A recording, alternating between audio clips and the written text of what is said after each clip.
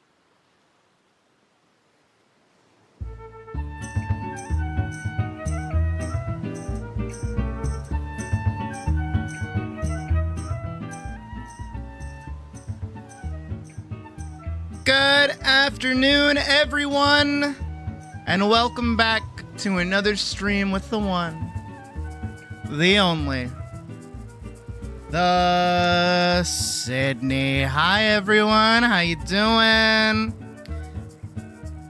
Did everyone have a good night last night?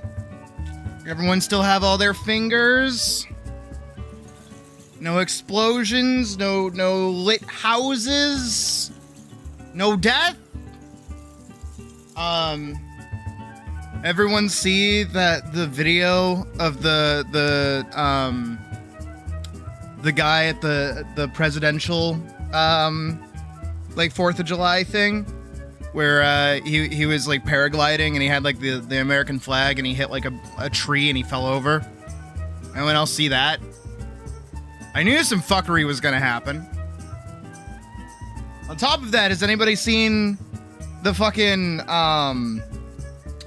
the AI picture that they showed off to be like, look at all the people that were there, and like they like overfilled it with people that like they're in the trees, and then the actual pictures of it is like there's like nobody there. Seems like most of you guys are saying no, so I guess that's up to me to go find that at some point and share it. Or you'll see it on Instagram if you scroll Instagram enough. Both alphas and betas. Well, that's good. I did a little bit of hunting actually this morning before I started doing some chore-y stuff around the house. I think Charge Blade is my weapon now. I did a bunch of like not soul searching. What is it? I did like a bunch of like research into different builds and such, and I found a really good one for Charge Blade, and I used it a few times, and I was like, this is kind of fun. I'm actually enjoying it. I know how to use this now. Imagine reading the card explains the card. Crazy, I know. But Monster Hunter, definitely, absolutely still on the docket for this summer, as well as most of us know at this point, Kingdom Hearts 2 is still something I do, in fact, want to be playing at some point. And not only just that, what is it? Trying to think. I have stuff to say. I have stuff to talk about. Because today, hopefully, maybe, depends. I'm doing little hand motions. You can't see it, but it depends. Drink. Entirely on how little I rant and how much I lock in today. As we have pretty much 4 things to get done. Technically 3 at the moment, as a certain someone still hasn't told me what the fuck they want. They know who they are if they're watching. Oh, I'm sorry, Noki. I didn't mean to spook you. You know where you're going? Hi. You came right over, didn't you? Hello. Okay, you want to leave. You didn't like me yelling. I'll let you out. Anyways. So, Nay still hasn't told me what they want, so at the moment, I only have 3 things on the present docket. I did see that Pocket is currently out with her sister, so I think, because I think I saw them, I think we're gonna start with champs. No, you can ask questions. Questions are okay, just as long as those questions don't get me like rattling off about like my relationship problems. Just don't do that, and we'll be right as rain. We'll be totally fine. Everything will be cool. I do also have something a little bit different today. I'm gonna do the TikTok-y thing. I don't know if you can hear that. Working on it. There you go.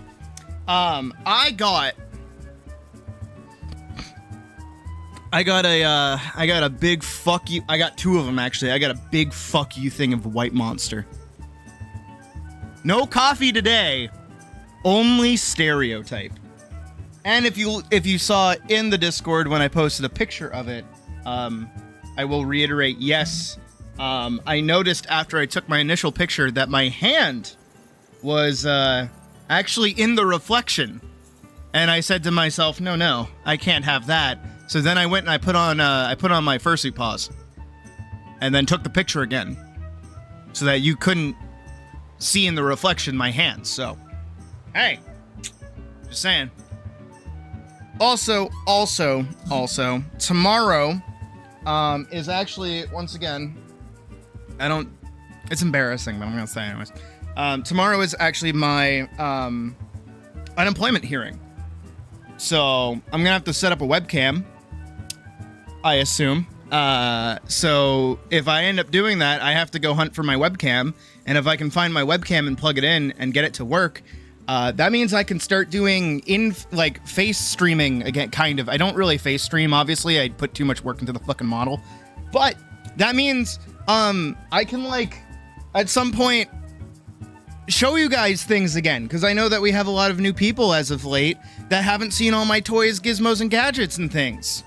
And when I say toys, I don't mean toys like adult toys. I mean like my actual Legos and other interactable things that I have all around my room, and all my books and all my other things.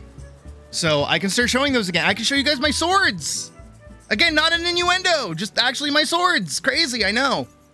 And hell, if I ever do, especially when animating, because I always kind of giving it a description. And you guys have probably heard me do it before when I try to figure out movements and things. Is I will act them out. I will do them myself as myself. My body and myself are my best. What is it? What's the word? Reference. That's the word. Reference. Yeah. I myself am my best reference, so I tend to do that. So if I ever do that again, you won't just hear me get distant from the microphone all of a sudden and start going, "Ha! Oh, if I do this, it'll work like this," and then you just don't see anything happen. So that'll be kind of cool. If I get that working. But that's tomorrow. Wish me luck. It's bright and early, so tomorrow's probably going to be a regular 8-hour stream, not a 12-hour stream. So that's why I'm really hoping that today I can get everything done. It's the big hope. Big ol' hope. Oh shit, Red, thank you for the 20. Look at me, I know the conversion rate now. Look at that, huh? Let's add that in here. Good shit.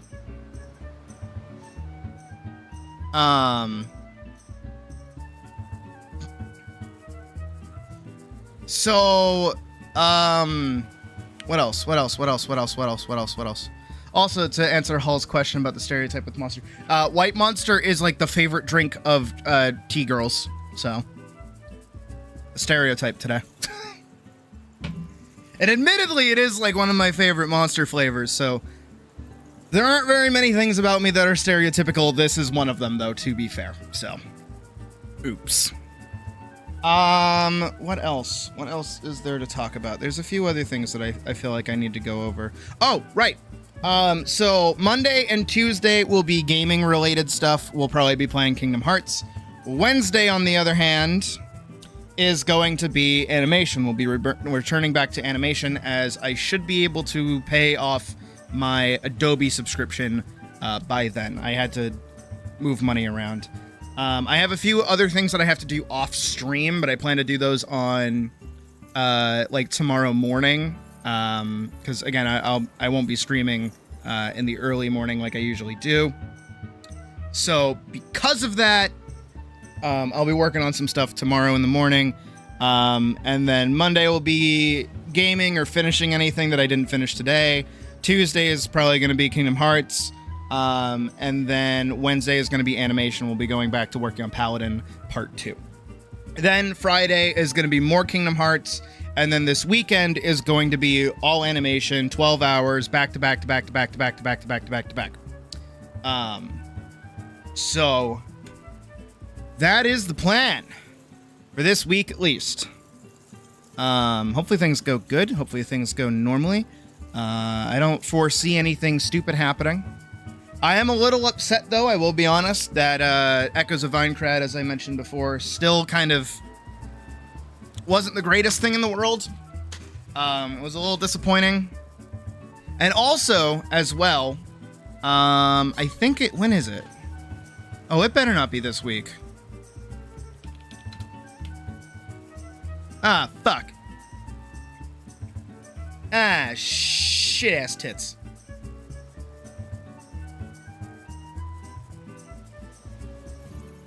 Fuck. I looked it up. So, Pal World 1.0, which I do want to play. It's saying it comes out the 9th, but it also says it comes out the 10th. We might do that Friday instead.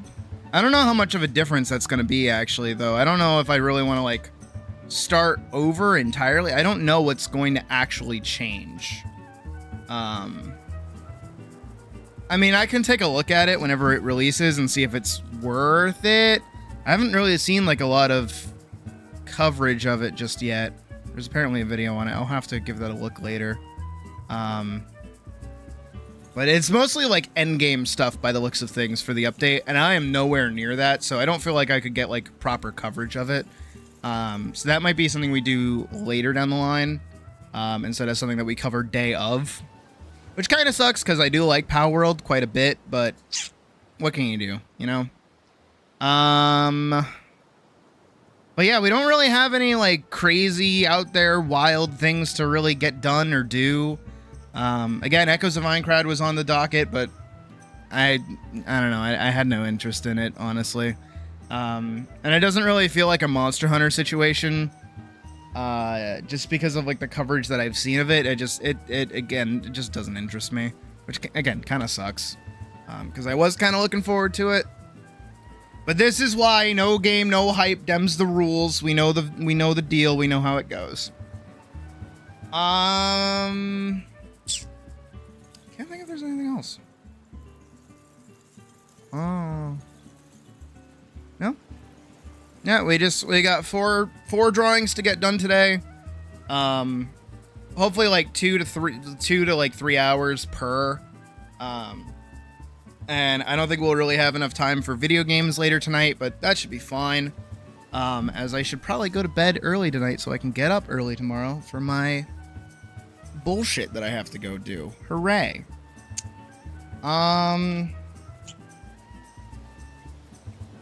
Yeah. Alright, you guys got anything going on? What are you guys up to? I know, I assume most of us, and by most of us, I mean kind of all of us, are waiting for Atlas to update. Really hoping for it. Last thing we saw was 2 days ago we got a new enemy type around level 16. A Doku. And then also some bishop skills that we saw as well, with a character at level 33. And their name is Le Bishop. So, we'll see what happens. Who is that? What is that? Alright, now you're fucking with me. What is that? Is that like $11 and like 99 cents or something? I'm just gonna add the 11. You know what? I'll throw in the 0.9. Fuck it. Oh. What is that? Wait, what did I do? 70, 81 plus 0.9. Go. Boom.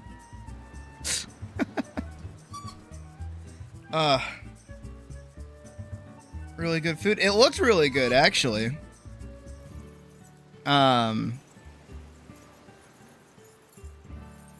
Project Ascension. What's Project Ascension? What's that? Google that. Project Ascension. Oh. World of Warcraft. The classless RPG thing that they did. That's cool. Do you need a WoW sub to play that, or can you just, like, play it?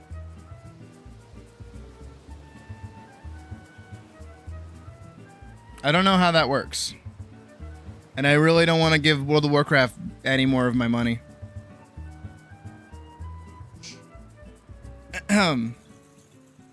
yeah, I don't think there's anything else that we really need to cover. I had some ramen a minute ago. I was literally finishing it as the stream like went live. So my tummy is full of ramen. It was good. It was spicy beef. It was really yummy. It's the same. I always get the same one. It's from the same place that me and my brother went to as well when he came up to visit. Yeah, I genuinely can't think of anything else that I really need to go over or talk about or say or do or anything. I think we're just good. Get settled, kind of wake up a little bit. Trials, Chimera, and Rama you completed. Got Odin, but haven't done that one yet. And I like that one. Oh, you can do it. I mean, Odin's cool. Here's a new playthrough. Conquest. Jesus.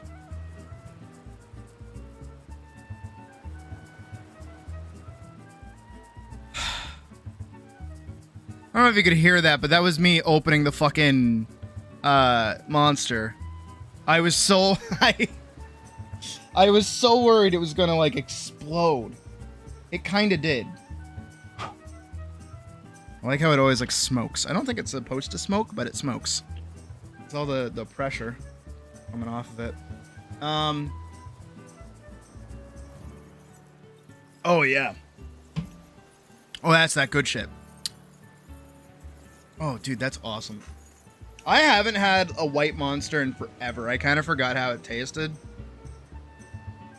I don't know if it's just me. I don't know if anybody else does this, because, like, I really like energy drinks.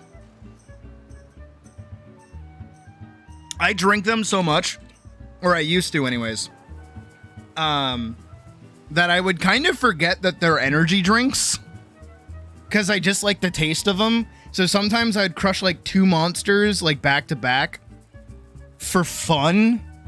And then like my heart would like be imitating like a sports car. I'm like, what the fuck? Why am I so fucking energetic? Oh, right. I've had like a bajillion. Gee, with the fucking $11.99 again.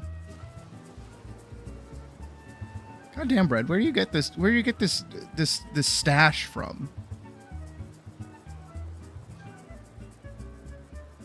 I'm a cat. What do you mean I am a cat? What's that supposed to mean?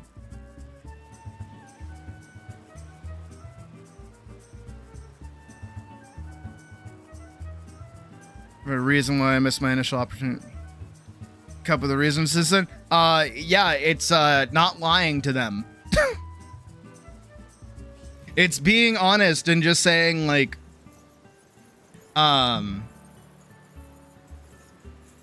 I didn't know how the system worked. I didn't realize that if I missed the window, I like wouldn't be able to reapply. I also didn't realize that I would only have 10 days to like appeal it to begin with. And I thought, and I would just say like, and I was like hoping that I would get a job before like within that week anyways. So I didn't really think much of it, only for that not to go through and for me to be screwed. Again, the best thing that I can do, at least, like, as much as it's probably a bad idea, in terms of, like, court and shit, because it is technically court. I am sitting before a judge for that, is I'm just gonna be honest. I'm gonna be honest to a fault. And just say, nope, I was stupid. I was genuinely dumb. And then hopefully, like, my background and all the stuff that I've done and who I am will kind of shine through a little bit. You know, kind of, because, you know, I don't want to say it because I don't want to jinx it, but I think about, like, the people that usually go on unemployment and probably do actually miss their stuff and they're, like, lazy with it and things like that. Made a noise and jumped to the noise. Oh, yeah, yeah, I do that. Yeah, I do that a lot, actually. I jump a lot. I am jumpy. But...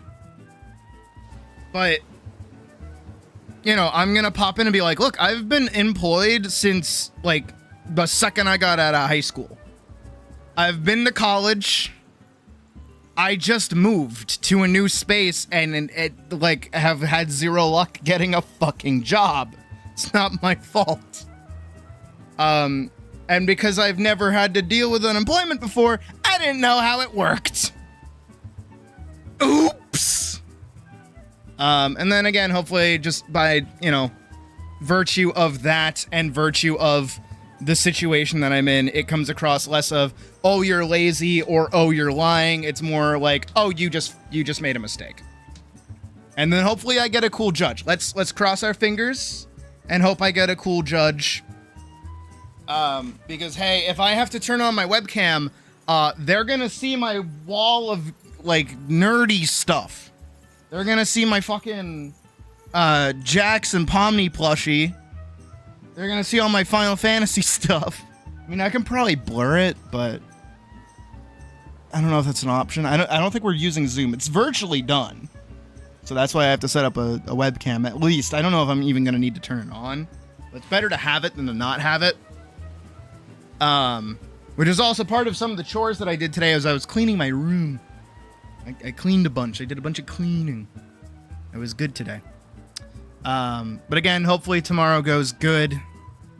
But also, here's the other thing, is that this is the whole reason, by the way, for those who don't know. Again, I don't really like talking because it's a little embarrassing, because I'm like a little embarrassed that I don't have a job. I want one, like really bad. Trust me. I think most of us are in the same boat, like a little bit there. But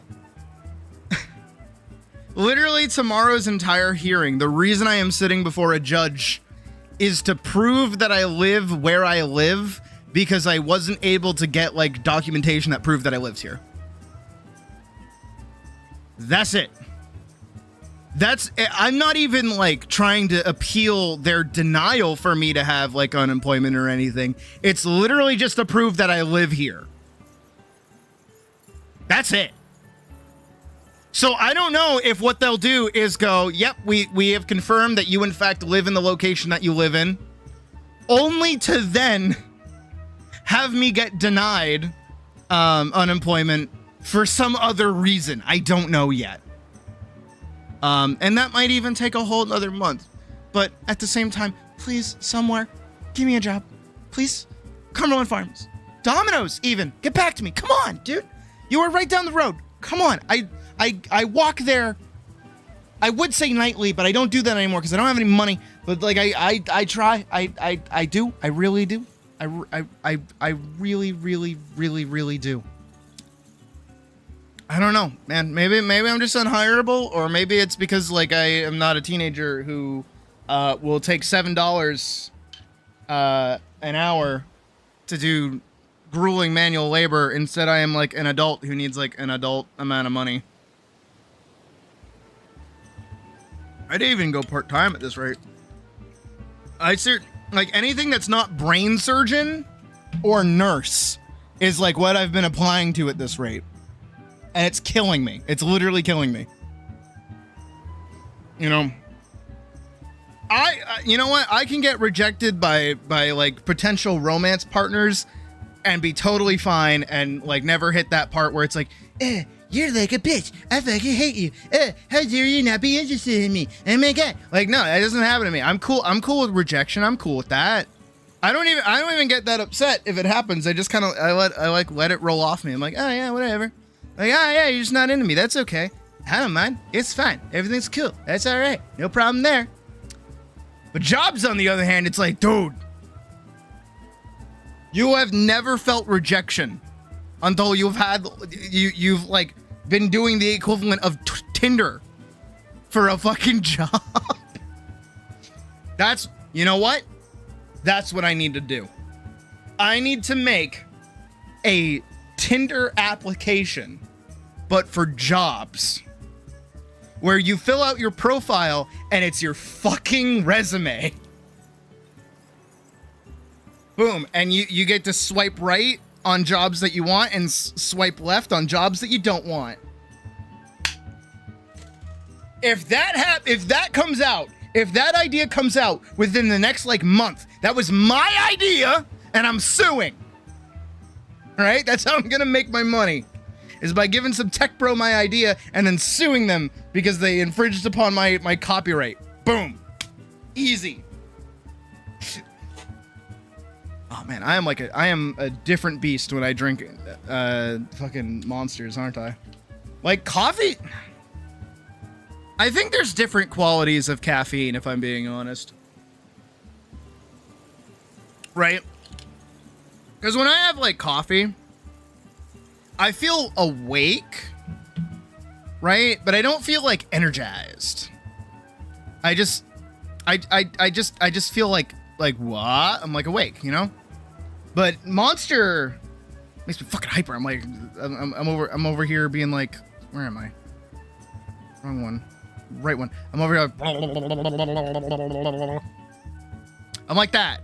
That's what I'm like. Fucking over here. That's fun to do. That's really fun to do. Whoop. Whoop. Fucking hyper. Like,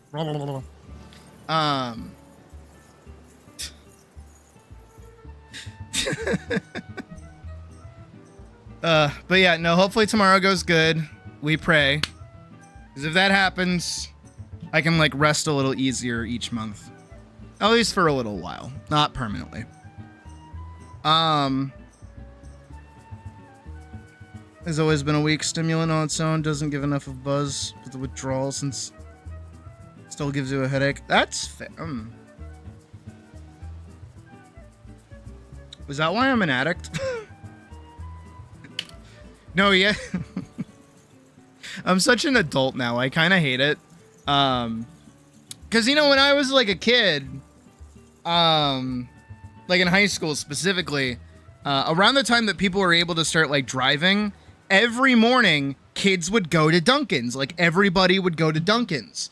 And my teachers would always give them shit. They would always be like, I remember my morning teacher for my lit class would be like, guys, instead of spending like $6 on a coffee each morning, why don't you just save that money instead? It's gonna go way farther. And the whole time I'm just sat there thinking to myself like, I don't even drink coffee, so I'm good. And now I'm older. Now I do. I don't like it. I mean, I like coffee. I just don't like that I like it, I guess. Actually, I do remember the first time I got addicted to coffee. I do remember that happened. That was like a thing. And then it stopped at some point. I don't remember why or when it stopped. Actually, I do know why it stopped. Back when I used to work at ThinkGeek, right? My coworker one night when I was hanging out with her, while we were working, but you know, we're working in a nerd shop, so we're just kind of hanging out doing whatever. She's like, oh, you know, we have like another few hours before we like get to close up and go home. But Dunkin's is going to close in like 30 minutes and I don't get my break until like later on and I can't really leave the store. Would you be cool with going to get me a coffee? And I was like, yeah, I don't mind. Sure. Just tell me what you want. And so she gave me her card because she liked me that much. And she's like, oh, also feel free to get yourself something. Like if you want something, go right ahead. And I was like, oh, okay, thanks. And I'm not an asshole. I'm nice. So when I went, I was like, oh, I'm just going to get like a small colada or something, right? Because that's what you get at Dunkin's when you don't drink coffee is you get a fucking colada. So I go on over and I'm like, doo.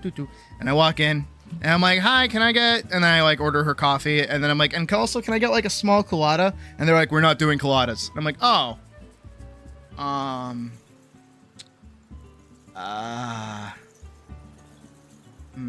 then I thought about it for a minute and I'm like, well, I want something. You know what?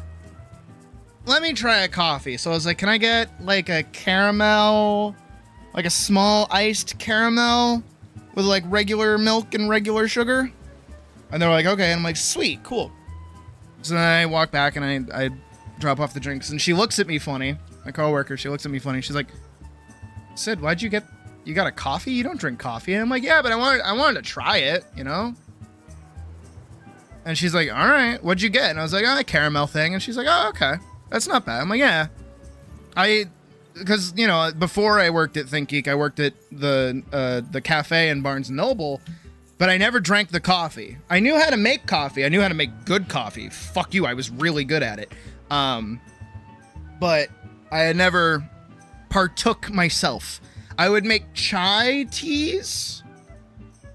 I know somebody just had a knee-jerk reaction and the fucking Into the Spider-Verse scene just played into your head.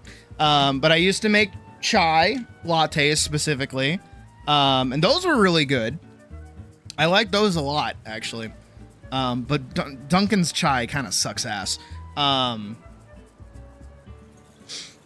But I had never tried like espresso. I had never tried like iced coffee. I didn't even really like it. And also where again, working as a barista, I saw the before and the after of a coffee. So I know that it's kind of yucky and kind of gross. And also, I have a thing against beans. Any kind of bean. I don't like beans. Coffee bean, pinto bean, chili bean. I don't give a fuck. If it's a bean, I don't like it. I don't want it. The only kind of bean, I like two kinds of beans. There are two kinds of beans in this world. One of them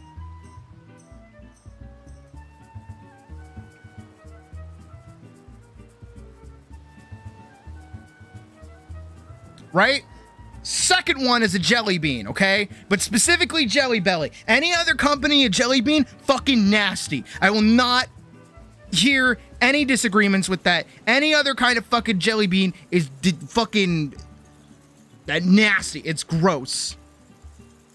Is fucking disgusting. Blech. But that was like my first time getting like an actual iced coffee. And it was caramel, and I was just sat there and I'm like, ooh, this is good. This is a good coffee. And I really liked it. And then, like a few days later, I was working again, and I was working with my buddy Winston, and Winston's like, oh, I'm gonna go over to Dunkin's and get a coffee. And I'm like, oh, hey, if I give you money, will you get me like a small caramel? And he was like on his phone doing something, and he stopped. He like froze. He's like, and he slowly turned to look at me.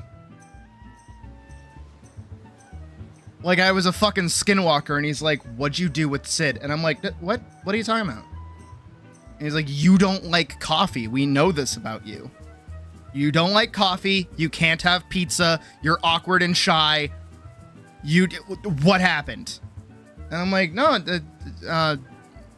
Abby got me a coffee when I was working with her like a few nights ago, and I liked it. So I kind of want another one. I'll give you money. I'm not asking for you to pay for it. He's like, what kind of coffee do you even want? And I was like, caramel? And he's like, all right. And then he went and he got me another one. I was like, yay! And then COVID happened. Can't eat pizza. No, I can eat pizza. I can't. I mean, I mentioned Domino's earlier. So that's a whole separate story. But then I'll wrap up the reason I like dodged the coffee addiction is that the only reason I was getting coffee as much as I was because I was working in a mall and I could walk over to Dunkin's, right? Then COVID hit and I lost my job. And because of that, I never really needed like the pick-me-up that like coffee would provide, because I went from that to like energy drinks, and I kind of stuck with energy drinks after that. That's around the time that I started getting like really into Bang and also really into Monster. That was the time that I played like Death Stranding. And Death Stranding was a really good product placement because it made me really want to drink a Monster. And then I tried it and I was like, this is really good. It tastes like chemicals and I like it. And then only recently in terms of getting coffee because it is cheap. And I can also get like a breakfast sandwich and it cost me like $12, which isn't bad when you're like screwed. But on the pizza thing, so when I first started working at ThinkGeek, not even actually, it was before I was even working there, actually, was, how do I put it? We were doing like an orientation thing. So we were supposed to show up at like around 8 o'clock for the orientation after I got hired, after the interview and everything. And I just thought I was getting like trained. I didn't realize that the mall was going to close. They were going to close the store, and then we were going to hang out and have a little party. I didn't know that that was going to happen. I also didn't realize that I was going to then be immediately meeting all of my coworkers. But the reason for it was because we were seasonal hires. Give you a stroke if you drink too much? Good. I could do with a good stroke. But wait. No. Hold on. There we go. Back to front. I don't have my soundboard as like an option when I have this active. I should do that. I should make that a thing. But so we were the seasonal hires, and we were specifically hired for the winter season. So we had Black Friday coming up. I've told that story before. We had Christmas coming up. And we had like the entire holiday season, which is why they were hiring seasonal workers, of course. So we were kind of having like a big kumbaya, meet everybody, kind of understand the team, get to know each other, because we're going to be in the trenches together, surviving the Christmas fucking slog, because we work in a mall, in a nerdy store, right? And we were going to be doing that 12-hour shift that I've talked about before, too. Now, here's the thing about little old me, in case you haven't noticed. I mean, you probably haven't, because my entire not career is me talking at you loudly and screaming my head off. I'm a shy little baby. I'm a shy little baby cat. I don't like people. People scare me. I have horrendous social anxiety. Yep. The only reason I'm doing okay right now is because I have the microphone and there's nothing you can do about it. Right? That's why I'm okay right now.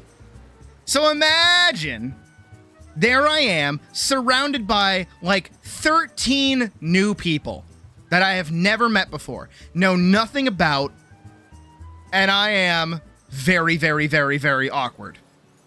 And here's the thing, right? Is that I am the TISM. So I do a little tism-y things. And the thing that I did was I just kind of like was staring at my feet, and I had like my head down, and I was just kind of like fiddling with my hands the whole time. And they brought out pizza, and they're like, pizza party, yeah. And another thing about me, and you'll know this if you ever meet me in person, by the way, if you ever come to like a convention or something that I'm at and you're specifically hanging around me, is that I don't like eating around people. I hate doing that. I don't want to be around people when I'm eating or be around people when they're eating. I don't do that. Unless I'm with somebody that I know, I don't do that. I don't even snack, honestly. I don't eat. Because I want to like eat in private. I don't like letting people see me eat. So of course they bring out the pizza. I'm like, I don't want to eat. I just met all of you. I don't want to eat in front of you. So what do?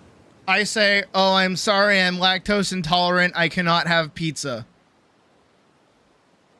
That's my excuse. So everyone's like hanging out, eating pizza, and I'm just sat there smelling it the whole time, like, pizza smells really good. I can't have any of it because like it's awkward. And then we do like some like trust mini games or something, and we just like hang out and talk.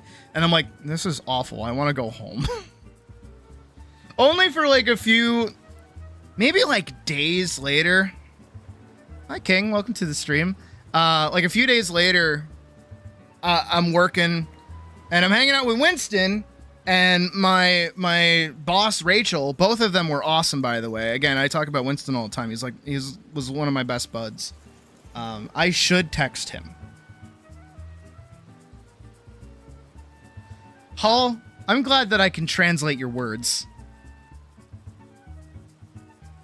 Did I will my lactose intolerance into that night? No, I've had it. It's just like not bad with like pizza. I can eat pizza. It's like milk. I can't do milk. I can't do like actual milk. Well, I mean, I can and I can survive it, but I'm okay. But a few days later, I'm working with Rachel and Winston. And this was right at, like my second day. So my actual first day of working. How long did I let the lactose last? Oh, I'm about to get into that. So my first day, I don't work with Winston and I don't work with Rachel. I work with, Matt, my buddy Matt. Matt's really cool, but he's also like super laid back, but he's like genuinely like the nerdiest guy ever. And he was like pushing 30 when I was hanging out with him. Same with Winston. My God, Winston's probably like almost 40 now. That's weird to me. Oh, that's weird. Oh, that's weird. But Matt told me two things.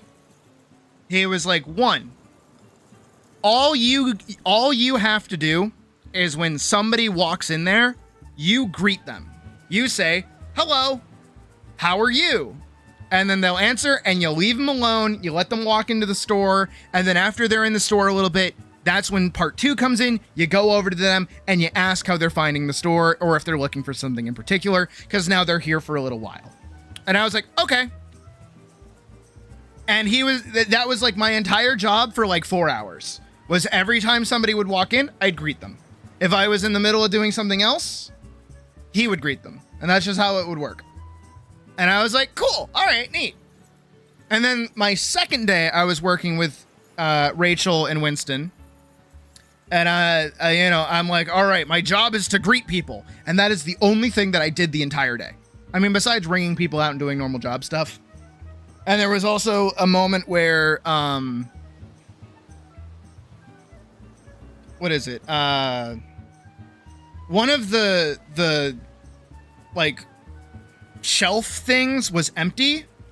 And because of my trauma of my previous job, where if something is empty, it needs to be filled. It needs to be filled or you're not doing your job. It needs to be filled. It needs to be filled. So I went over and I started like putting stuff on top of it. And Rachel's like, no, Seamus. No, you don't need to do that. And I was like, oh, okay. My bad. I'm sorry. And so I started putting it back and she's like, why were you doing that? I'm like, well, because it was empty. And I don't think empty good. Empty bad. Empty bad statement. Why no put stuff there? Question. Right? And she's like, no, you're good. I was like, okay. I'm just greeting people. And, you know, Winston's being Winston, Rachel's being Rachel, and they're both like having fun, making jokes, talking or whatever. And I'm like interacting with them and I'm like alive and I'm like normal. And then Winston starts talking about like smoking weed. And I'm like, oh yeah, I don't do that. And both of them look at me funny. They do the slow head turn and they're like, what do you mean? I'm like, yeah, I've never smoked weed in my life. I have no interest in it. And they're like, wait, so what was wrong with you? And I'm like, what the fuck are you doing? Wait, I don't know. A lot of things. Take your fucking pick. What the fuck do you mean by that?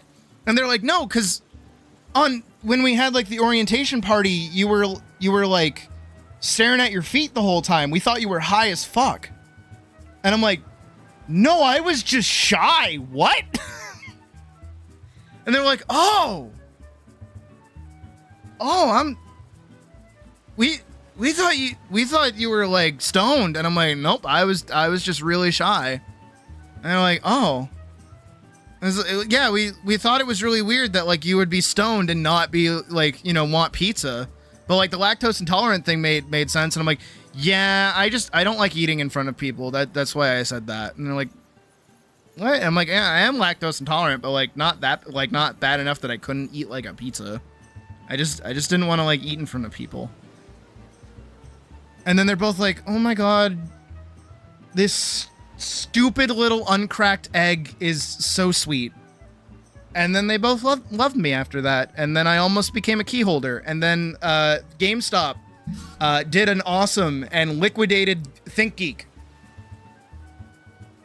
Thanks, GameStop. That is why I have never set foot into a GameStop since then. I'm not kidding. Never have. Never will. I fucking hate GameStop. To this day. Because of that.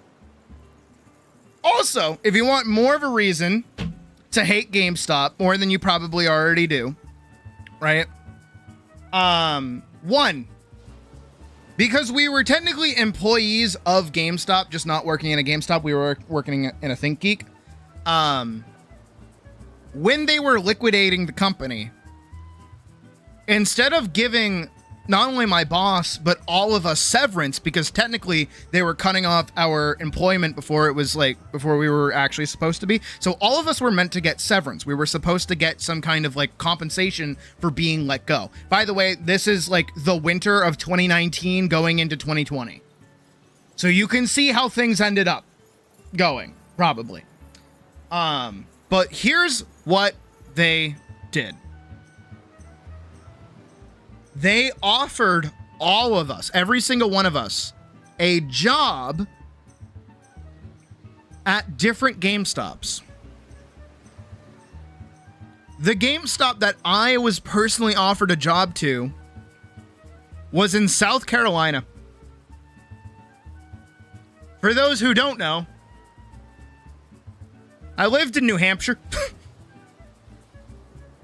And it would be the exact same position that I was already in. I would be an associate. I wouldn't be a key holder. I wouldn't even be a manager or anything. I would just be an associate making minimum wage. Yeah, I don't think that's a thing I could have done. I don't think that's like a thing that could have happened. Like, I don't think that's a thing at all that could have occurred in any universe. But because they offered us a replacement job, this is the part where I hate GameStop. This is why I hate GameStop. Because they offered all of us jobs that we had to deny, because of course, there's no way in hell that we're gonna even survive that shit. They didn't have to give us severance because we were technically quitting, because they were moving our employment somewhere else. So my manager, Rachel, who me and her had become good friends at this point, had been, working for GameStop for like 10 to 15 years at that point. They were going to just not give her severance.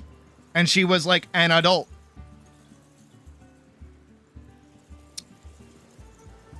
So, yeah. If you've ever needed a reason to hate GameStop, there you go. Good times. Good times. And then obviously as well, it was actually kind of like a little bit of a, what is it? It was kind of, for me, it was a perfect storm because, working at ThinkGeek, like introduced me to Winston, and Winston kind of became like the figure that I needed in my life at the time.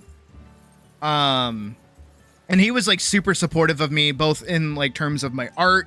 That was around the time that I started Vanguard, and also just like hanging out with me in general. And then COVID hit.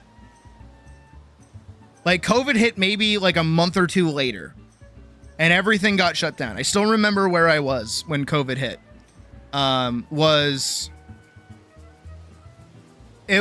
It's like genuinely what the fuck is the game? Plague Inc. That's it. It was literally like Plague Inc. Because, the first couple of hits of COVID over in China had already happened, and it's sort of spreading across Europe a little bit. And one night, me and Winston were hanging out after hours in our go-to card shop that was like down the road from us. We knew the owner, so he would let us hang out like after hours. And he and the attendant kid, the other associate that he had for him, they would hang out and play Magic with us. And so me and Winston are just playing Magic, hanging out, having a good time. We're all like talking. They're smoking weed or whatever. I'm there like taking in secondhand cigarette smoke. And the owner, his name was Ko. He was sitting on his phone, and he audibly goes, "Huh?" And we all look at him and we're like, "What's up?" And he's like, "Well, have you guys heard of this like coronavirus?" And we're like, "Yeah." He's like, "Apparently it's there's a case of it in California now." And we're all like, "Oh. Well, I hope it's nothing bad." And he's like, "Yeah, that's getting weird. That's kind of strange." Also, thank you, Axolotl. It's getting weird. And we're like, yeah, no, that's definitely strange. Well, hopefully nothing comes of it. And then me and Winston, we finished our game. I drove home, he drove home. I was like, all right, I'll see you like next week or whatever when we hang out again. He's like, all right, I'll see you. That week, that like later week that we were supposed to hang out, the entire world got shut down. That's when lockdown like actually started. Yup. And then of course I maximized it. I utilized my time pretty well. I worked on Vanguard for like forever. And then I got the job at Zoomies. And that was during the summer, so it was like a good like 5-month span that I didn't have a job. But again, COVID was a thing. And I worked on Vanguard, and Vanguard was good. And then Vanguard got me into college. Foreshadowing is a literary yeah. And then I went to college. I went initially for design. As I've said before, I went for design. I took one elective for animation because I needed to fill out my my schedule. And I really, really liked animation, and then I stuck with it. And here we are today. All because of coffee. Or all because of a lie about fucking pizza.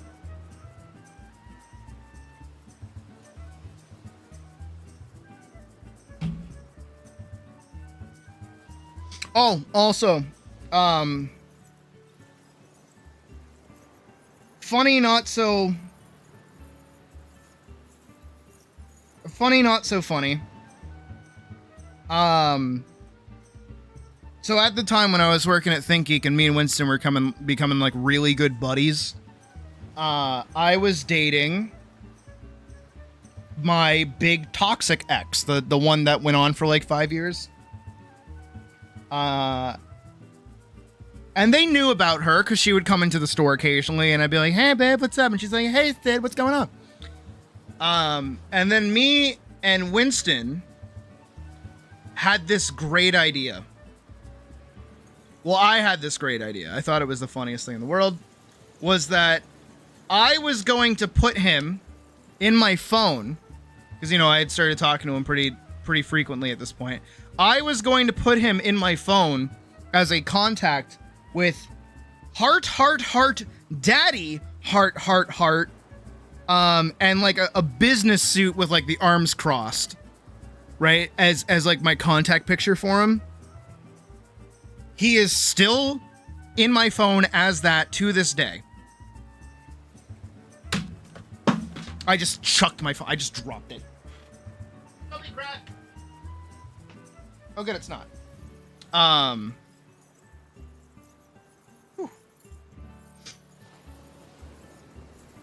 Because I thought it was going to be the funniest thing for me to go home and be like, I don't know, showing... we orchestrated this.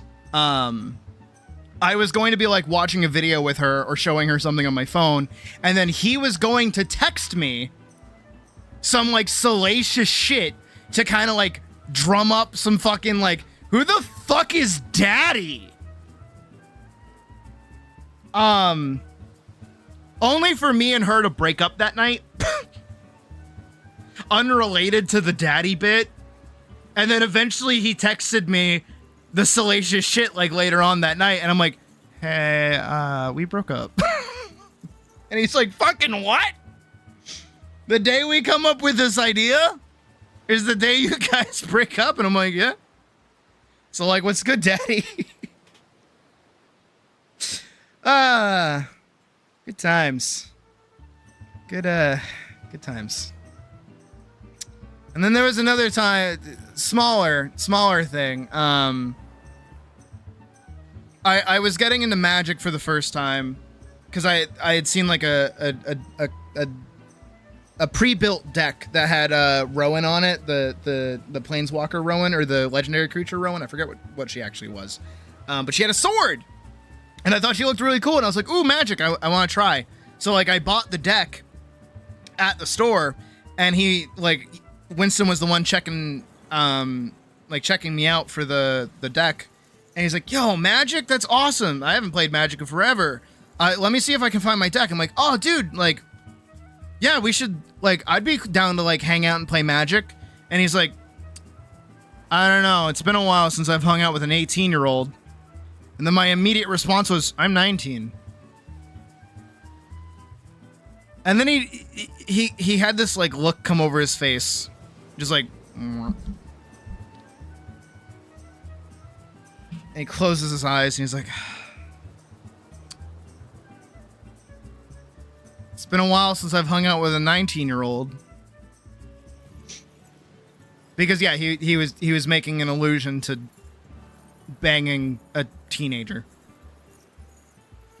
And I, being the innocent bean that I was, like, paid no heed to it and was like, "I'm 19 though. Also, you're not gonna bang me. You're like 10 years older than me. Not my type."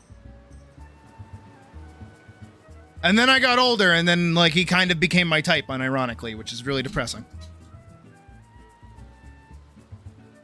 He was not my type when he had the gnome beard. He had a gnome beard for a little while. Also still older than me, and also was more of a father figure to me, so just saying. Putting that out into the universe.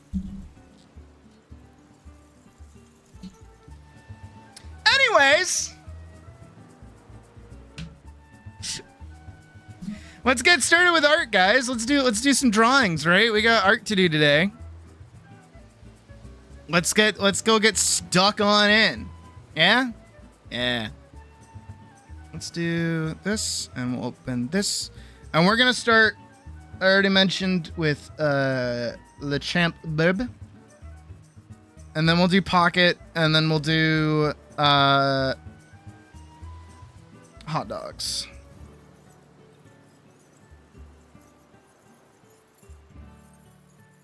Interestingly enough, Hot Dog actually asked for a drawing of Elise, so I am cool with doing that. Where's Champ? There's Champ. Kid version, spoiled brat, dressed like an Egyptian noble, lounging on a marble sofa, eating grapes. I can do that. Let's do our lovely track from Project Hail Mary. Lower the tropical beach sound effects. Shut up, waves! Throw that back there. Whoosh, whoosh, whoosh.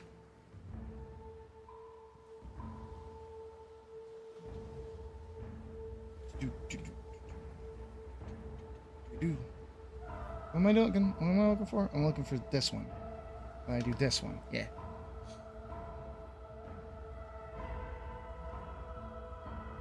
Still surprised I haven't sneezed these past couple of days.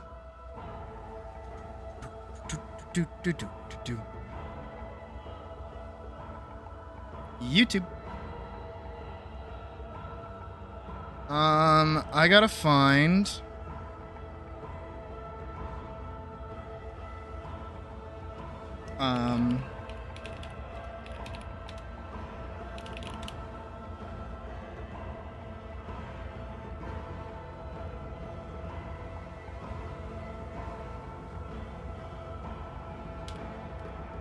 okay, we've got our Egyptian noble outfit.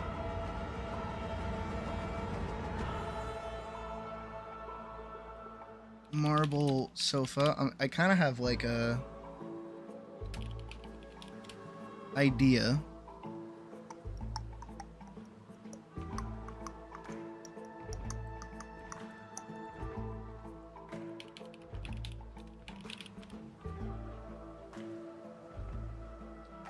Egyptian couch.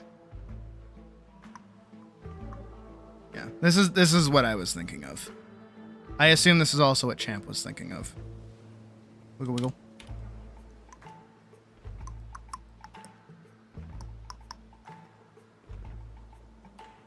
There we go. And for the sake of myself,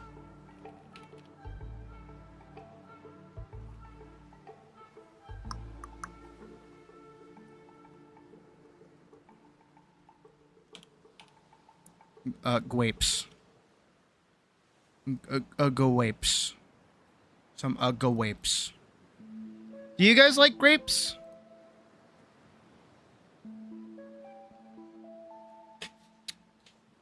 I like grapes.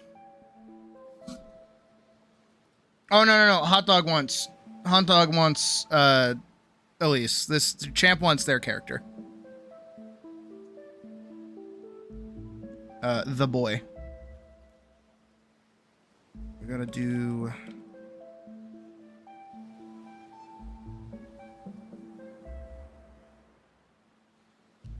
So that'll be like a good detox later. This one needs to be like lower. This has like the little... This is like the important bit.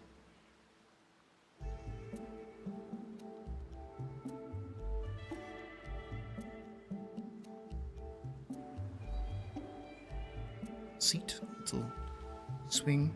There we go.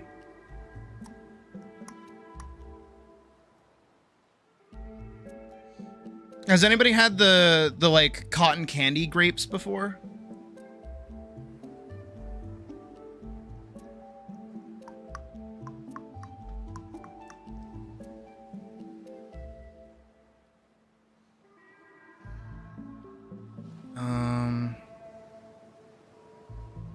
Boop.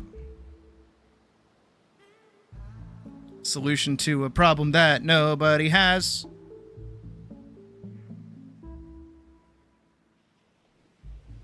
Let's do this like here.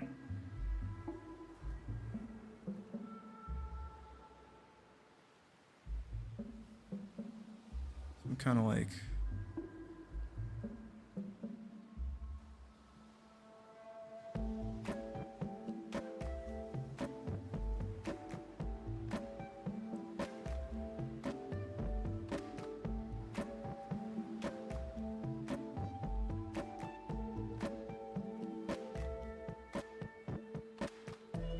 Actually, that's a good question about cotton candy, like in general. What flavor is cotton candy? Because we all know it's like the Monster Mash, right? The Monster Mash is a song about a dance called the Monster Mash, but you don't actually do the Monster Mash to the song the Monster Mash. The dance, the Monster Mash, is based off of the song the Monster Mash, which is about a dance called the Monster Mash, but it's not the same dance that you do to the Monster Mash. Same thing with like cotton candy, right? Is that cotton candy flavored things are flavored like cotton candy, but cotton candy does not have a flavor itself. What would you describe cotton? Because we all know what cotton candy tastes like. But whenever something is called cotton candy flavor, it's just cotton candy.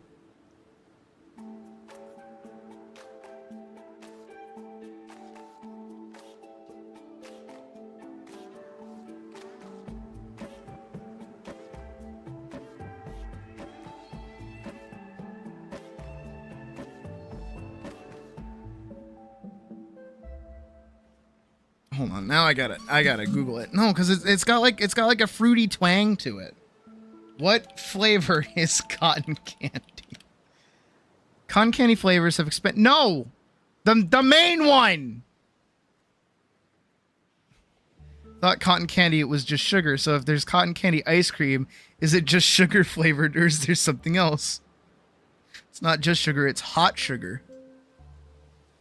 Adam Ragusi? Hey, it's the Adam Ragusi podcast. Oh, I said his name right. Cotton candy flavor, Trader Joe's and Wise recipes call for hot pans. What? It's a flavor created by heating sugar in a particular way. Oh!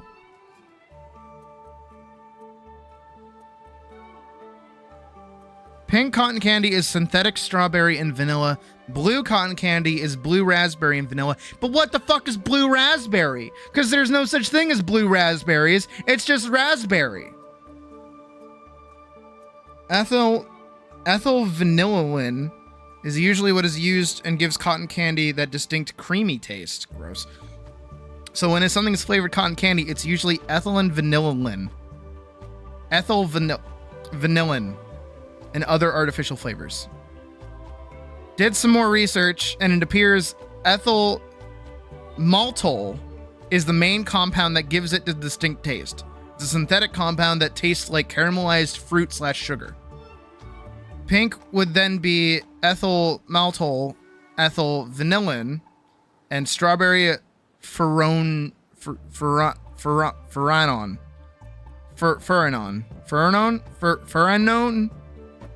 Blue is more complicated as blue raspberry has a bunch more compounds, but also contains ethyl maltol, and ethyl vanillin.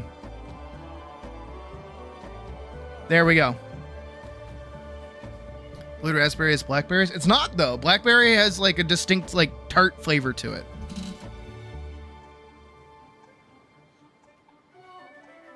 No, I do actually know about blue raspberry exists not as a flavor itself. It is purely regular raspberry, but to differentiate it from strawberry and or watermelon, because both of those are red, they made it blue.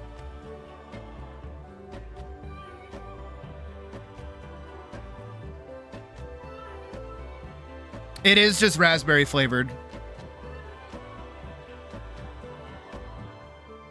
But again, so are, what is it?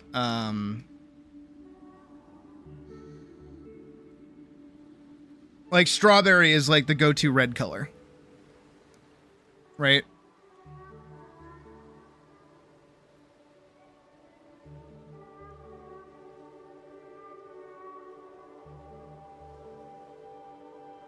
Also, blue is not a natural occurring food color. Because blueberries are exactly! Blueberries are fucking purple!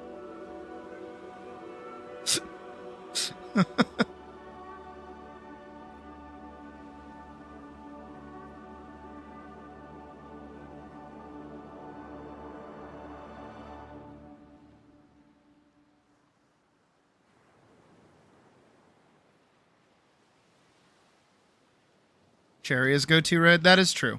Cherry is also another go-to red. I'm pretty sure it was designed by Icy, though, to be fair. Like blue raspberry. Because it was just blue food coloring.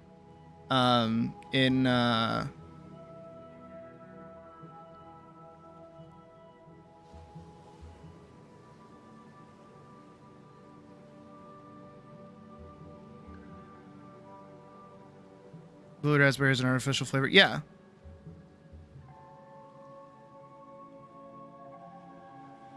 Hold on.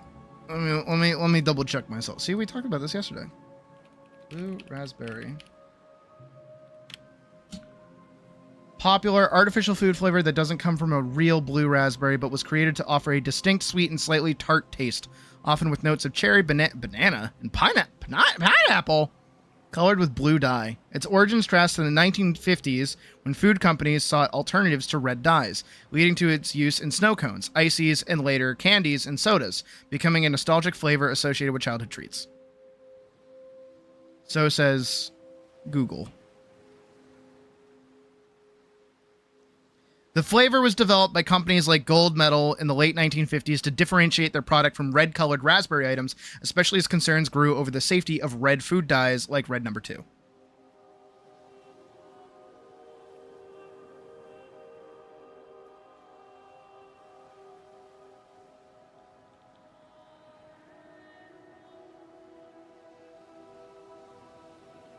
Actually, I remember my first girlfriend's brother actually couldn't have specific red food dyes. And that was the first time I was like aware of what is it? like food dyes in general.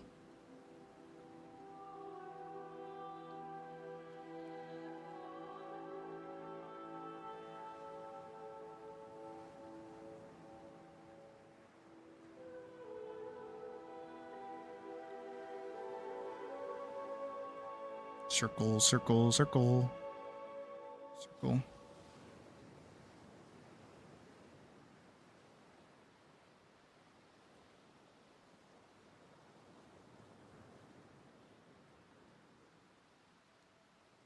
Yeah, there is no food in the world that naturally occurs that is blue. Blue is not a thing like that.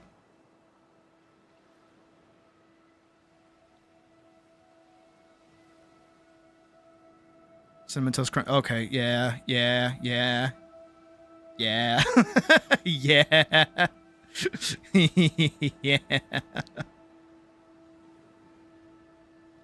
No, Cinnamon Toast Crunch is just that good. I need to like...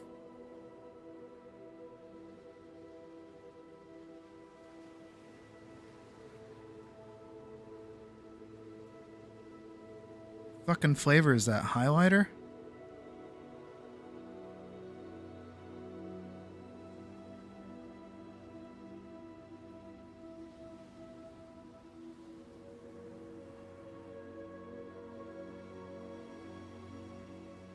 I wonder why that is, though.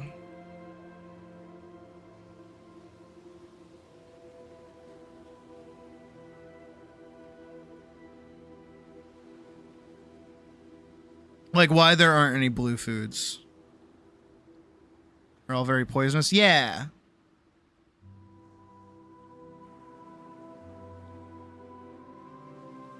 Like belladonnas. I think they're, like, kind of blue.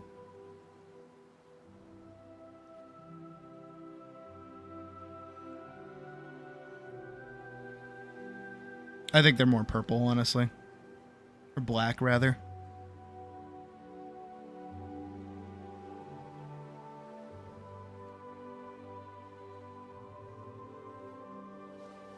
I should know. I based my design off of it.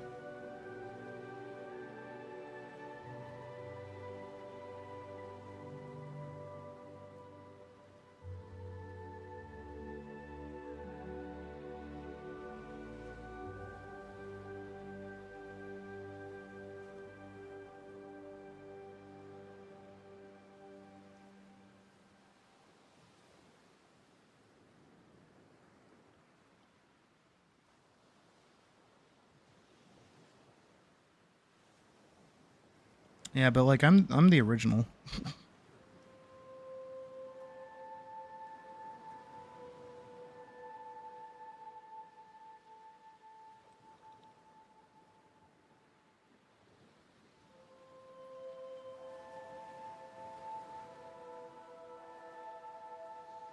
Oh, actually, because we're listening to the soundtrack. Have you guys seen that there's like a VR Project Hail Mary game coming out? Where you get to play as Grace and like hang out with Rocky. And it's like an original story too. And on top of that,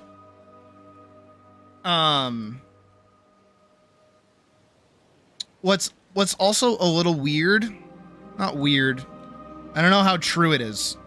So I was because you know I am obsessed. I was watching like a those like those interviews that they do where it's like the writer of the show and director and Ryan Gosling, I'll answer your questions from Google about Project Hail Mary. And one of the questions was the exact question that I actually had, which is how did the two the pilot and the engineer, how did they die in space? Like, how did that happen? And what was really interesting is Andy Weir, the author, like, comes forward and he's like, actually, I do have an answer. I know why, but I'm not gonna say it because it's a potential sequel. And I'm like, you say fucking what?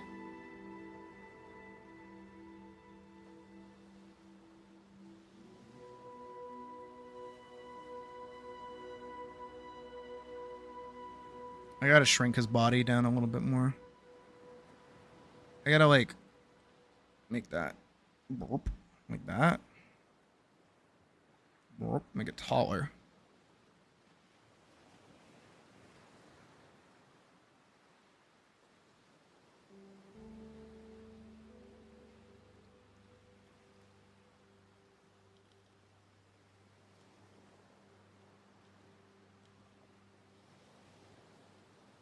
No, he said there was a reason, but he's saving it for a potential sequel. Not that there is a sequel, a potential sequel.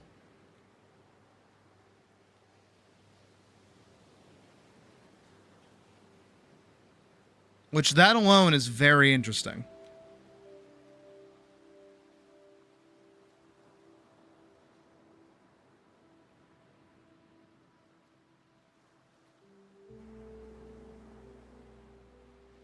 Oh no, absolutely. Oh no, oh my god, no, it is absorbing my life. Again, I really want that cardigan. Probably a book first, admittedly. Probably a book.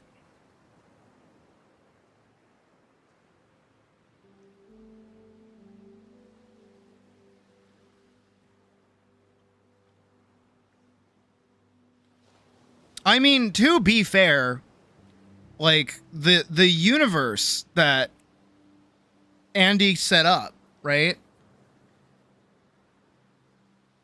has, like, admittedly, like, infinite potential.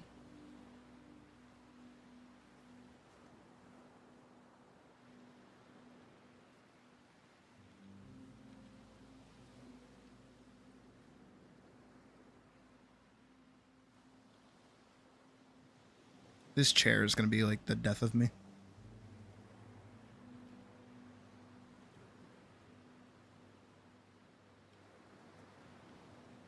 Like, the full of himself boy is going to be like the easiest part. The chair is going to be the part that kills me.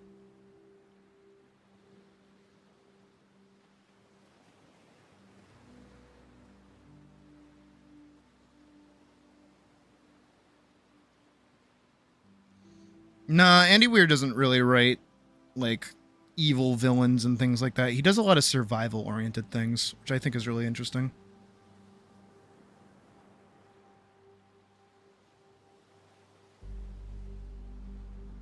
Again, I really like The Martian, too. The Martian was really good. I should get us to watch that.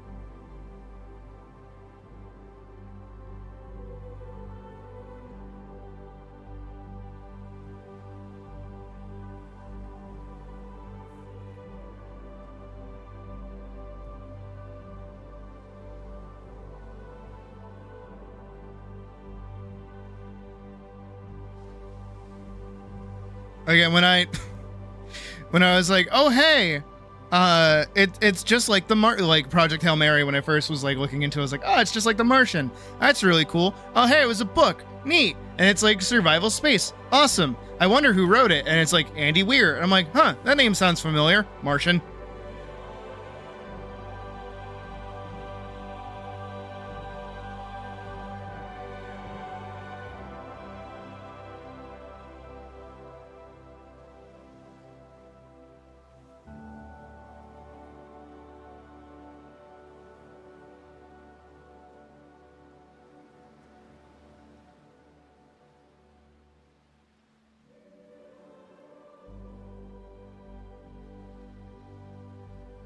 Again, it has made me start looking into more sciencey things as of late, so it is definitely a healthy hyperfixation.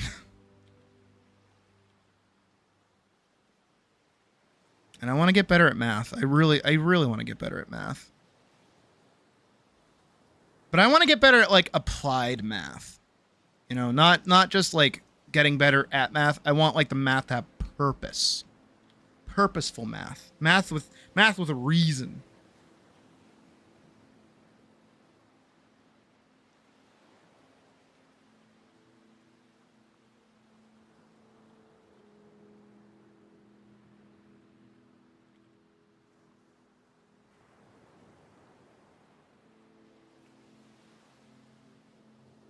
Oh yeah, oh yeah. Fucking Emperor Cusco over here.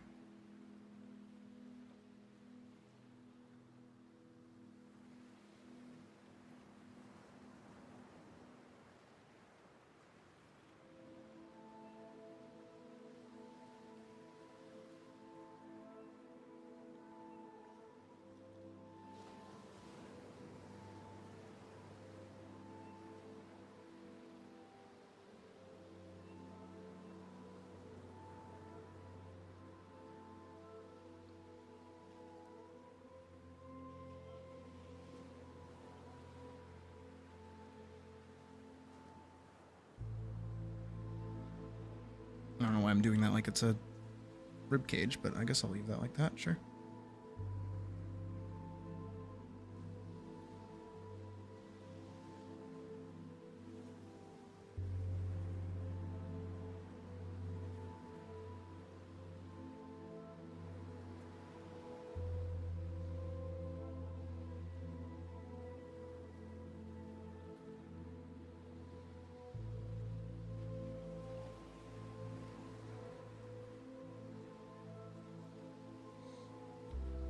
Oh, that's right. At some point, what I might end up doing is actually go to the library that I live down the road from and go grab...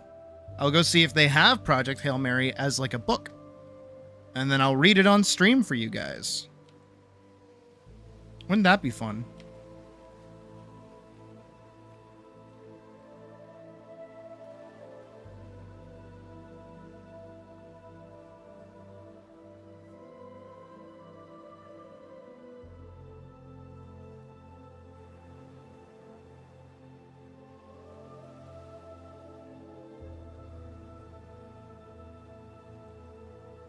And then you can see in real time how much I suck at reading.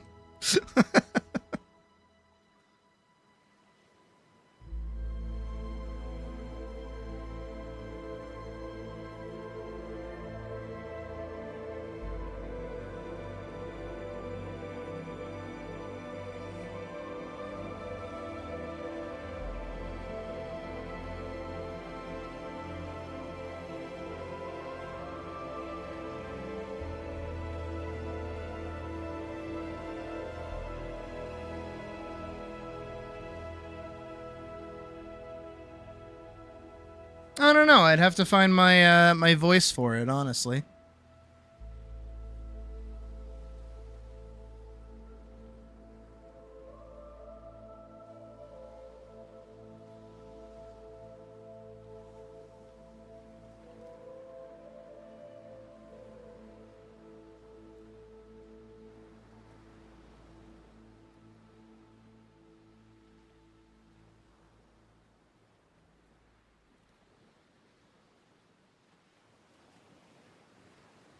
You would fall asleep to it, and then midway through, it'd be like, "Fuck!"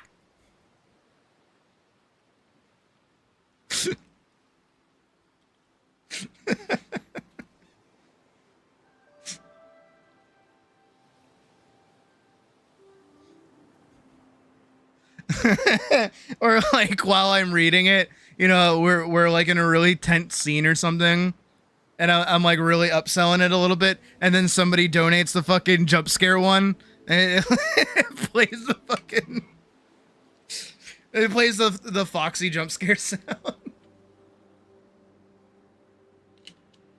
It gets me, it gets you guys.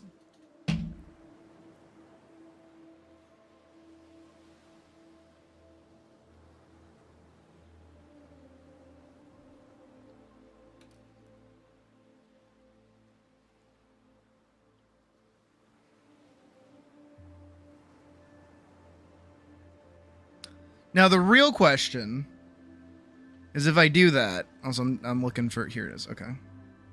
Just need to look at what your hair looks like. Okay. Yeah. The real question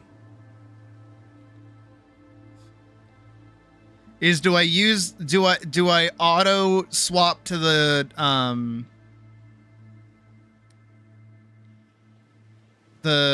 teacher outfit?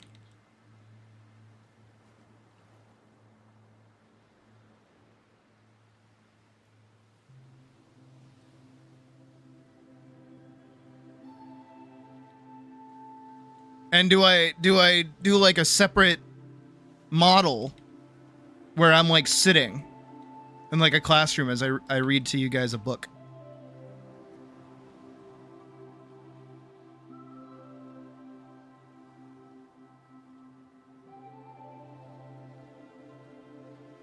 Because I feel like that'd be pretty easy to put together. You know, it doesn't have to be as robust as my other ones. Doesn't need like a bajillion different costumes. It just needs to be a singular toggle.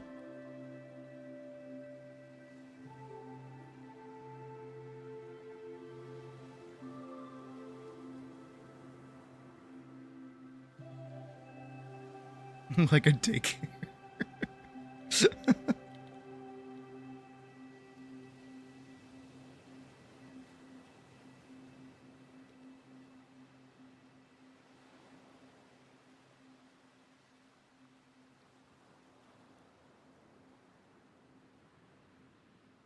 All right, that should be good. Not necessarily for the table, but tabled. Like that.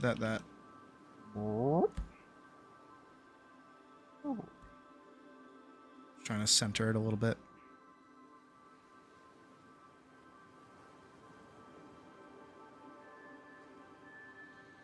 Actually, I need to see something really quick.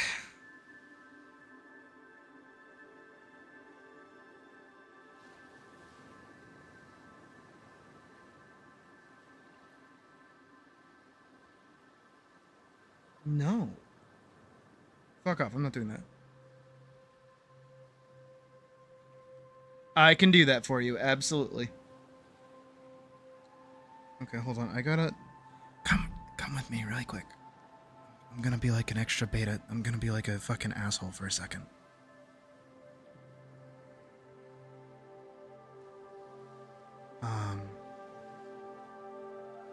Okay, who the fuck...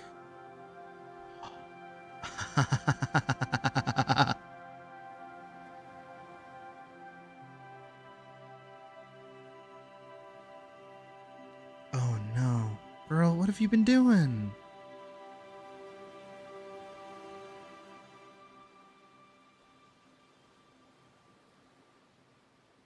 Girl, what have you been doing? Oh my god. Alright, whatever. We're moving on. Sorry, I went downstairs earlier today, when I was making the ramen, and the kitchen was a fucking nightmare, dude. It is so nasty. Like, oh my god.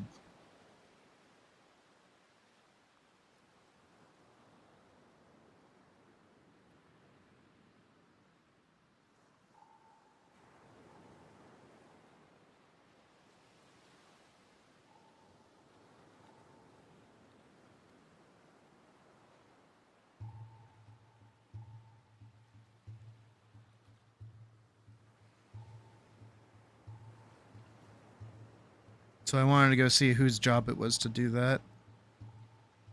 Can I go down there? If it's still a fucking nightmare, absolutely. Because I do actually have to go back down and do the thing. I have to go back down and sweep the laundry room, I guess. I'll leave it without that.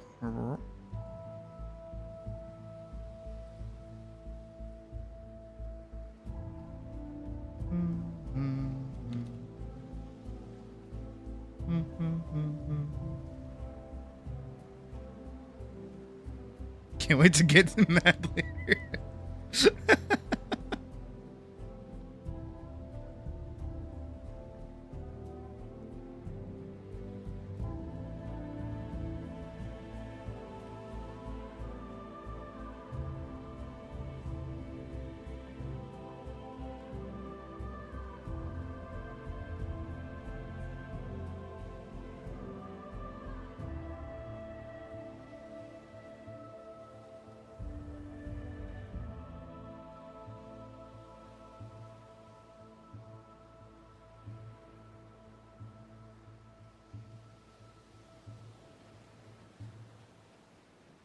I need...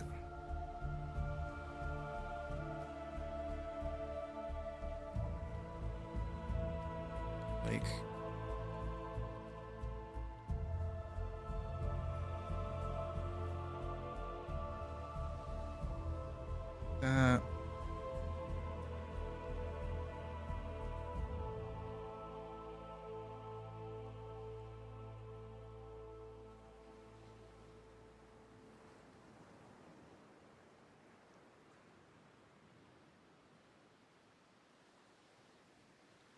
I might be combining some different locations as architecture, but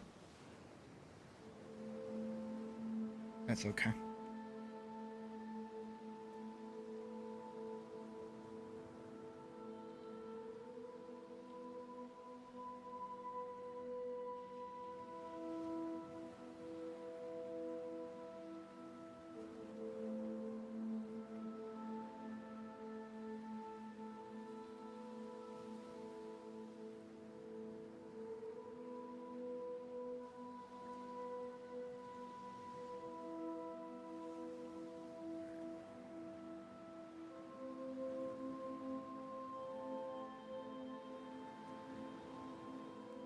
All I'm gonna do is grab this really quick. And I'm gonna do free transform. I got it to be a bit more like that in shape.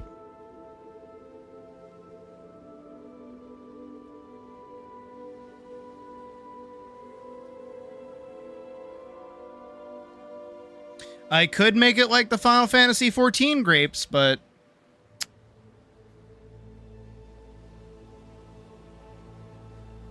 I feel like that would just be lazy. For those who don't know, by the way, when Endwalker released, there was a location with grapes. This was the model for the grapes.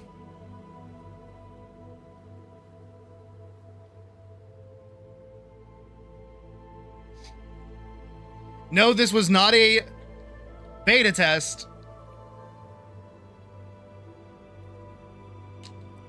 By adding roughly 6 more, yeah. Now, here's the best part. Here's the best part, and this is why I like Square as much as I do.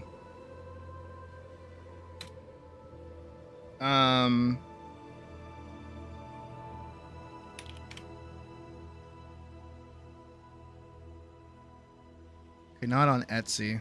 Where is it? I don't know what pack they... Oh, here it is.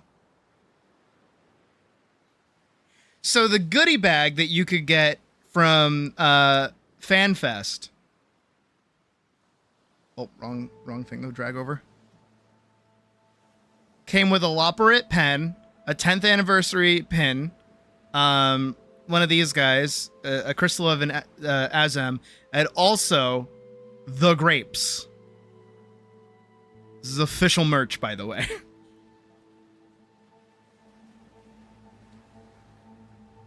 Not Square. Fucking Yoshi P and his team and the team behind 14, they are as involved in the community as the community is themselves, and that is why they are phenomenal. Because they 1000% understand the memes.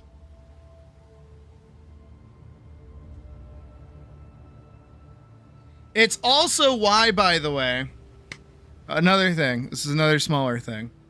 So there is a song that they released forever ago from Shadowbringers specifically. I will play it for you right now. I just have to Google this. Comes right up.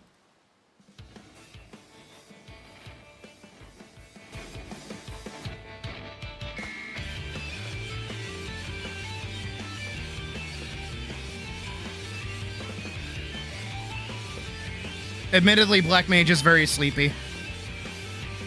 Big fat tacos.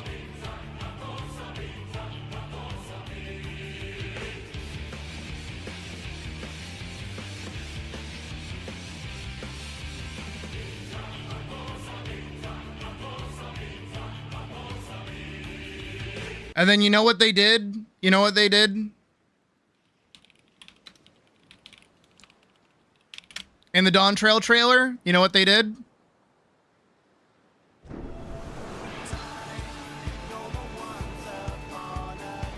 I have to find it.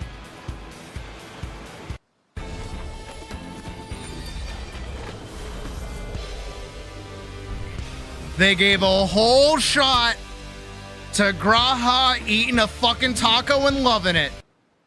It's such a small little thing, but that's why they did that. Big fat taco so big. On top of that, I know a lot of people know this as well. Is the awesome song from The Twinning. Or specifically The Twinning. Right? But here's the thing, is that somebody did a meme for it.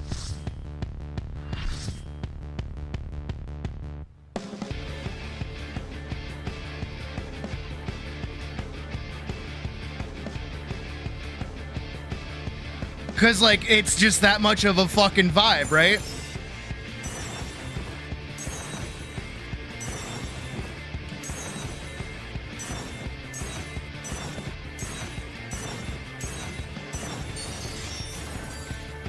So, right, this is the meme. This is super popular. 5.6 million views from 5 years ago.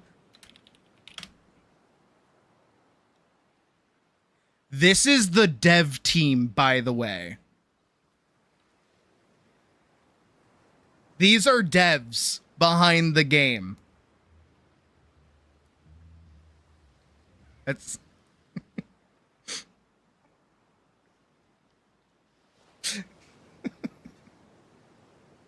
This is during the Digital Fan Fest, by the way.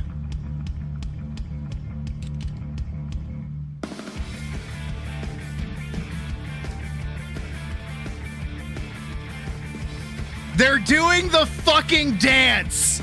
They're wearing the shirts.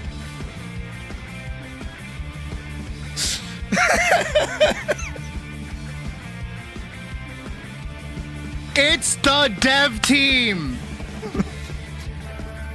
And they're doing dances from the game too.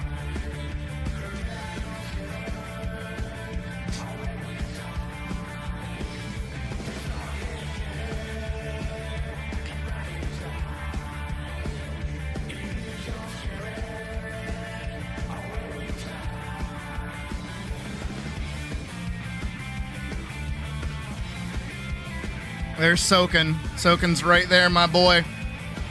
Oh, man, they shred. There's Koji. So that guy right there, if we go back, this guy right here, that's Koji. Koji is the localization lead behind 14. He's also the guy, if you ever sit in with me when we watch live letters, he's the one that translates for Yoshi P nine times out of 10. There's him and there's a girl. I forget her name. But Koji is also the lead vocalist for most of the songs in 14. He works on the English translation. He's like in depth with the team, and he also is part of the musical team. And then this, I'm pretty sure, is Soken. It looks like him, anyways. And Soken is the one that did all the music for Final Fantasy 16. And he does all the music for Final Fantasy 14 as well. So, and that is why I have utmost faith in this stupid fucking game, even when it gives me problems. And if that doesn't make you want to go play that free trial that gives you the first 4 expansions for free and no limit on playtime, no better advert than this. Look at these goofballs.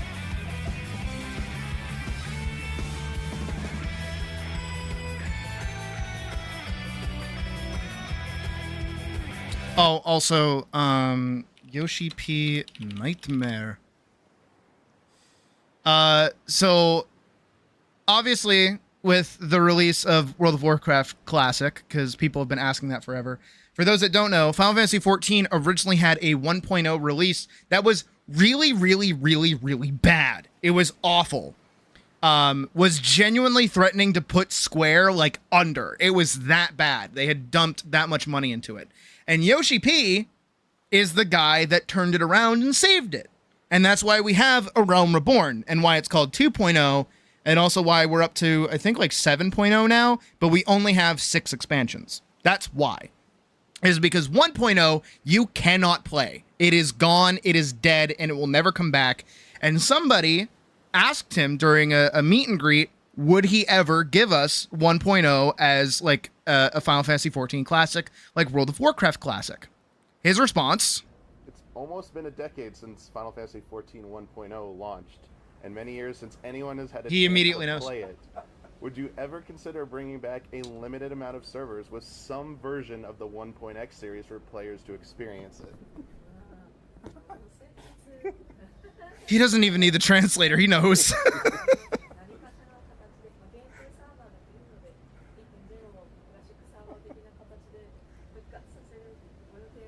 Nightmare.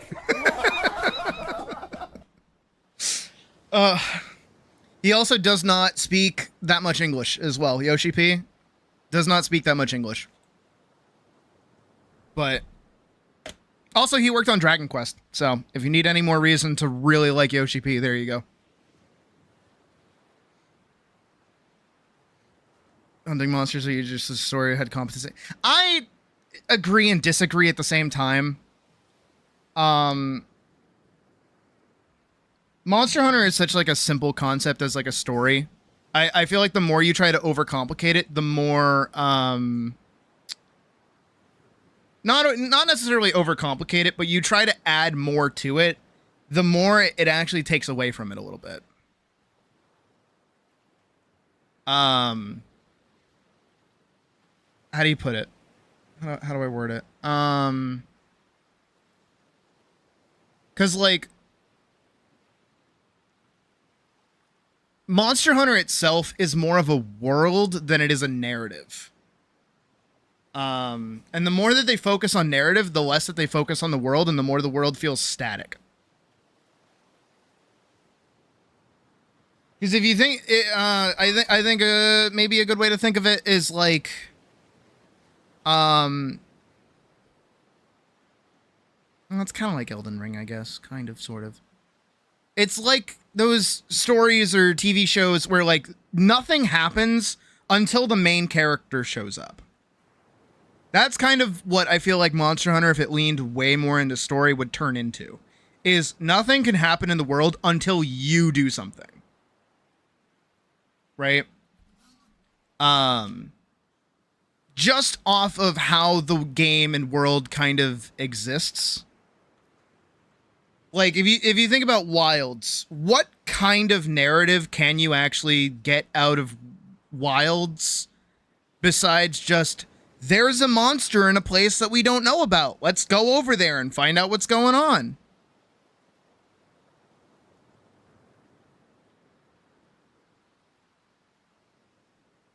I'm gonna stab you. World was bad. World was a bad game. World was bad.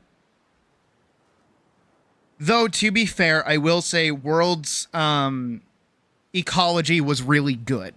And I kind of wish they'd brought that over into Wilds. I feel like they could have done a way better job with Wilds' ecology.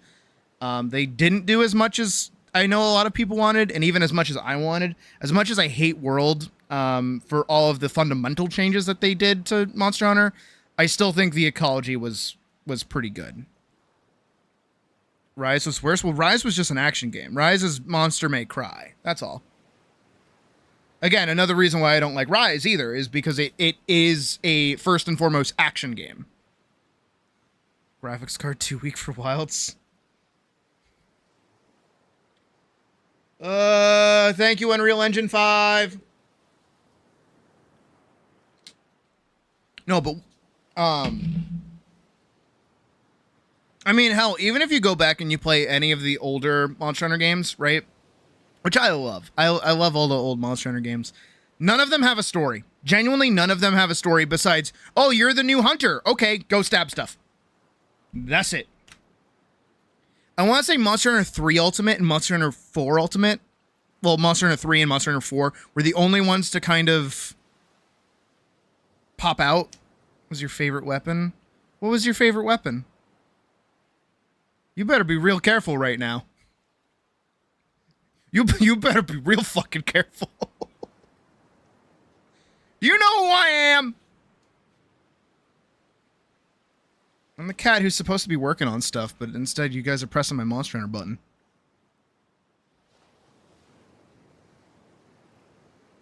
Hunting Horn? How'd they change? What'd they do to it? I felt like Hunting Horn was pretty good. I mean, I don't know. I don't really play Hunting Horn. I don't really like it.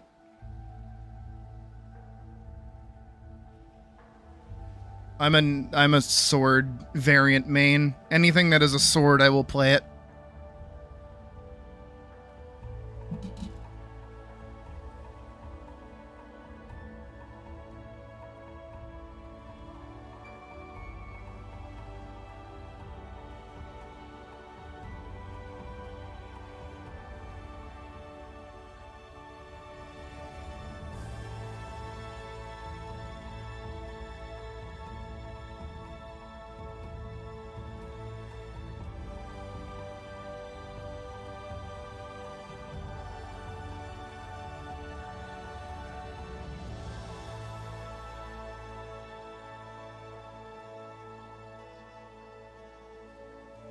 I also did not play World, so I do not have any basis for how World treated anything, game-wise.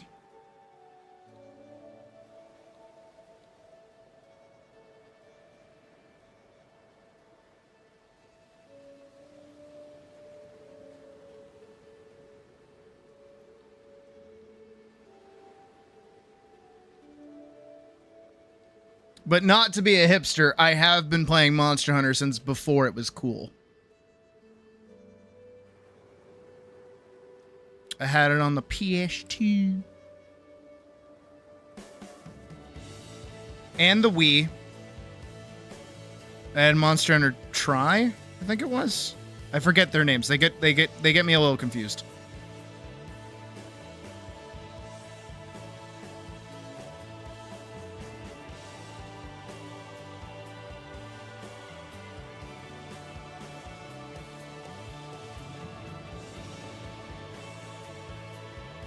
Autoplay. Is that how that worked? I don't know.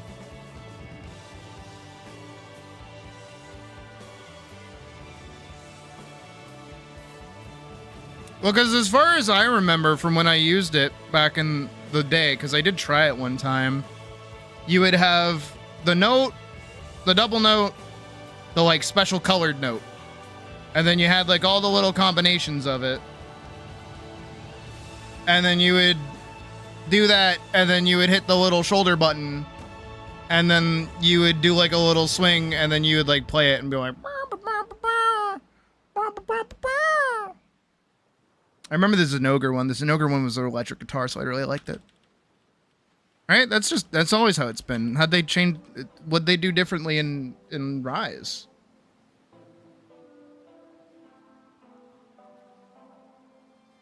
Really?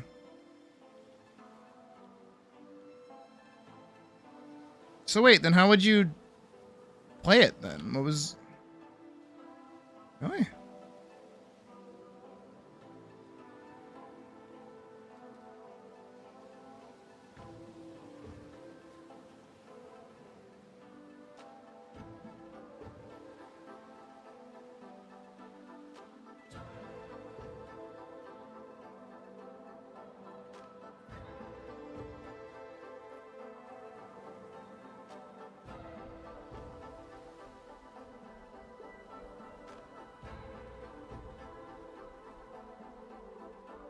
Heavy twice in a row or light twice in a row. Oh. That was it. Wait, then how did you pick which song you wanted to play if you needed to, like, refresh a buff? Because, like, to get, like, the proc up, you do your base twice, right? And that's how you get, like, your regular improvement. Which makes the weapon usable to begin with. And then you have, like, 3 extra songs that give you either, like, buff something else or something else. I had 2 songs. What? Did you not even have improvement? Hold on. Is this a thing? I need to see this. MH Rise Hunting Horn.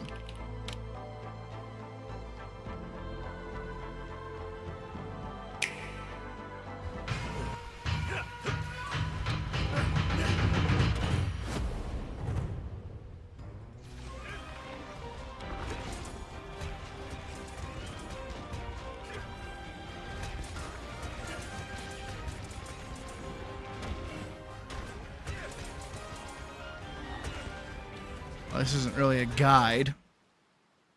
All right, is this my boy Rex? Before he left? Before he sold his channel? Yo, what's going on, guys? Yes, it's the boy Rex! Oh my god!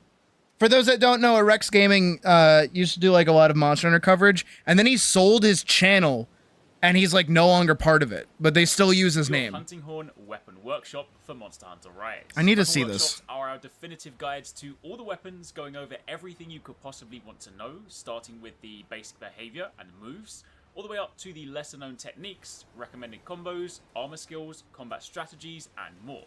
Essentially, everything you could possibly need to know about your chosen weapon, so that you can confidently take on whatever monster stands. I do not want to know. Monster. I just want to see this part. I don't want to watch the whole fucking video, but I gotta see this.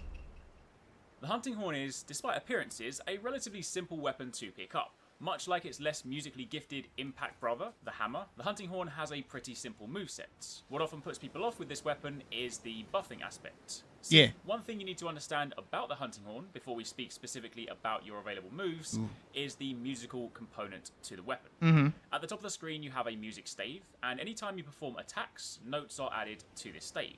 Each input results in different notes. X is blue, A is red, and X plus A is green. Queuing up the correct selection of notes will then result in your songs being played, which in turn buff both you and your team. Oh, I get it. Okay, alright, okay. Available buffs, and every horn is different and has a different list of available songs. Yeah, that's the part that always pissed me off. Of available buffs in the hunter notes, and when you're crafting a weapon, you can find out what songs are available over here on the right. Alright, One song that every horn does have, however, is self-improvement.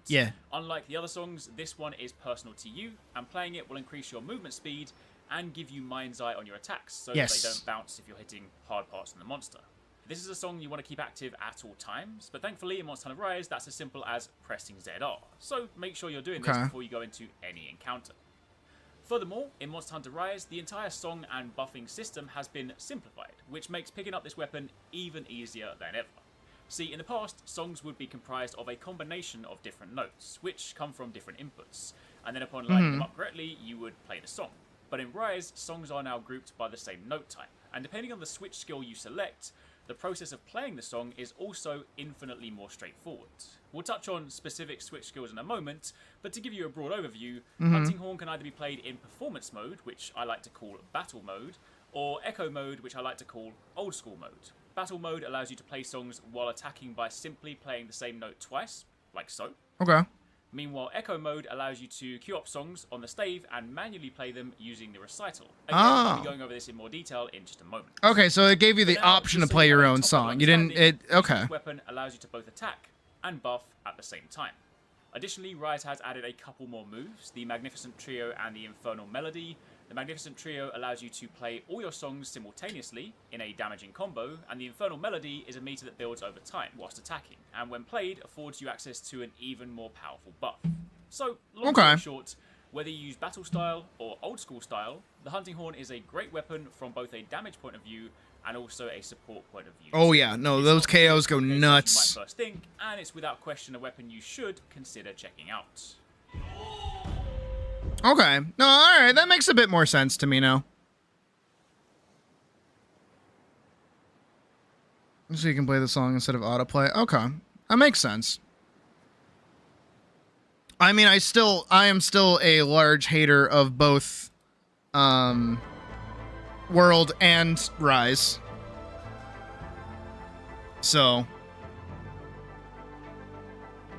but I also, again, like, I understand that Rise is mostly an action game first and foremost, while World was trying its hardest to, like, improve upon the Monster Hunter formula, just kind of doing a shit job of it.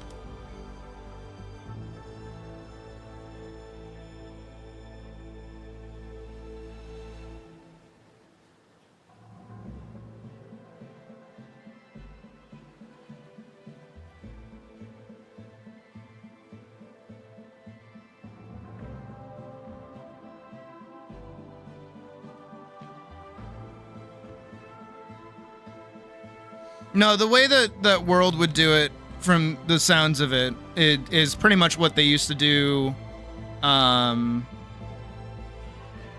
What is it? Is what you would do in the older games too. But that's like a big problem that admittedly World kind of had as a game, is that it was being made specifically to get Westerners into Monster Hunter in the first place, which is why it was on like mainline consoles instead of like Nintendo handhelds and like family consoles like the Wii.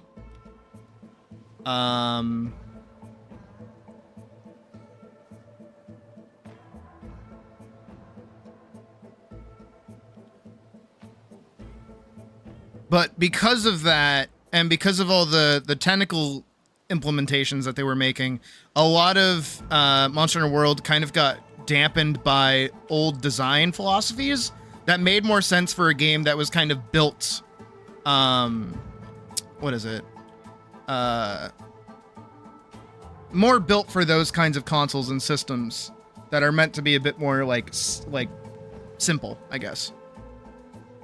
Because World would do that thing where if you were attacking, it would lock you into place. You had very, very little mobility while actually attacking, which is a holdover from older Monster Hunter games, which is something they actually got rid of in Wilds because they made it more modern. That's a thing that people desire more of, though. They want that amount of limitation, not realizing that that limitation feels like shit.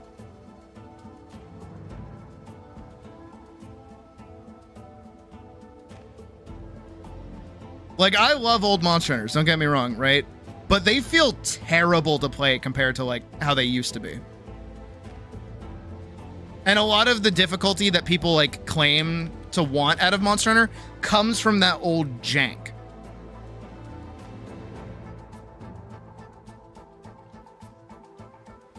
It's kind of the argument of, like, Dark Souls 1 versus Dark Souls 3, kind of. Where it's like suddenly you have a lot more mobility and the like special moves and the ability to move a lot more. And the older game was a lot more like kind of in your face a little bit.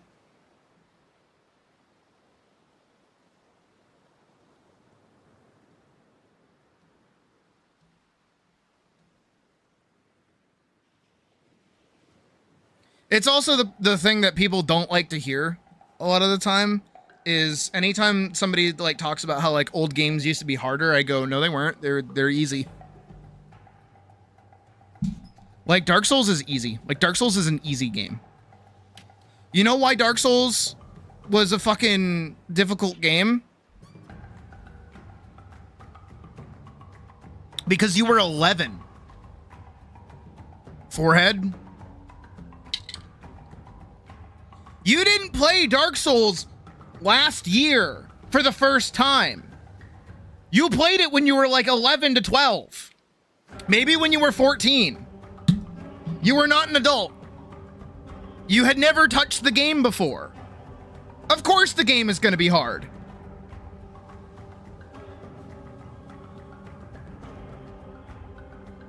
Of course it's going to be challenging. And then guess what? When you played the second one, because you played the first one and you got really good at it because you really liked the game, when you played the second one, guess what happened? You were better at it. It's the problem that I have with, because again, if anybody's ever seen my Monster Hunter Wilds video specifically, not a lot of people have seen that video, to be fair. More people have seen my Atlas video. But my Monster Hunter Wilds video does have like a whole section where I talk about how the perception of Monster Hunter Wilds as a game is tainted by people who have only ever played World, not realizing how Monster Hunter actually works.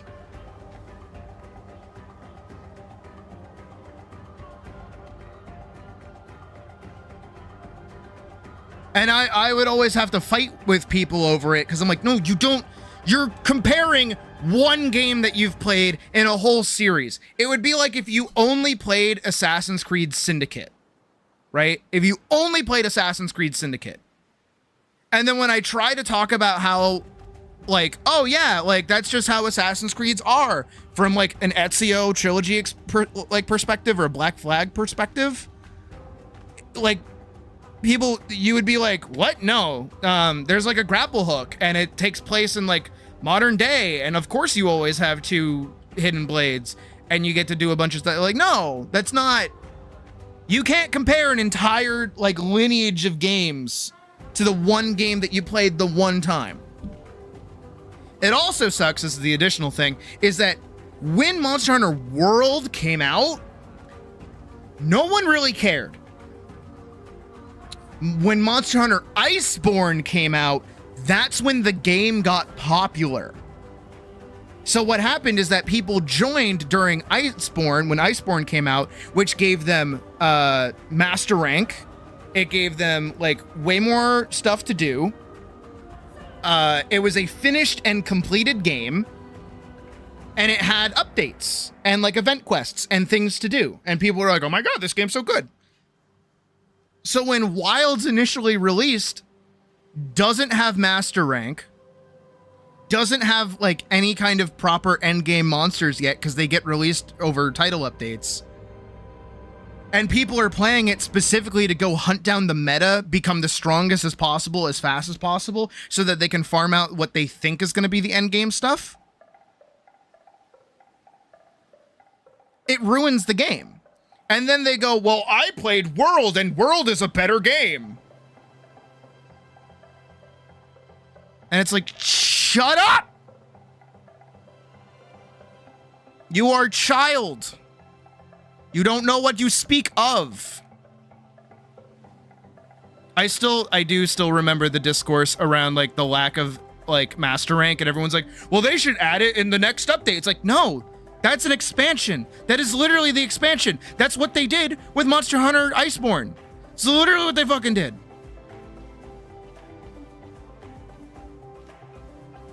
And they're like, well, they shouldn't be doing that. They did it with the game that you like. They did it with that one. Why is it suddenly bad that they're doing it again with another game?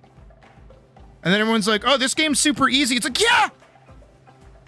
You got good, and they made the game, like, better to play. Oh my God. Because I'm sorry, what the fuck is challenging about the game deciding, oh, what? You decided to swing your sword? You're gonna stay in one place. You're gonna stand right there, have no amount of movement, not be able to move at all. And this monster is just gonna walk at you, and it will hit you.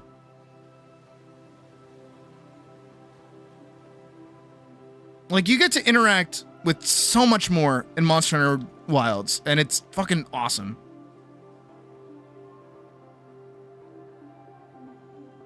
I hate World. I hate World so much. I hate what World did to my fucking game.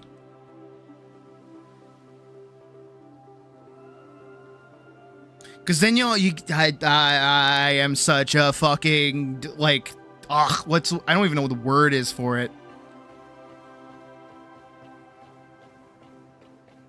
This This Monster Hunter set will destroy endgame monsters so easily. Follow my guide. And then it's like the worst build you've ever used in your fucking life because they don't understand how the game works.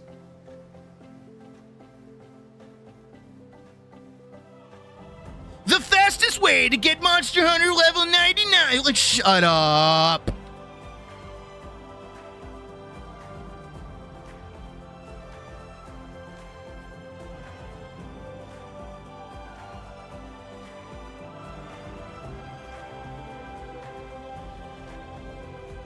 Guides and meta hunting culture is the whole reason why I hate like modern Monster Hunter. And I like playing Wilds, I do.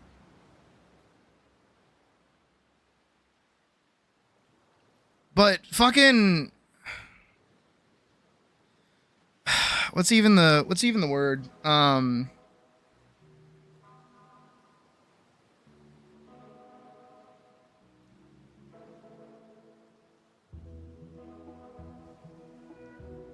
I think the skill system is probably like one of the worst things that they ever did.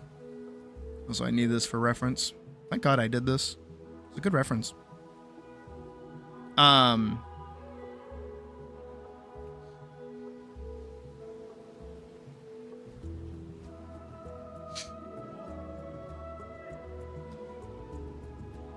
do I even word it?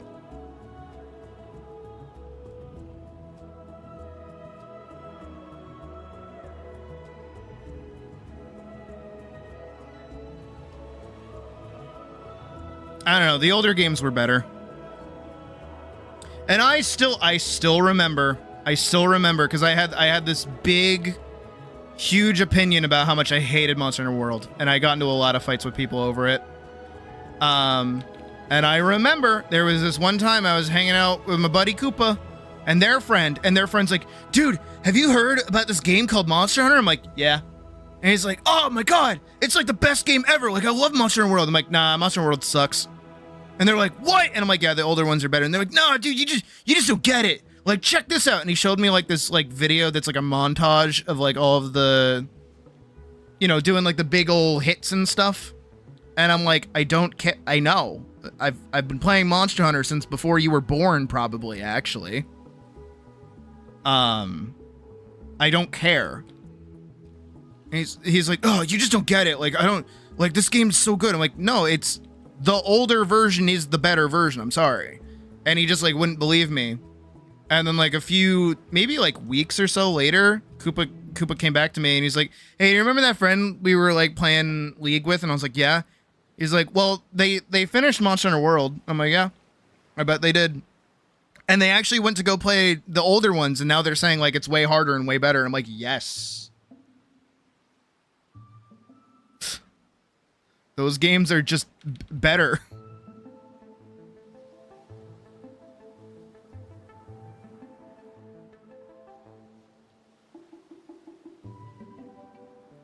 Wild still isn't perfect, but it's as close to like, I won't even say Golden Age, but like it's as close to the ones that I enjoyed as possible.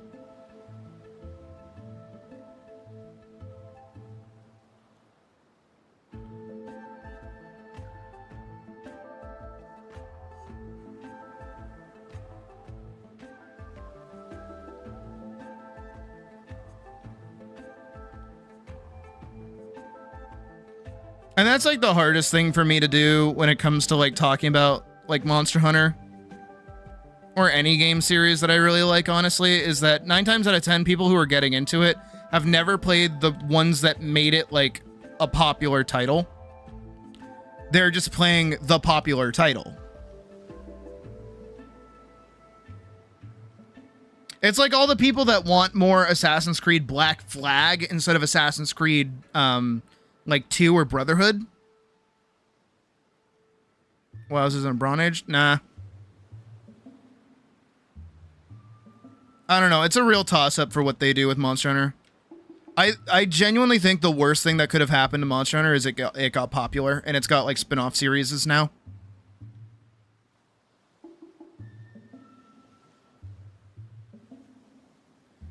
Because think about it. In the before 4 times, we would get a game that would release in Japan, and then about a year later, or a year and a half later, we would get a game that would release in the West that was an additional version of the original game. Right? Now, we have a main game, we have a spin-off game, we have a mobile game, we're getting another mobile game, we have another spin-off game.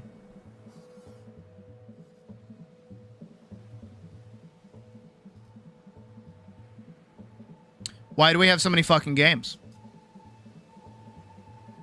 Why do we need a Monster Hunter Stories? Why do we need a turn-based riding Monster Hunter game? Why do we need that? Well, some people like it. Okay. Why is that what we're doing?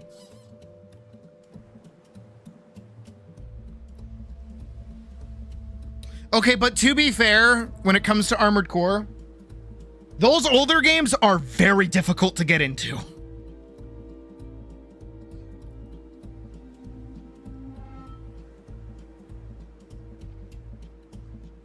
Like, they're awesome, don't get me wrong. Oh boy.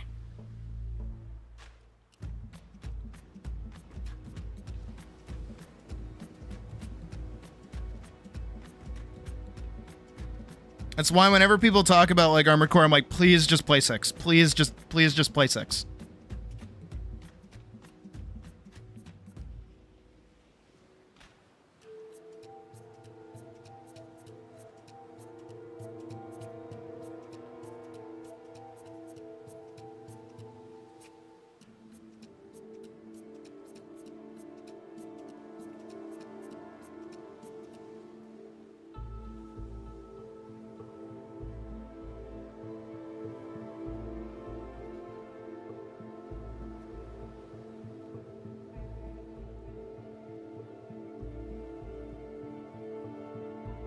Berserk. End of statement. You should immediately know what I'm talking about.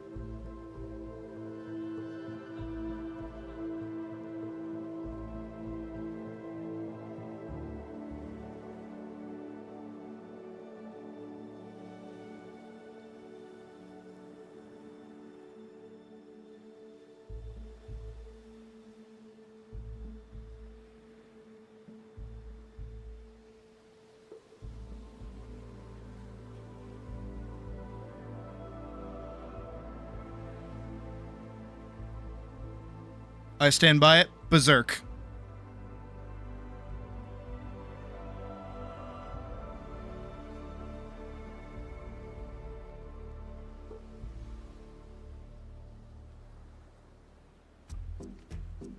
No, because nobody goes backwards. People only go forwards.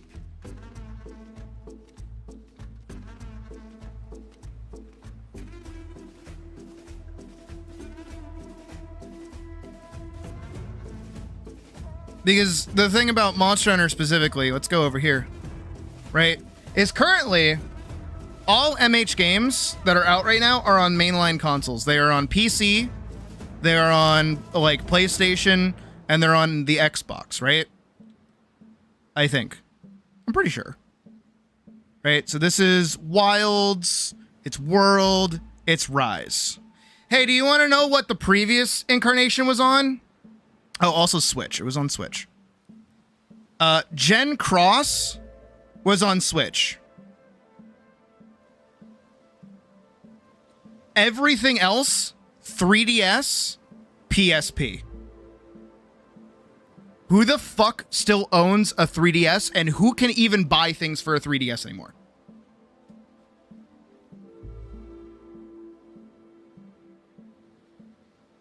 I still have my specialty 3DS from when I pre-ordered Monster Hunter Cross.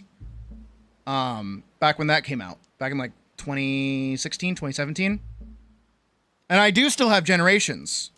But you know what happened? This is the part, this is the real part that happened, is that yes, Monster Hunter Generations Ultimate / Monster Hunter Cross, or Double Cross, it came out on Switch the same time Monster Hunter World released. No one was playing it. everyone was playing World because it was the new shiny thing. So it came out on PlayStation and Xbox. All the console fanboys got into it.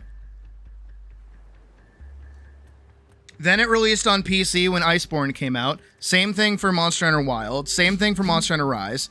Rise initially released on Switch, but then it got released on regular consoles as well.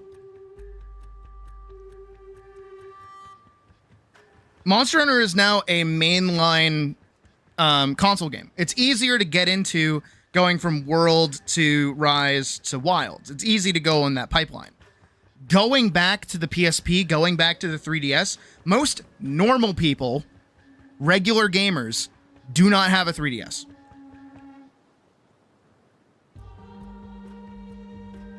And I'm mostly going to point out PlayStation fanboys in this regard, because I'm sorry, PlayStation is played by normies. Full stop. I'm very sorry. You don't have to be a normie to play on PlayStation, but most people who own a PlayStation are a fucking normie. And I don't mean to say that in like terms of Reddit. I just mean they are a regular person. They are not a nerd. They are not involved in like... They're the ones that like watch Naruto, or they watch fucking... what's the other... Or Jujutsu Kaisen. And they think that that means that they're like a fucking otaku, right?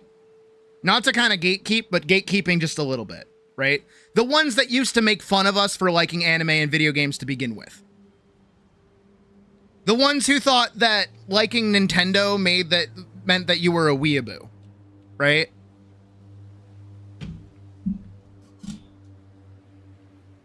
People that play on a PlayStation, they play 3 games.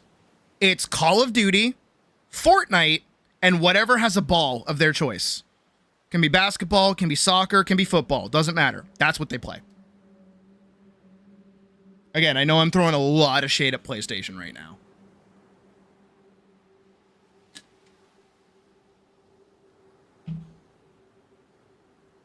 Right? It used to be Xbox. Xbox used to be like the gamer nerd console back when like Halo was out and stuff. Because that was the cool thing for teens to be into. But that was for like nerdy teens. Same thing with like older PlayStation. Like PS2, PS1, hell, even PS3, right? Around these eras of the PlayStation was still for nerds. And these were good quality like consoles too. But this is where the game consoles started getting like really kind of popular. This is where like, you know, Call of Duty started coming out. It was like actually a multiplayer thing. Then you hit the PS4, normies. Normal people, regular people. I had a friend when I was in elementary school. His name was Jeff. He was a cool kid. He works in sports broadcasting now, which is pretty sweet. But I remember I would go over to his house, and his mom was one of those, like, he was a sports kid. He played soccer. Again, sports broadcasting. He had a Wii, and that was the only game console that he had. And the only games that he had on it were sports games, like, you know, like Wii Sports. I remember distinctly playing like a wrestling game with him, and we played Wipeout, the game show Wipeout, right? That was it. Meanwhile, back in my house where I had a cool ass mom, I had like the PS3. I was playing Skyrim on it. I had a Sega Genesis. I had a PS2. I had the entire like Mega Man collection. We had a computer that could run like PC games, and I used to play fucking like, I wasn't good at it, but I played Pharaoh, and a bunch of different fucking online PC games, stuff like that. I had a fuck ton of games. I was a big ass nerd. Huge nerd. I loved video games. Oh my god.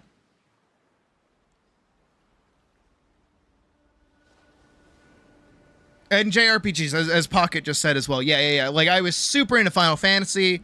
Again, playing on PS2, I had Final Fantasy VII, which is like the first JRPG I technically played. Technically, the first JRPG I played was Sword of Vermilion, actually, now that I think about it. That's on the Sega Genesis. I was very bad at it, but the music's good. But that's the thing, right? Is that I played a lot of these nerdy games. Hell, I even remember my friend Nimi, who I've talked about before. She was cool. She got me into Adventure Quest, the online like turn-based game. Love that shit. And same thing for anime, actually. She got me into Detective Conan back in the day.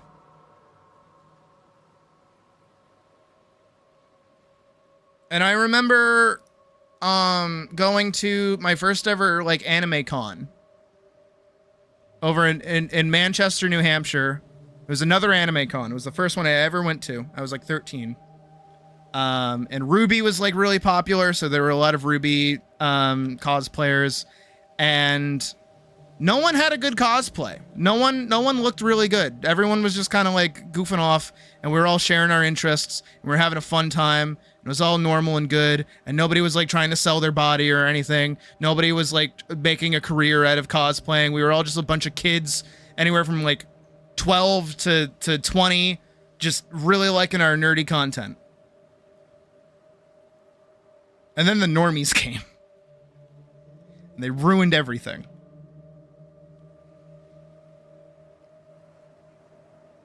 It's why you have people, again, as I said to Hull earlier, and I'll say it again, it's why you have people that, after Kentaro Miura passed away, people got really into Berserk, and they ruined it. They ruined Berserk by being stupid and not knowing the source material, not caring about the actual source material, not even reading the fucking source material in the first place. They saw a big muscular man with a big sword and say, oh man, he's so cool and tough and strong and awesome.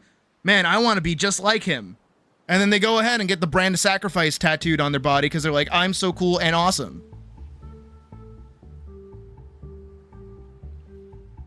And it's like, motherfucker, do you even understand what that means? Does that have like any amount of like importance to you in the slightest? Or did you just think it was a cool symbol to have on your fucking body?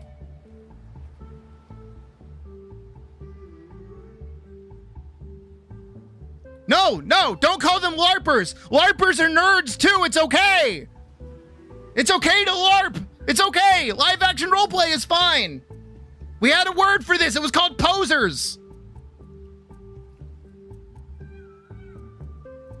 But no, if you even slightly demand that somebody like actually kind of like cares about the thing that they're interested in, you're a gatekeeper and horrible and everybody hates you.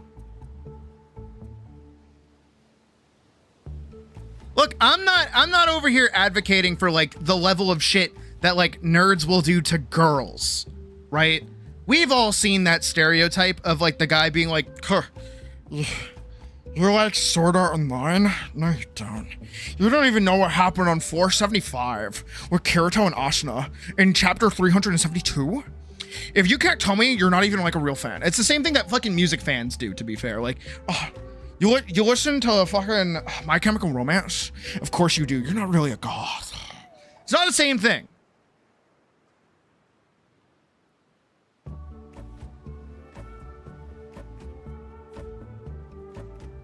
It became an issue when you could make a career out of being hot and talking about nerdy things. The second that became a career, over. Genuinely over. Feel like it'd be super dangerous for you. You can still go to like a, you don't have to like do live action like role play like combat. There are like, it's not like it's not a Renaissance festival, but there are LARP events that you can do that have no combat, and it's just you walk around in character and engage in storylines and do different things. Those are totally possible.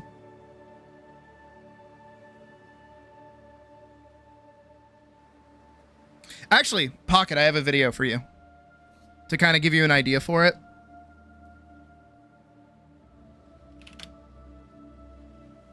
Dogs. Woof woof.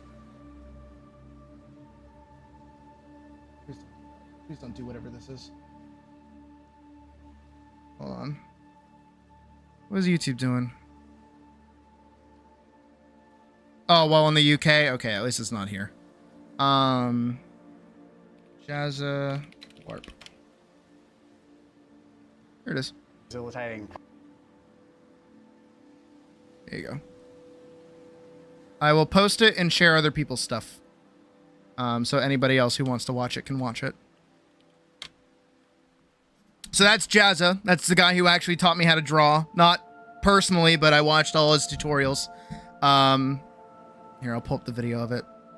And he went with his son, which already turns my bones to dust. My bones are dust. But he went with his son to a live action roleplay event, but because his son was underage, he couldn't engage in the combat aspect of things. So instead, they just walked around town and like interacted with people and like got into conversations and things. Totally available. Totally a thing you can do. Isn't that what I did? Like Worlds isn't Monster Hunter and ruined it for you. Like that's just for me. Find people who like those games like I do. What?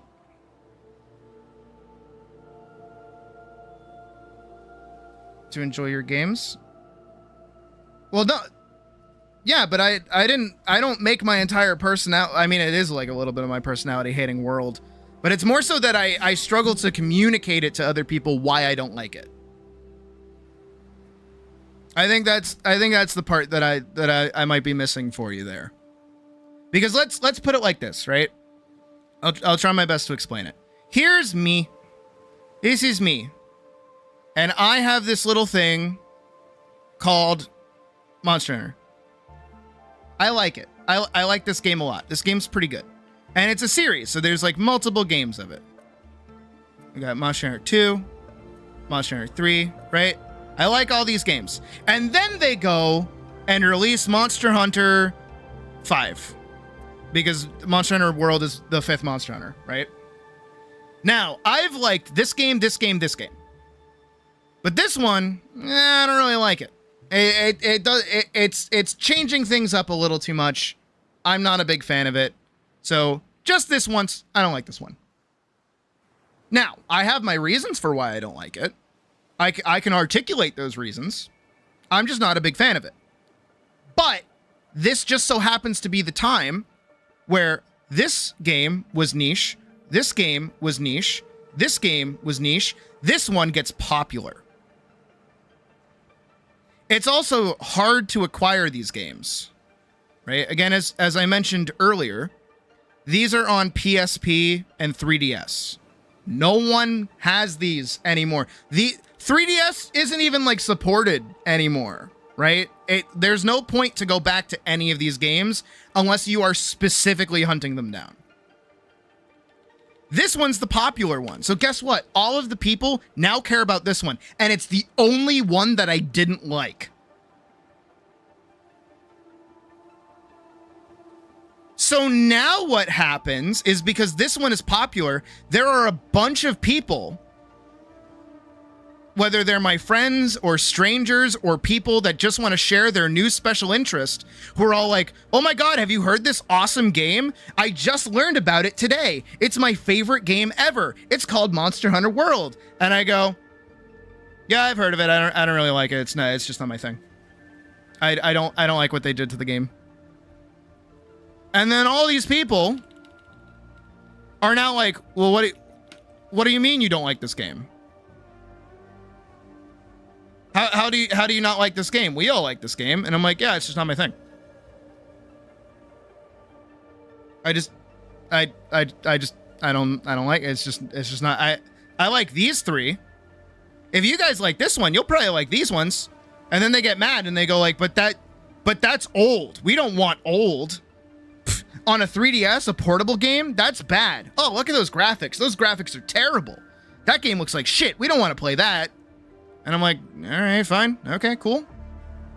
I don't know what to tell you guys. I'm just not a fan of this. And they're like, well, you're wrong. You.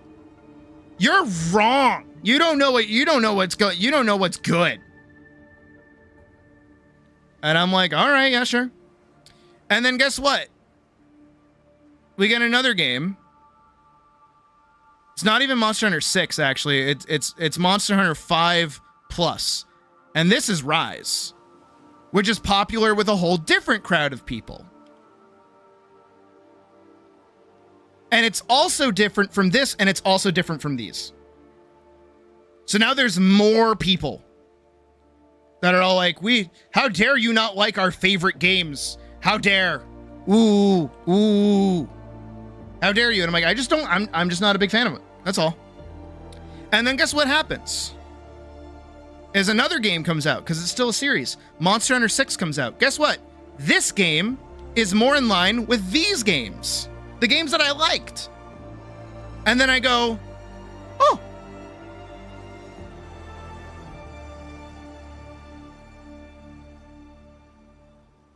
Oh.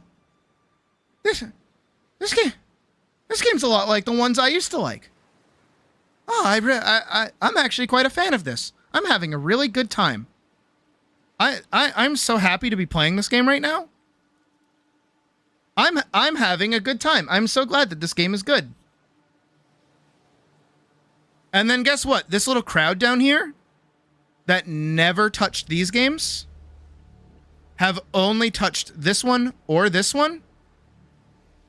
And then this one is nothing like either of these. They play this one and they go, "Hey! That's not what Monster Hunter is. That's not what this game is supposed to be at all. Why'd they change it? This game bad." And then this game gets labeled as bad. And then I get fucking shit from people because I like a game that isn't like the one that came before it.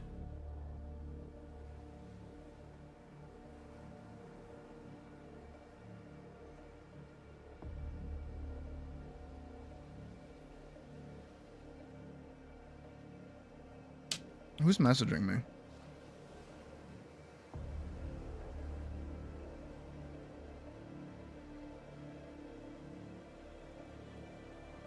Right? I as much as I don't like World and I don't like Rise, and I will stand by the fact that they are bad games, or rather bad Monster Hunter games, for their own reasons that I absolutely could go into. I do not want to take away these games from other people. I say I don't like them. I can list off why I don't like them. But if somebody else likes them, go right ahead. Nothing I can do to stop you.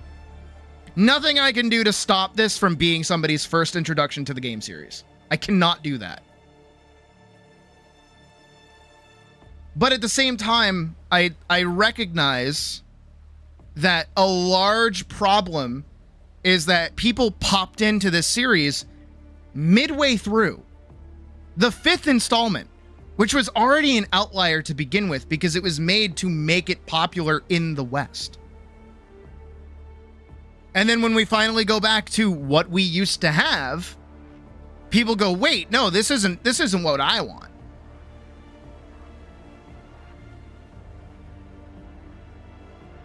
I'm trying to think of like, oh man, god damn it, fucking Spider-Man.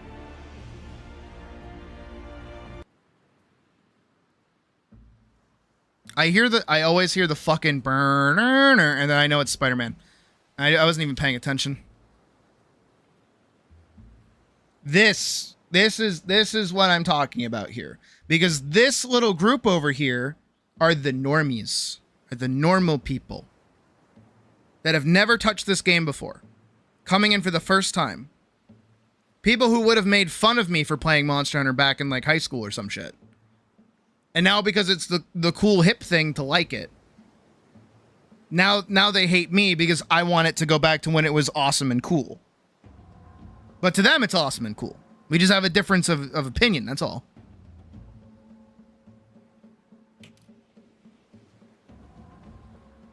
I don't want to gatekeep people from the game or the series or anything, really. I want more people to be involved in things. I have no issue with more people being involved in the things that I am into. No issue with that. I do not care. Go ahead. Like the things that I like. That's why I share all the things that I like. But imagine with me for a moment. This might, some people might be able to understand this. Hey, so like, do you guys know Kingdom Hearts? Right? Kingdom Hearts? Imagine with me for a second. Kingdom Hearts like 1, Kingdom Hearts 2, and Kingdom Hearts 3. Right? All of these are action, hack and slashy, hit things with a sword game, right? That's what all of these games are. These games are pretty great. Right? KH3, a little less so. It's just not as good as 2. 2 is just really good. But in between here, between Kingdom Hearts 1 and Kingdom Hearts 2, there's another game that came out. It's called Kingdom Hearts Chain of Memories. Does anybody know what Kingdom Hearts Chain of Memories is, by chance?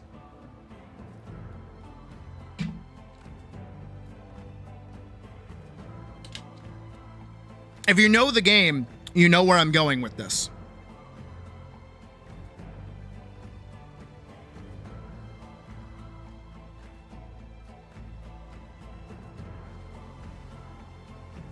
I wasn't even going to talk about Recoded, actually.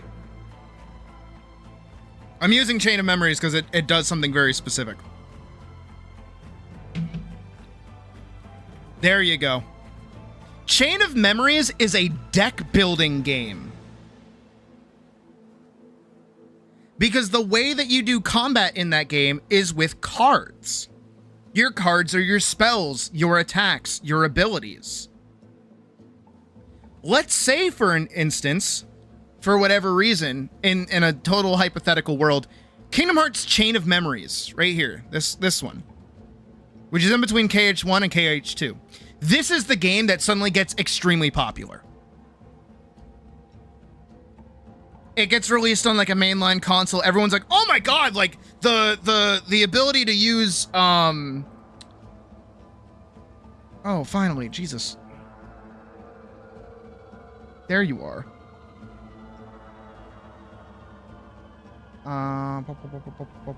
Okay, I can work on that later. That's the game that gets popular. Everybody wants more deck building. That's what they want. They want like a deck building RPG. Also, I did see that. Thank you, Nate. That's the game that gets popular. And then all of a sudden, KH2 comes out and it's more of KH1, but plus. Because KH2 is just like the better game, right? Everyone that liked this game now hates this game because it's such a departure from the thing that made it popular. Again, this is a hypothetical. This isn't a thing that happened. In fact, the inverse happened. People hated Chain of Memories like a lot. Right? The spin-off got more popular. And they wanted more of that spin-off.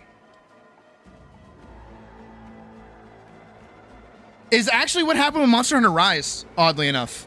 When Rise came out, because it was so action-oriented and very Japanese heavy in its aesthetic, a lot of people got in like really into it.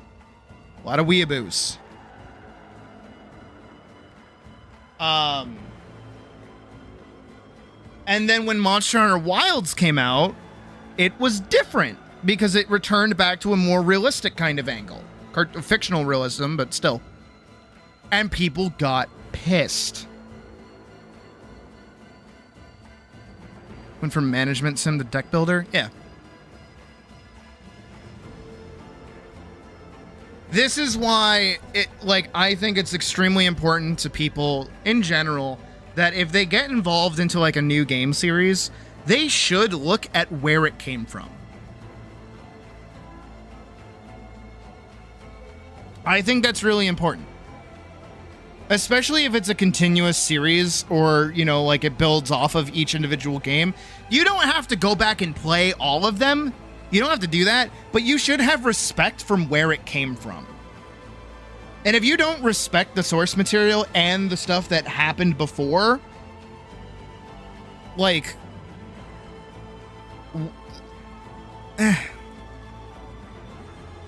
you don't want more of that game series. You want more of the game that you played for like 5 seconds.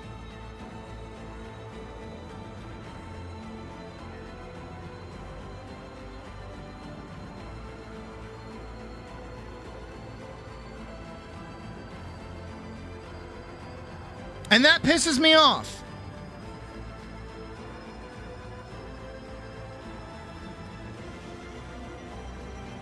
Oh my god, imagine if the KH Rhythm game was the thing that took off.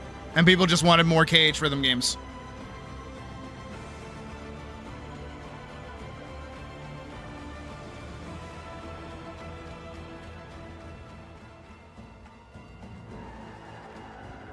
Is this just a loop? It is extended. Okay, it's extended 20 minutes. No, we're not doing that.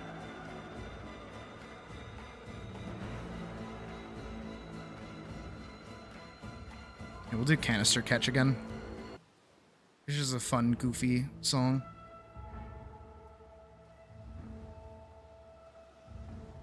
Again, I'm not mad that people got into the game series. I'm mad that they got into the game series and then treat everything else that came before it like it's bad.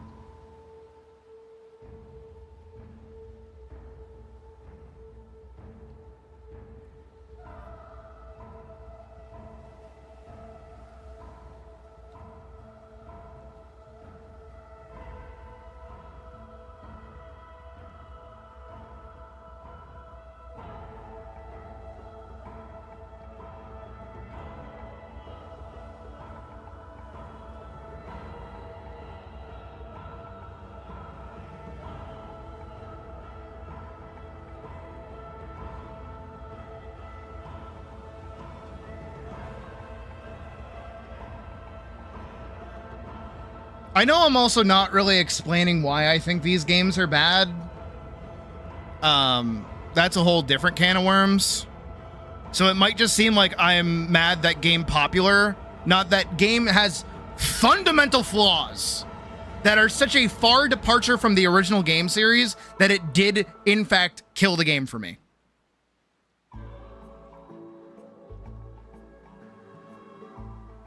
But other people who have never played those games before have no context for why those things are issues. And on top of that, just some personal gripes as well.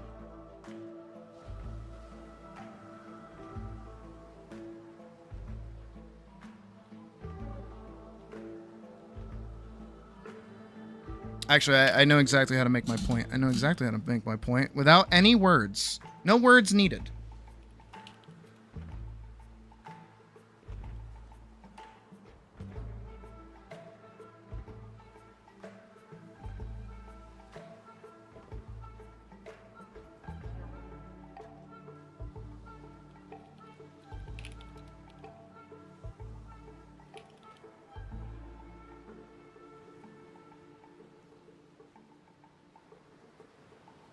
Same weapon, by the way.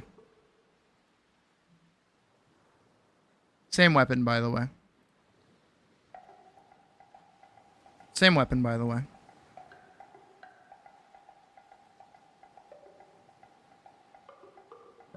Same weapon, by the way.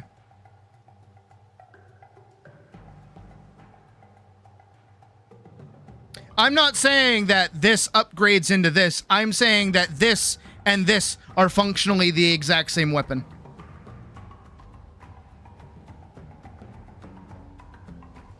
Because this was the tier 1 Rathalos weapon that you would get in most Monster Hunter games. This is actually the weapon that you can get in Monster Hunter Rise. It doesn't count. It only counts if it's a sneeze. This is the tier 1 Rathalos weapon that you get in Monster Hunter World. Now, I don't know about you, but I think this is way cooler. That your shield is a fucking scale and your sword is like a heated, like, stretched piece of metal that's on fire. Versus, we had a metal knife. and a metal circle, and we put some scales on it. Welcome to Broken Hill. Fuck you, Monster Hunter World.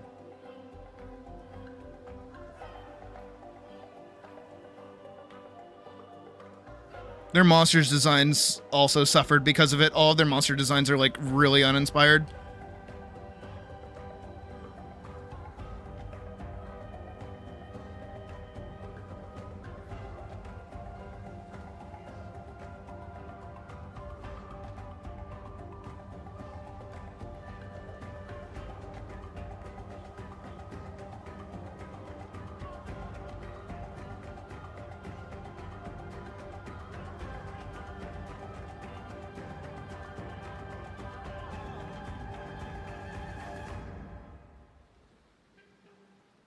What, like actually inspired and well-designed pieces of gear? No, that's not what the West wants.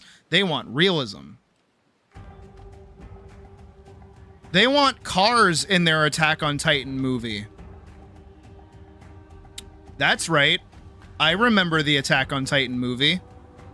Do you guys remember the Attack on Titan movie where they had cars in Attack on Titan?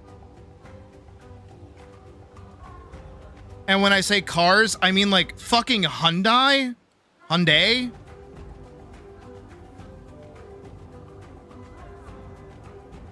That movie was really bad. That movie was actually terrible.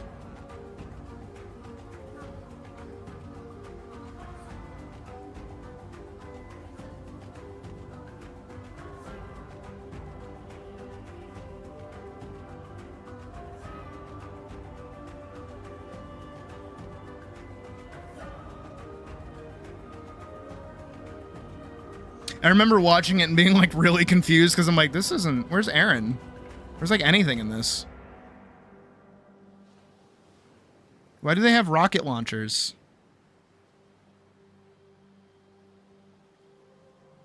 What does it have to do with Attack on Titan? There's just like giant guys, that's it.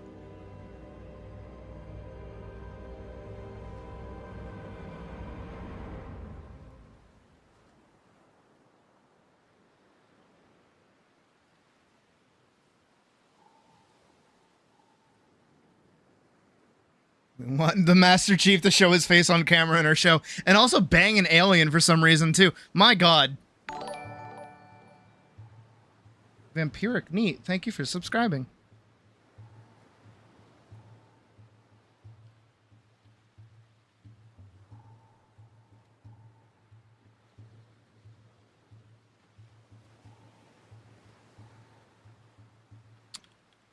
I should be following the example. I should just be following the example.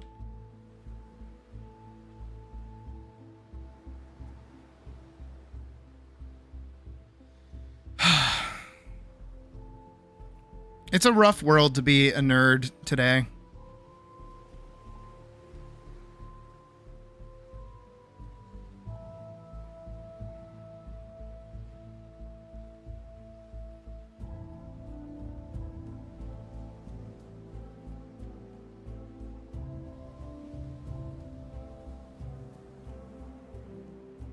I still think, like, Anjanath is probably one of the worst designed monsters in the game. Because it's a flagship that's just a T-Rex.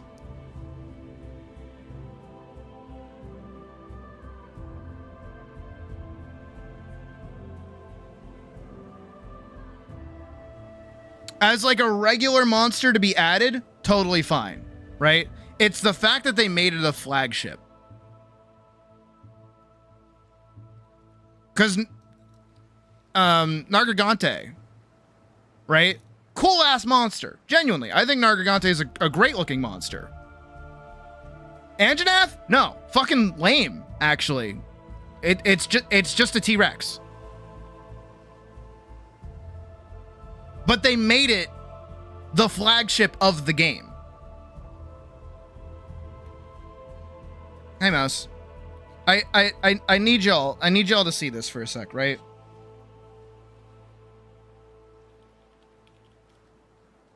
For those that don't know.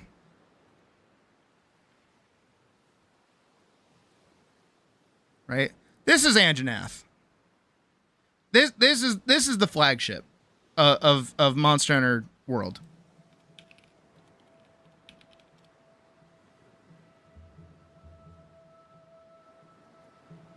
This is Gore Magala. The flagship of Monster Hunter 4 Ultimate. I'm sorry. Which one has more fucking aura? The dinosaur that seems like the thing that you would fight at HR3? Or fucking Batman?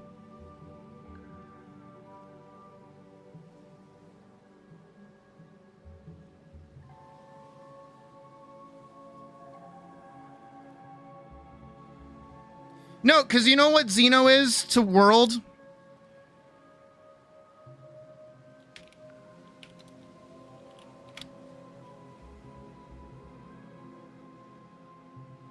Oh, I did not mean to save that. I wanted to open it.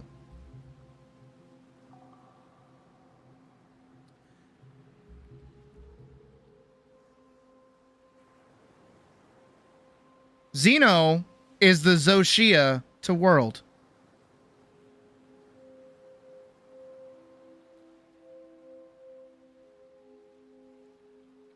Because Zoshia is the really cool monster, right? But the flagship...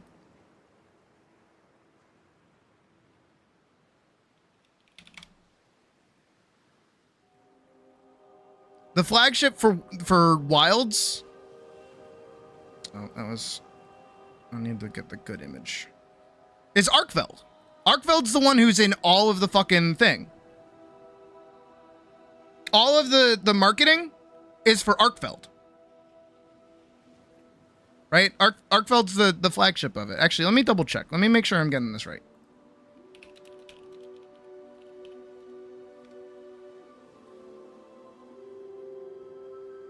Oh, you know what? I am wrong. You know what? I will take it on the chin. Nergigante is actually the flagship for Monster Hunter World. I needed to double check. So we got this guy. We got this guy. Not that guy. And this guy. I don't know, man. I'm gonna be real honest.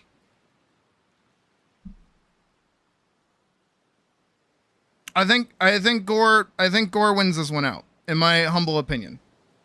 But you know what? Let me take it even like a step back. Let me take like another step back.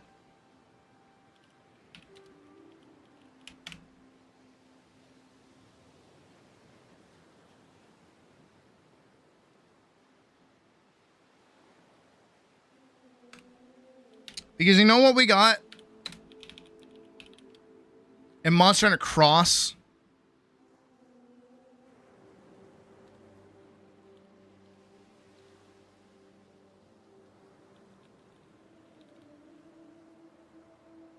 You know who the flagship was for Monster Hunter Cross?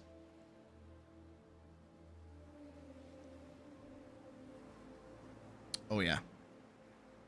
Oh, he big. Like, oh yeah. That's my baby boy right there.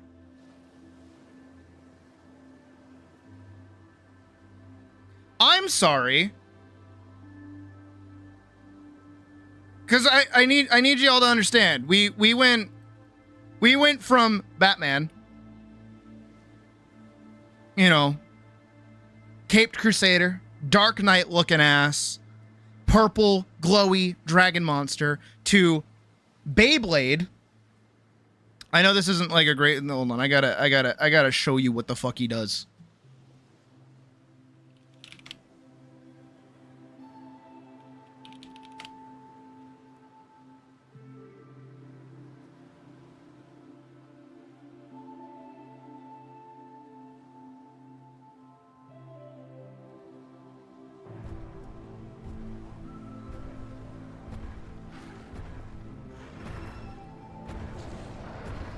Where's the...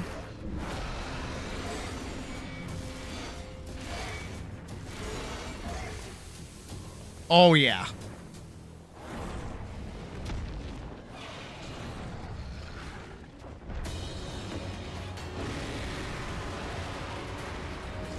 I mean, this is a cutscene, so it's not in-game.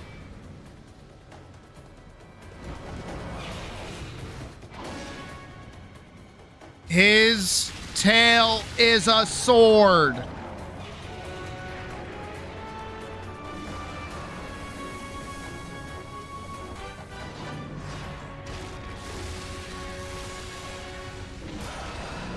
He's so fucking cool. So fucking cool. Okay.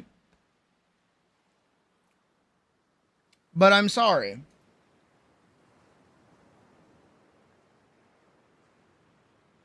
He's winning with gimmick. He's winning with gimmick.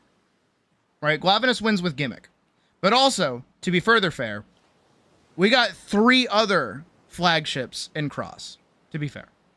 We had Glavenus, we had Mizitsune, we had Gameth, and we also had fucking, I want to say Valstrax, but we didn't get Valstrax.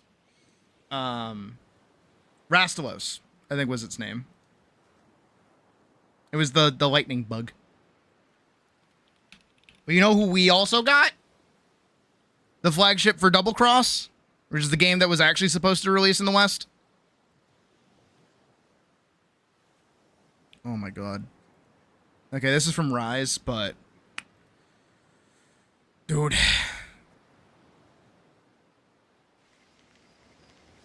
Dude.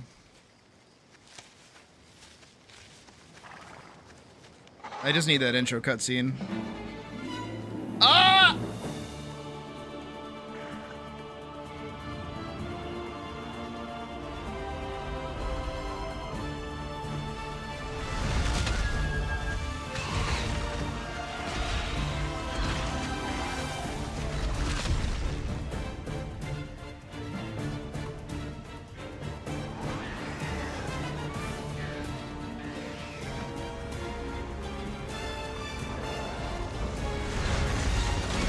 Again, this was the flagship of Double Cross, by the way.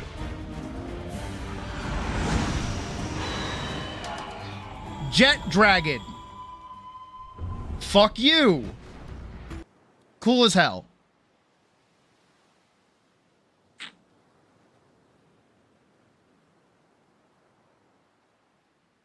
He's cool. Don't get me wrong. He is cool.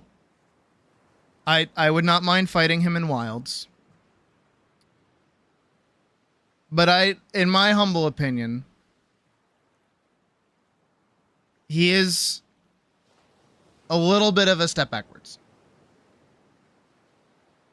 At least in terms of design. Same thing happened, honestly, with Arkveld. I felt the same way with Arkveld the first time I saw it. Because a big thing that I've had like an issue with most recent Monster Hunter entries is how organic everything always looks. It kind of has like a Warframe aesthetic to it, where everything kind of looks so, what is it? What's the word? There's a word for it. I don't want to say fungal, but it looks like the art direction changed at some point. You know, a lot of older monsters kind of have like a sleekness to them, and they kind of have like smoothed over and like larger geometry. But I feel like as we've kind of stepped more and more into like modern graphics, we've gotten a lot more monsters that have just so much more texture and smaller details to them. That I'm personally not a fan of. Right? I think a good example actually is actually Raidao. Because I'm not a big fan of Raidao's design. Again, as much as I will suck off Monster Hunter Wilds, or you should play Wilds and that's it. Maybe go back to Worlds if you want like a technically more complete game, but Wilds is the one that everyone's playing. And by the time that you're done with it, Ascension will be out, and that'll be the expansion, which is coming out like next year. But like, I don't know what it is about Raidao. I just don't like their design. I don't like their scale shape. I don't like their patterning. I don't like their face. I'm not a big fan of this in general. Not for me. Just not my taste. Who else? What was the other one? Uth Duna is like alright. What's the other one? What's the other one? I don't know. I feel like... Oh, Jindahad is a good example, actually, I think, as well. Is that a lot of the newer monsters that come out nowadays have, like, so much more detail to them. Right? Because, again, I don't like this scale patterning that these monsters have. And also, all of their scales move. Have you noticed that a lot of the time? A lot of them have, like, so much... It's a Greebles issue. Older Gundams used to have simpler designs, but as time has gone on... Yeah! Yeah! No, I saw a comparison, actually, a little bit ago, to the new Gundam.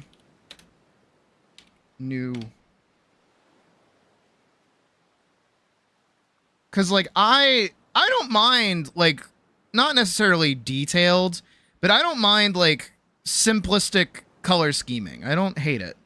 But there was, like, one that I saw, it was like a redux of the original one, I think. Oh, here it is. This fucking thing. I don't know why I keep zooming in like that. I don't like this. This I'm not a fan of.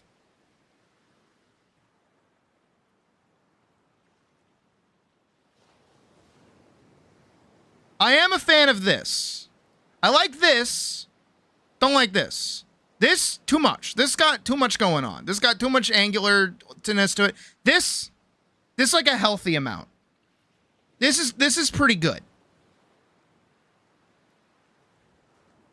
Kind of looks like an Oni looking face. That's true. Yeah, well, his armor is very samurai inspired, which is kind of cool. But I don't like how many monsters we have now where their scales like break apart.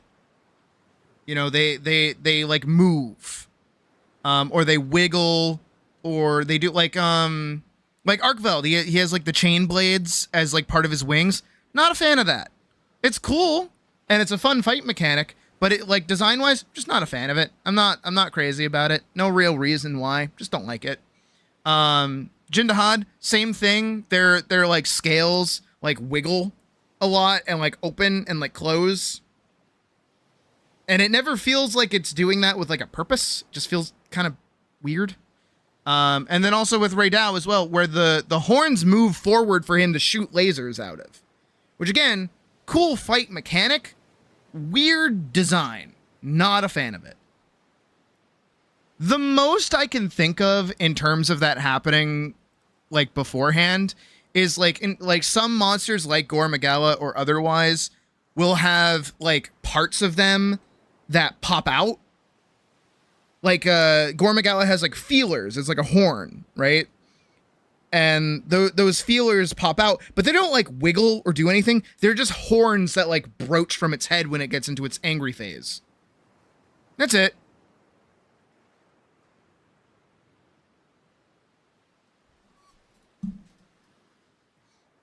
I don't like it when things like move that much. Don't movie. Stop moving so much. Scale. No, I don't know why I don't like it. I think it's a purpose thing. I think that might be what it is. I think it's like an understated like purpose to it, where it's like, why the fuck is it doing that? Why does it need to do that? I get that it's cool, but like I'm so much more involved in just like killing the damn thing. I don't know. I don't like again. I don't really have like a good reason as to why I don't like it. I just don't. And I don't say that these designs are bad. I'm just not like not the biggest fan of them. versus the one that I am a big fan of, because I'm a fucking furry, so of course I would be. My baby boy. Oh, yeah. He's gonna have a puny picture because he's small, but like, oh. Oh, yeah. Oh, yeah, that's where it's at. Yeah. Oh, yeah. Oh, fuck yeah. It's just a lightning wolf, man. Come on. It doesn't need to be anything more complicated than that. He got no moving parts. He got a tail. He got some cool ass ridges. That's all you need.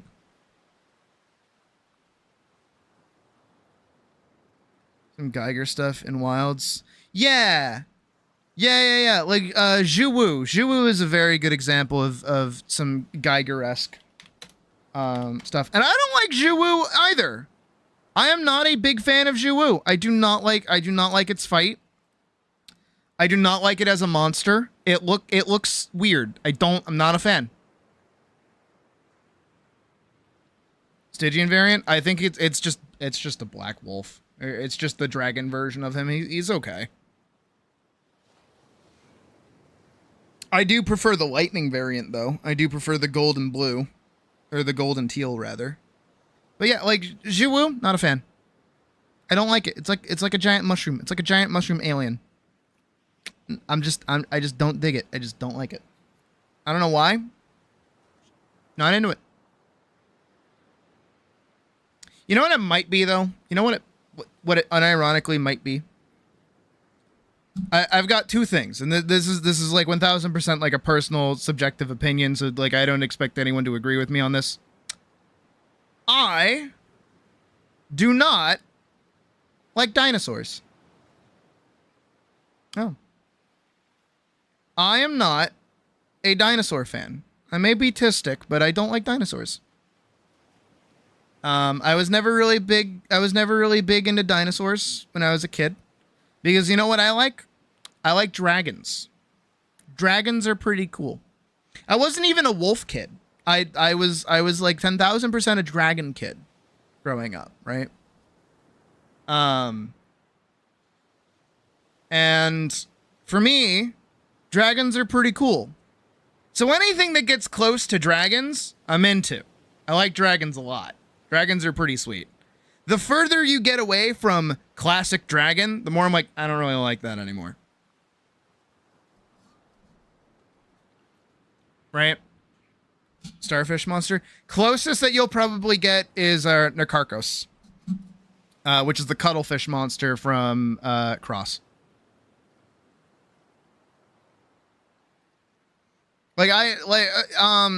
Another thing. So this takes like a little step back, but this is just me. And you might notice this about me occasionally when it comes to certain games. Is back in the day, my favorite faction in World of Warcraft was the Horde. I loved the Horde. The Horde was really, really cool. But also, I preferred the aesthetic of the Alliance because they were more like fantasy based. So I really wanted to be on the Horde because I liked their like story and the lore and everything. But I wanted to play on Horde, so I would do that. But you know what killed it for me and actually kind of prevented me from playing World of Warcraft? Battle for Azeroth. Because in Battle for Azeroth, they gave you fantasy, like medieval seaport town versus Aztec. I'm not a big fan of Aztec settings, so I didn't want to play on the Horde side. But I also wanted to play as my Horde character, but I couldn't because I couldn't go over to the cool place that I wanted to go to, so then I had to play on Alliance. But I didn't want to play on Alliance, so I kept flipping back and forth. And I mean, to be fair, like Glavenus, dinosaur. Glavenus, dinosaur. This is a dinosaur. I still think Glavenus is cool because Gimmick is saving it. That's kind of dragon.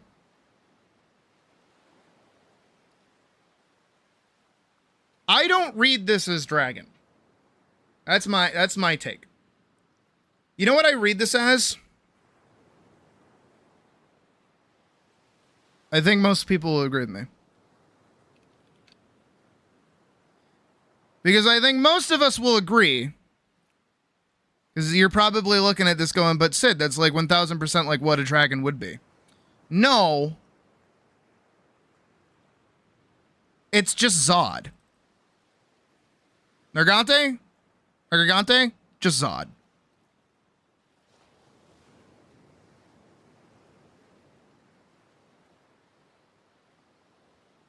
This reads more as demon than dragon. Demon? Like beast demon? Beast demon. Right? Not dragon. Nay, dragon. This reads more like an insect. Not dragon. Insect, not dragon. It's got too much like movie parts. Like it's got like antennae and shit. Right? Where's my boy? What did I do to Zoshia? Where did Zoshia go? Close it? I must have done. This dinosaur. Right?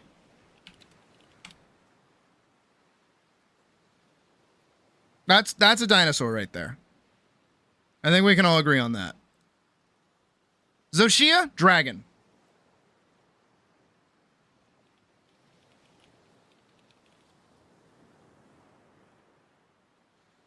I know technically these would be counted as like a wyvern, but like Rathalos, dragon. Right? Technically wyvern, definitely dragon. Feels like a dragon.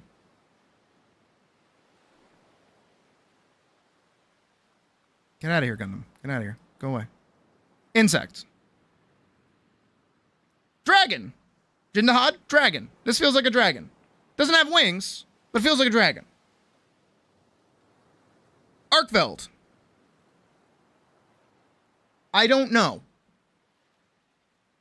I would put Arkveld in the same space as Nargante, if I'm being entirely honest. Please get in the... What is your deal? Why won't you go in there? I put these two in the same kind of category, where they're more like demon. I don't know what kind of, like a beast or something, I guess. Might be a better analogous for it. They have wings, sure, but they don't read like dragon. Zod doesn't read like a dragon. Nargante doesn't read like a dragon either. What other monsters are there that's like close to dragon?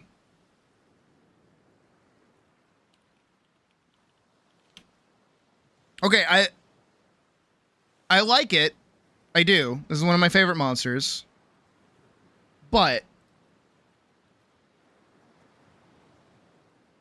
not dragon. Has wings, not a dragon. Another beast.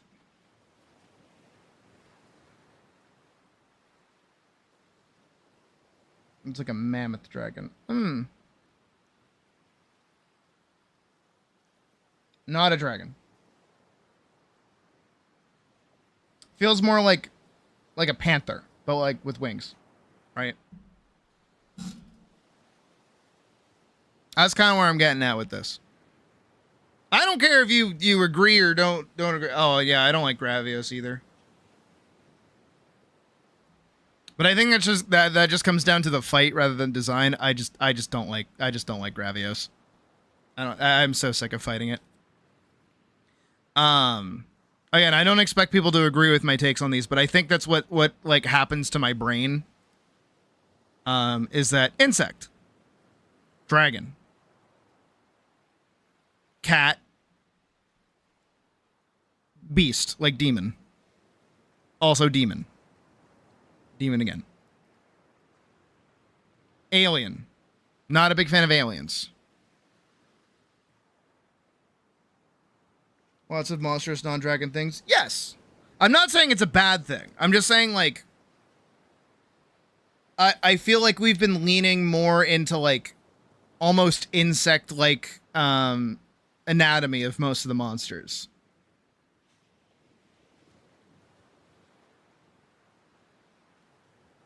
which I'm not a fan of, but I don't think it's bad. I like, again, I know I am like 1000% arguing for like a subjective point. I'm not trying to convince anybody of what I'm saying here. That's new. I'm just saying, like, I am not the biggest fan of the newer designs, but I know where they're kind of coming from, which is the graphical fidelity that we now have access to. Because beforehand, in the before 4 times, right? Modeling this amount of detail, or even like, you know, modeling each and every single scale like you see here. Look at this. Look at the detail that's going on there. Not a thing you could have done. Being able to animate all of these different rocky like tendrils coming off of each other and being able to turn that into like a convincing fight, not a thing you could have done. That's where, like, you know, even Gore, like Gore Magala, look how simple his design is. I mean, like, yeah, you can get like really close in and see all of that, but like, imagine that you can see that and see how it would get simplified into like a really simple model. It's its shape language and its color language that kind of does a lot of the heavy lifting with its design, right? Right down to its claws and its wings being this sort of like ashy cape that like holds over its shoulders. Its own claws and wings kind of become shoulder pads. And it's sleek and it's smooth and it feels fast and darty and like not ethereal, but like evil. It resonates evil off of it, right? A lot of that comes down to just like how its design is required to be simple, because the most it could do was bite you and shoot blasts at you and swipe at you. That was it. But now all of these monsters have like way more shit going on. How do we explain, if we go back to, how do we explain with our boy Ray Dow here that he can shoot lightning from his face? How do we do that? Well, we give him a laser beam, like antlers that like come together and they go whoop, pew, right? And so we make it like move and it like chitters and it goes like blah, blah, blah, right? Way more stuff moving around right there. Same thing here. Like, how do we show that this is like not a radiator, but like a radiator? And it's got like these metal prongs and it does we make them move. We make them like swivel around and they go right? Again, these aren't bad, and I think these work good, and I have no issues with their designs, but they have so much more that they can animate now that they can start like leaning harder and harder and harder into these kinds of things, and feel more comfortable doing this stuff rather than being restricted, which is a big part of design in general, is that the easier it gets to animate a lot of things, the easier it is to over-design things. I'm not saying that these are over-designed. These are really good designs. I don't want anybody thinking I'm like, these designs suck. But I'm saying that from the perspective of like the difference between like the older monsters and the newer monsters is that newer monsters have like way more moving parts. Older monsters have like way less moving parts. To the point where, to its detriment, as much as I sing the praises of old games, it's why they're not hard, but they're just good because they're fun. Older monsters, they all had like the same moves. They all had a tail swap. If they had a tail, they did a tail swap. They all had the I'm going to walk over here now attack, which means that they're going to move in a direction and you better not be in the way. And they all have like probably some kind of beam and all these other moves. And yes, that is still true for most of the newer monsters that we have as well. But now they kind of have more theming around their body of how that works.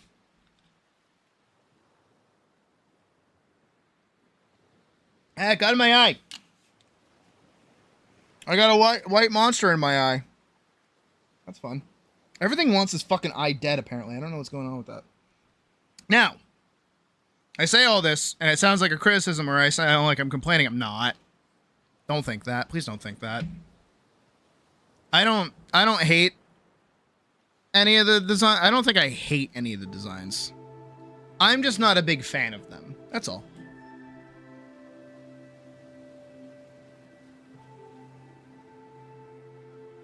And I can't entirely list why. If I gave it more thought, I could probably come up with why or figure out some kind of language for why I don't like them. But I'm just like, I don't know, I'm just not like a fan of it.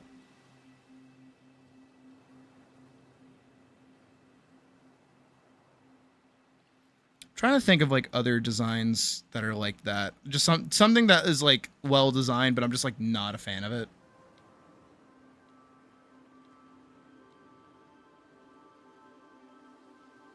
The walk forward, go. Yeah, the walk forward and then I'm going to spin.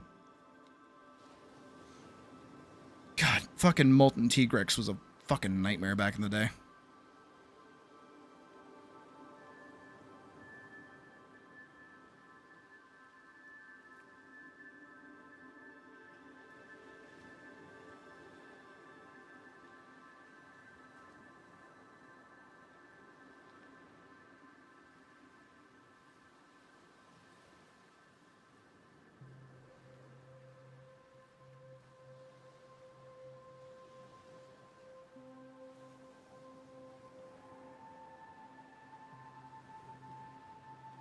And see, that's what happens when you press the Monster Hunter button. Because I talk about Monster Hunter. Please don't be bad. Oh, thank God. I like how my credit card company doesn't know how to feel about me.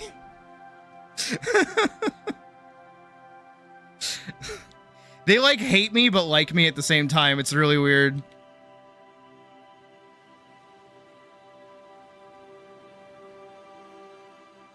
They're like, their credit card is constantly maxed out, but they always make their payments on time.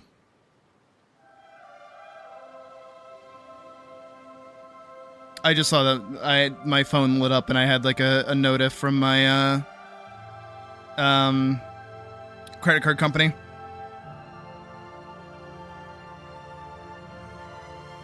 And the message was like, your credit score is improved. And I'm like, I bet it hasn't.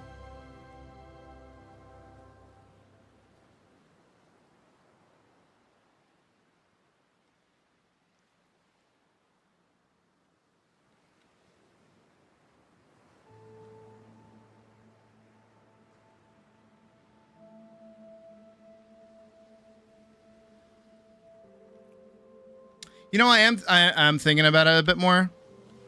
It's not exclusive to dragons now that I think about it. Because you know what I don't like? This one might piss people off. I don't like the dragon design from Dragon's Dogma. I am not a fan of it.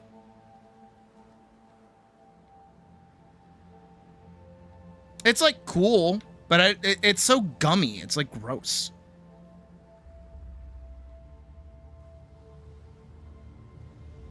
I don't like things being gummy. I don't like bungee gum. It has the properties of rubber and gum.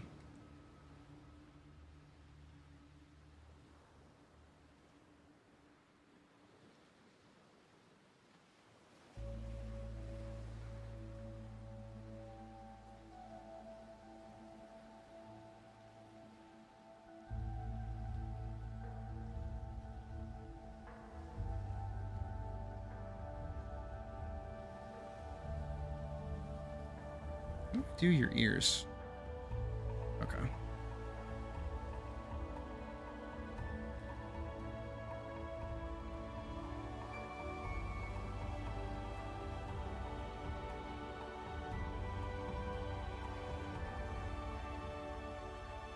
No, seriously, he's gummy.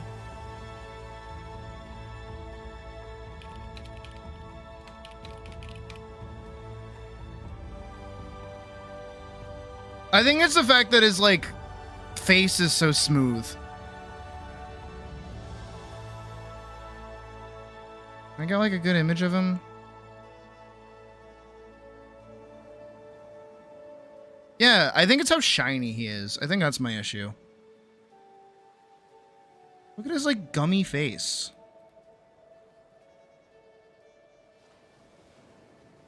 Look at his gummy face. It's so like it's like the roundness. It's how like round he is. I don't know what it is. Like, he's still cool, but he's like gummy. You know what? He feels flappy. That's what it is. He feels very flappy.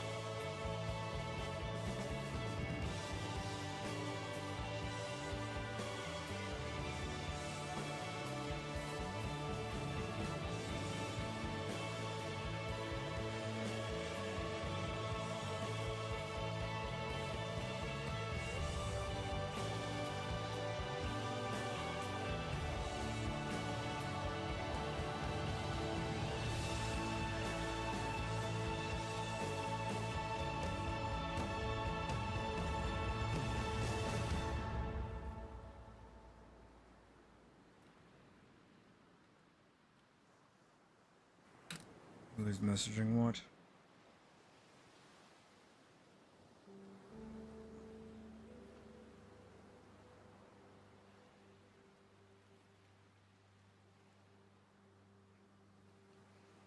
No, I agree. He definitely has like that kind of I want to say like Luciferiness to him. Which makes sense.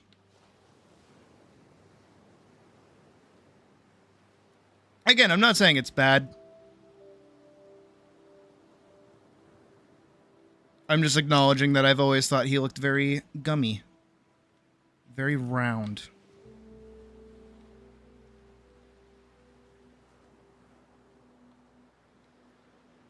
But if you've ever seen me draw a dragon, I'm not very good at it, so I don't really have too much room to talk.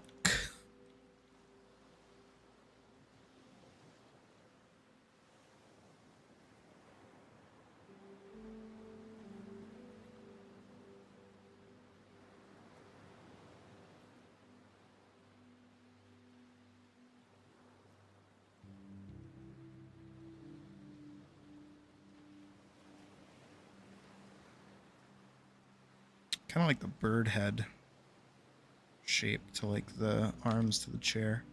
It's kind of cool. The dogs.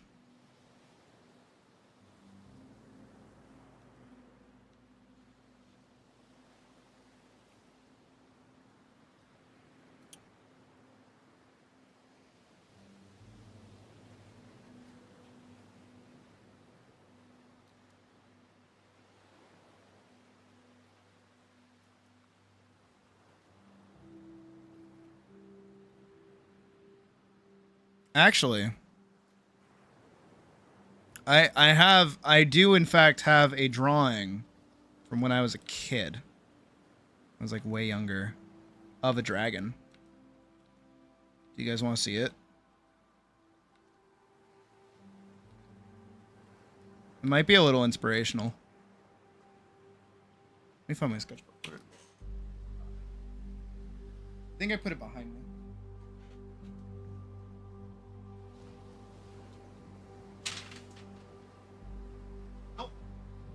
Where is it? Oh, there it is. Okay. Oh, not it. Fuck.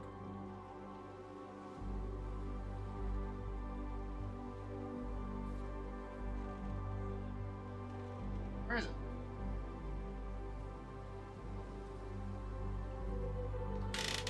Maybe I don't know where it is.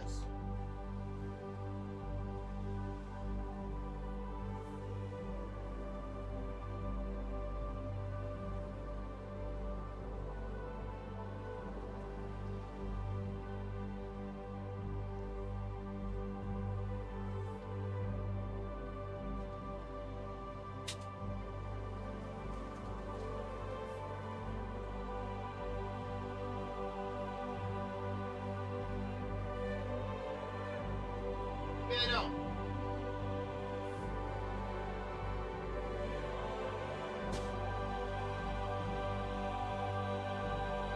Okay, I actually can't find it.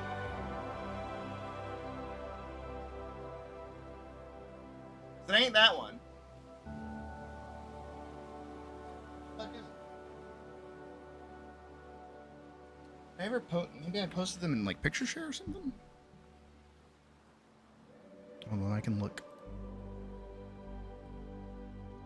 I was supposed to be like involved today, but then we had the button be pressed. Art show. I would assume I would have put it like in here at some point. I don't draw that frequently, so.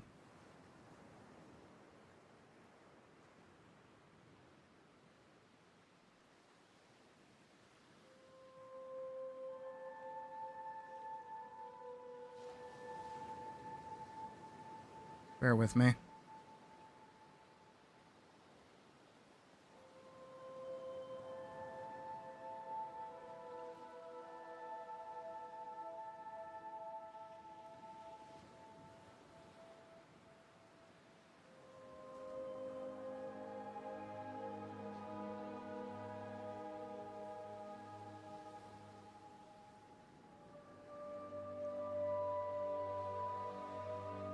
Alright, I think I'm getting a little too old now.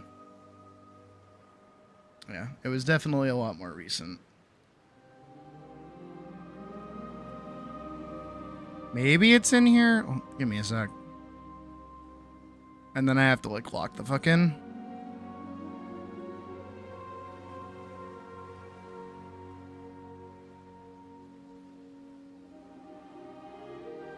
That's when I went for a walk.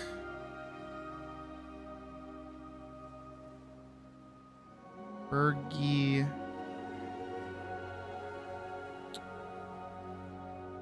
Come on, give me something, give me something, give me something, give me something.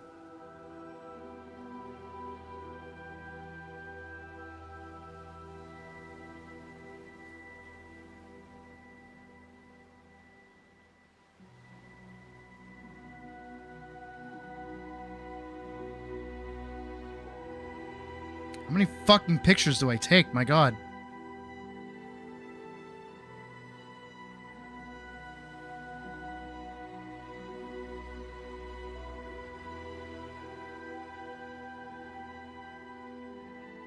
I will find it, I swear. I'm determined now.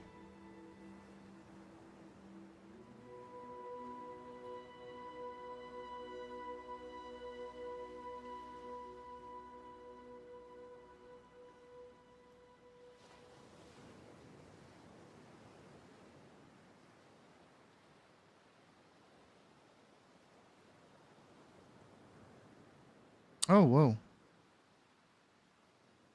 Okay, we're definitely far away now. Come on. I can find the shitty drawing of the shitty dragon.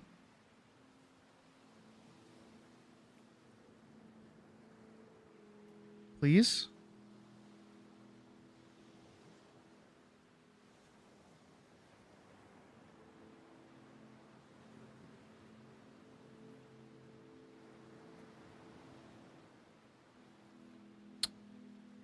I don't think I can. I think I've gone too far back. I cannot find it. Oh, and they're yelling at me. Hold on. Ah! Here, we'll do, this.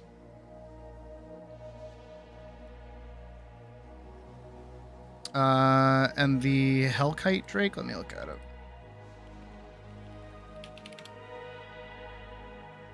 He's very spiky.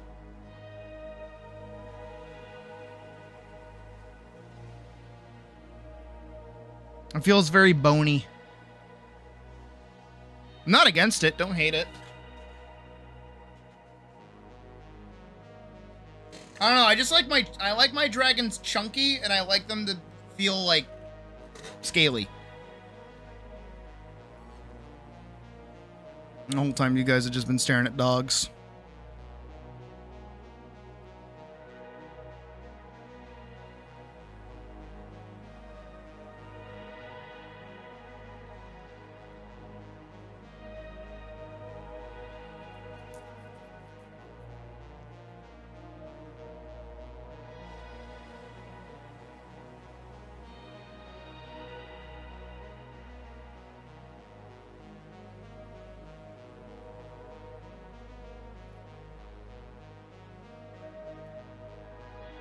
Yeah, that sounds about right. When people like abandoning the duty like that, yeah.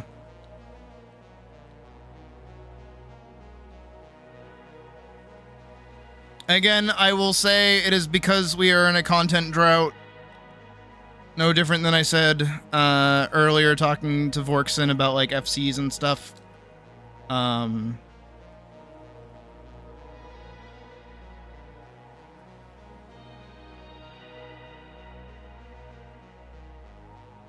It's really annoying.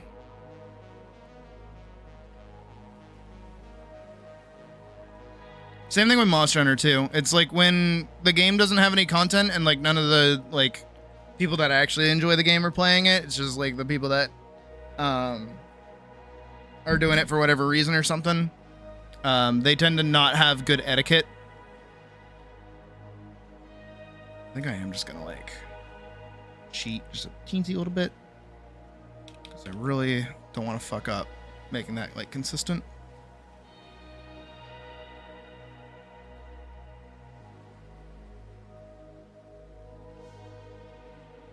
No, it looks good to me. Feels slightly longer on this side.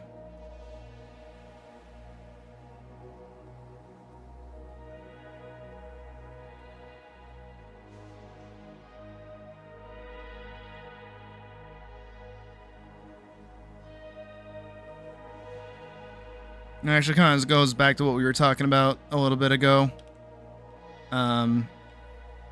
With like gatekeeping like content and still not content, but like gatekeeping what's the word?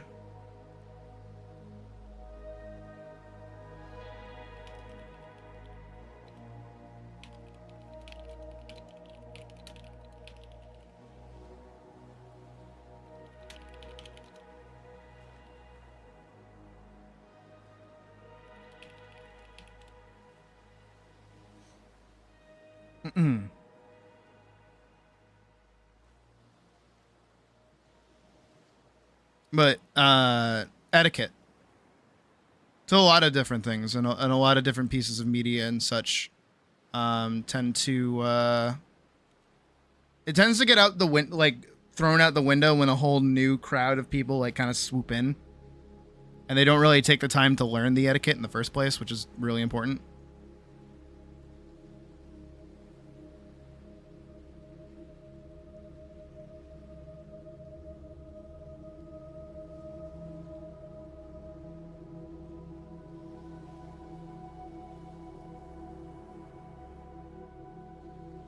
It's just that there's like a culture with these sorts of things, and people don't really like being involved in that culture.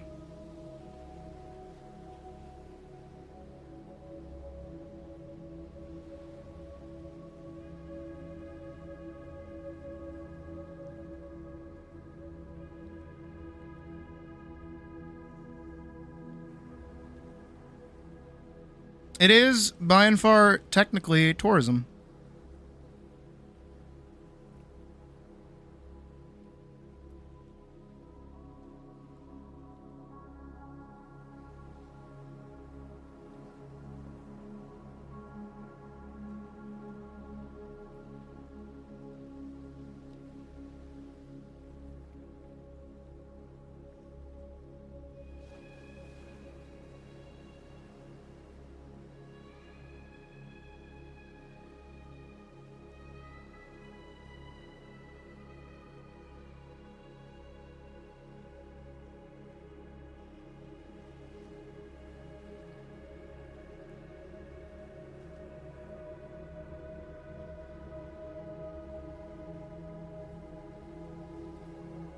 Oh no, you're fine, Matt. Like from what I've seen from you, Mouse, you're great. You're fine.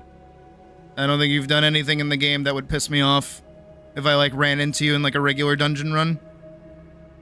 And you're just like trying to play the game as well, which is good.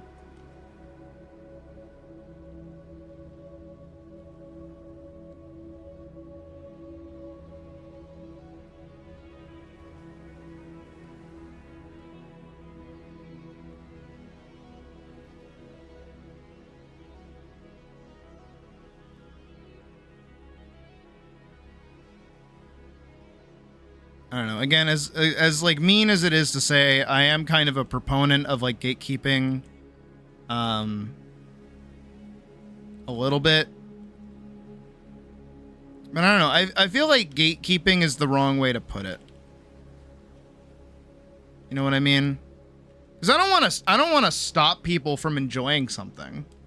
I want people to enjoy things. I don't want somebody to have to prove their like loyalty or that they need to be as knowledgeable in something as I am, which is stupid because I'm dumb and I am not knowledgeable in a lot of things.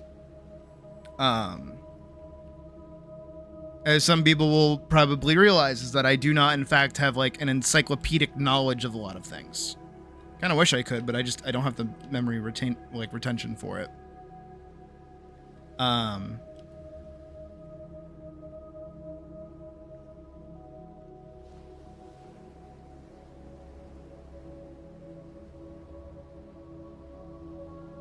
But it's like,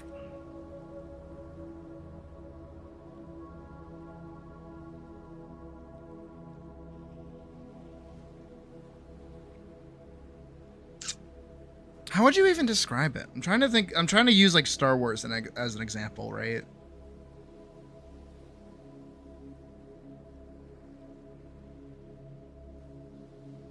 Because I feel like there's like a few angles that you could come at it from, where like you have like the surface level, right? Like the surface fan to like actual fan, and then there's one more above it that's like a diehard fan, I would say, right? Earlier today, one of the DPS dancer ended up dying. I was playing White Mage, and during the same trial, I didn't know how terror worked. Oh no. I feel like here, this is like, you know what a lightsaber is. Here, you've seen like the movies. And then here, you've like, done, like you like cosplay, I'll even say, right? I think sitting here, and here is fine. I think this is okay. I think this is totally a fine thing.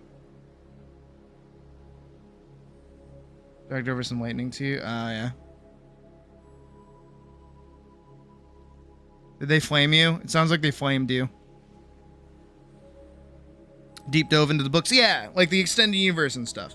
I think engaging with any medium in any of these three tiers, totally fine. I think it's totally fine. I think the problem comes in when these people, the surface fans, start dictating what these people should do.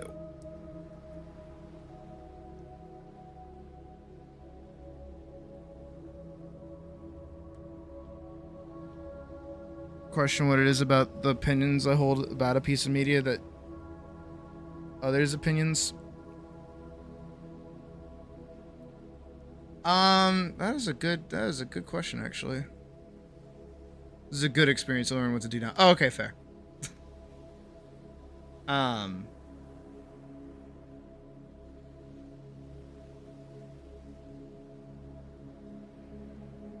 It should negate other person's opinion on X unless it's objectively wrong. Okay. Here's what it is, right? In terms of that. I'll do my best to explain it. Because that kind of explained it, but I'll say it like this.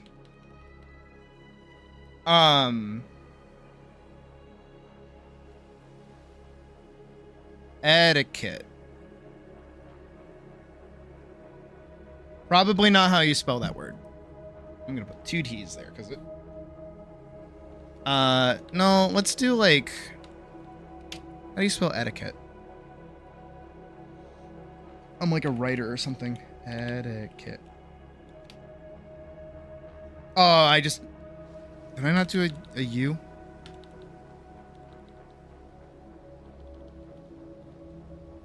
Etiquette. There you go. This is the main thing that I think is important when it comes to any piece of media ever. I don't care how deep you get into a piece of media. I don't care how much you know, how little you know, how much you get involved, how little you get involved. I don't care. But there's an amount of fandom etiquette that is important. The thing is that etiquette is learned and taught at the same time. Right? Like, if you've ever been a new fan to something and you kind of enter the space, I think a good example in like a visual sense is, let's say there's like a group of people over here. There's like 4 people over here.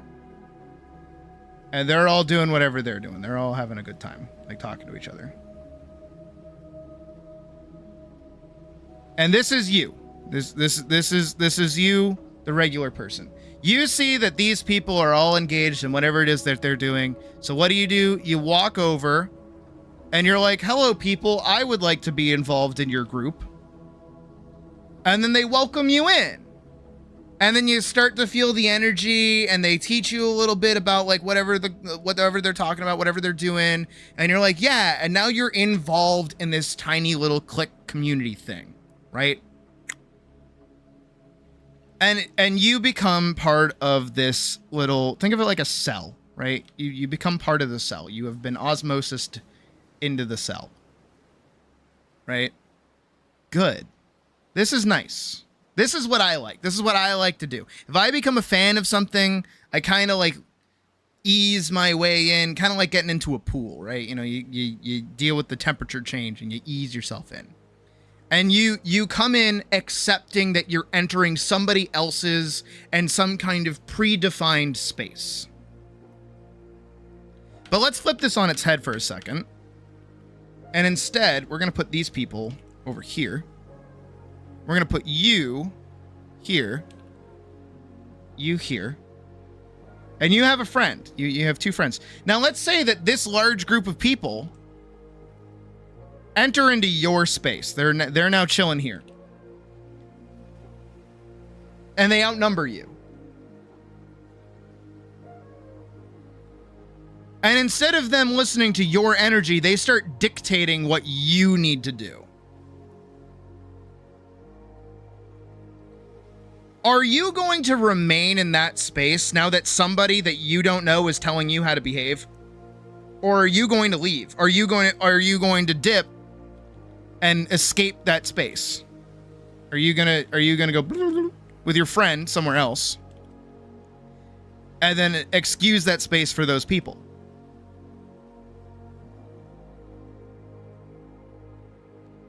And then also vice versa on the other way around. What if you walked into somebody else's space and you started telling them what to do?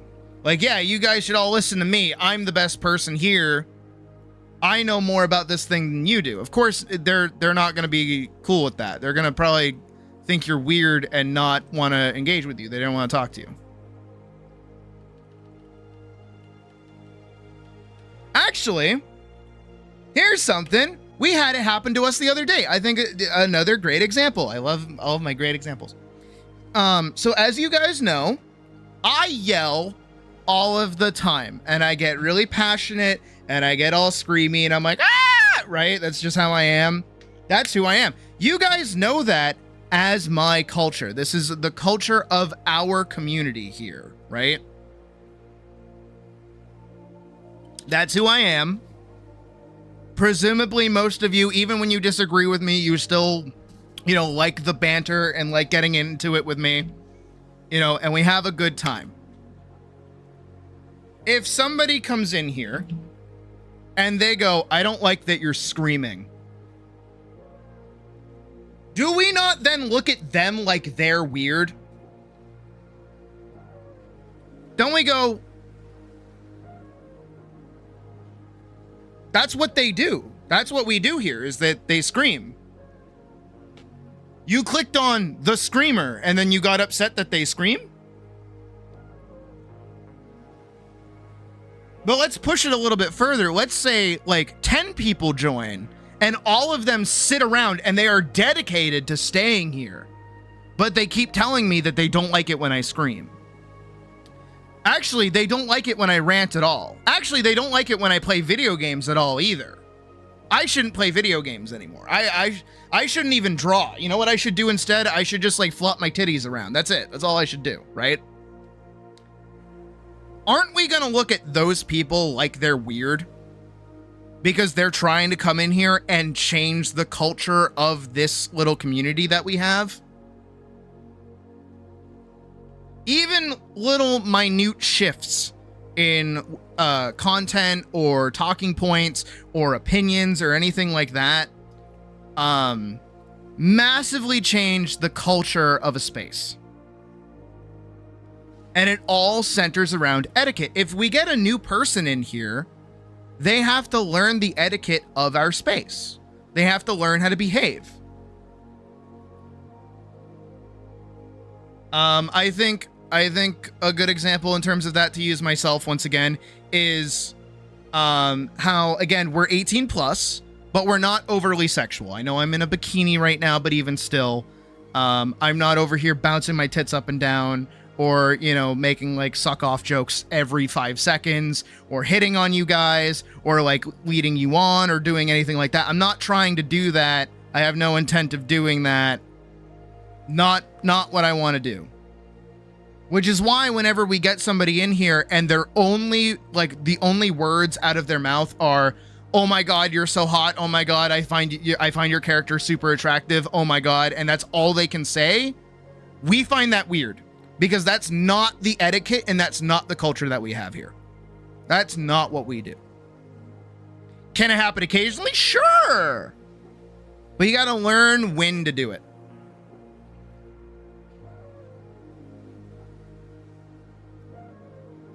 That's when another person's opinion on something starts becoming a problem, is when it becomes like the collective, right? When the majority has a certain belief, the minority that comes in, it shouldn't sway the majority in terms of certain stuff, right? But the problem is, for me anyways, is the inverse of that. Is how I like a lot of really niche stuff, right? Monster Hunter for a long time, very, very niche. Dragon's Dogma, very niche. What else? Oh, I think Final Fantasy is another good example, actually. Final Fantasy used to be very niche. 14 used to be looked down upon as an MMO, actually. And now it's become totally normalized. It is actually like a well-beloved MMO by a lot of people. But again, where I've been playing it for 10 years, I was playing it back like before like PS3 support got axed, right? So I've been here for a while, and I've been involved in the community for a while. I know old jokes, I know old bits. And I absolutely want to introduce more people to the space, but if anybody remembers, there was the great exodus from World of Warcraft, where we had a lot of World of Warcraft players move from WoW over to 14. That changed the culture of Final Fantasy 14. Suddenly, what used to be a very story-heavy driven community that enjoyed, jokes and headcanons and fan fictions and like role-playing, and things like that, suddenly became a very hardcore, difficulty-oriented game. And that's what people wanted out of 14 now, because that was the culture that came from World of Warcraft. That has since bled into how people look at Final Fantasy XIV currently.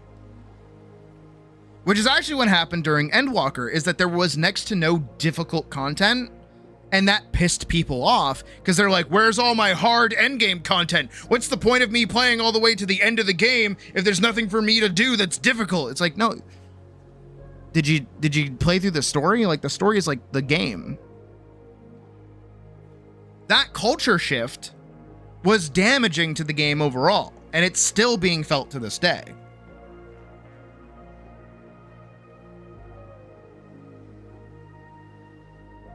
Culture in games and in communities is very, very important. Extremely, extremely, extremely important. And again, even a minute, tiny little shift in how a community feels can completely change the trajectory of a game or a story or any piece of media, really. Anything at all. Look no further than the Amazing Digital Circus to see that happen.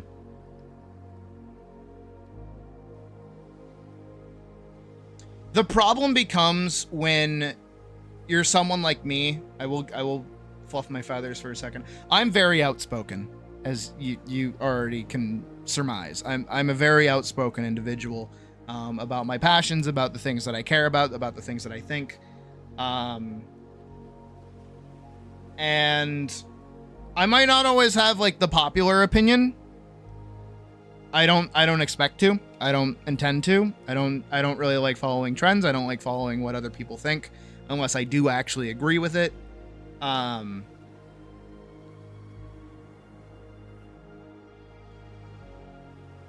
Eric, it's 5 p.m. Oh, yeah.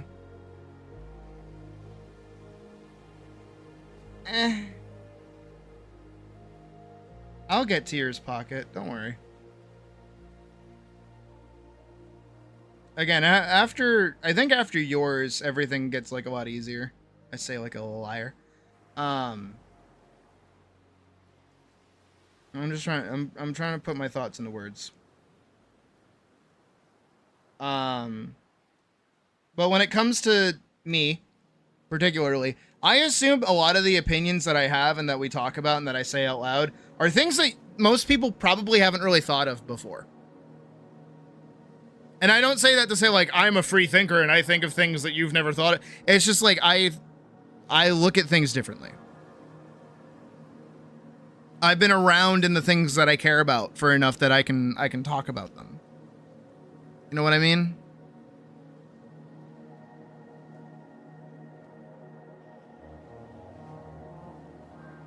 Like, would you really have ever guessed that there was somebody out there who would be that upset over Monster Hunter World before you heard me fucking ramble about it for like a bajillion years?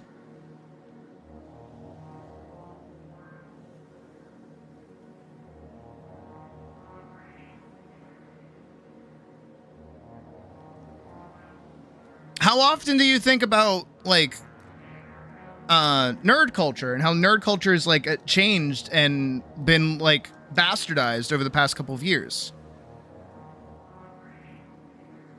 You may have had these thoughts and feelings before. You may agree and disagree with what I'm saying, but I'm putting into words something that you are thinking of, something that you've probably felt but haven't really felt or put into words yourself, because you might not have a space to actually have these conversations with anybody.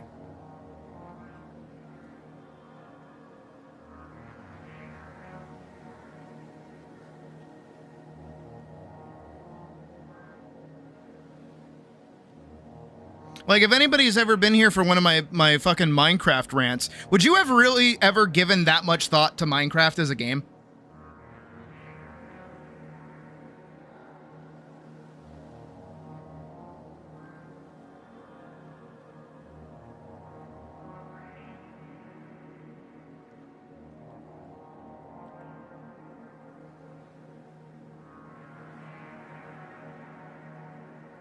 But it was a success. Good job.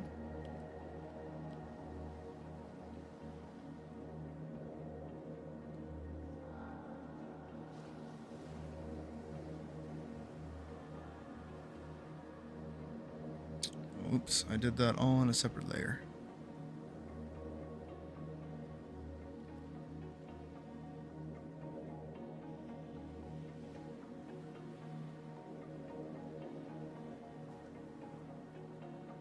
I'm gonna use a term, and it's a term that usually gets used for like larger cultural groups and like actual people, like a peoples.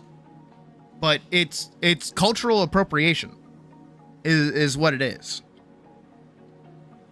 I know that's like the big scary word and usually means like, oh, you know, some stupid group of people is like infantilizing or stereotyping like a culture. Same thing.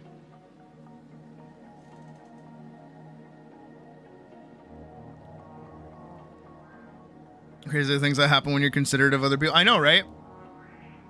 Like, man, if you just like, I don't know, take the time to talk to people and like help them figure stuff out, it like goes good. Crazy, I know.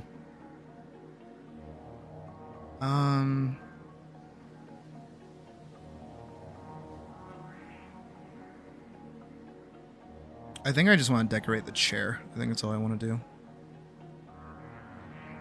Slightly. I want to give it like a little bit of love.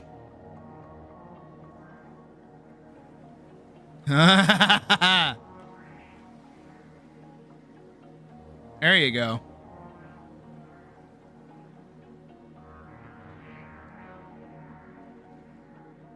Again, there's nothing inherently wrong with sharing culture. I think sharing culture is great. But people that want to absorb a culture to make themselves more interesting are a problem.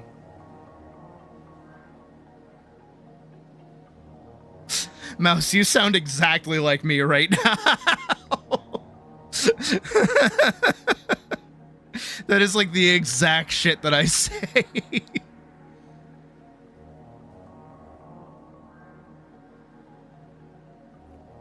I'm so proud. Everything's the same color. Yeah, everything's the same color.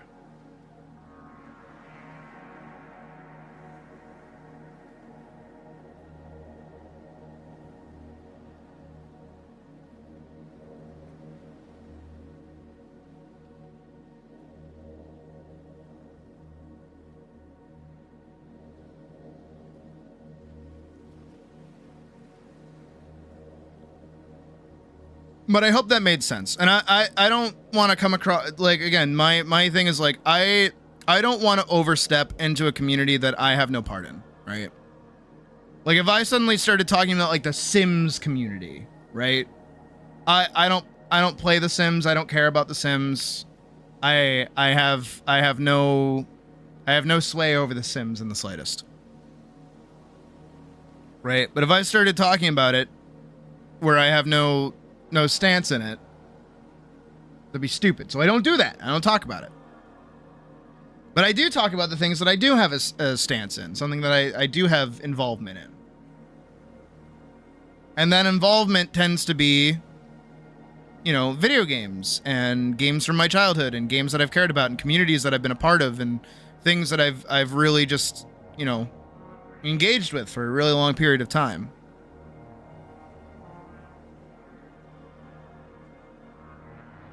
I think a slight problem that I might run into in terms of like you guys' perception of me a little bit is that I always have like an opinion on something, or everyone is wrong about something or something like that, right? And that's mostly true. I won't disagree. But it's also because a lot of the time whenever we have discussions like this, it's about something that I know about. And it's because I'm kind of the one in control of the conversation. If for whatever reason you guys start talking about Deltarune or something, right? I know nothing about that. I know nothing about Undertale. Right? I know nothing about any of those game series. I can't talk about any of that. So I don't talk about it. I don't know anything about modern Five Nights at Freddy's even. Right? So I don't talk about that either.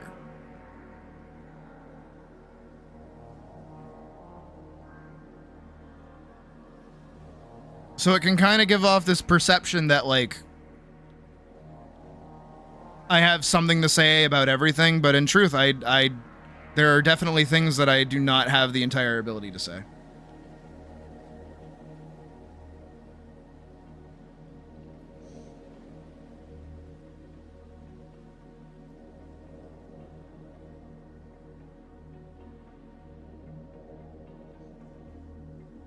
No more than... Yeah, exactly. You get it.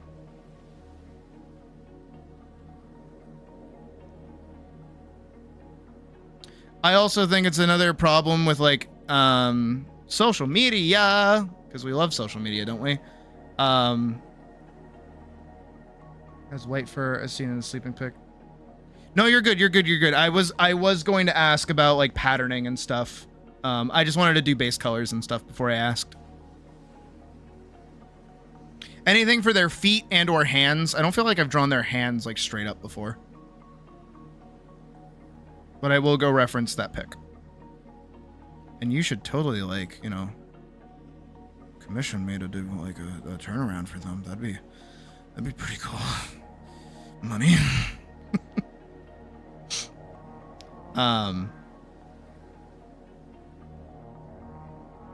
What was I saying?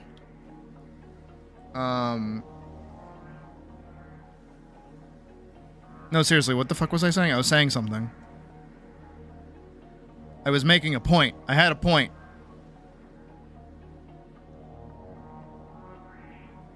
Oh no, my point. Did you point? Oh, that's blue. Oh, I get it. Okay, yeah. I'll go back and redo that. Oh, yeah. Oh, that's pretty.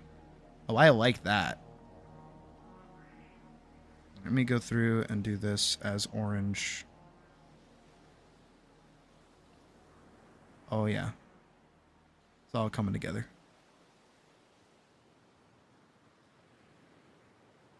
Don't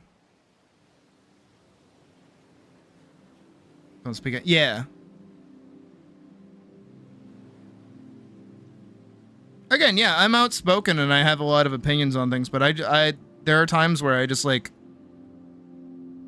there are things I can't talk about because I don't know enough about them. And I will totally accept that I don't know about them. But when I show interest in something, that's when I start, like, trying to learn about it.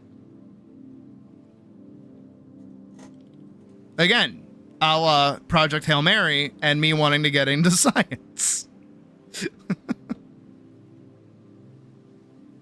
White fingers, including knuckle. You can see their underarm pattern on the pic as well. Okay, gotcha. And white feet. Okay. Can work with that.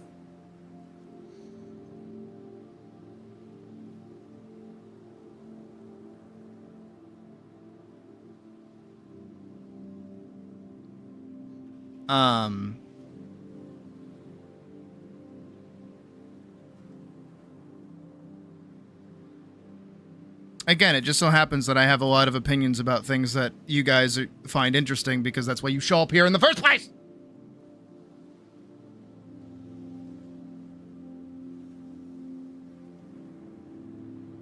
Is that I know all of the stuff that most of you guys know as well, and I engage with it, and I like it, and I enjoy it.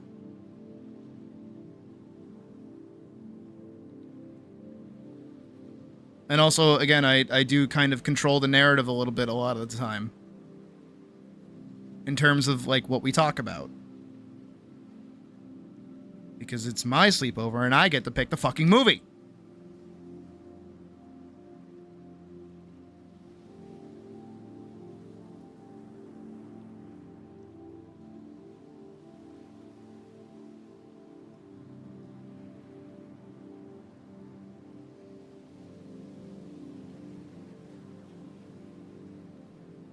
No, I wouldn't like Dr. Stone.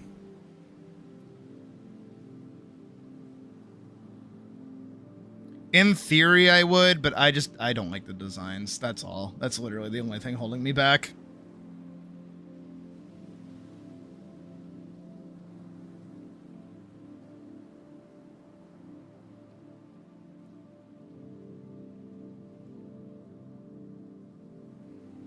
Also, I'm gonna be real honest. Besides, like, the Dungeon Meshi and Frieren, I've kind of fallen out of anime. I don't think there's been an anime release within the past like 10 years that I've actually liked. I say 10 years. 2016. Oh my god. What was like the last anime that I watched before Dungeon Meshi?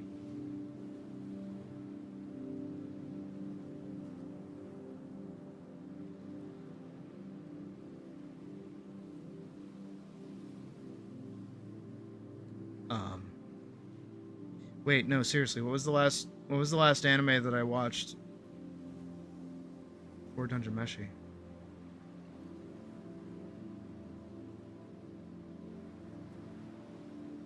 Beastars? But wait, when did Beastars come out? I feel like that was recent.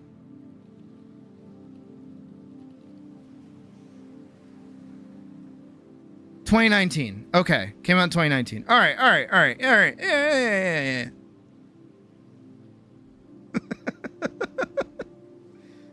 Manga release. When did the manga come out? How about that? 2016. Ah, there we go. That's my loophole. Oh, Uma Musume. I liked Uma Musume. That's a good one.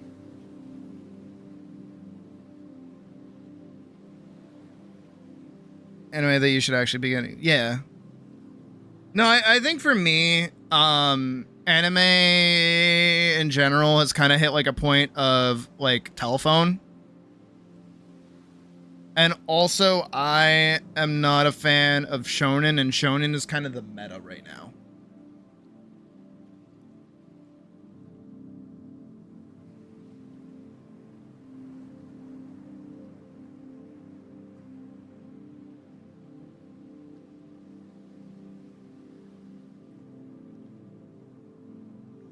I feel like every generation of anime fan kind of has like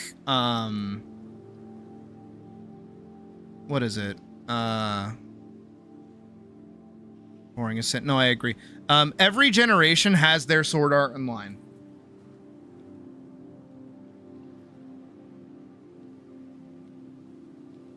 I know that's rich to say, as Sword Art Online was my Sword Art Online, but like every generation of anime fan will have the anime that is entirely just like dedicated towards like teen fantasy.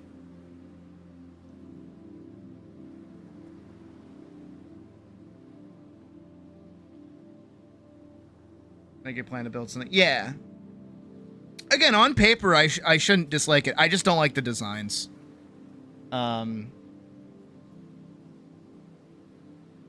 And it's not that I think that they're bad. Again, it's just like personal preference.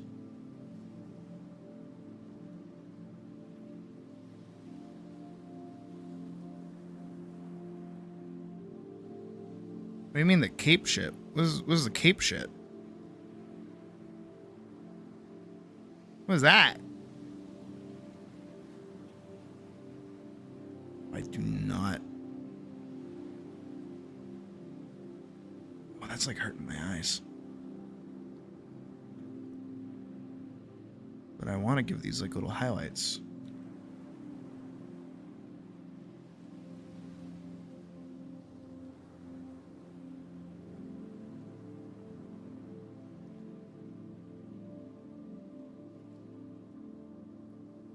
G'day.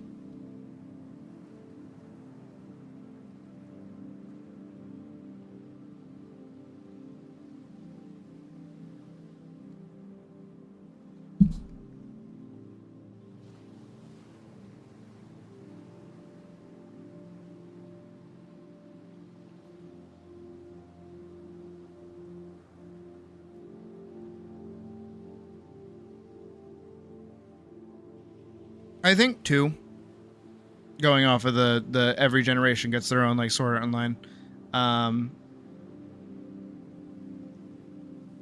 Cape shit is another name they go by. Oh. That's stupid.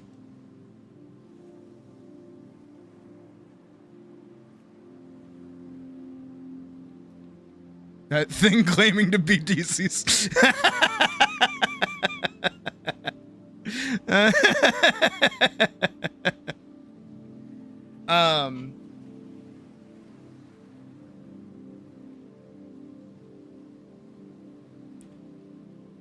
I think for me, what it comes down to is a recognition that, one, a lot of media made nowadays is not made for me. Which is why I make my own stuff. There are things that I want to see that no one else makes. And I don't know who else will agree with this, but I have seen over the past couple of years, like probably the past 2 decades, a slow decline in like colorful fantasy. And that kind of upsets me. Because I really like when fantasy is hopeful. No, I want hopeful fantasy. I want the ability to defeat evil. You know, I want evil to be defeated. I want good to prevail. I want heroes to be heroic. That's what I want. But it seems like we have such an aversion to that because it's not necessarily the easy way out, but it's been done a million times. And people want to do something different with it.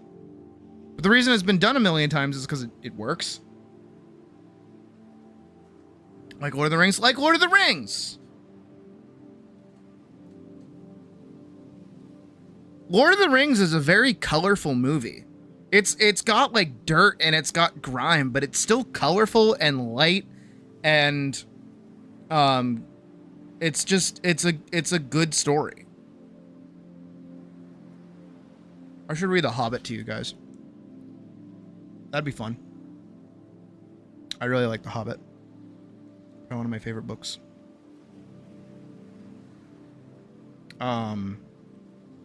Should just read Lord of the Rings to you guys, actually. Thank you. It took me a while to draw it.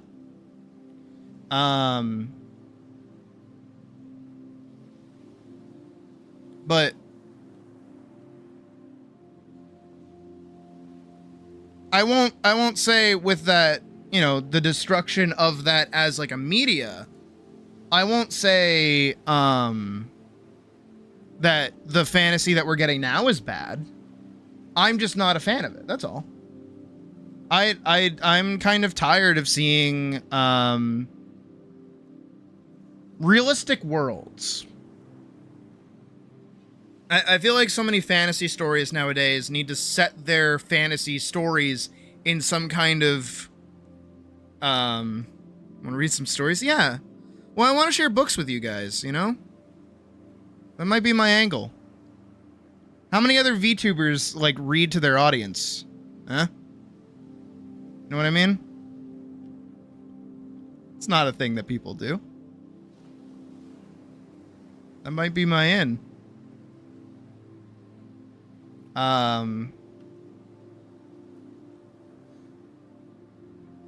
And especially with me trying to get you guys to write and make your own stories, it would be good to like read you some of the classics, and even some things that are just good in general. I do not have money for that. I'll just draw it myself.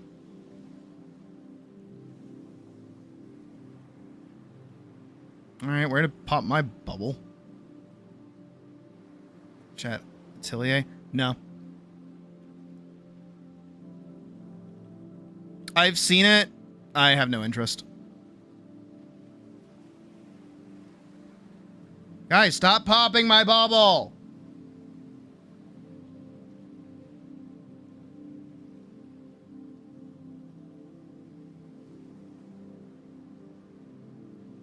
No, guys, you're supposed to pat me on the back and tell me how original I am. You're not supposed to tell me like 50 other people do the same stuff I do.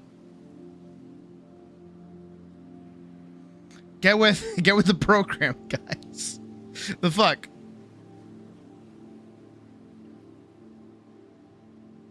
No, but My thing.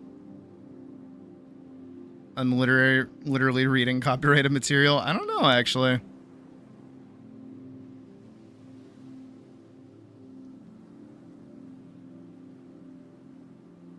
I guess I could find out.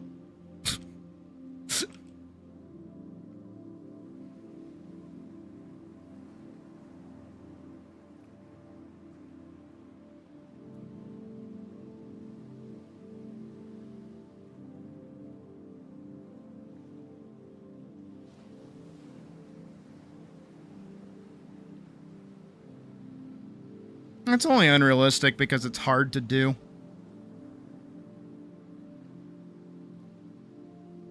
Being a creative in general is hard. But no, alright, here. Here's what I want. This is what I want. And this is why it bugs me. This is what bugs me, right? Is I want colorful fantasy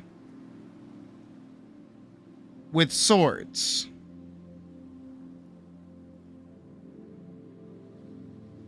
Swords.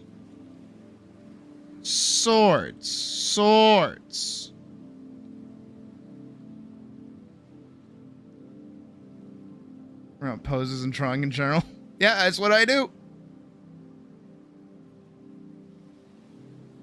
Swords. I need swords. I need knights. I need dragons.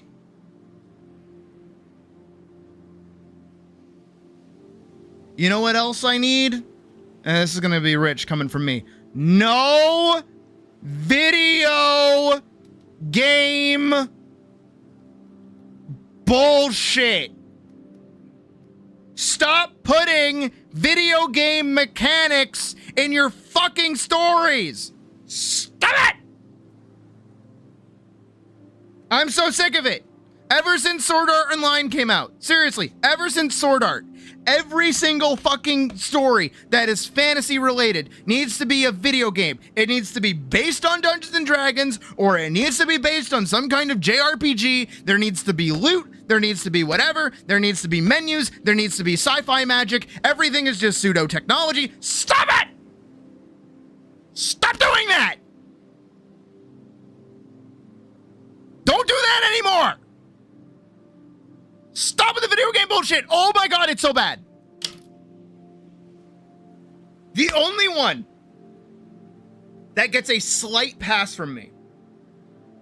There's two, and I've already talked about them today, which is Frieren and Dungeon Meshi. Dungeon Meshi is good because it feels like you could play it through a D&D campaign, right? Dungeon Meshi is very much so like based in D&D. But it's a really good fantasy story besides it. It isn't, hey, me and my friends, we did a D&D based campaign and then turned it into a comic. All of you know exactly what the fuck I'm talking about, by the way. All of you know exactly what the fuck I'm talking about. And Frieren is very much so based in JRPGs with their titles and such. Like the hero class for Himmel the Hero, the mage, the priest, the warrior, things like that. But it doesn't take away from the overall fantasy of the world itself.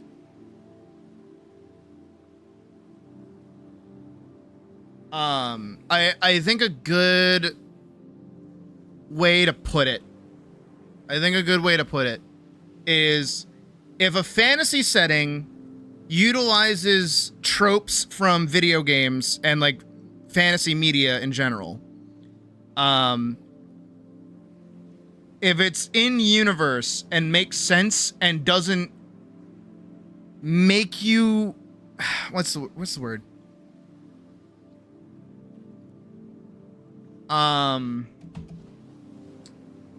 Oh yeah, Mighty Nine is oh my god. I'm sorry, I don't like Critical Role. That's gonna get me crucified.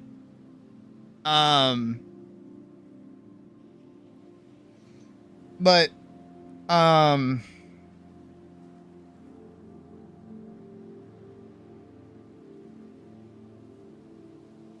what is it? How do I word it? References. That's it. If your work or the work that is happening is, hey, don't you know this thing from that game? Oh, it's just like that game. Oh, we're doing the same thing like you're playing a video game. I hate that. I specifically hate that. I don't care how creative you get with it. I don't like it. But if you build the universe in a sense that those kinds of things kind of sit on the outside a little bit, and the narrative itself gets to be more involved than just, don't you know this about a video game? I'm kind of okay with that a little bit more. I think like the limit I can go is Goblin Slayer. I think genuinely the limit that I can go with that is Goblin Slayer. Because Goblin Slayer is very, very D&D heavy. But it's got more under the hood than just making you think of D&D.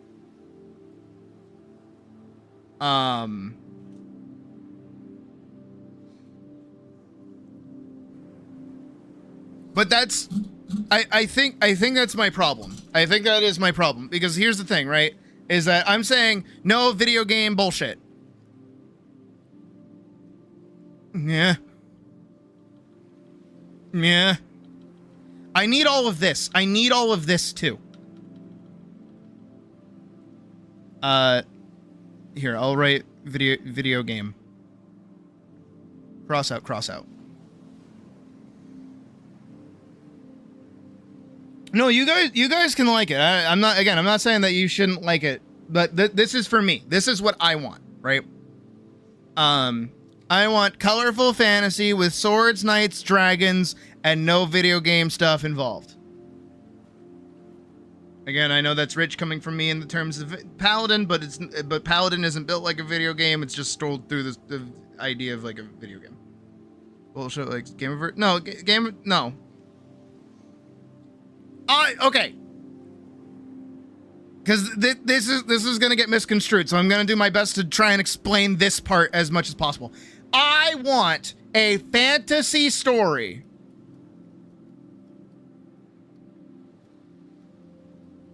that does all of this. I'm okay with other stories exist, but I want more of this. There is none of this that exists. There are things that get close to this, a la Freerin, Delicious in Dungeon, so on and so forth, right? Those stories get very, very close to this, but they miss the mark somewhere. Right? No, don't apologize. Again, I feel like you came in like midway through me explaining this. And I didn't do a good job of like setting up. I wasn't teeing it up good enough, right? Because the point of what I'm trying to say here is that stories like these don't happen anymore. Maybe they do, but they kind of don't. Right? We don't really get any more King Arthurs anymore. If we get here, if I undo all of this, right? If I get a colorful fantasy story, it becomes about mages, not knights. There's no sword main character. Right? If I get a fantasy with swords and knights, it's dark fantasy, it's not colorful. If I get a fantasy with like with knights and dragons,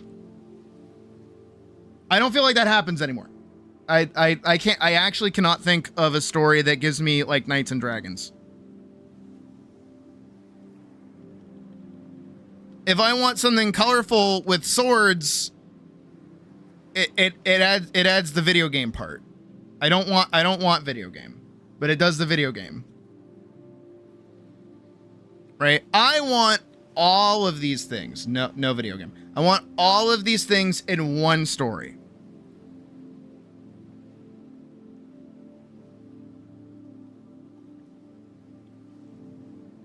I would really like you to rack your brain to try and think something that covers all of these bases.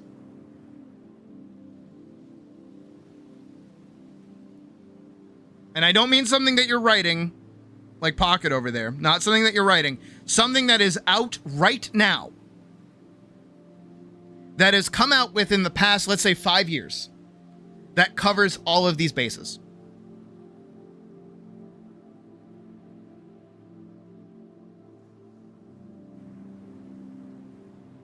There is a difference. I forget what the actual difference is. Let me look it up for you.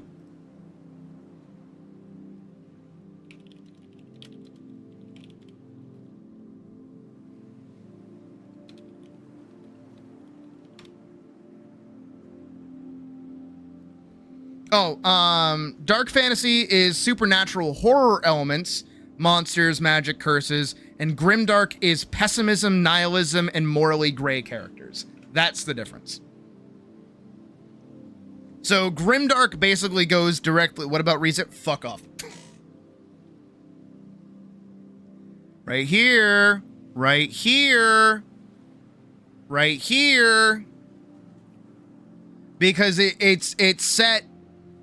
It's set in the modern day. No. Oh, no.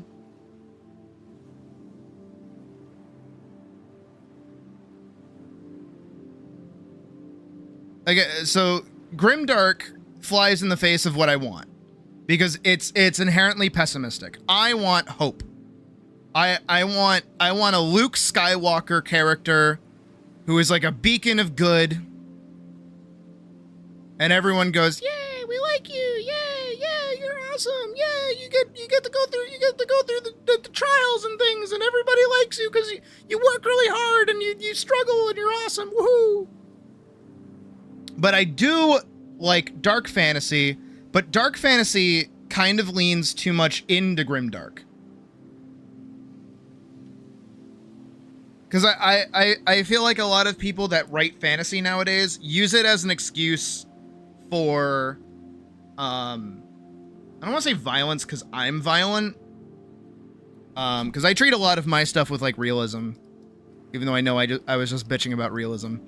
But, I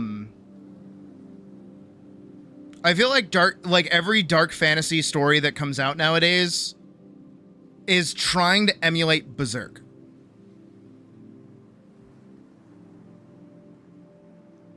Which is oddly interesting because I personally would not consider Berserk grimdark, but I think other people consider Berserk as grimdark.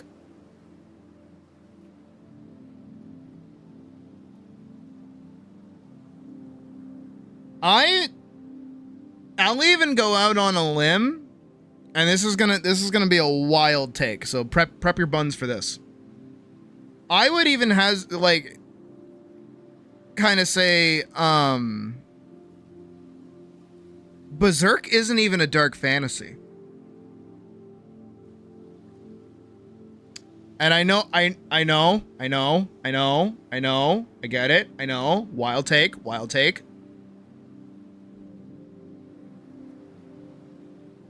Because yeah, it's got like supernatural horror elements and things like that, of course. But I feel like dark fantasy itself, as it is what it is meant to be, has kind of shifted into meaning grimdark. I can't think of any dark fantasy story that comes out that is positive, that has any amount of hope at the core of it. Oh my god, game it. Oh my god. But Berserk is, by and far, oddly enough, one of the most hopeful and, like, positive pieces of fiction that you can probably read. But it takes you putting work into it to get that meaning out of Berserk in the first place. Because on the surface, Berserk is fucking awful, terrible, horrific. The shit that Guts goes through, the shit that Casca goes through, the shit Griffith puts both of them through, the state of the world, all the violence, death, and murder, all of these horrible, horrible things that happen. But it's the representation of the endless void and death and existential horror and all these things that are seemingly insurmountable. But Guts always pushes through it. He is scarred and he is battered and he is bruised, but he's the struggler. He continues the struggle. He continues fighting forward. Even at times when he gives up, he still picks himself back up. Like a classical tragedy? Yeah. But at the end of the day, it's still a positive story. It's not meaningless. I would say something more along the lines of like Rick and Morty. Rick and Morty is a miserable show. The latter half of the seasons, around the time that Justin Roiland was still working on the show, a lot of those episodes would make you, as you walk away, feeling bad. It would make you feel sick and miserable walking away from it.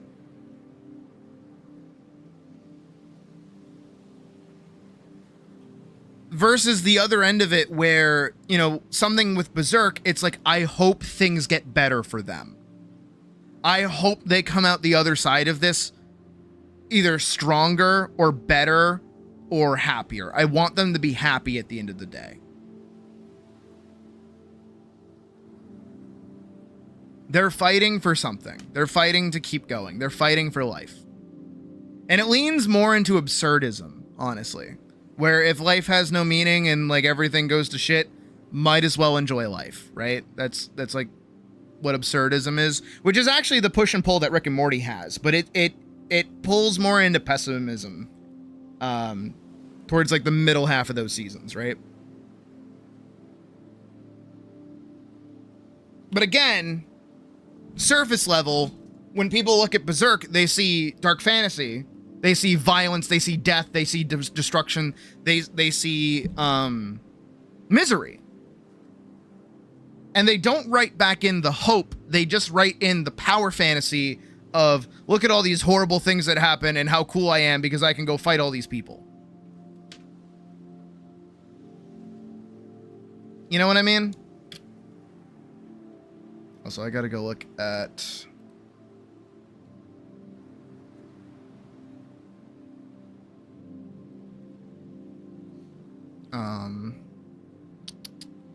where is your name? Where are you? There you are. This one. Best image I got.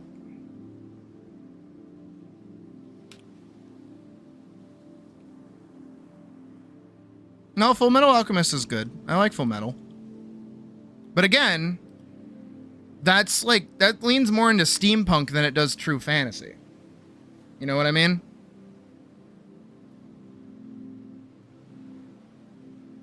Okay, yeah, like, I'm seeing.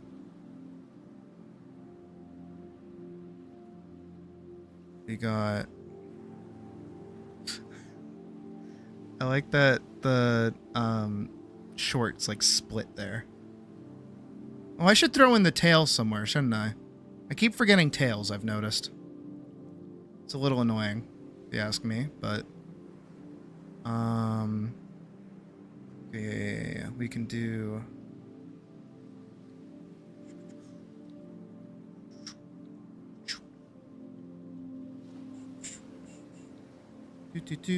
Do.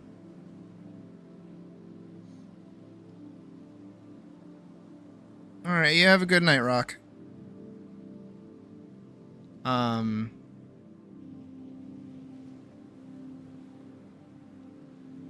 But again, that's my issue. That's my problem right now, is that the kind of media that I want doesn't really exist anymore. And for me, that kind of sucks.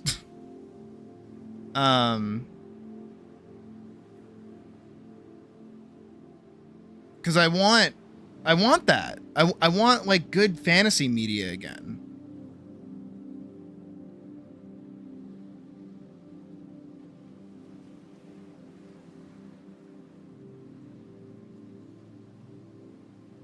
You haven't heard of Far Cry 5? Like the worst one?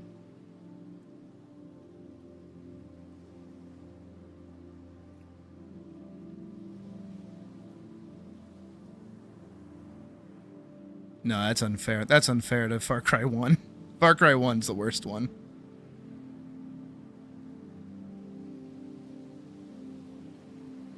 Back end, put it on with free data with Jesus.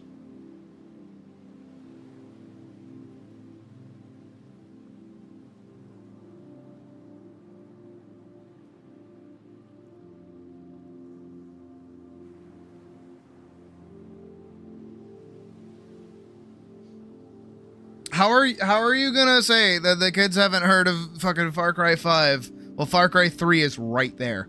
The one that like no one's played. And is like the best one. I mean, Far Cry 4 has better gameplay, but Far Cry 3's story is just better.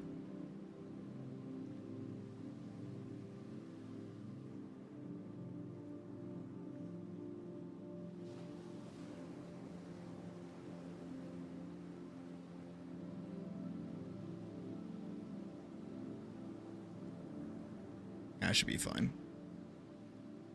Then you have like the inside here, like the arm. How deep does that go? Not very deep. Think about there. That works. Not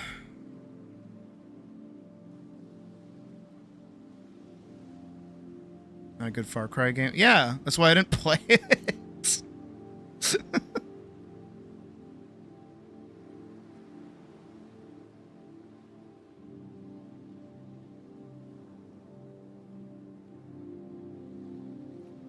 Here we go.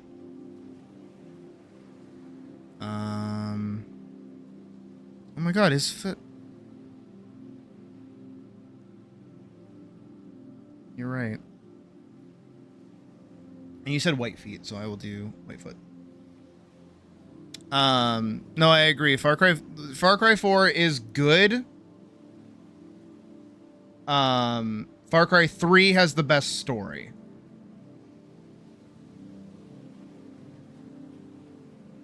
That's my humble little opinion. Is this neck white? It is. I figured. I know how patterns work.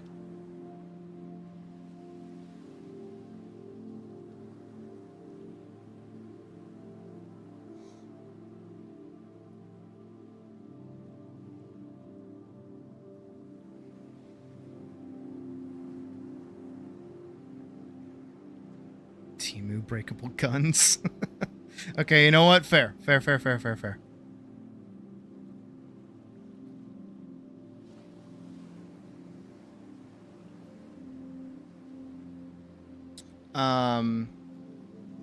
But yeah, just in general. How do we get on that topic again? You talking about like fantasy stuff in general? Oh, right.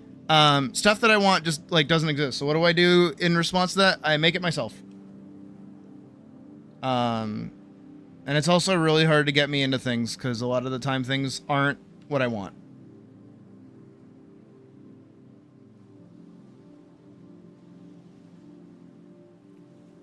And I feel like there's two ways that people can approach something not being what they want. Which is, one, they bitch, whine, and complain until the thing changes, which doesn't help anybody. Or they make it themselves. I try to make it myself. Emphasis on the try.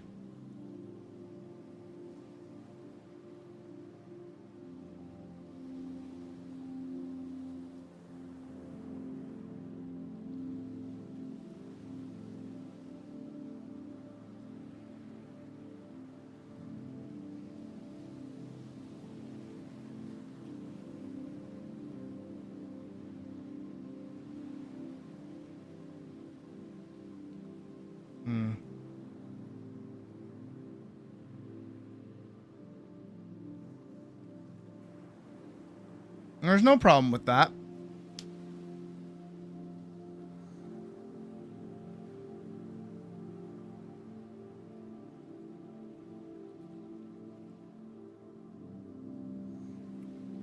Again, my just big problem is I got my favorite kind of thing is a thing that nobody wants to make.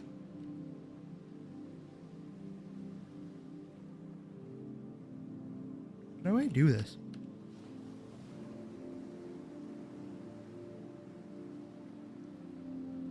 Oh, that would be good. Look at that. Yeah, that's good.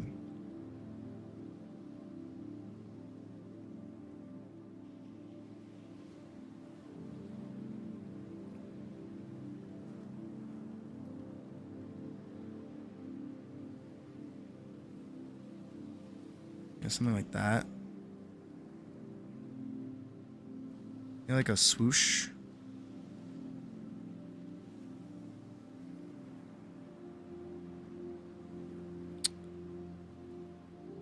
Dude, your tail is giving me a hard fucking go right now.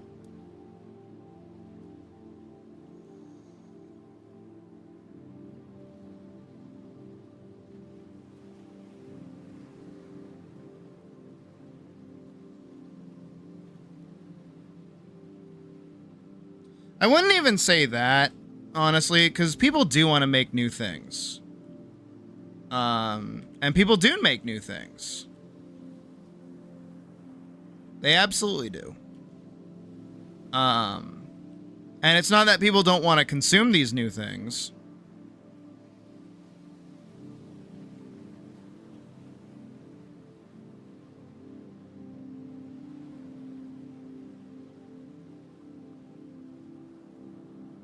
But I think it's a micro problem of a larger problem, is that things, when they come out and they are good, and they are...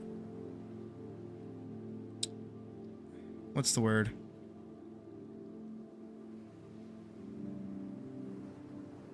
Like, they are just good. They don't spark conversation.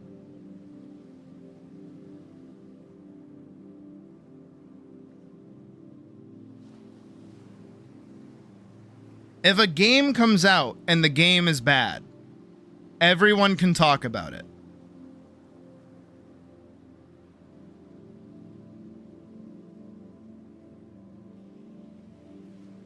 Even if a game comes out and the game is like really, really good, people are gonna talk about it.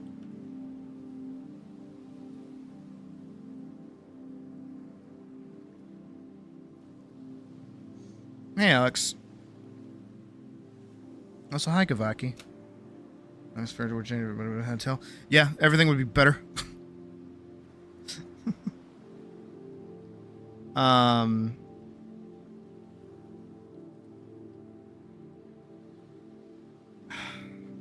Where do I put it?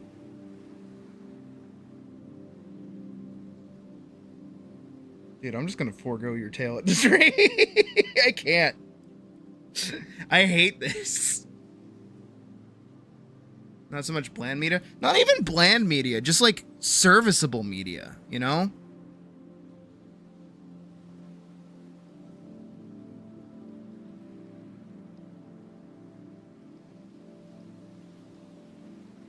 If you're thinking about what you're gonna eat next, that sounds like good living to me.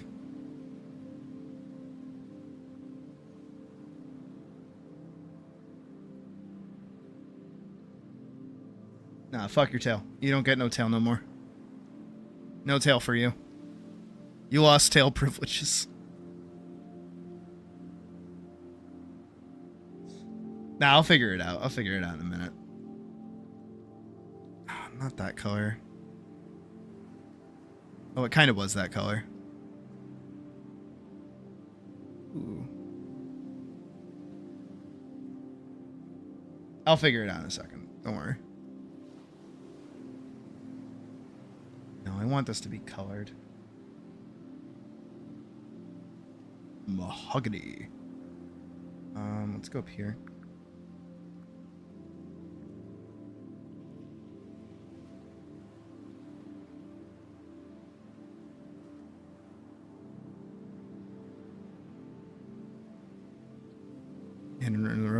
I'll have like a little bulge pop out, and it'll be like, oh, that's just the tail.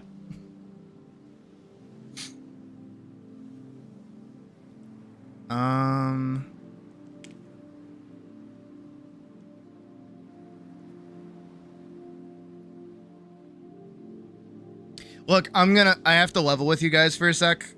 Like dead serious for 5 seconds. Like real talk with Sydney. Wearing a tail, like having a tail on my back, because I have a lion's tail. It's part of my partial, right?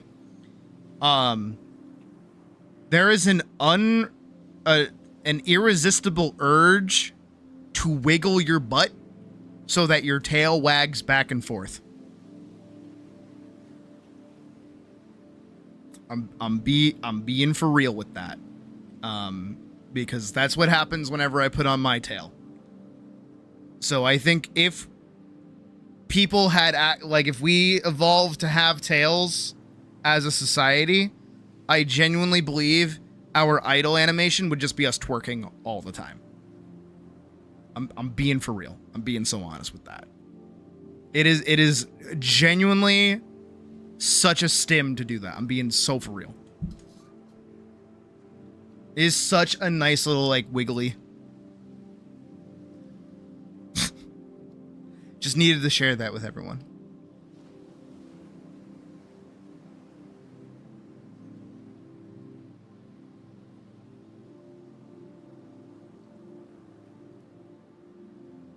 The only time I will ever twerk on stream is when I do my fursuit stream and I have my tail on. And then I stand still for 5 seconds and I wiggle. Look, I already curl my hair as it is. Like I play with my ponytail like all the time, and I curl my hair and shit.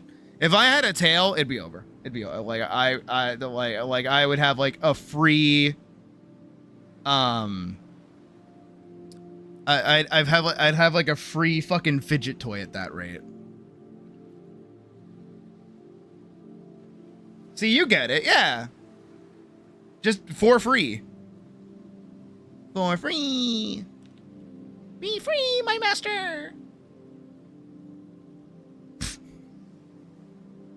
it creates a powerful image. Powerful image.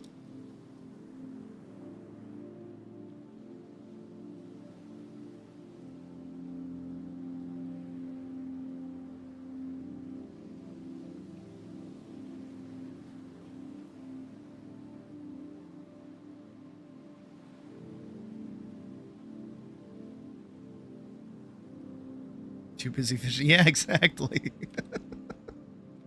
So you get it. You guys get it. You see, yeah, you get it. I built this community brick by brick.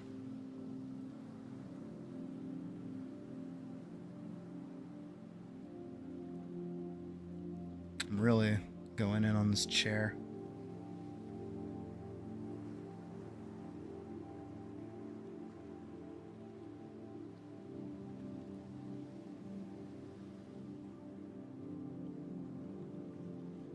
Work with me.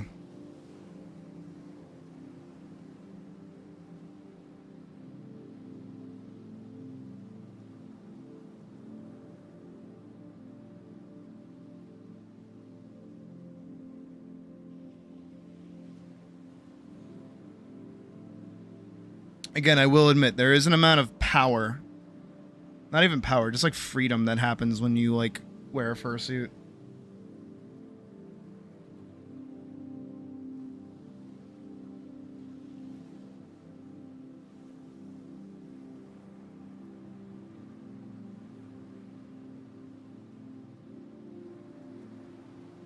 It's nice. I like it. I want a full at some point. I will get one. I need to get one.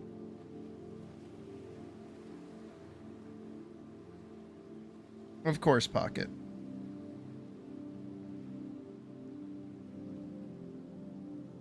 Wow. Wow. Alright, I need to do like swirlies. On like the wood. give it like a little bit more texture.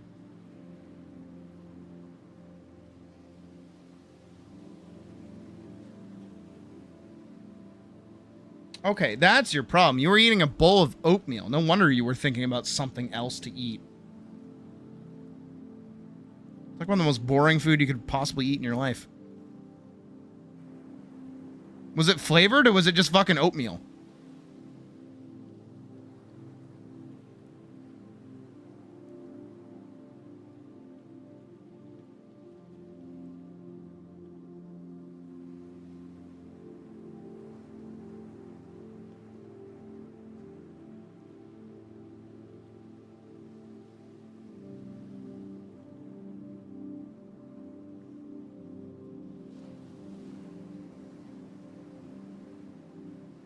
We're getting some nice texturing in.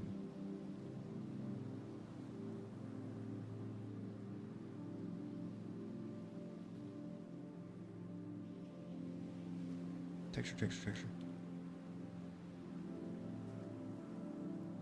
Cinnamon and yeah, no wonder you were thinking about something else. That's fucking...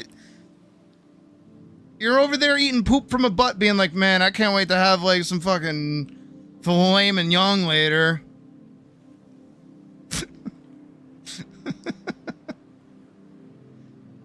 Is a good snack to have? Yeah, if you're like a fucking, I don't know, like a horse.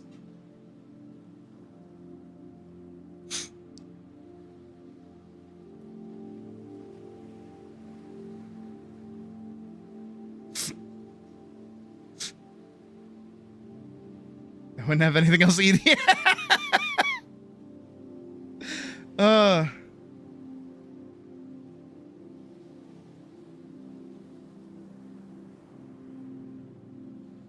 What are you, deaf?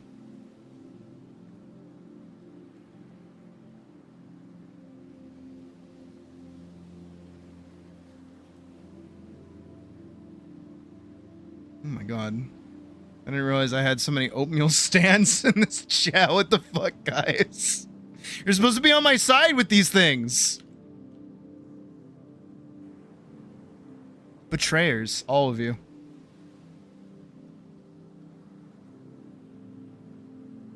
Okay, that already has like way more detail to it now, thank God.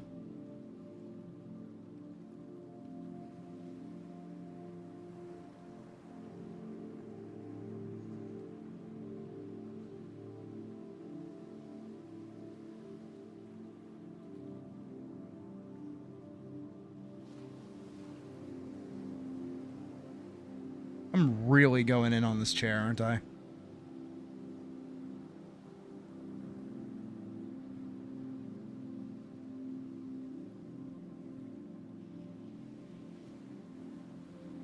I just don't want it to look like doo-doo butt.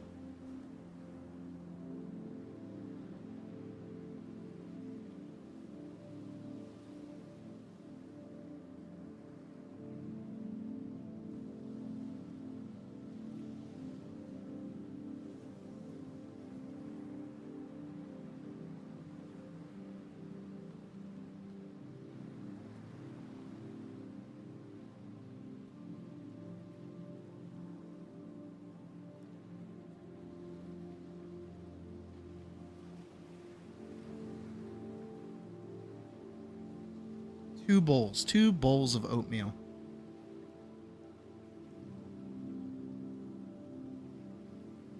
Over there being like, nay.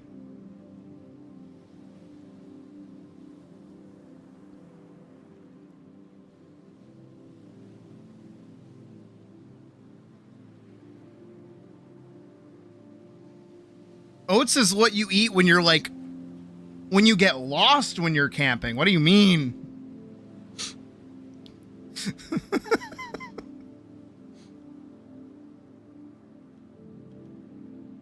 I'm just giving you shit. It's not that big of a deal. Imagine if I got like actually really offended that somebody was eating oatmeal. How fucking like useless of a problem would that be, right? Could you imagine? There has to be somebody out there who's done that. Absolutely, right? I'm not completely crazy, just mildly crazy.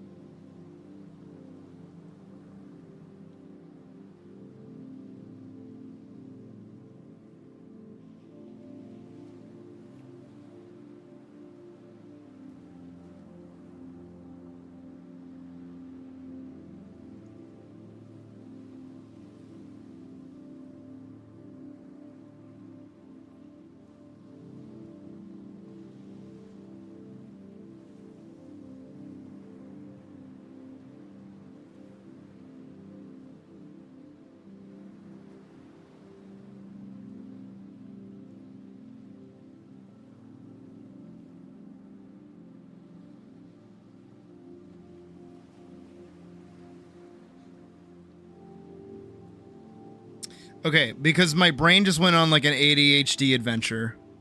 I have a question for everybody. How do you specifically, make hot chocolate? Let's see what happens.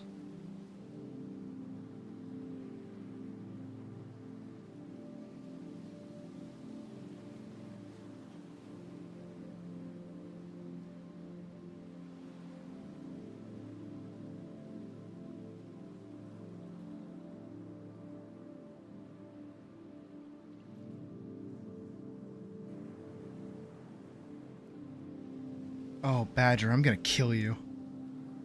Badger, oh, Badger, you're dead. Oh my god. How do you fuck up twice? How do you do that?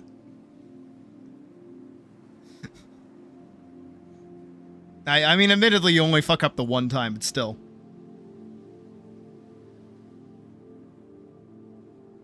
Chocolate dust, hot water. Oh my god. Oh my god, everyone's dead. I'm killing everybody.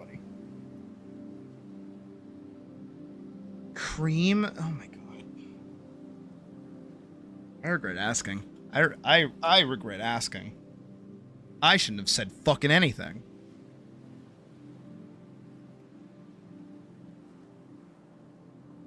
Stove top, then add cocoa put. That's like...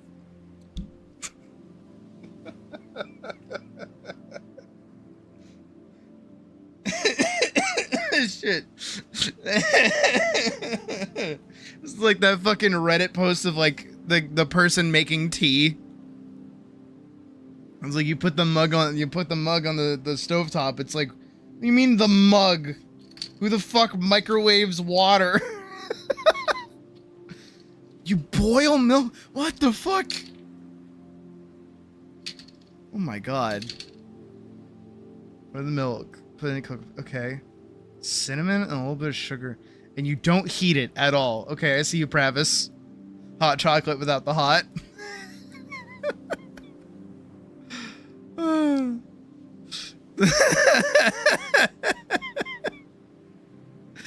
my god.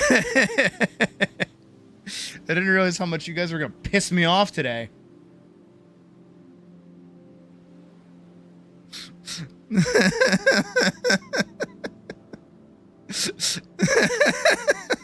Fuck. I legitimately regret asking. Oh my god.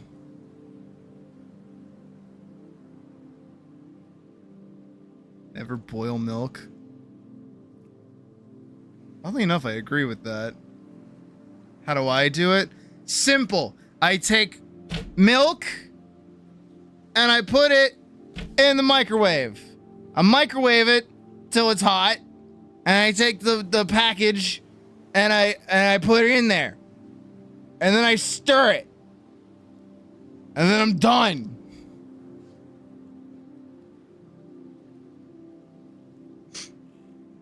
Use a kiln for your milk? No, you fucking microwave it, you asshole. Shit.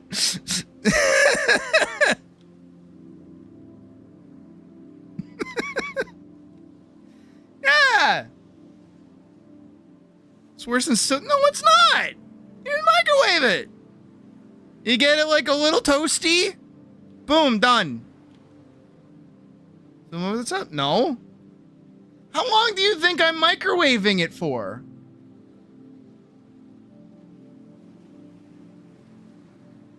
Authentic cocoa butter? No, I get the little fucking, like, packets that come in the store, like, around Christmas time or whatever.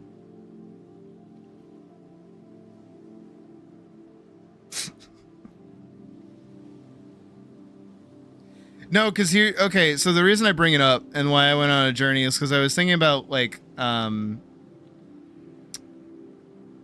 this is the T-skate. What is it? I was thinking about, like, oatmeal and, like, water and, like, getting it from the store and all this other stuff. And then I came to the realization that I don't know how, but I jumped to when I was working as a barista, and I remember somebody ordered a hot chocolate, and I started, like, steaming milk, right? Because in my head, hot chocolate is milk and chocolate with hot milk, right? That's what I thought.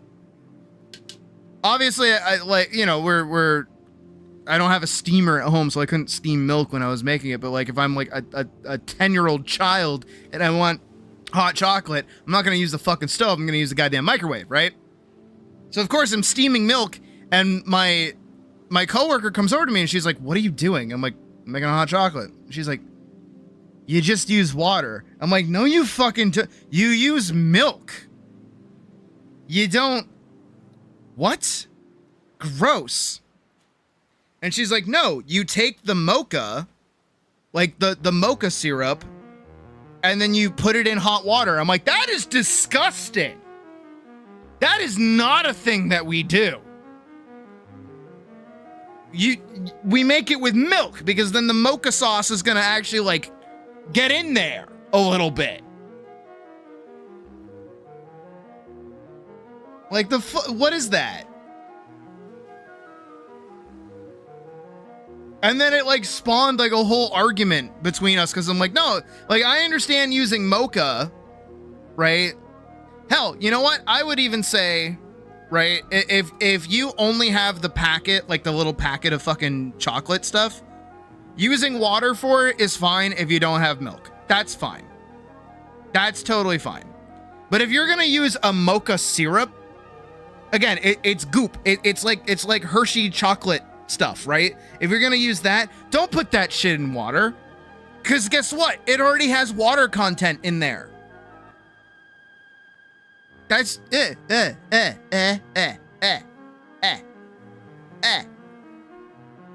Don't fucking do that.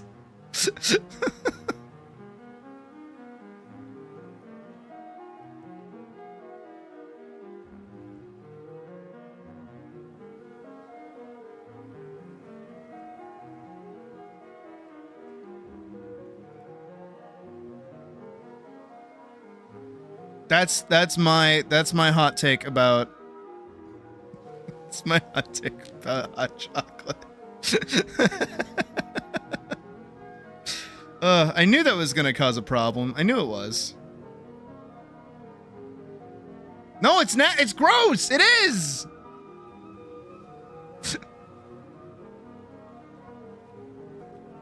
It's. In fact, yeah. Look, I'm sorry. I don't want like separated syrupy water. Thank you. I'm quite good not dealing with that. Thank you kindly. If I may or may not, please and thank.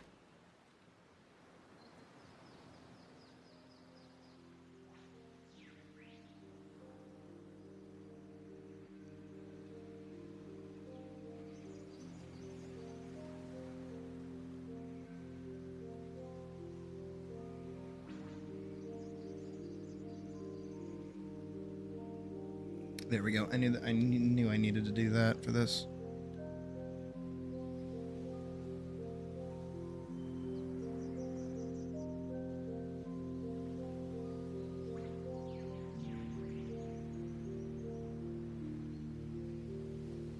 Fucking gnarly.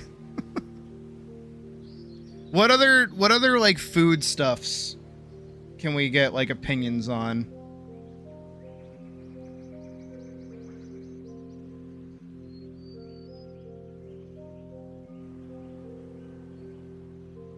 That's a good question.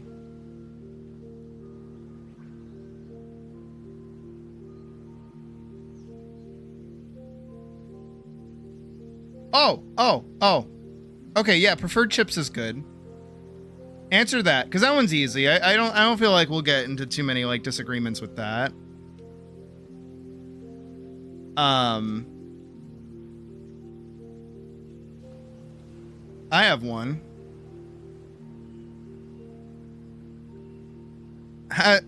Warm cereal. Man, you really gotta spark joy, don't you?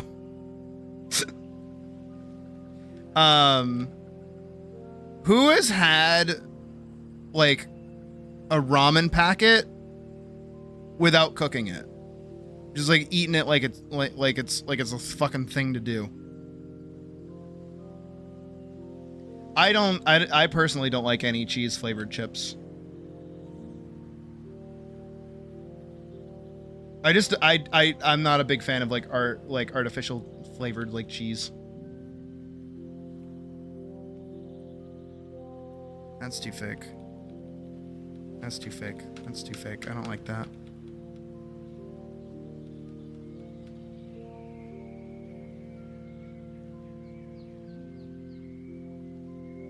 We're about to find out, Badge. We're about to find out. Jalapeno kettle chips? I agree with that. Jalapeno kettle chips are pretty good. Oh, Pravis, you sick bastard. Eat the broken off bits of the bag. Oh, God.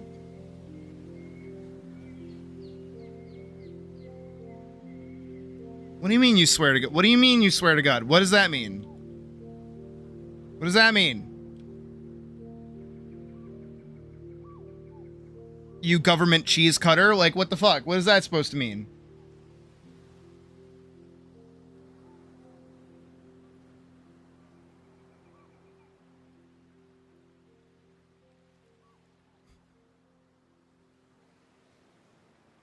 I know you're not, but you should be. You sick bastard. Have you even considered the smell? You haven't considered the smell, you dumb bitch!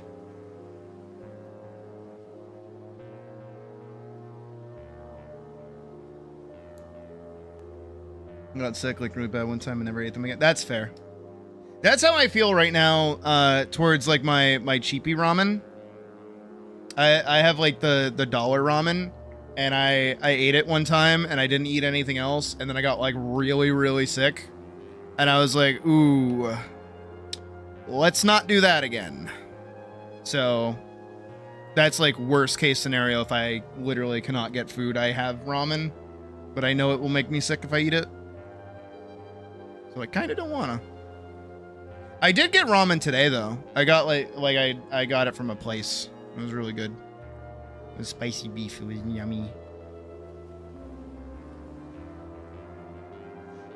Countless people just gnawing on dry ramen after dumping the flavor. It's gross! It's gross! It's gross! I hate it.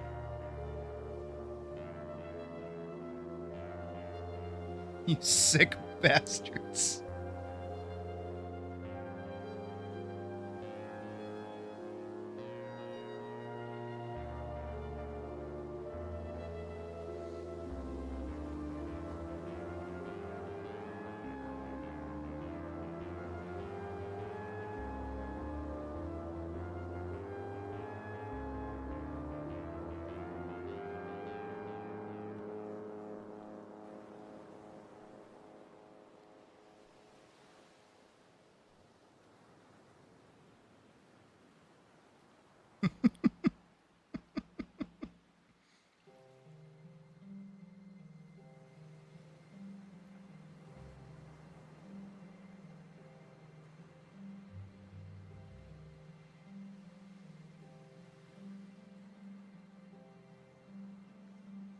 What else is there? What other like food sins are there that I could judge people for?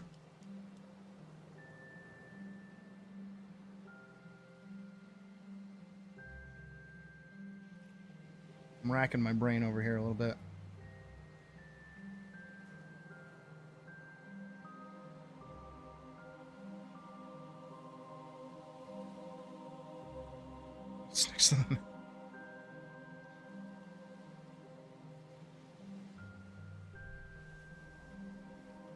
Wait, you already had the burger? Wait, you already had the burger? How'd you already finish the burger? Professional pizza toppings they like? Oh, yeah. Tuna sandwiches? I like tuna.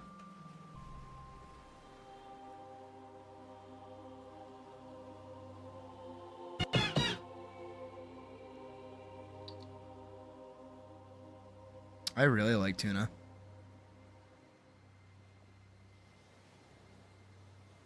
Anyways.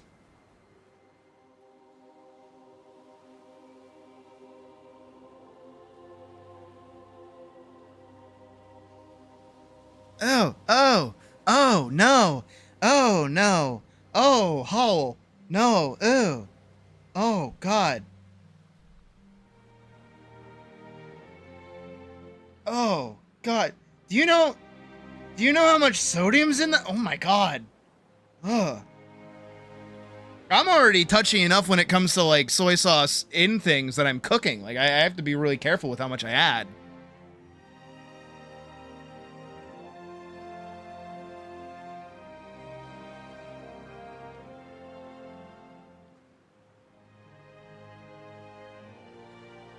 Like you do that on like for fun, like on purpose, like for the flavor, or do you do that to just feel something?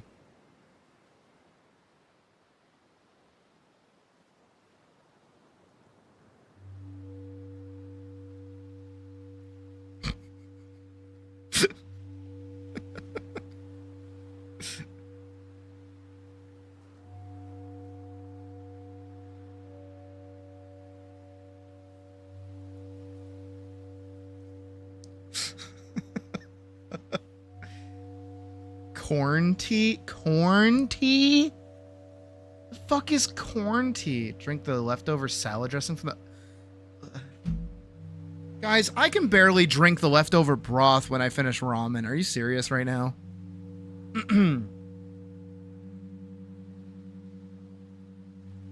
Like bread? I like bread.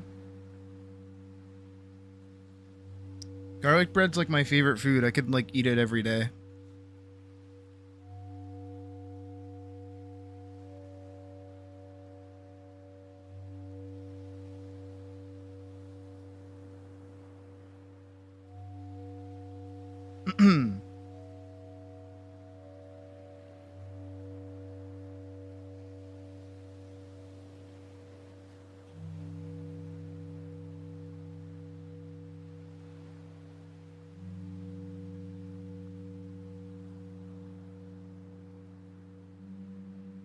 Corn tea made you feel bad.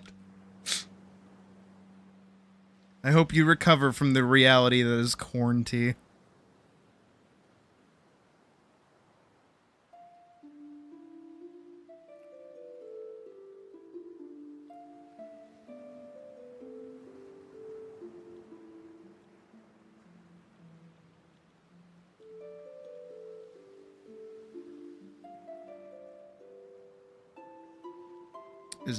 Is no one gonna do the bit with me? Really? My arm. Not even the arm I'm drawing with.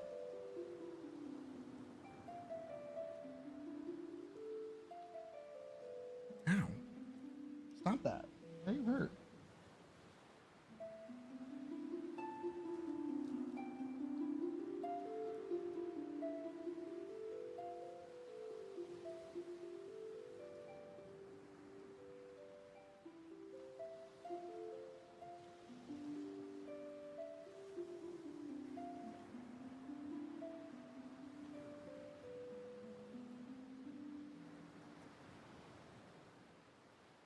Citrus ginger tea? Huh.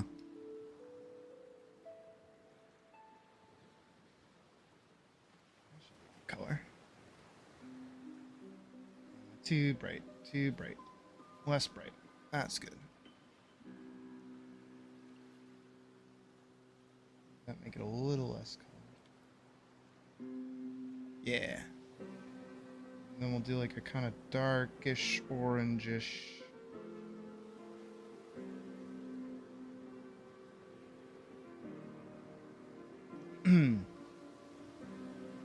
I agree. I like soft tortillas rather than like corn tortillas. Tortilla. Quesadilla. Hey guys, I just came back from Taco Bell. Taco Bell.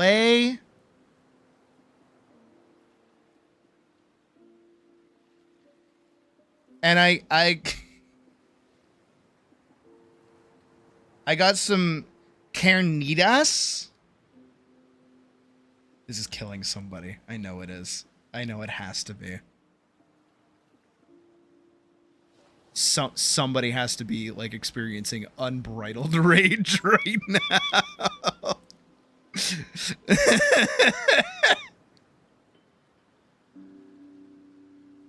I also got some salsa.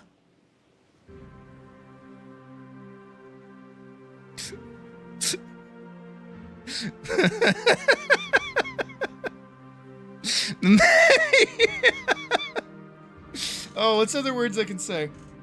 I also got some pickle de Galileo.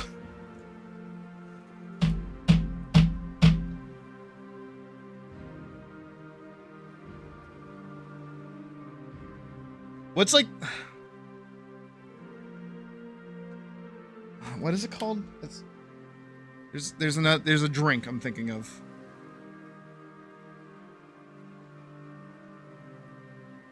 And there's like a really white way to say it.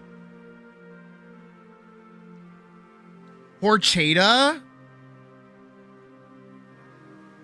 Or yeah, no, it is horchata. Because it's horchata.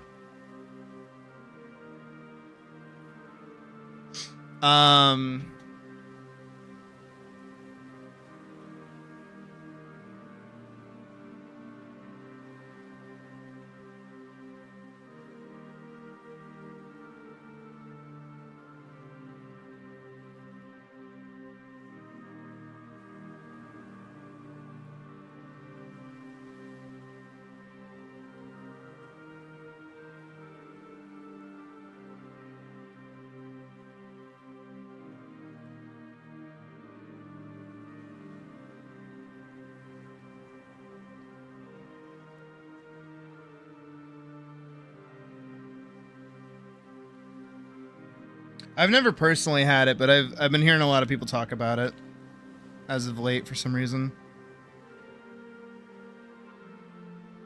But again, there's like I remember watching a video of somebody like being like, I'm gonna go try some horchata.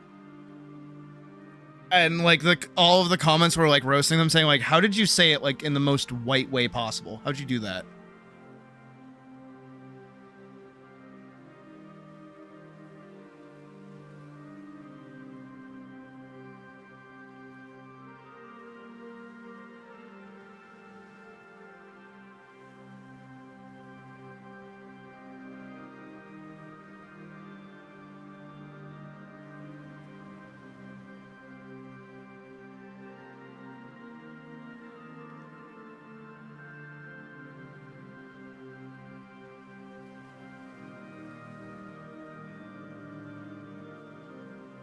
Doritos, yeah. No, I like Doritos a lot. I get the tangerine one.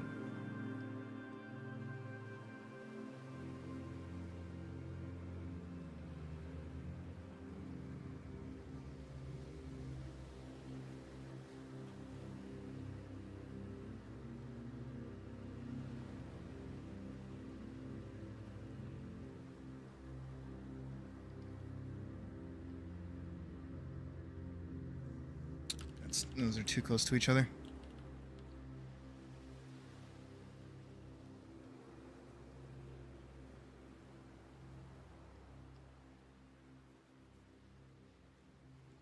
Where's my blur tool?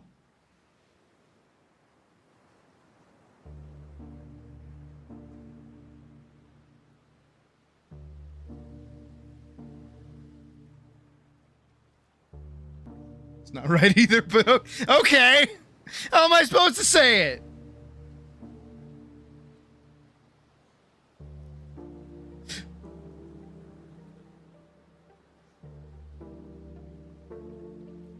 Look, try as I might, I'm still white as fuck.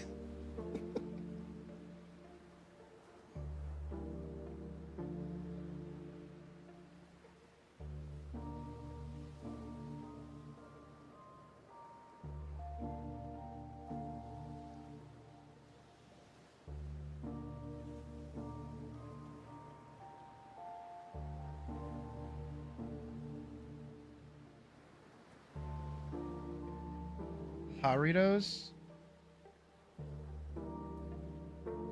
Fuck off. That makes sense, though. You're white. I'm whiter than you, though. I have to be. It's like part of my personality. I have to be whiter than you.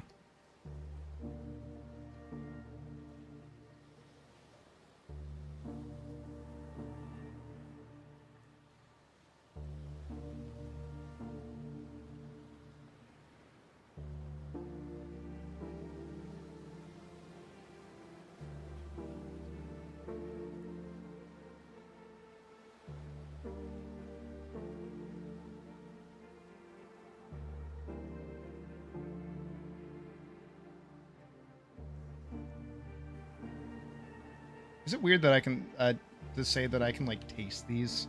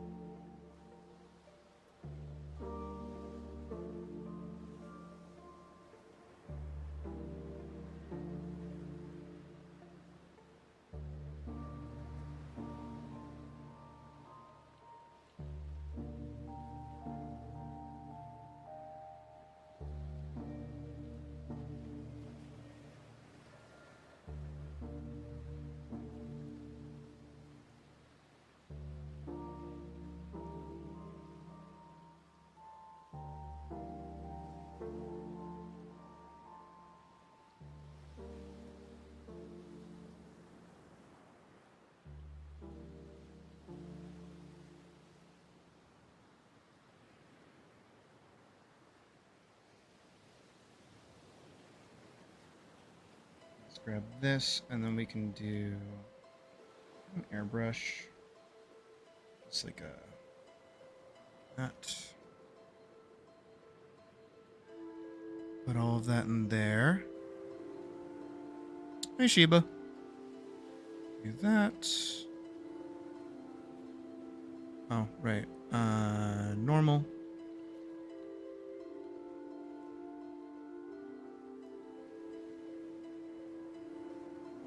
Not add.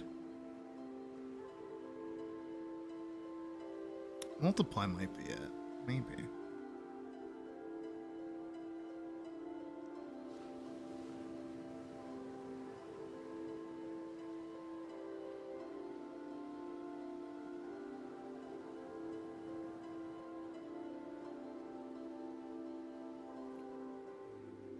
Purple. Purple. Purple. Purple. Yeah, when I actually like focus and I'm not like I'm not like rambling and like explaining why I hate Monster Hunter. I like actually can get work done. It's crazy, I know.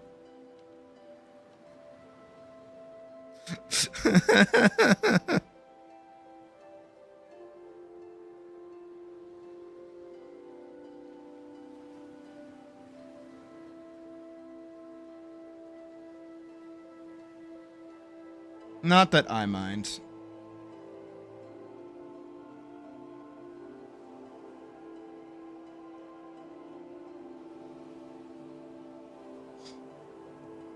Have a good night, Kavaki. I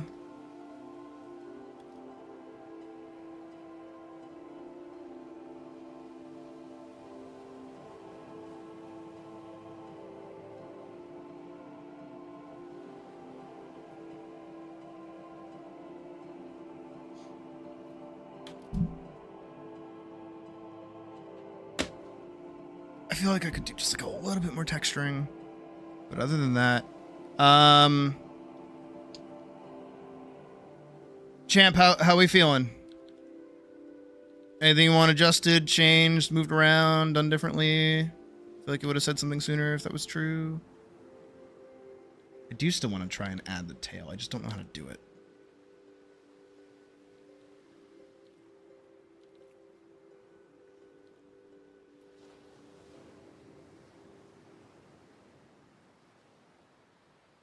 Oh, and you know what else?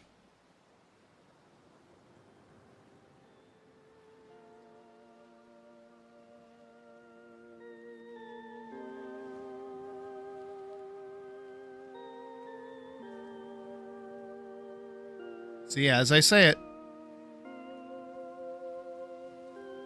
I will.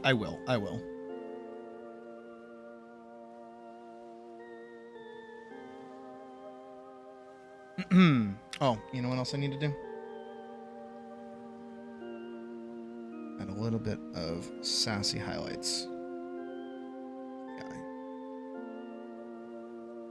And deepen it a little bit.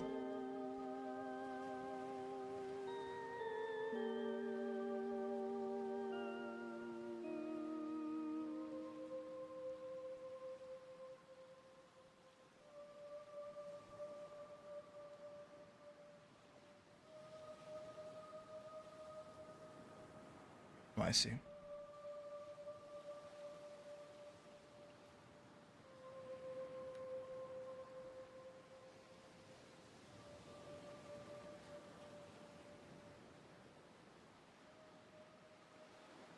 we go. That makes it a little more deep. Tail. Where'd tail go? Tail, where you go? Tail, go. Tail, go. It is time go.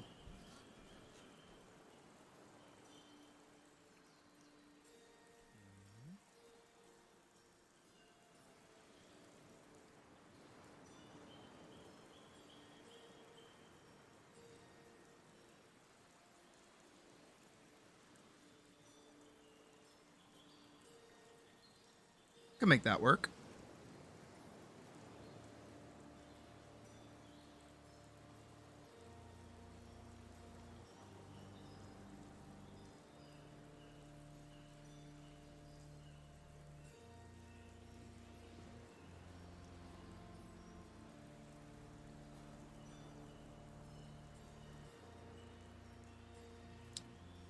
That looks like a wee-wee.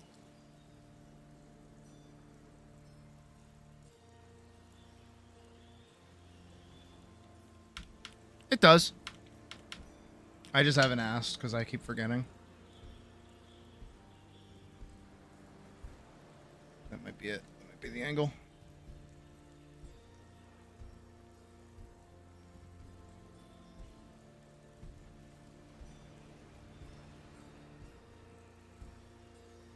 I don't think there's any escaping the wee-wee.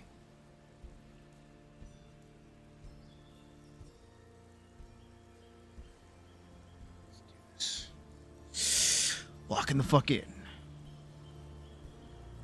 Oh.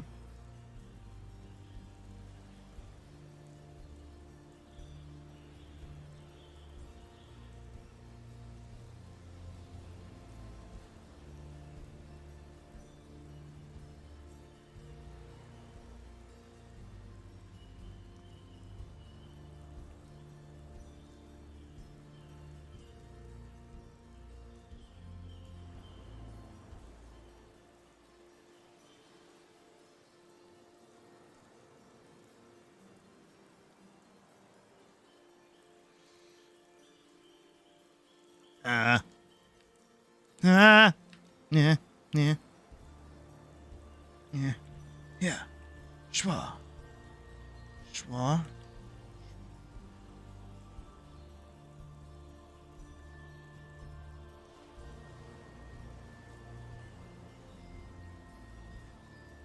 I just do it.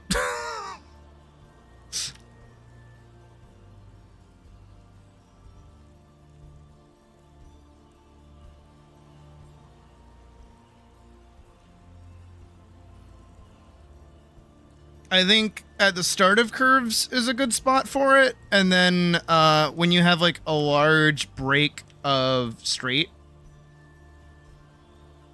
that's also good because it just adds like more visual flair. It's not really doing anything in particular. But yeah, pretty much it's just entirely vibe based, unless I specifically need it to go somewhere.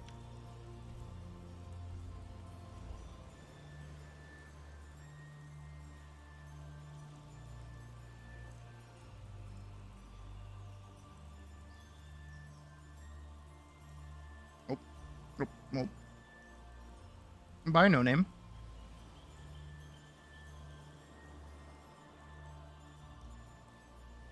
I saw that.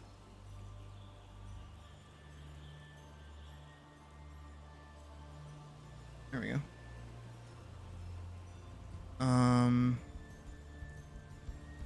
Since it's not in the folder, I should just be able to do this.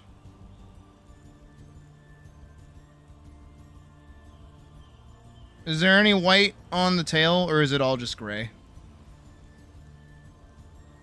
So much extra work.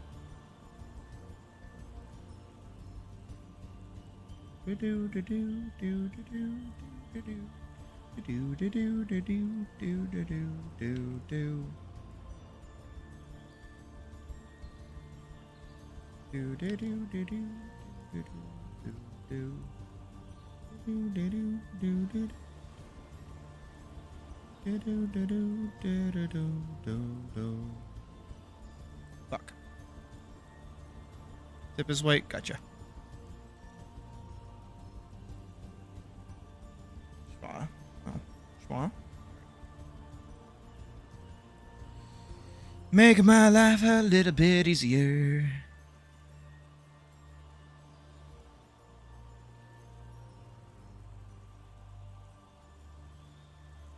Oh. Alpha.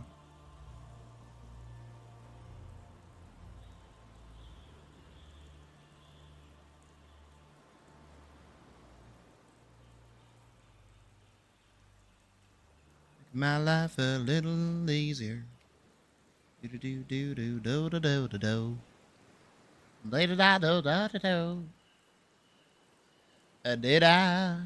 Did I? Did I? Did I do?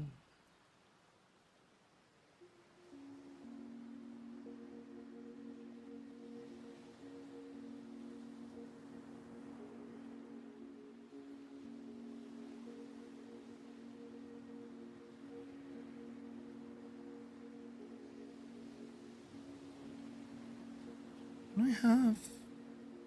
I do.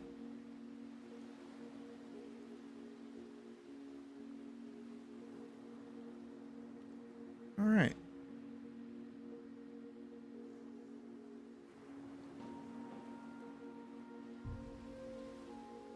Hold on.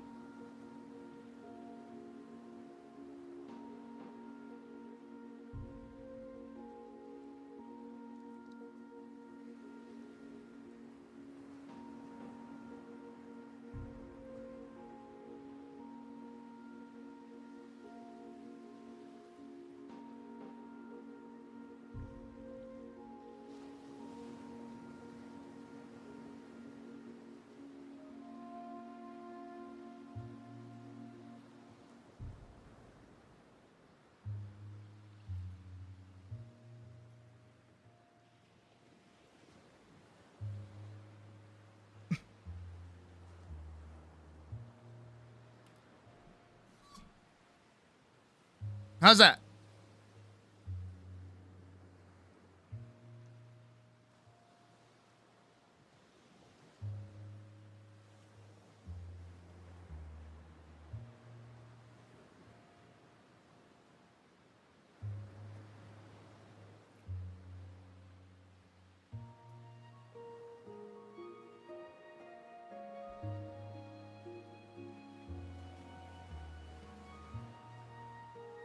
Poggies.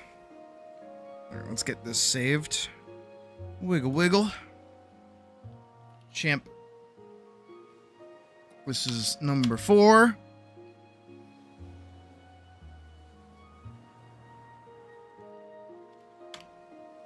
Let me get this sent over to you.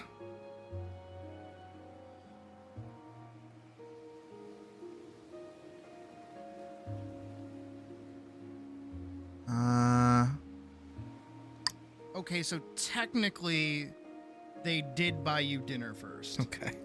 So go get some dinner and then do whatever it is that you do all the time. Yeah. Keep rolling that raffle. Tie for the art. I wish it would say when people like type again, like when like Pocket. Also, thank you for the 30. When Pocket like donated the for coffee, and it was like, you know, the text that she sent was like coffee, right? That was it. Like it was coffee. But then the TTS just said coffee. That's not what I want to hear. That's not what I want to hear at all.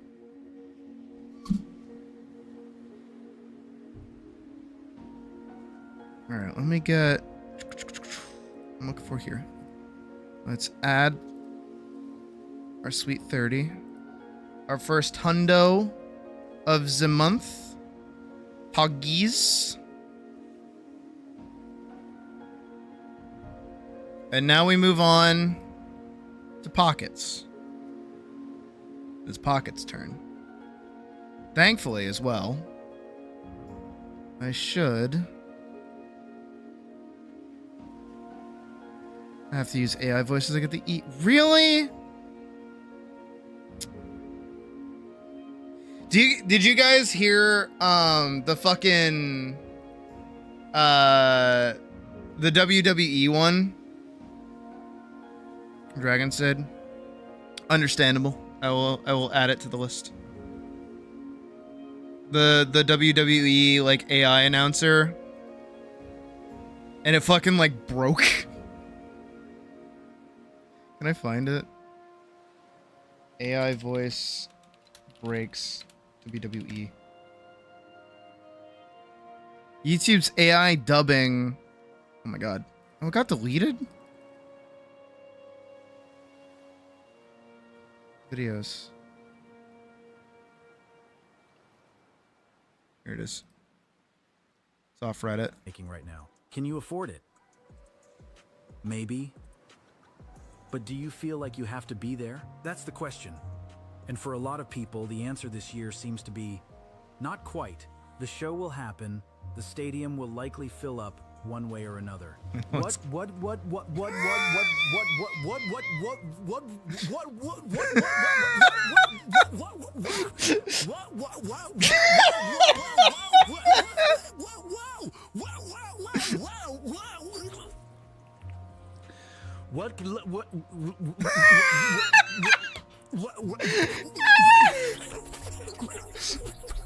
Oh my god. It's the best head imaginable. Like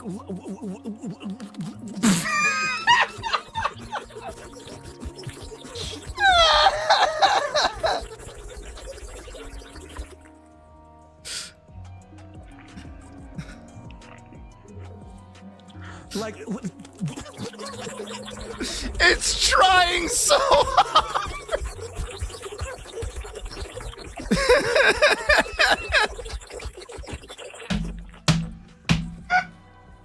And maybe AI isn't so bad after all. Dude! The fucking sloppy toppy, dude. Oh my god. Oh. I need more.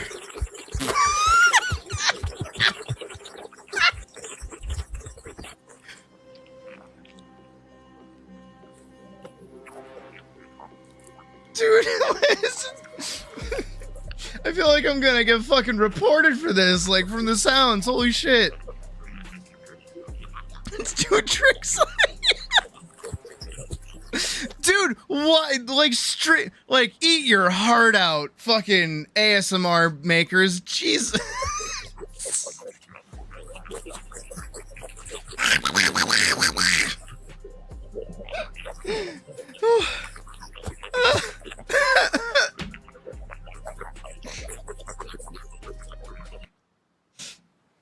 Oh my god. Holy shit.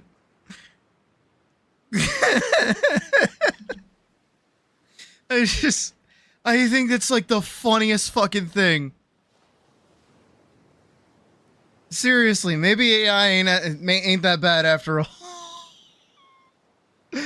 Oh my god. My cheeks hurt. And my face hurts.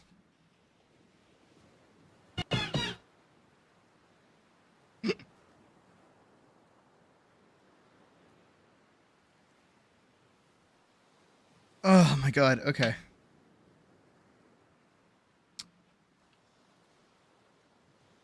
You can hear the throat in there.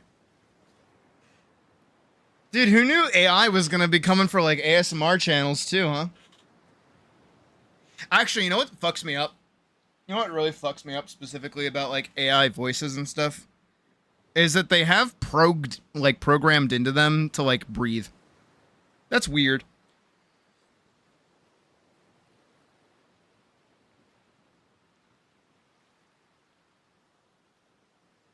Why does it need to breathe? It's a robot. It don't need to do that. Also, we are now working on pockets. So, plus more emotional kind of movie poster like I did for Paladin thumbnail. Okay, so we gotta tilt it.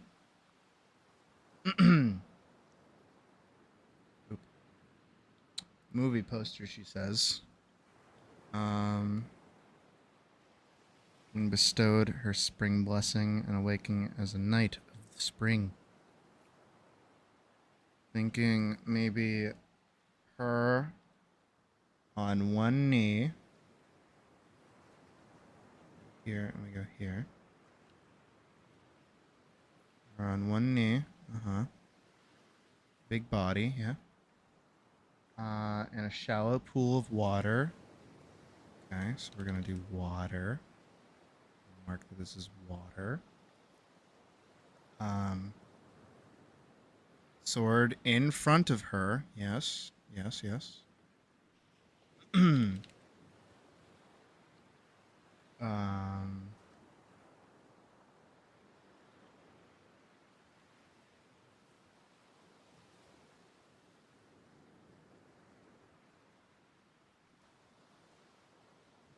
Hips. Big ol' hips. Don't worry, I'll turn back on music in a second.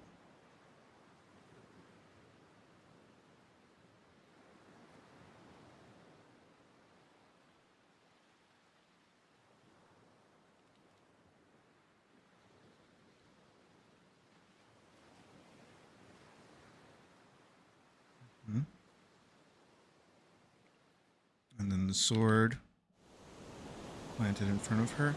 Hi! Hi! I had you looped, you bitch!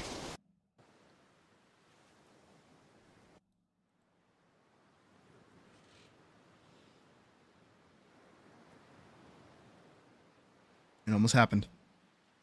I almost sneezed. Oh my god. I felt it in my nose. I almost sneezed. It went away.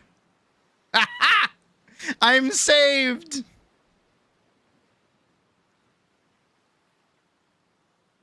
Ugh.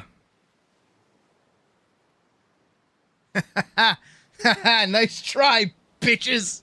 No pepper getting in this nose today. Here, I'll put back on music.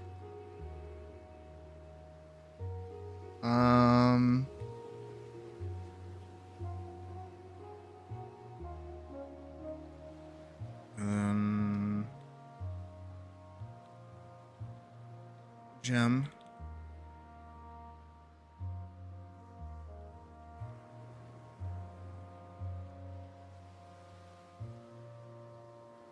Sword.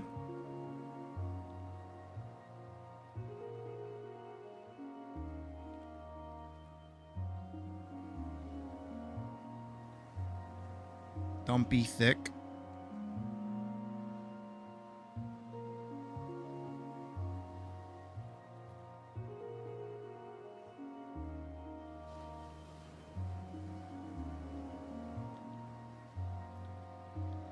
Wow.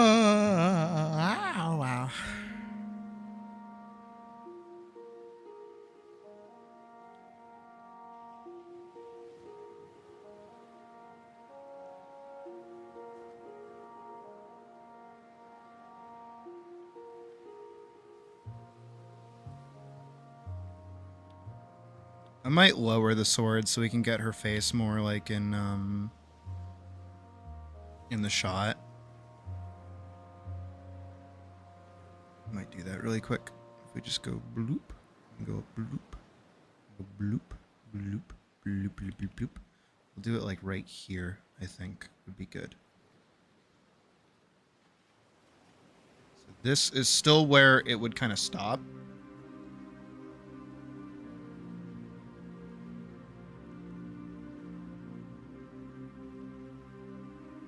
Same thing here.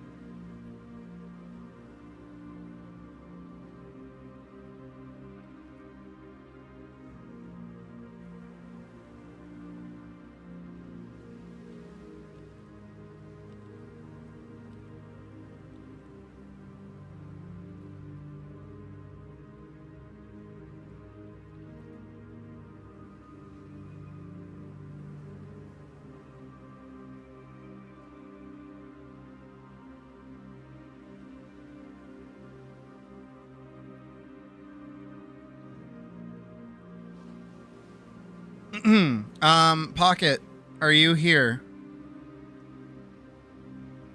Is Pocket in the room with us now?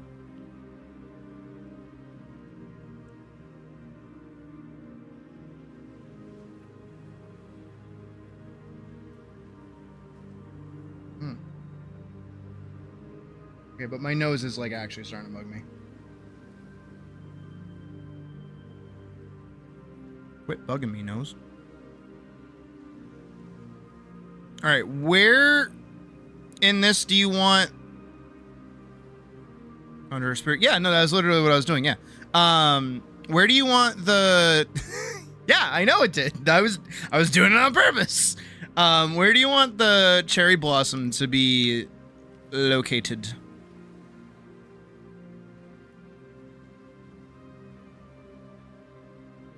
In regards to this. So it's not a diamond, it's a circle. It's not just a boulder. It's a rock.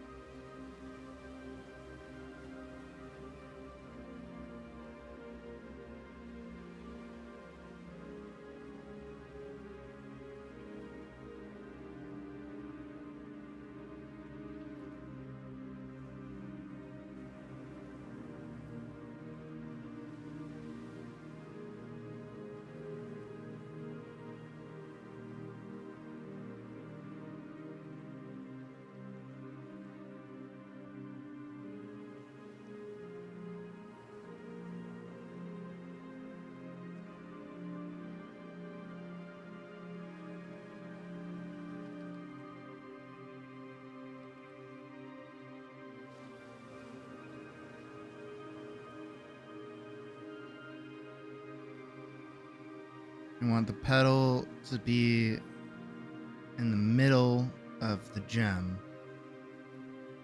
like here. The potato chip go like there. I want it to be like a big potato chip. Do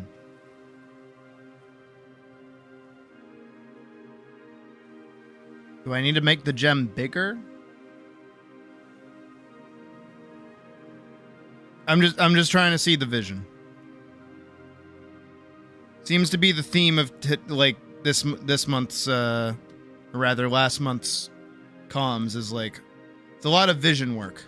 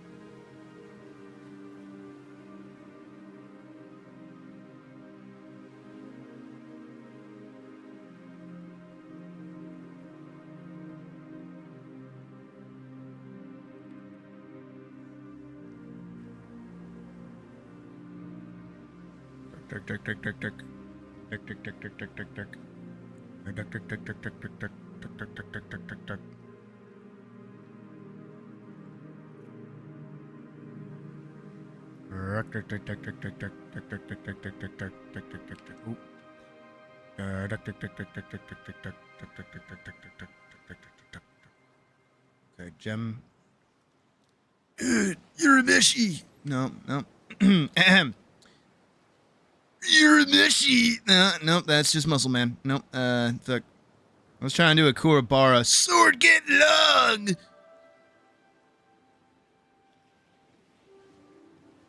You're a mishy. Okay, big gem. Gem big. Petal go here. Like that.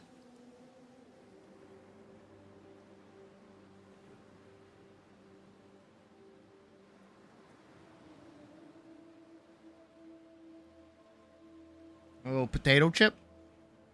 Do you want like a swirl of petals so it like tracks as to what it is? Like this.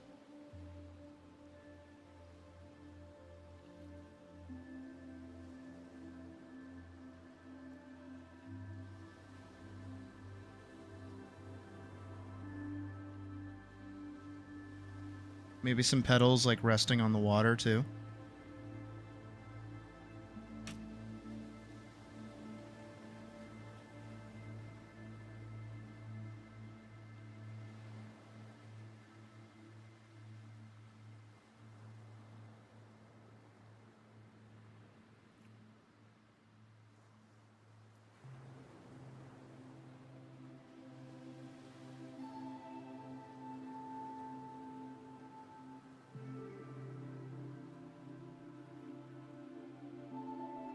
That's too big. Okay.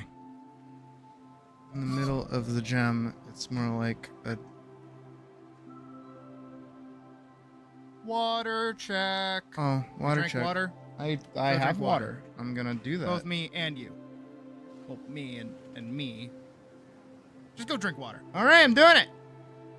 Found $5 under my bed, so here. Ah! The water exploded on me. Not the first time, not the last time. Bump.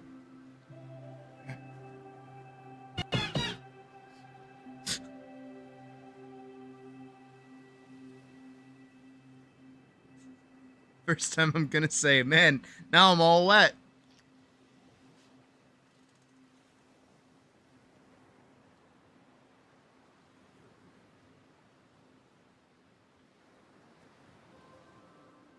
Transcending a piece of gear does not increase the skills it gives. It can give you it's not guaranteed on every armor set, but certain armor sets will get an extra gem slot, and it will increase how much you can upgrade it defense-wise.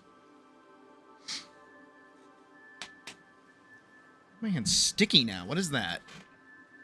It was water! Alright, well, I'm gonna remember not that. Because we're just in the sketch phase.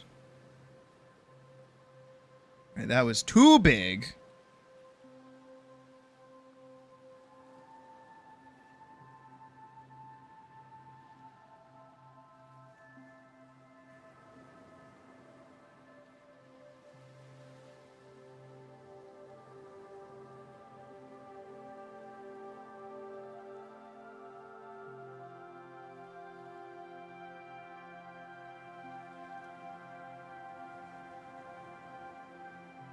Also, thank you for the 5-day.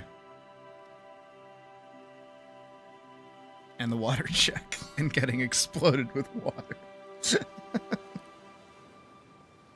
There we go. I'll add that. Okay, Pocket. Guide me. Ignore all the other pedals. I will not do the other floating pedals. Ignore those. Again, I'm trying to see the vision.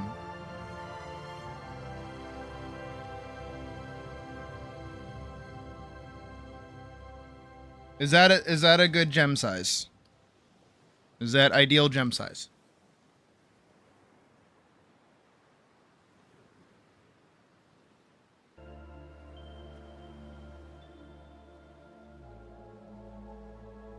Well, I'll make sure I'm doing this right.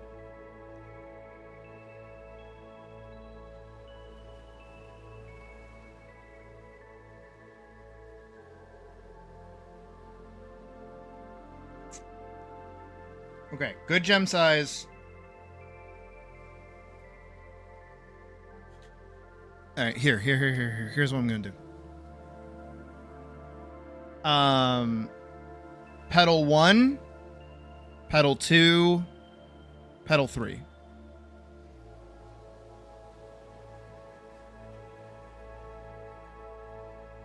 What? Like this, like a potato chip B, potato chip A, potato chip B, dot.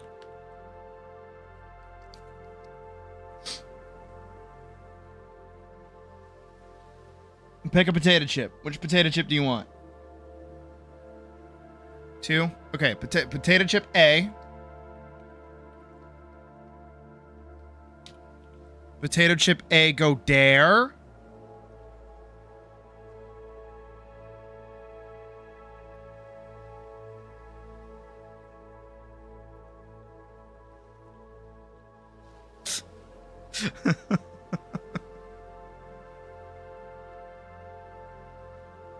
Guide me.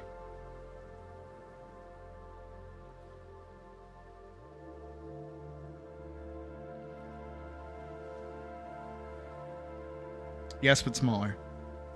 Oh.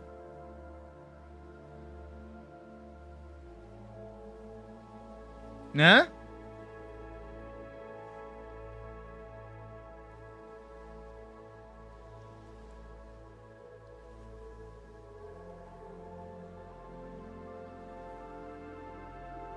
Nah?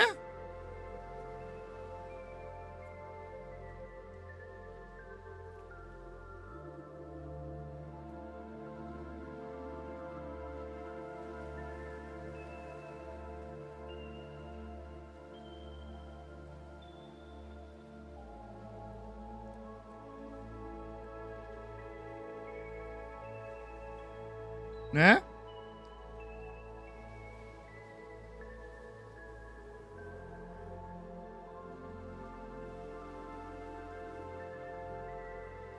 I await answer.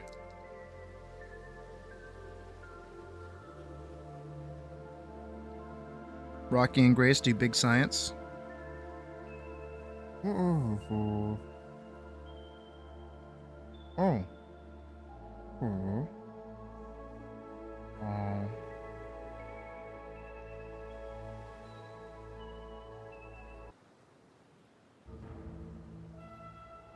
Mm-hmm.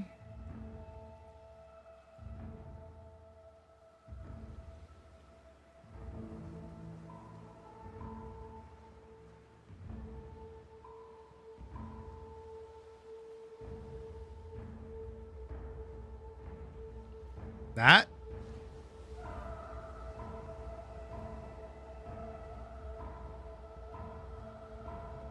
Potato chip.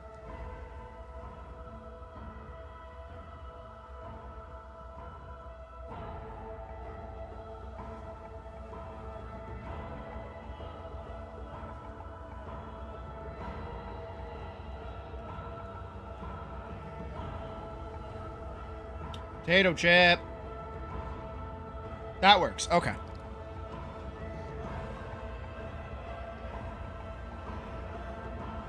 Potato chip.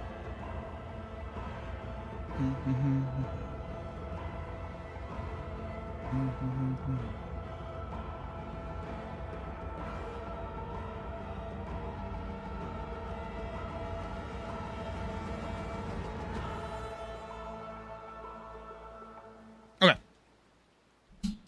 Another reference. What a.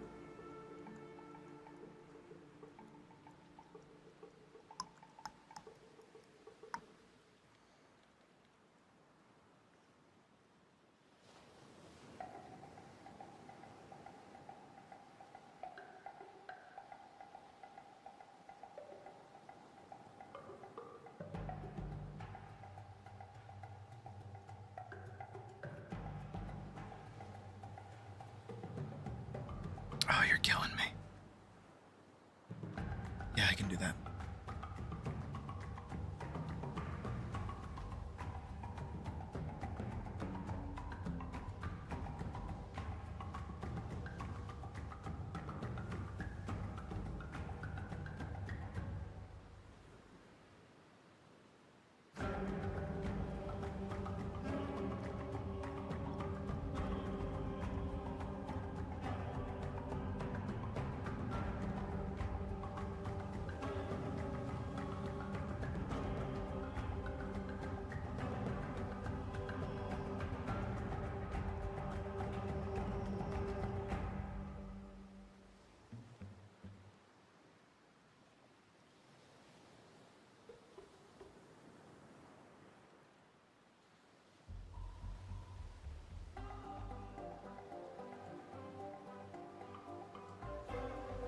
No, I still have it.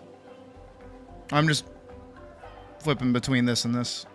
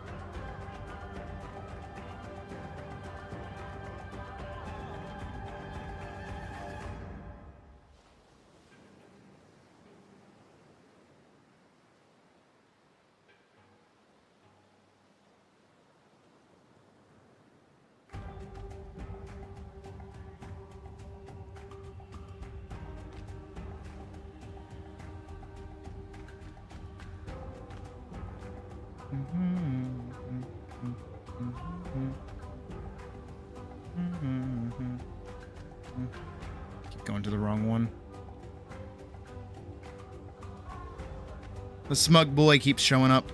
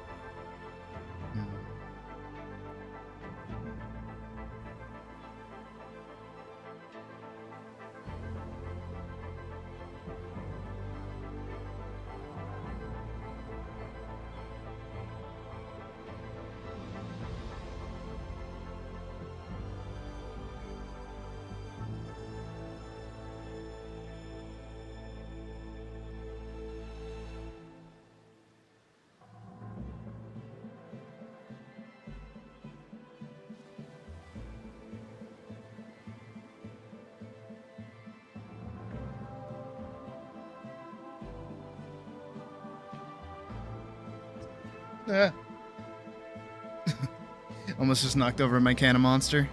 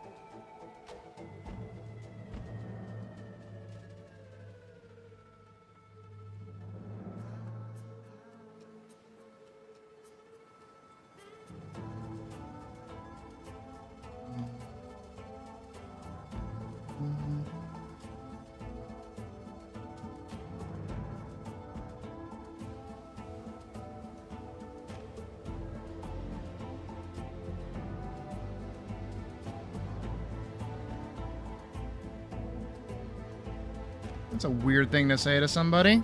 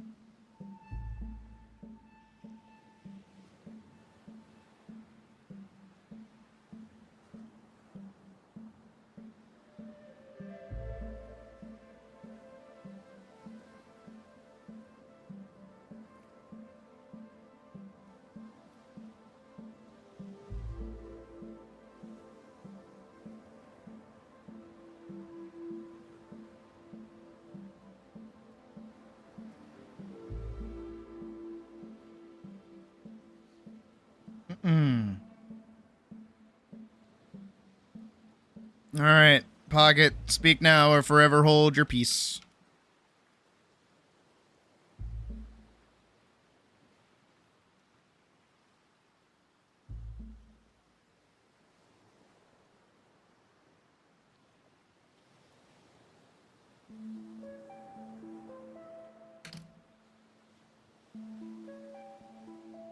Ooh, big stretch. Oh. Ah!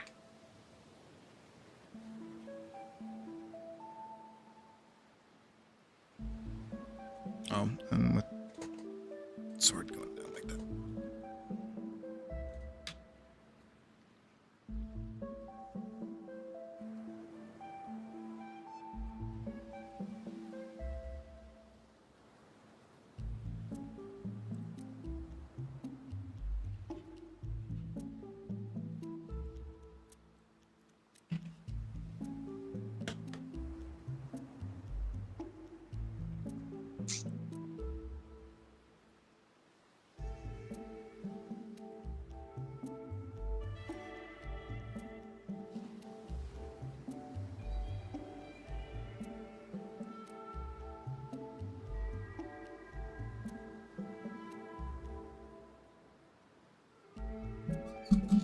Chat reset.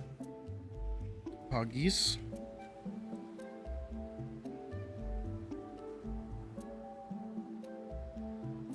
Waiting for page to load. Okay. I wait. Oh, hold on. I have to add the top of her sword really quick. Wait, actually, Pocket, what the fuck is the top? What the fuck does her sword look like at the top?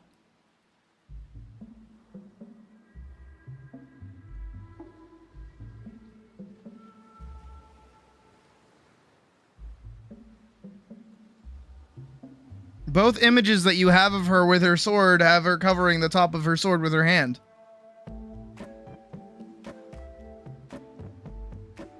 I'm gonna say a little bulb. I'm gonna say like a little that.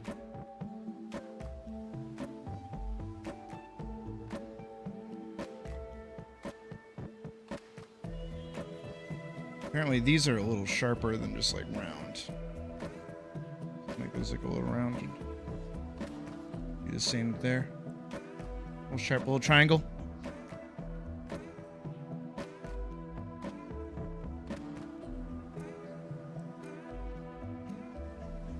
We'll work on it. It's all right.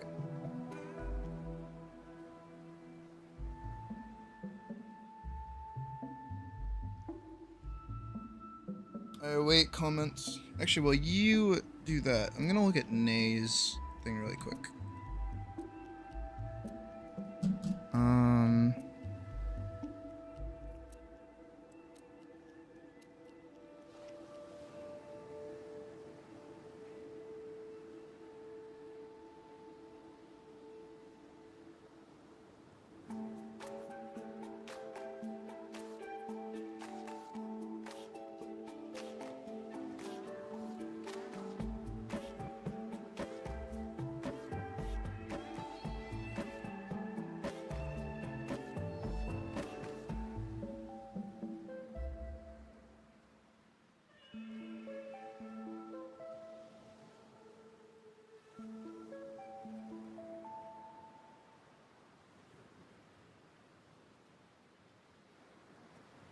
Is that a reference to something? I feel like that's a reference to something.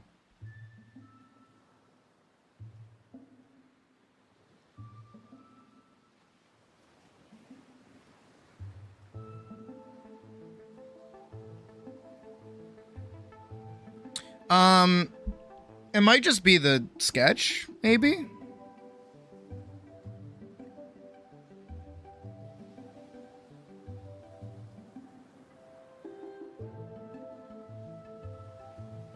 I can make it like knee-high water, yeah.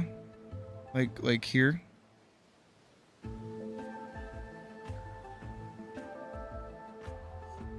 Here, I got this.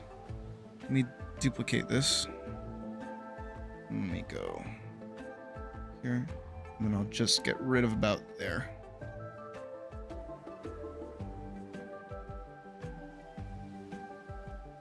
Slightly more forward.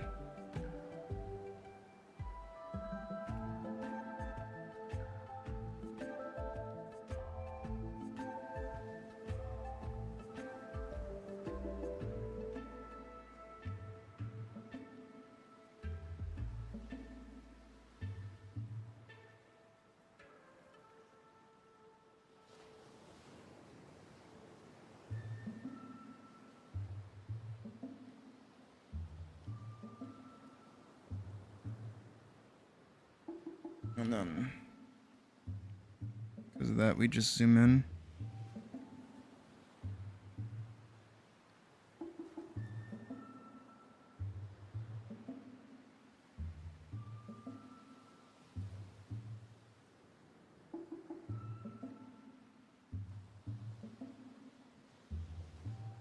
Go a little over her chin on the down leg. Okay.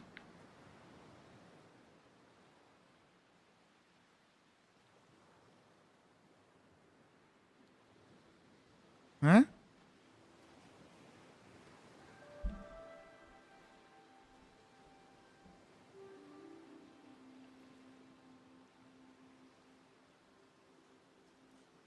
Confusion.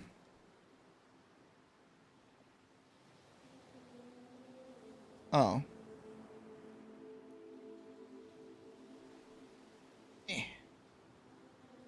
Okay. Not as deep as I made it. Okay, I got you.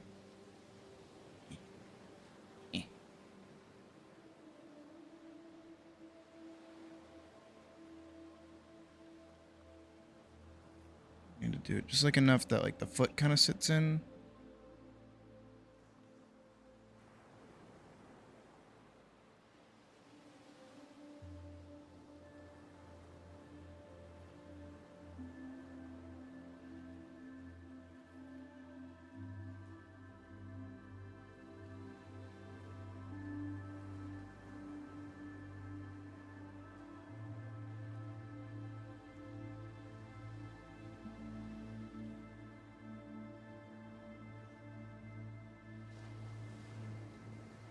Huh?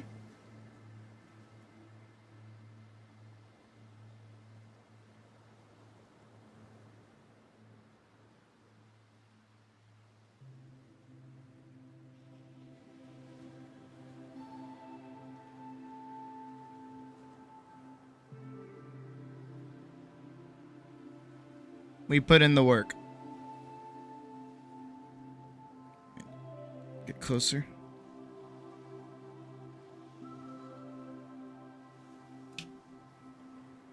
Yeah. Yeah. Yeah. Like that? Okay.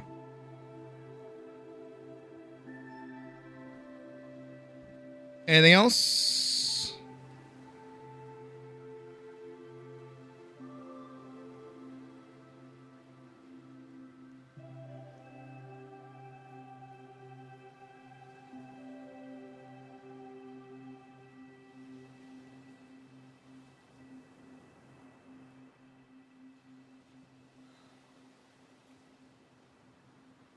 Speak now before I do some other bullshit.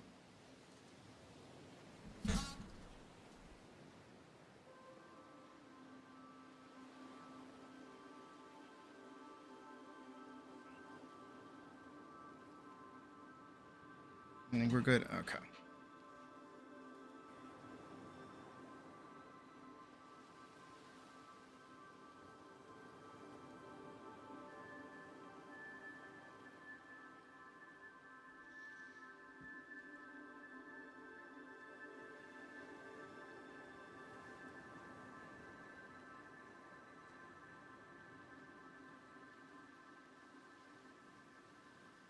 Pocket. This implies I watch magical girl anime in the first place.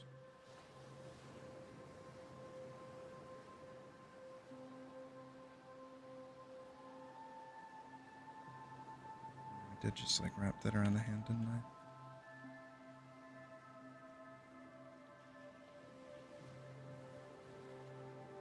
better.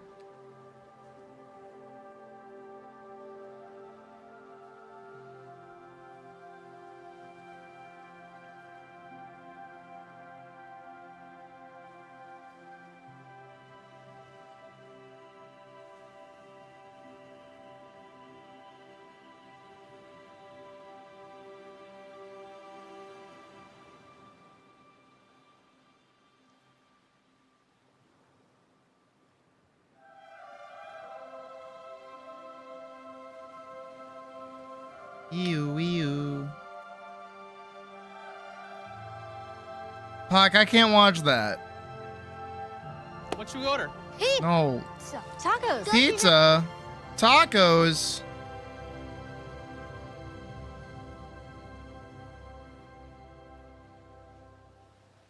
Japones.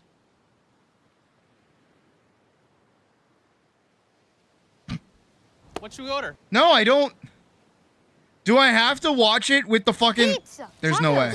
Chicken. Phone race for the There's no way I have to watch it with the fucking... Shut up!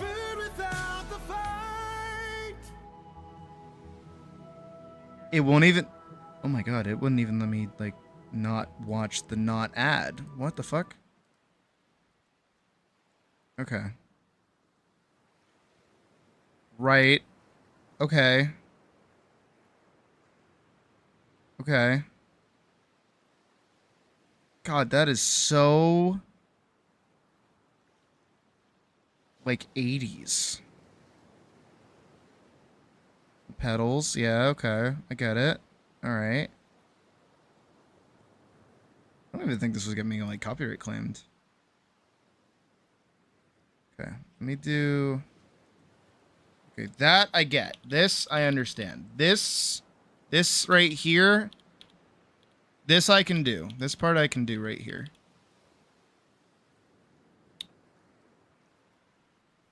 I can do this. That I can achieve. One.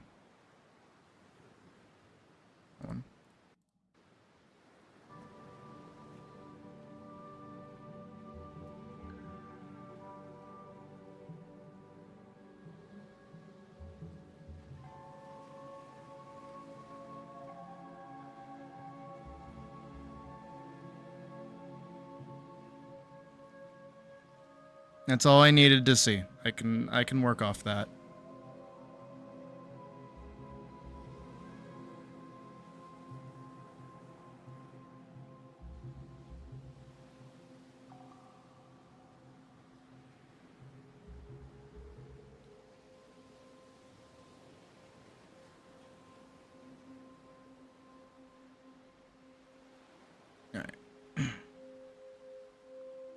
All right, Arm, you and me. Let's do this thing.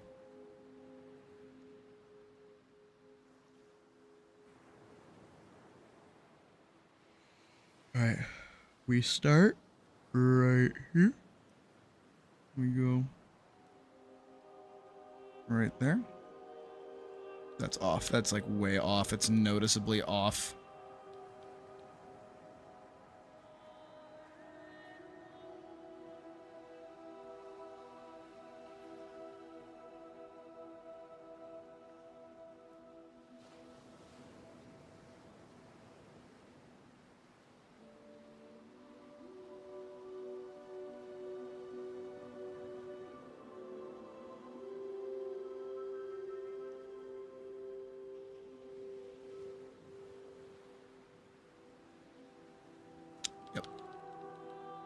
Alright, I know what I gotta do.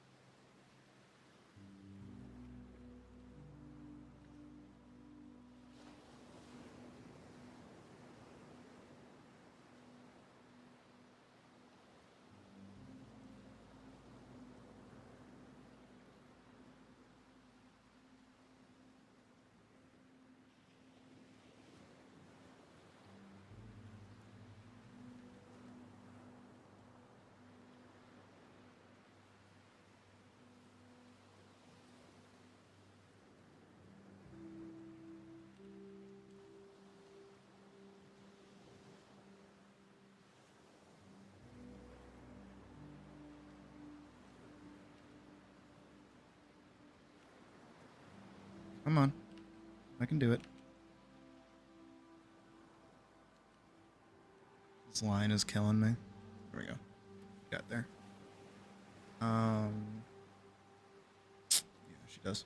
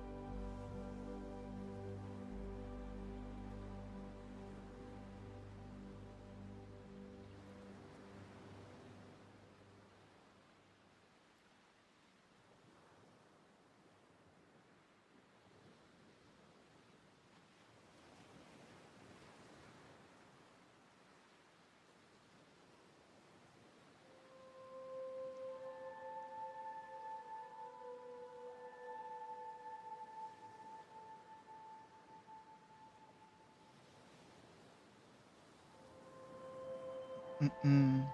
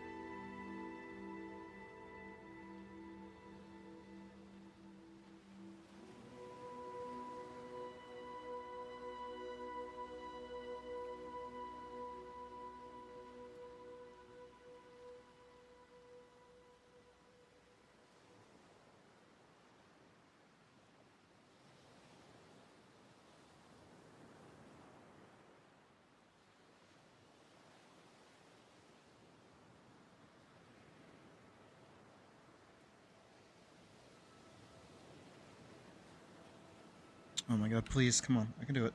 I can get there. We got it. Come on.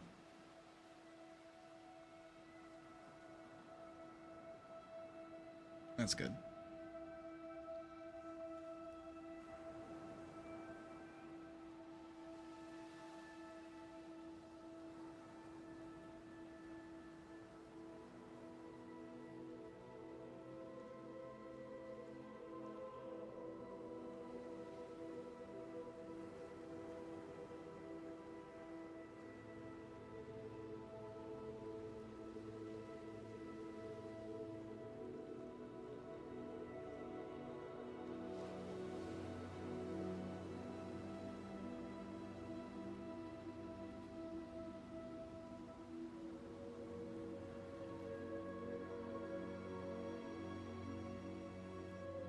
Please.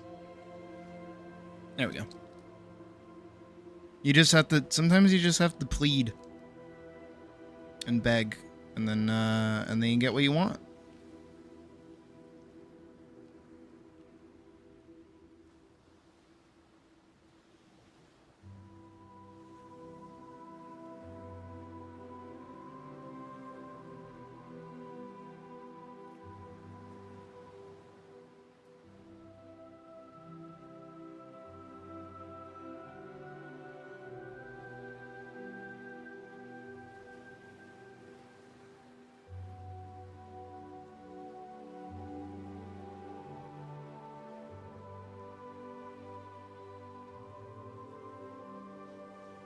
Anyways, Moon.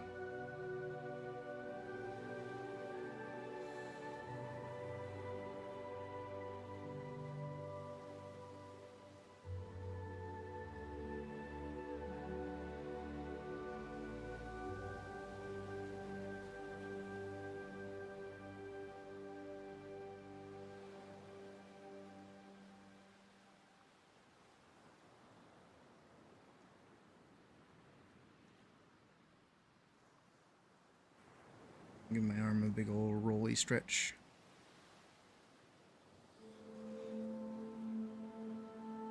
This is true. Sometimes the universe just wants to hear you whimper. Just wants to hear you whimper like a good little puppy.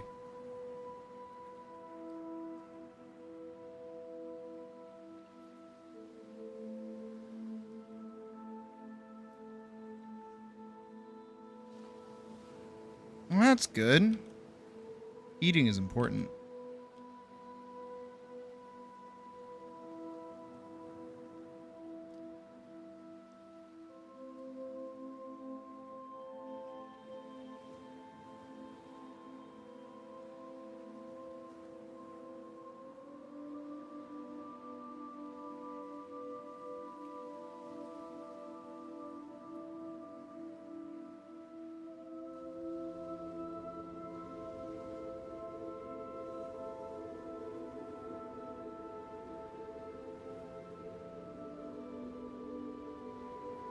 Send David Bowie in your direction.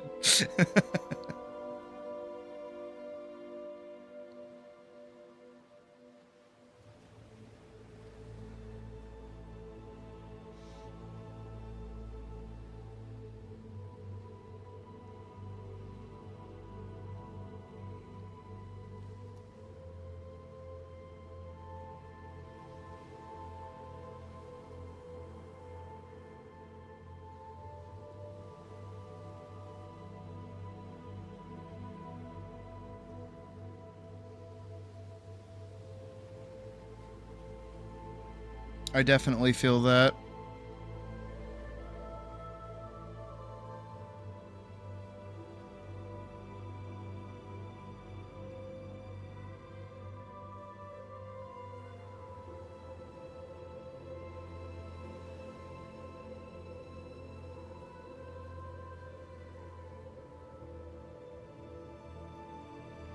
That's good. It should feel good.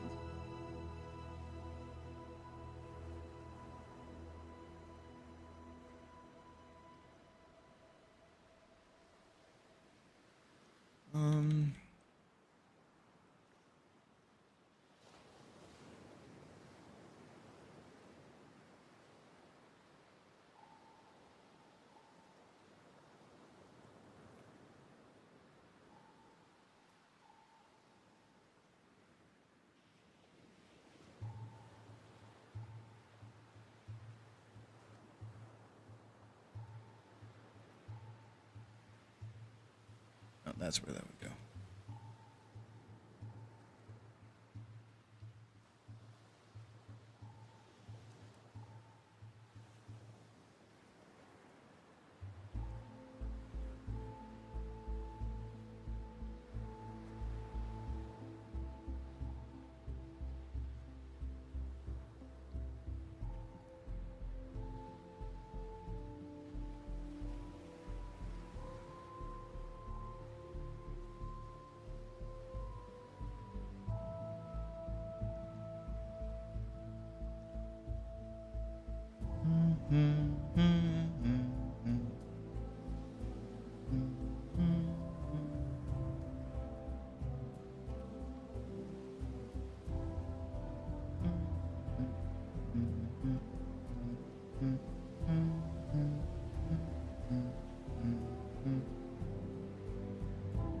Yeah, my youngest brother has to go get his teeth out of his face at some point, too.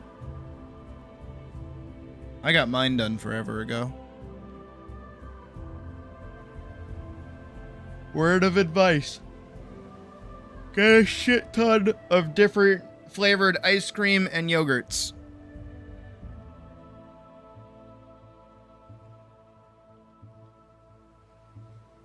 You will be sick of vanilla after, like, day 1. Also, don't get Moose Tracks ice cream after having your teeth ripped out of your face. That's what happened to me. The surgeon that did my teeth,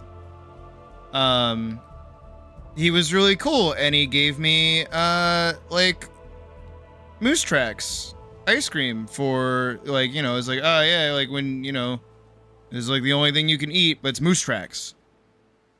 It has chocolate chips in it. And like chunkies in it, and like chewable stuff in it. Last thing you want to be doing is chewing after having some teeth ripped out of your face. You don't want to be doing that. My mom still laughs about it to this day. And also, whatever you do, because you're probably gonna be high as fuck off fucking either Valium or Vicodin. They're gonna give you that good shit, right? Whatever you do, because again, you're gonna be high as shit. Don't go and watch James May make a bunch of random shit in a bunker while you're stoned out of your gore. Don't do that. That's what I did. Do not do that. It will give you the strangest of cravings that you cannot have. The last thing you need when your mouth is bleeding and you're like not alive and you're high as fuck is to be watching some Englishman make a sandwich out of nothing but bread and chips. Shakes count, like protein shakes, and anything that you do, like you cannot chew anything. And the reason why you go for ice cream or yogurt is because the cold is like soothing and won't scald your wounds. So that's why you go for something cold, and you go for something that's not gonna like get stuck in your bleeding mouth.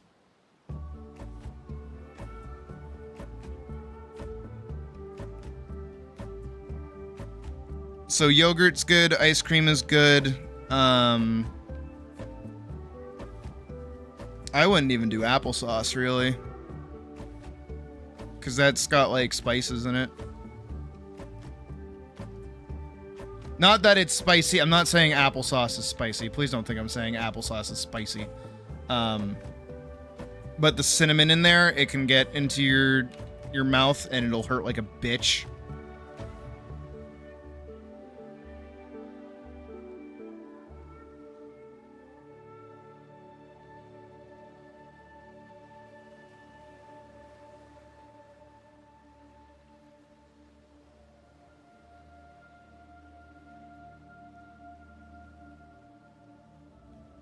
And sleep a lot. Sleep a lot after going through it.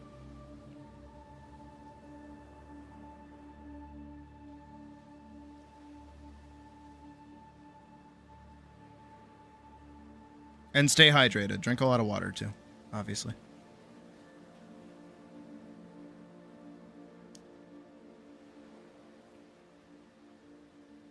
Numbing agents, anesthetics. Oh, ask to be put to sleep. Not like a dog, but like make sure that they put you to sleep. I still remember when I went under. If you can swallow a pill, it'll help you go out. Because I took a pill. I had to fast the night before, so I couldn't eat anything after a certain amount of time. And then I had to take a pill in the morning before I left. Then I had to take another pill right beforehand. And then they stuck me in with an IV. And they told me to count back from 5. And I went 5, 4. And then I woke. And then like I blinked. Like I didn't blink, but like I felt like I was waking up. And I started like moaning. And I was like, oh. Because in my head I'm like, oh no, I'm waking up. Like the surgery's not done. I'm going to wake up and I'm going to feel everything. And I'm like, oh. And I can hear them, like the nurse being like, okay, Sydney, the surgery's done. Everything went great. You're coming out of anesthesia now. So, you know, rest for a second. But for whatever reason, my brain wasn't like taking it. Like I was like, no, I'm coming. Put me back out. Put me back to sleep. I don't want to wake up. So I'm like, to sleep. And then I woke up, and then apparently, they put me in front of a TV, and I watched the Spider-Man movie. No idea which one. And my mom said that I was definitely watching it because I was laughing at something.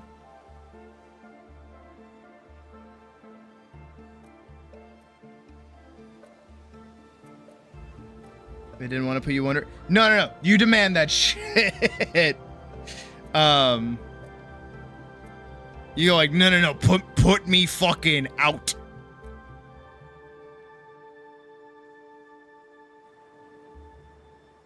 It's like, damn. Yeah, no. I could not deal with anesthesia. No. Put me out. If you're gonna do some fucked up shit to me, put me out. I can't. Do not numb me. Put me down. Let me sleep. I want to be gone. I don't want to be on this planet while you do whatever the fuck you're going to do to me.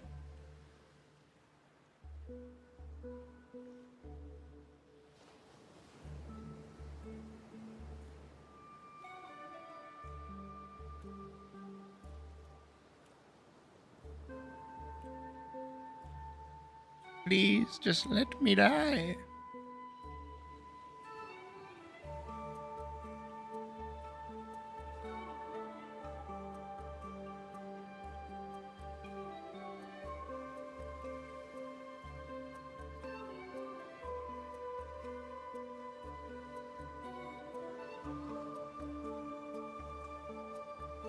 Oh, and then also, before I went under, I guess I had asked to see them. Like, I wanted to see my teeth. I wanted to know what they looked like.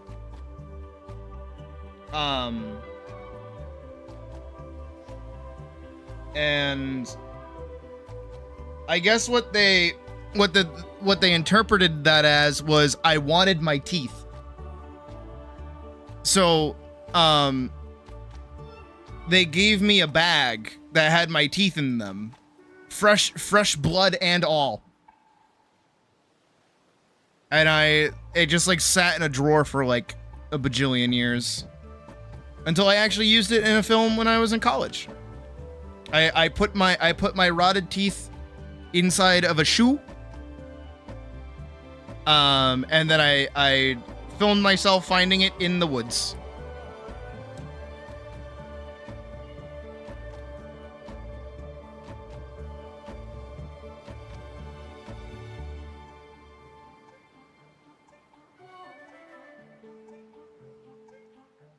No, if you're gonna, if I'm doing surgery or if anyone else is doing surgery, put me out. Just don't put me to sleep. Let me sleep. Let me just go, shoo, shoo. Oh, wait. Shoo, shoo. Right? Just do that. Just, come on. don't care what it is. You could be giving me a shot. Put me to fucking bed. Also, hi, Yellow Duck.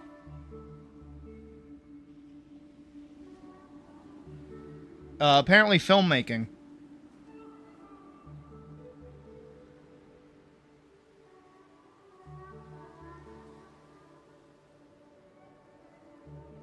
Should you buy it? It's $5 right now, I'm pretty sure, right? Well, let me double check.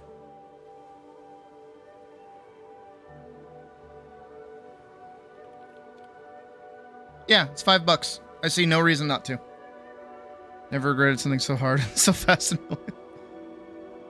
They pulled 4 perfectly healthy teeth from you without anesthesia and for braces. Apparently, it was so traumatizing. My mom heard my screaming from the Jesus Christ. The way you just talked about it, it sounded like you didn't care that much.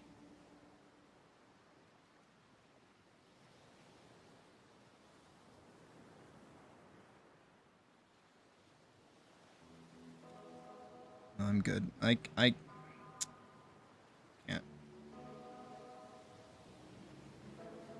Well, there you go. Even more reason.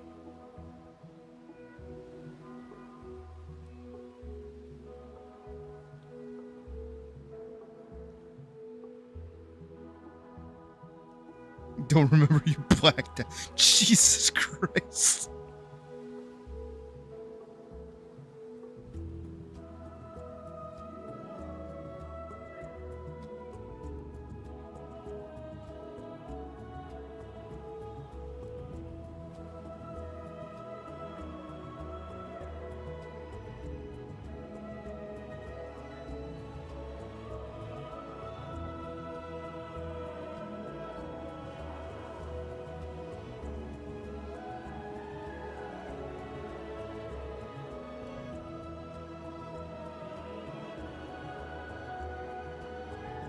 Hey, yo, mom, can you spot your kids some $5 so that I can get a big titty furry game? That's a fucking power move if I've ever heard one.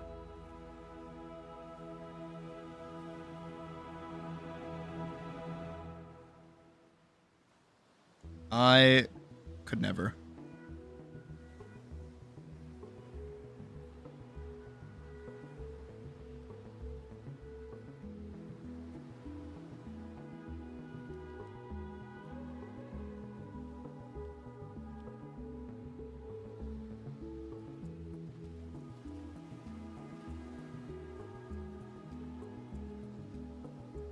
Gotta get braces. I was supposed to get braces.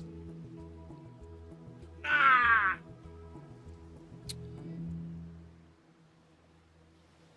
It's just boobs. No, it is. No, it is. And again, it's optional. It's not like you're forced to play a character with massive honkers. No, what is it?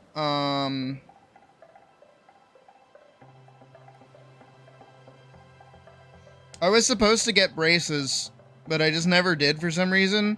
So my bottom 4 front teeth are all kind of mangled. But my top teeth are fine. My top teeth are totally fine. It's just my bottom 4, and they just like require a little extra brushing, and that's it. That's kind of all. No. I don't get cavities, but my gums are very weak. So I have wiggly teeth, which is not good. I am working to fix it. It is very difficult. I am very susceptible to like gingivitis. And there's not really anything I can do about it besides just like really try to take care of my teeth.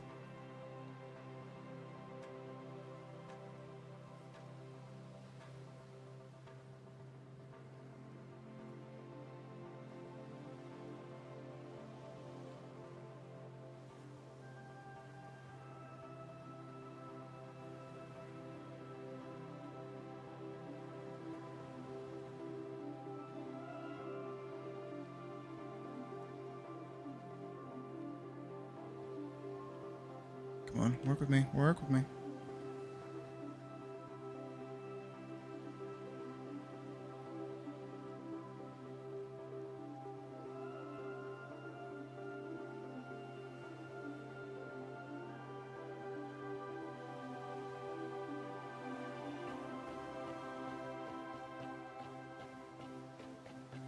Yeah.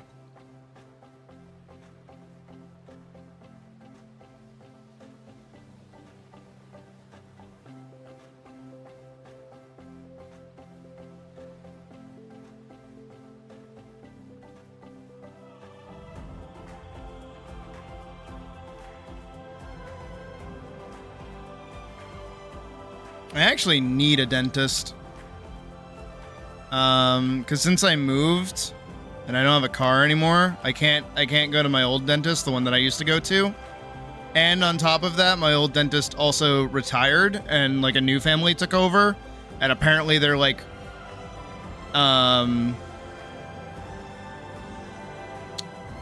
they like really try to upsell you on things.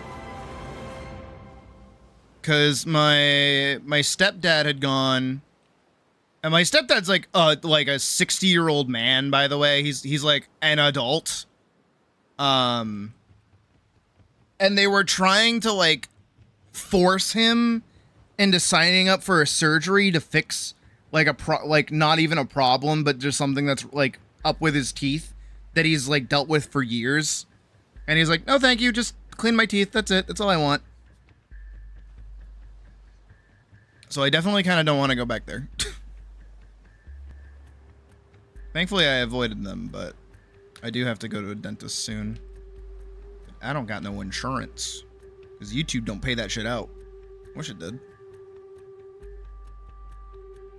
Remind me, your braces cost them $5,000.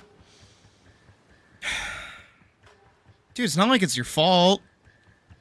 Goddamn, they should have given you better fucking genetics. Shit. Yeah, my bad, family.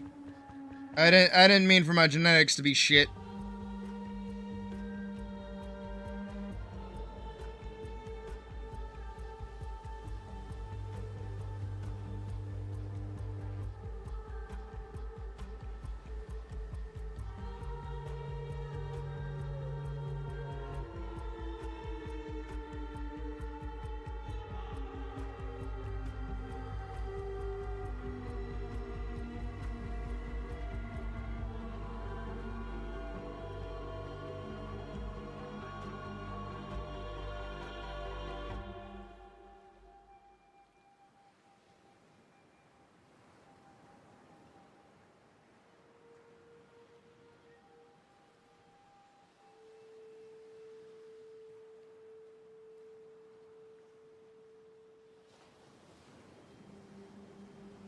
Alright.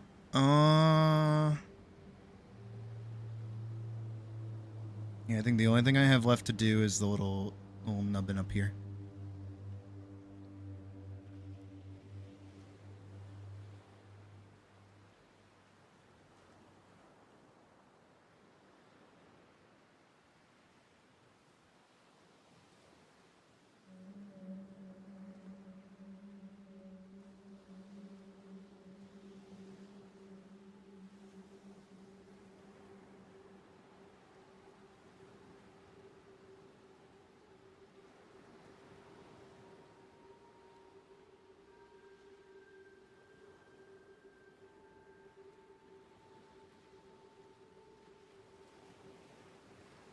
I just wish you could get your teeth cleaned at, like, the dentist without them having to, like, scrape your teeth.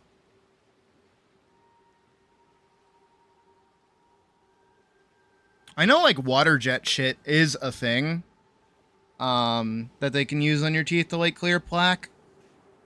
But I've never gotten to be able to do that. I've always had them just, like, scrape the fuck out of my teeth.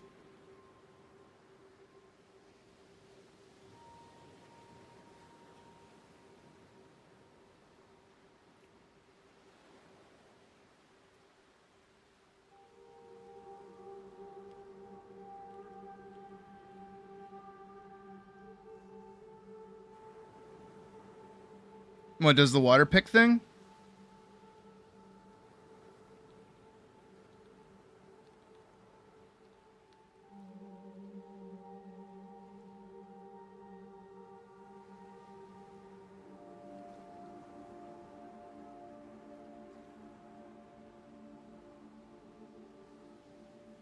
It's a common sensory thing? Wait, yeah, wait. Pocket, can I just, like, come visit to, like, go to your dentist?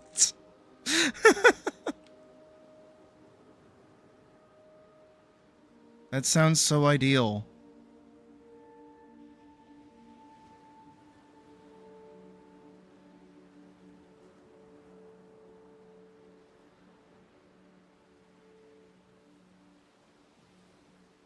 I remember there was like a new dentist. Not my main dentist, but she was like a new dentist nurse. And first time meeting her, first time sitting in her chair, and she was just scraping the ever-living fuck out of my teeth. It was the most painful experience I've ever gone through. And the whole time she was like, you need to floss more. You need to do this. You need to do that. You need to do this. And the whole time I'm just like, I'm being the most polite motherfucker imaginable. I'm like, yeah, I know. I know.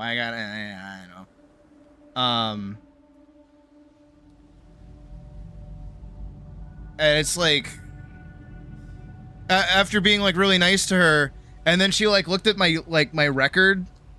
She realized that, like, oh no, you actually do take care of your teeth. It's just how your gums are. My bad for actually being really rude to you. She didn't say this out loud, but the next time I went, she was super gentle. And she didn't give me the same, like, spiel. She didn't give me the whole, like, you know, the whole, like, she was, like, way nicer to me. And she was like that up until last time I went when I saw her again. So, I don't know what happened, but she got, like, way nicer specifically to me. Because I was still hearing her in the other room, because, like, the dentist office I would go to was, like, super small. I would hear her do the same spiel to other people. But to me, she was super nice. No idea how that happened. Also, I see Hull. Stream makes me think sometimes... Makes you think sometimes, depending on the topic. Ask questions that prove you're intelligent to an extent. What's that? What does that mean? And the care I put in reply. Yeah, of course. What am I gonna do? Tell you to shut the fuck up? Pfft, ugh, why are you asking me a question, you fucking loser? I'm mad. Oh my god, like imagine.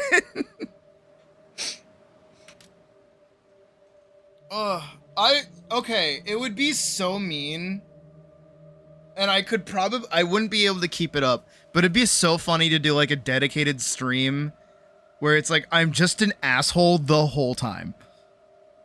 Like somebody says a compliment and I'm like, fuck off! Just like total tonal, like, difference from how I usually am. I think that'd be funny. I don't think it would go well, and we'd definitely get, like, new people coming in being like, oh.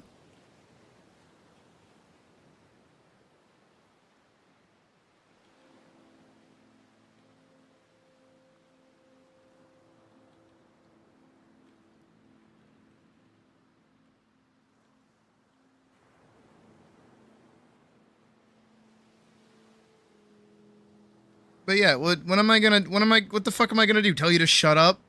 Like, stop talking? Oh no, content, oh.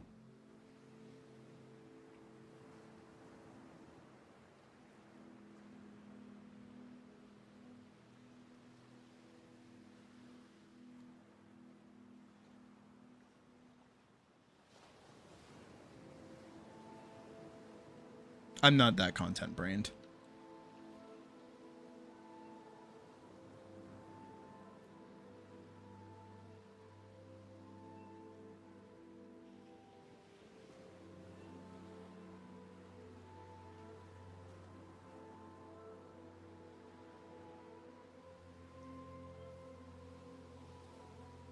Got over the tea thing. Corn tea, ha! And you're like, oh, nope, back down I go. If everyone's overbearingly sweet. Yeah, like everyone's in on it. Had a lot of teachers in your lives. Pseudo instructor fit. Okay, right on. Nuggets of wisdom I impart. Yeah, I try.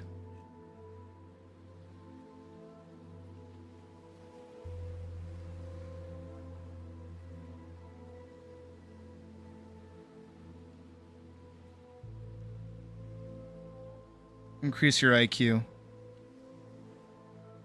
No, Sydney streams proven to affect your brain cells. Whether they go up or down. Fuck if I know.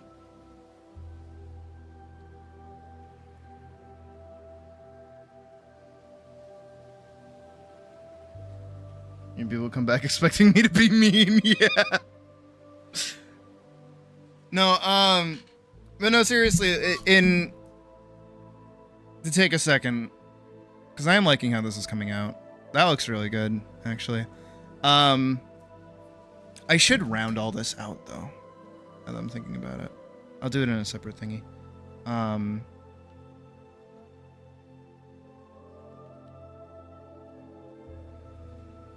Yeah, something like that. And I'll just kind of, like, affect it a little bit.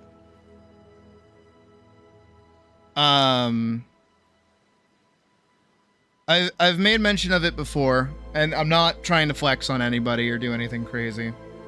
So please don't. For what I'm gonna say, it's gonna be a little uppity, but like, I'm going somewhere with it. So join me on this journey for a second. Growing up, even though it didn't seem like it, I had like a really, really good support network. And I was kind of blind to it for a really long time. I didn't realize how supportive of a mother I had. I knew how supportive my grandmother was. I always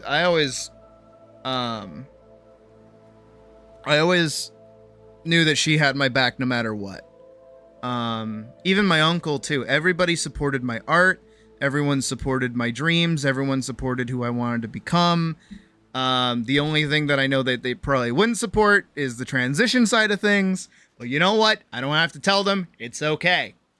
That's not because they're transphobic. It's because my mom is the nurse and she would give me shit about all the fucking stupid shit. Who cares? But growing up with that support network, I always felt confident in doing art and doing things in this kind of adjacent manner, right?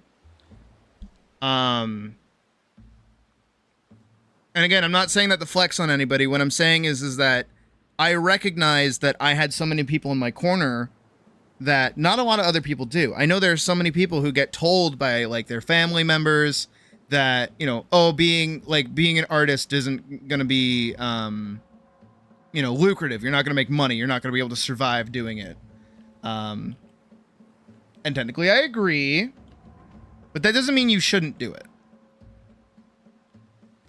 And for me, I think art and being an artist and engaging in creativity and just making things, regardless of what it is, if it's a video game or like a comic or just a picture or whatever, or if a painting, it doesn't matter. As long as you're engaging in some kind of artistic, creative medium, whether it's music or otherwise, again, like anything creative, it's good for you. But you need somebody to kind of like tell you that it's okay to do it. Because you'll probably want to do it, but most people will kind of like shoo it away and be like, don't fucking do that. There's no money in that. There's no success in that. There's no fame in that. You're one of a million. And it's like, who cares? Right? Like, who gives a shit? Make stuff for you. Make stuff for yourself. And I feel like now this is a little bit of a flex. I feel like because of my support group, because of who I grew up with, and the people that were around me and supporting me, I feel like it's only fair that I do that for other people.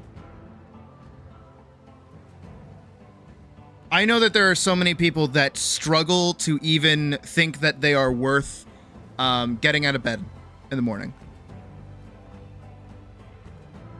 But you still should. I think you should. I think it's worth it. And if somebody needs to either hear that or somebody needs to feel seen or validated in the sort of, you know, parasocial way that a streamer can do, I want to do that. I want to be that person. That's what I want to do. I also didn't receive that much encouragement either, so eventually the doubt drew. Yeah. That'll also have... It's, You'll always second guess yourself. It never goes away.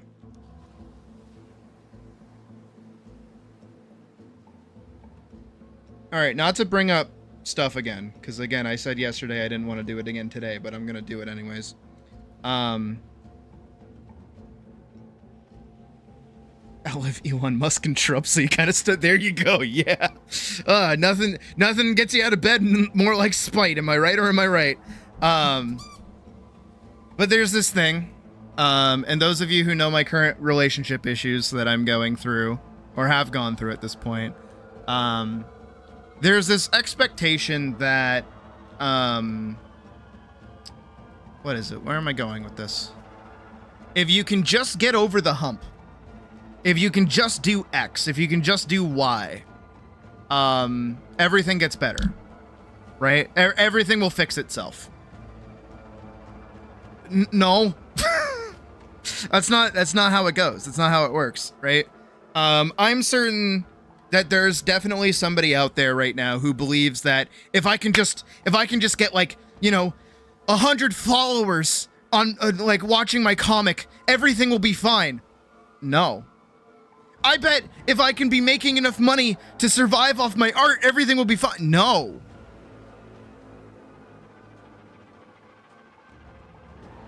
It doesn't go away. And the sooner, the faster you recognize that, the faster you realize nothing gets better, nothing gets worse, shit just changes, the sooner you can get on with, like, living your actual life. Because it lets you roll with the punches way easier. I think there are too many people now who idolize something above them, and they're like, if I can just get that, if I can get there, if I can be there, I'll be better. If I can just be there, I'll be happy again. No, it's not how that works. Also, as this music is, like, building up in scariness. Here. Hey, here's you. This is you. And you know what? I'll be egotistical for a second. This is me.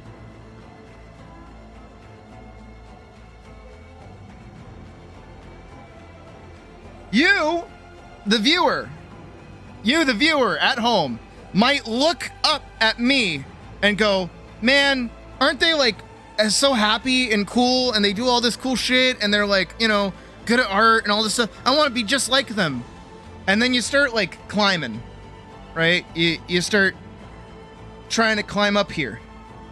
Actually, let me do like a little... I'm gonna use that for reference. You start climbing, you know, you're going up, and slow, and it's taking you a while, and it's really, really hard. It's really difficult, and you're just going, and you're going, and you're going, and you're going. Look how slow you're going. Damn. Right? And then you make it to about there. I want you to remember this distance right here, right? This distance, remember that. Because actually what happened is that you're still here. But you want to know why you're still here? And why I'm still here? Is because I'm not a static point. I, too, am looking above myself, so far above myself, to someone else. It could like I don't have like a name. I could say like Markiplier or something, right? Where like my dream lies beyond achieving like 1 million subs or some shit. I could want to go this far. So what's happening is in reality, we're traveling together. Hold on, I got to do it again. We're traveling together. Right?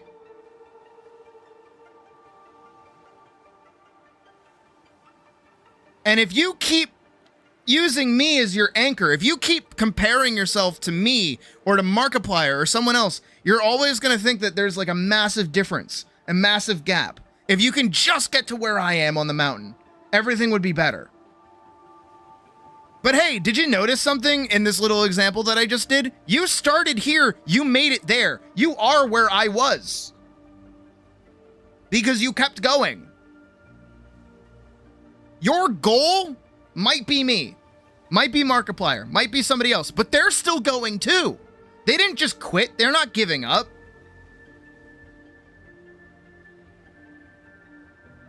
But if all you can do is compare yourself to somebody else, you're not going to feel your actual progression. You're not going to feel this distance that you've gone. All you're going to feel is that you're not getting anywhere closer to where you want to be. Not realizing that you are. But that's what social media is. That's what like the current like hustle culture is nowadays. Right? Is that it makes you think that like you're far behind. Everyone's doing better than you. Everybody gets it. And when everybody gets it and you don't, you feel like you're a mistake. You fucked up. You're stupid. You're dumb. You fucking moron. How come you don't get it? Everybody else does. You want to know the secret? Come here. Come here. Make it big. Come here. Not my tits. Look at me. Look at me in the eyes. Hi.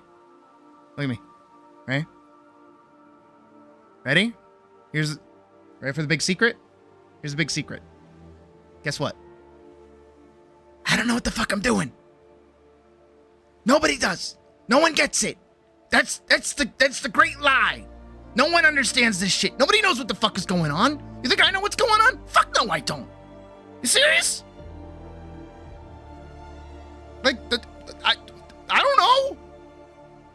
Dude, I started streaming like 2 years ago and now I'm almost at like 3,500 subscribers. Are you kidding me? I don't know what the fuck I'm doing. I'm scared. I don't know where you fucking people are coming from. What the hell? The fuck is that? Titties. Pause. Back down here. Hi. But that's the thing, right? Is that me hopefully telling you that I don't know what the fuck I'm doing. Nobody knows what the fuck they're doing. Everyone's just kind of like mad dashing for whatever the fuck they want to do. That should like ease off your fucking brain by like 1,000,000 bajillion % to just go, oh, I can do whatever. Yeah, all right, sweet. Go do shit. Go make stuff. Go have fun. Life is meant to be fun. Go do fun stuff. Everything's made up and the points that, yeah. And the points don't matter. Fucking Drew Carey. But I think having someone that you can, again, I'm fluffing my own feathers a little bit here. Having someone that you can look up to, like me, kind of. Not that you should, but for whatever reason, if you do, having someone you look up to turn to you and say, "I don't get it." That shouldn't be scary. That should be like sobering. Because now you can kind of, you can free yourself a little bit. You don't have to worry as much. That's my opinion on it anyways. And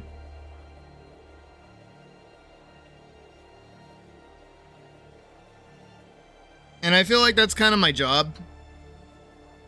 And I don't mean like literal job that I get paid for. I feel like that's just what I'm supposed to do. I'm not meant to be the be-all, end-all. I'm not meant to be like a pinnacle point. I'm not supposed to be anything crazy. I'm just supposed to kind of like push you guys into actually doing stuff. So we're listening to Spider-Man music. I don't want to listen to Spider-Man music. I want to go back to Hail Mary. Okay, this is the extended version. Or we'll do this. Yeah,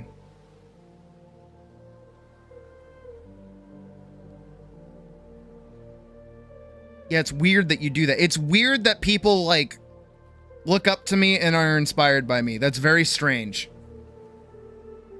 19-year-old me could never believe that. 26-year-old me might believe that.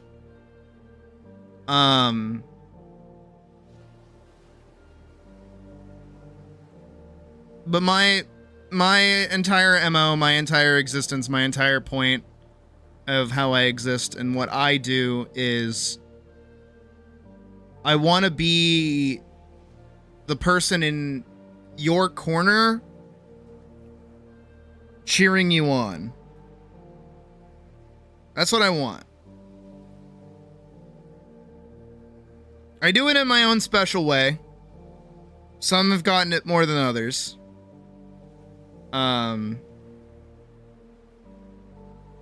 And of course, I can't be there for everyone all the time, every day. Because I am one cat. I am a singular cat. But that's why I do everything that I can to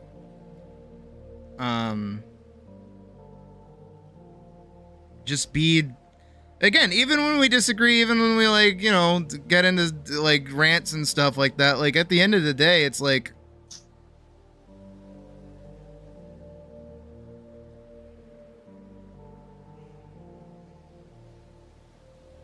what do I want to say? What am I trying to say? What am I trying to say?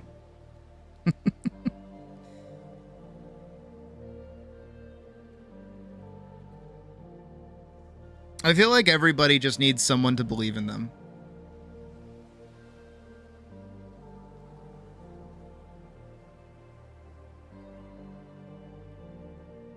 I think everybody deserves that. Even if you fuck up. Especially if you fuck up. You should be allowed to fuck up. You should be okay with fucking up. And I think too many people nowadays are too scared to fuck up. You have to be perfect all the time. And being perfect all the time is strenuous. It's difficult. And it doesn't matter where you go or what you do.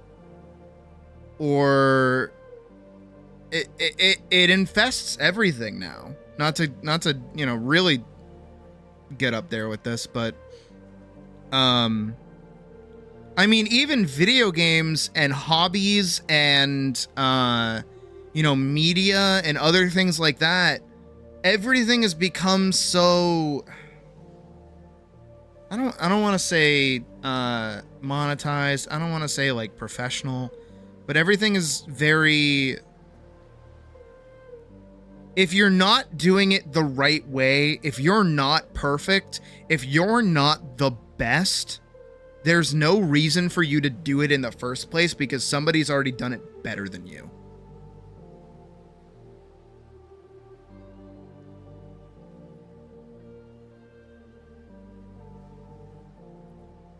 I'm gonna bring somebody up. Badger knows who. I got them in a divorce. There was a viewer that I had forever ago. Talked about yesterday. Probably would have dropped his project if you hadn't helped him. He's turning that novel into a comic to stay. Yeah. Sometimes people just need a little help. That's it. But this individual, who I bring up all the time whenever I get into talks like this, I got into a bit of a spat with him because he would always like kind of downplay my art and always talk up his like he was just better than me. And I was always like, dude, like, let's go, like, show me what's going on. Like, I want to see your art if it's so good. Like, come on. He's like, well, I just don't have anything to show you. So it's like, it's all NSFW. So like, I don't want to show you because I know that like I can't show you NSFW content. I'm like, dude, I don't care. At this point, like, you're talking so much smack. I gotta see it. I gotta know how god tier this shit is. And it wasn't. It was pretty bad. Admittedly, it was not good. And I had a rule with myself where I'd be like, all right, if I'm doing critique for somebody or I'm talking about somebody's work, I want to know what they want from me looking at it. I still technically do that. I don't do it as much anymore because I do just kind of like say whatever comes to mind. Because I've kind of gotten better at doing critiques in general. Sometimes better, sometimes worse. But the thing that they asked me wasn't about art. It wasn't about how to, you know, do better composition. It wasn't about better shading or color choices or, you know, character design or anything. It was, how do I get more popular? And I didn't fuck with that. I did not fuck with that in the slightest.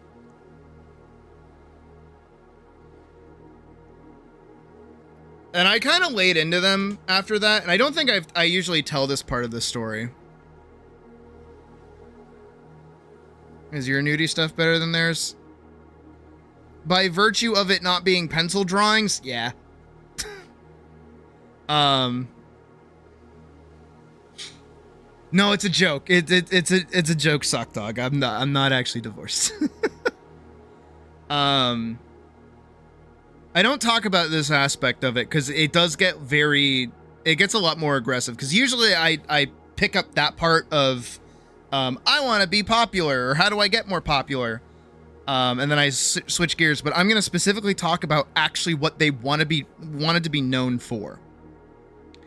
It wasn't for art, and it wasn't even for their music, because the only things that they ever posted, because they wanted their YouTube channel to get more noticed, they would speed run Ultra Kill. That's what their content was. Their content was speedrunning Ultra Kill and then very hyper specific inside jokes to their own community. Now, it's one thing for the inside jokes because that can be argued as like a passion project, sure. But it's those speedruns. Those still sit in the back of my mind to this day.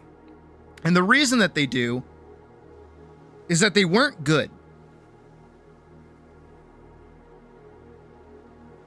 He was uploading his attempts at speedrunning a very, very popular game that has already been solved, and they were subpar speedrunning strats.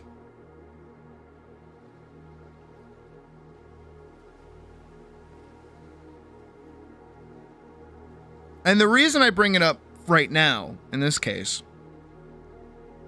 is that this was somebody who was, I don't want to say obsessed because I didn't know them super well enough to say that they were obsessed, but this was somebody that saw success and wanted it for themselves. They wanted to be successful, and this is what they were putting forward as their foot, right? This is what they were doing. And that changes how you judge somebody's behavior.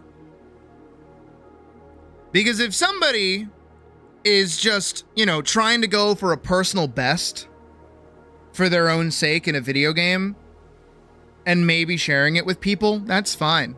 I got no issue with that. You can do a subpar run all you want and just post it for yourself and be proud of it. That's totally okay. But to add on the additional condition of wanting fame out of it, that becomes, why do you deserve that?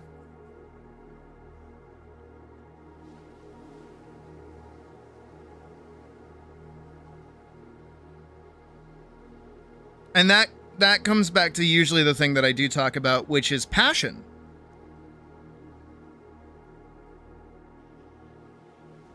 people focus more on passion than they do quality.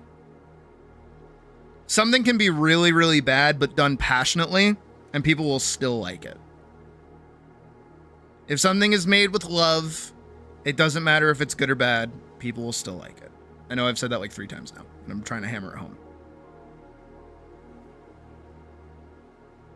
But if your only goal isn't passion, if your goal is something like popularity, you don't deserve success. Nobody deserves success. Nobody deserves fame or notoriety. Nobody deserves it. You have to earn it. And how do you earn it? By clearly making something that people actually want to see.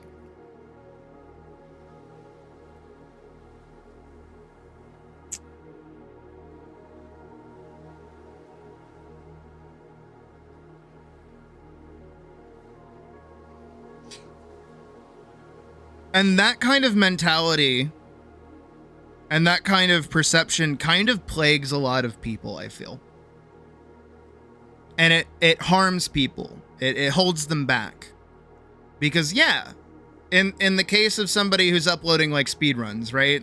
If somebody does a faster time than you, why should anyone care about your time? Why should they?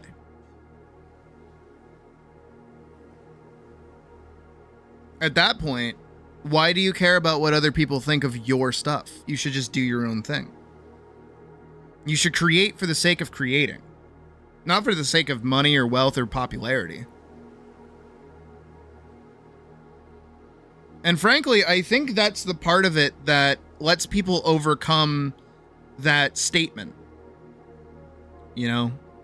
And the statement towards, like, making art where it's like, oh, you know, your parents or your family members or even teachers might put you down and say, oh, there's no money in it. There's no point.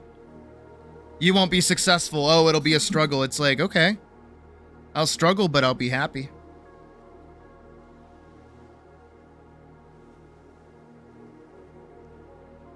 And I think the reason for it is because people do respond pretty well to art.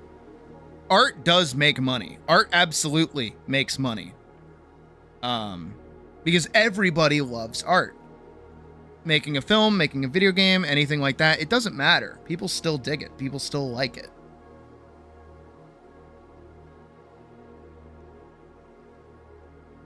But you shouldn't... Nobody who makes good art does it to be popular.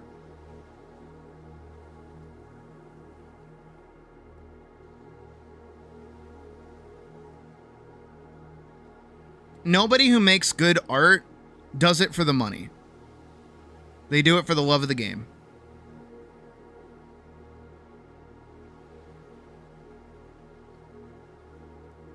Think back for me. Do me a solid. Think back to when you were a kid.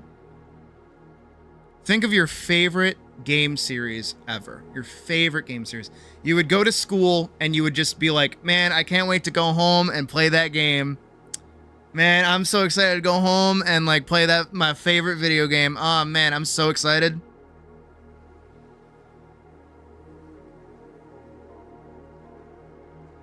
Why were you excited to play that game?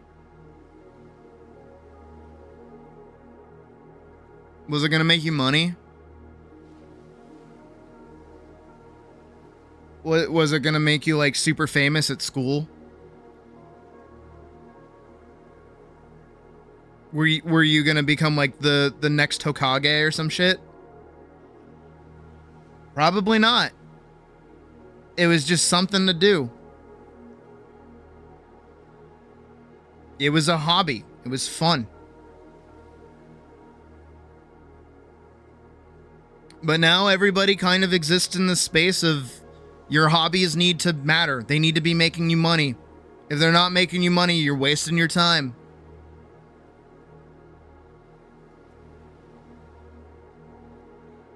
But then you go and you look at anyone, seriously, any of your favorite YouTubers, anyone that you enjoy, rather get strapped down and chop your own arm off than be fake and have your sole purpose to be gain popularity. Yeah.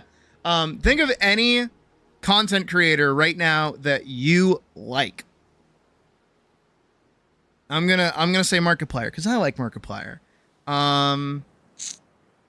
Who else? Who else do I like? Willajum. I like Willajum. He makes Rust content. He's awesome. Xander Budnick. I love Xander Budnick. He's awesome. Think of any content creator that you like. Yeah, they get the opportunity to make money off of their passions. But don't you just like watching them because they're passionate about what they're doing?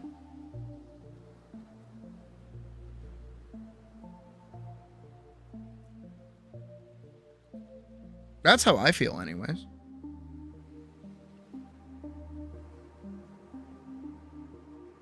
I'm going to shift gears. I'm going to shift a little bit of gears, and I'm going to give you guys a little bit of a tip. A little bit of advice. More so advice than I already have done, now that you're thinking about this.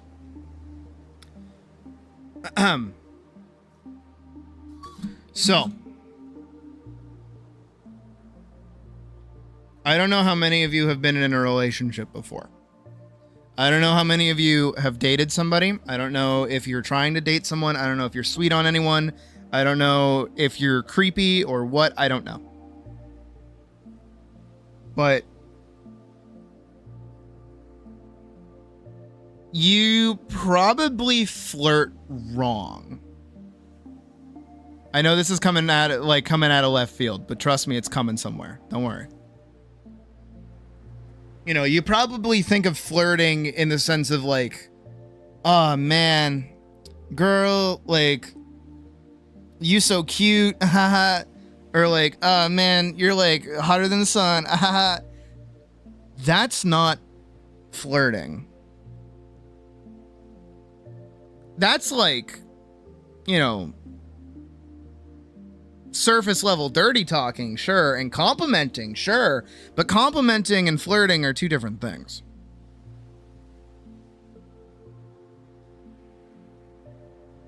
Because what flirting actually is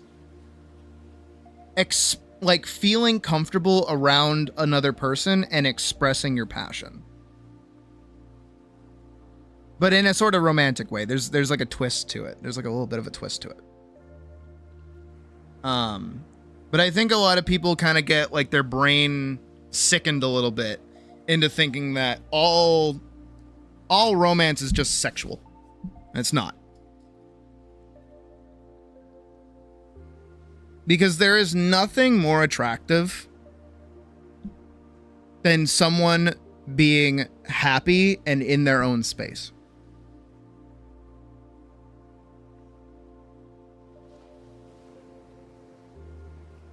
If you've ever crushed on somebody before, I know some people have said that they haven't. It's okay.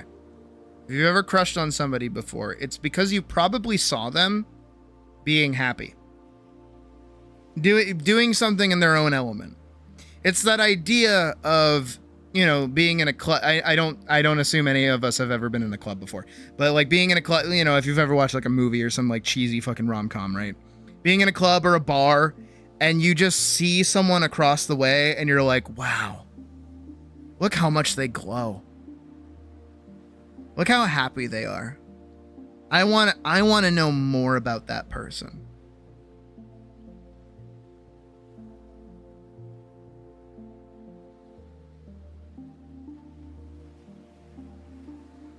Ironically enough, I'm gonna pull the sheet back a bit. So what the fuck I do to you guys?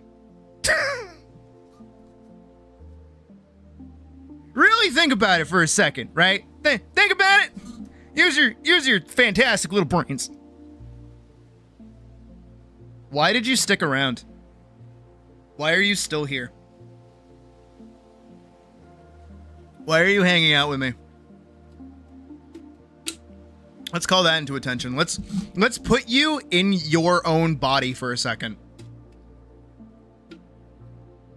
You're here. You're watching me. You're not watching any other content. You might be playing a game. You might be doing art. You might be doing like scrolling on your phone. I don't know what the fuck you're doing. But you have this window open. You're listening to me right now, presumably. Why? It's not a trick question.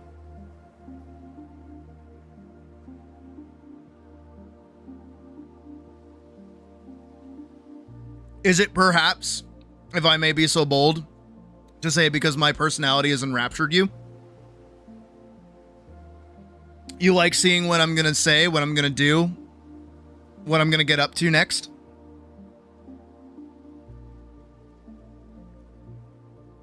Vibes good. I'm having fun. Hell yeah, I'm having fun. I'm having a great time. I got the dumbest smile on my face. And talk to. Yep.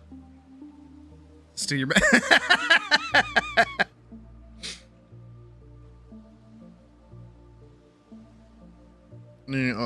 Is the vibes? Hell yeah.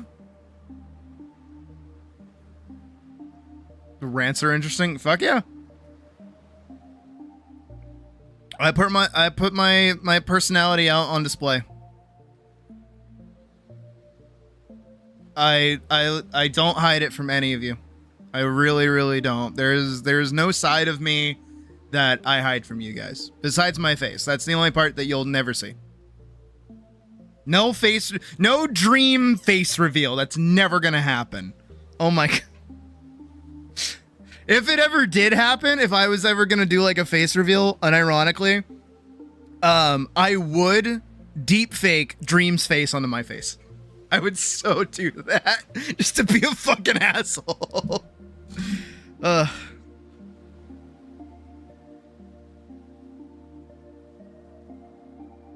here's the thing, right?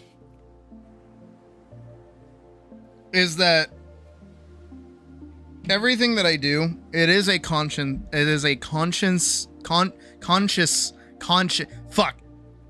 it is a deliberate, there we go, that's a word I can say. It's a deliberate choice to be the person that I am.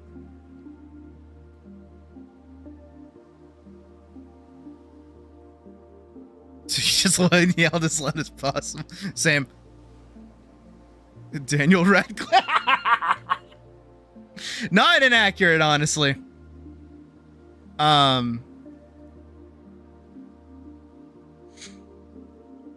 do I put it? What's the words I'm looking for? Everything I do is deliberate.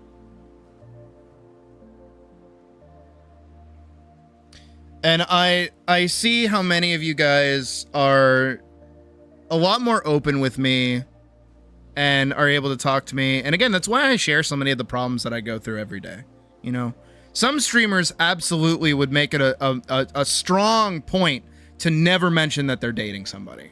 It's an even stronger point to never mention that they've broken up with their partner and the ins and outs of how that breakup has gone, like, affected them. Right? That's something that most people probably would keep very close to their chest. But it's human. I am, at the end of the, I mean, I'm a cat, but like at the end of the day, I still have emotions. I still have feelings. I still have opinions. I'm still who I am. And I think it's probably, and hopefully very sobering for a lot of people, to, by choice, by the way,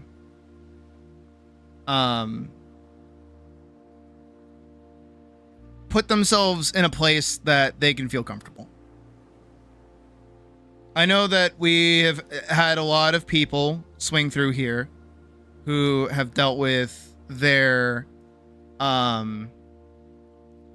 gender identity, their own personality, their own terms of existence, their own dreams, their own ideas, the things that they want to do with themselves.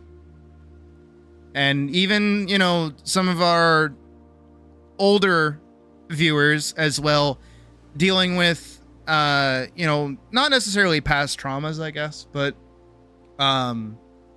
a struggle to rekindle old passions, to continue making things, to continue doing stuff for themselves. And I know I know it seems easy for me to like look at you guys in the face and be like, do the thing that you want to do. But like sometimes somebody just needs to hear that. And I do that on purpose. And I don't do it as a lie. I don't do it as a way to garner like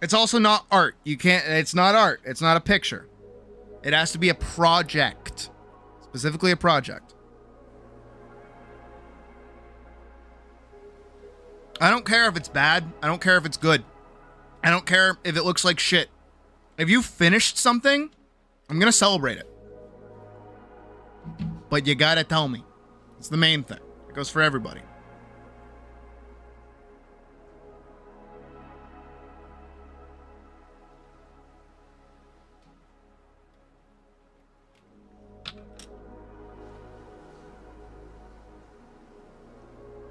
Again, I just don't do a good enough job talking about it, frankly, is what I feel like. Hi,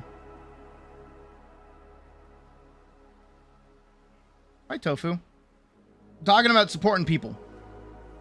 Saying in that description, as you should. As you should. I think everybody should. There's no reason not to like make stuff. Like, make shit. Go make a game. Like, if you finish anything. Within reason. I'm like a supportive mafia boss. No, I'm not Italian. I'm English. I'm sorry. I wish I was Italian.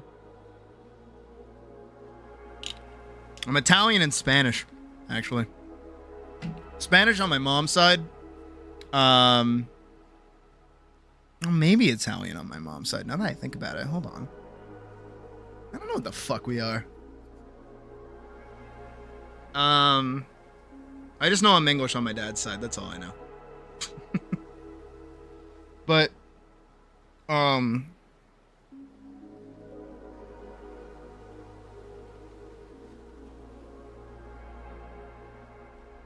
just because Hull put it into my head, I am thankful that, again, the community that I've built has been so awesome.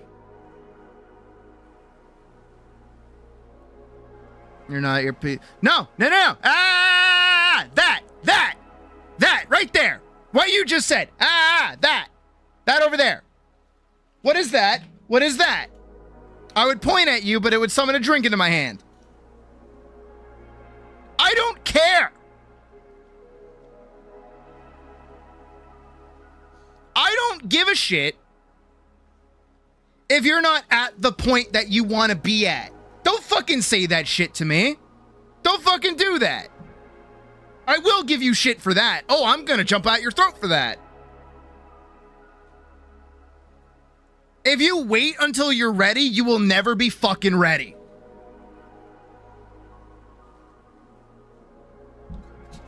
The best advice I ever got. I got advice. Crazy, I know. Usually I'm the one giving it to people.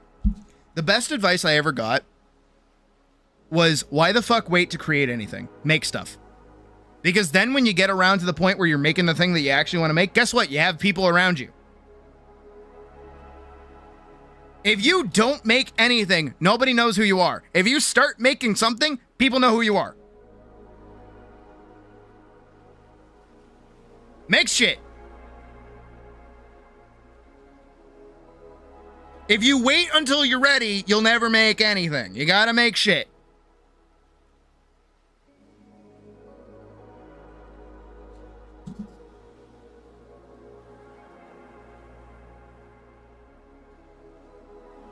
Your eye will train faster than your hand.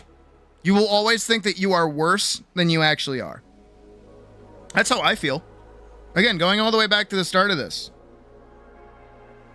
Remember how we were talking about this shit? This like chart where this is you, this is me. Look how much higher I am than you. Guess what? I still feel like you do.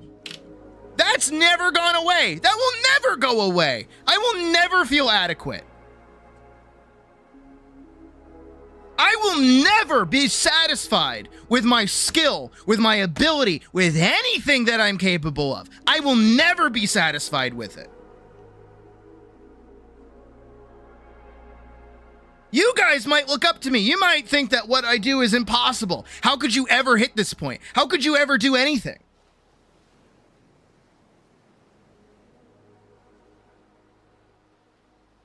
I'm the same way. But you know what keeps me going? You know what keeps me moving forward? Is that exact fucking feeling. That I am, in fact, not good enough. So guess what? I'm gonna keep going. I'm gonna keep trying. I'm gonna keep working. I'm gonna keep making shit.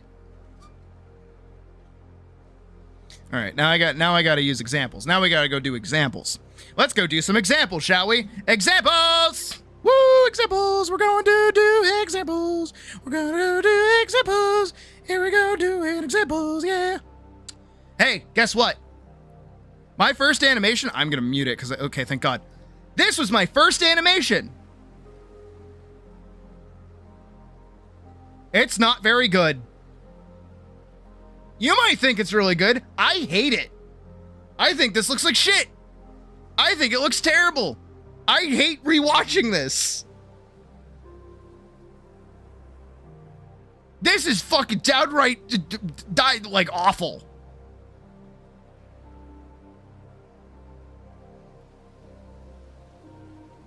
I hate that. I hated this.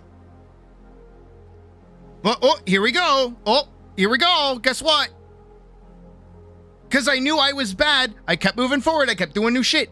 And then, guess what? This was my first ever fake game animation. First ever fake game animation. And it's so bad.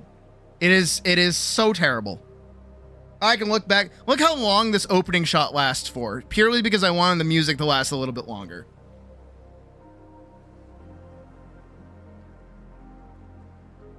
Look how blurry this shit is. It's so bad. It's so terrible. Oh, wow. Look how blurry this shit. It's just bad. It's bad. It's so bad. I hate it. It's kind of cool that I use like paper cutouts for it though. That was pretty sweet. It's very blurry because every time I would take a picture, the fucking thing would move because I was doing this on a carpet. And then like half of the runtime is nothing happening for 13 seconds and then just talking. And look at this goofy ass fucking like stupid, look at this shit.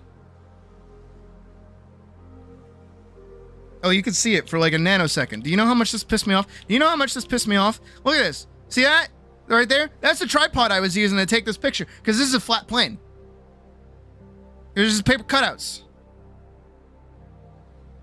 And then I finally did this shot. This took me like a whole day, by the way. This took me like 24 hours straight. Oh God, it's like sickening to watch this, if I'm being entirely honest. It is pretty bad. And guess what? This is where it was supposed to end, but it was so short, I decided to double it. And then I just repeated it again. It looks so bad. It looks so terrible. And then, we gotta skip ahead a little bit. We got here. Where are we? Here we go. Here, I'll play the song. No. Show me the thing. Here we go. This was my first in Adobe Animate little fake video game. Let me shut this off. Here's my girl.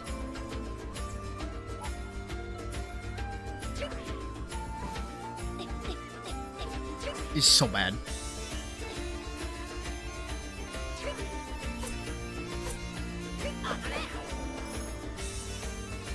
Look at that goofy ass. Look at that fucking stupid treasure. Look how bad that looks, by the way. That looks like shit. That looks like Garbo. Hey, Tama.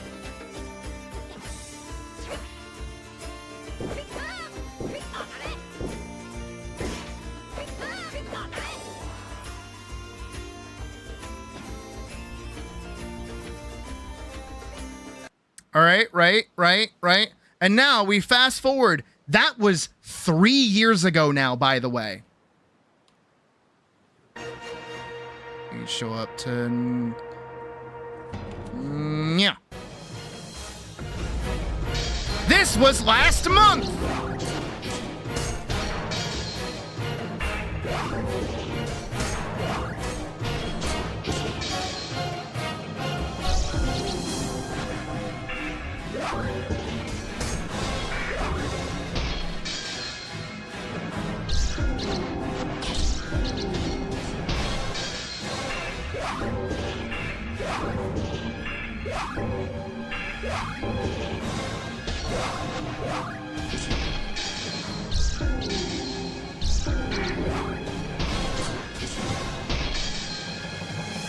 I'm just letting this play out.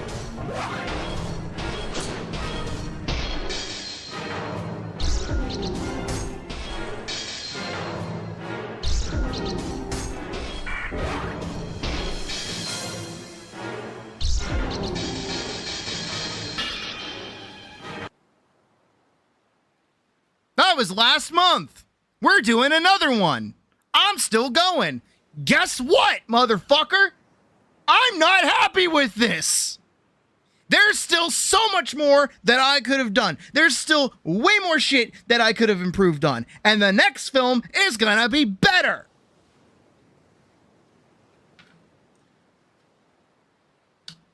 But imagine with me. Imagine with me.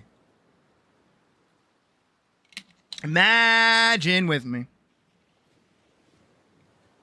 If all the way back. All the way back. All the way. Also, hi, Vorkson. Hold on. Vorkson. Still such a good, stupid drawing. Imagine if all the way back here, when I did this, and again, it still looks like shit. Right? Imagine if I made this and I said to myself, man, I sure do suck. I'm going to quit because I'm bad at it. And I'm never going to make anything again. Or maybe, you know what? I finished this and I said, you know what? This is so bad. I'm not going to upload it. I'm not going to show it to anybody ever.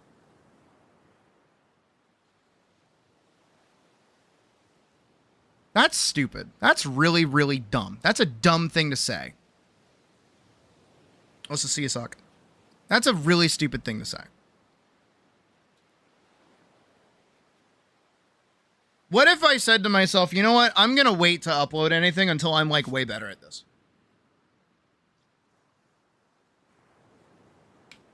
No. Because that's stupid.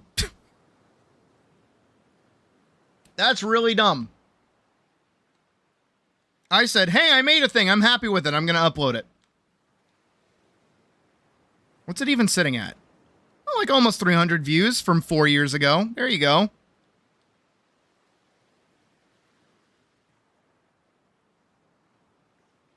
Yeah. I mean, even just this shot. Look at her. She's like sideways. She's like tilted sideways for some reason. Look how plain all this is. My God. Also, this is straight up taken from Attack on Titan, by the way. This little shot. All of that was straight up taken from like fucking Attack on Titan. That's why it looked like not shit. It's because I was referencing something that was actually good. Don't wait till you're ready. Just make shit. Make the thing that you want to make. Actually, if you want like a really big tip, I can give you one. Sorry. If you want like a really good piece of advice in terms of like making a story or something, right? If you are writing a story or you're making a game or something like that, like crazy, right? Or, you know, you want to make a comic or something.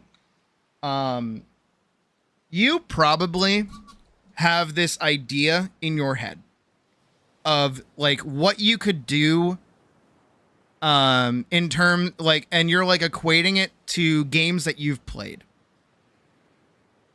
Maybe you think of like Assassin's Creed or Pseudo Regalia or, you know, Hollow Knight or what else is there? What other games are like really popular that people seem to really like? Atlas, maybe Monster Hunter. Maybe you look up to like things like Berserk, story-wise, or Beastars or Goblin Slayer. There's probably like a bunch of different things that you take inspiration from that you want to make something pretty close to. You want to get kind of close to it.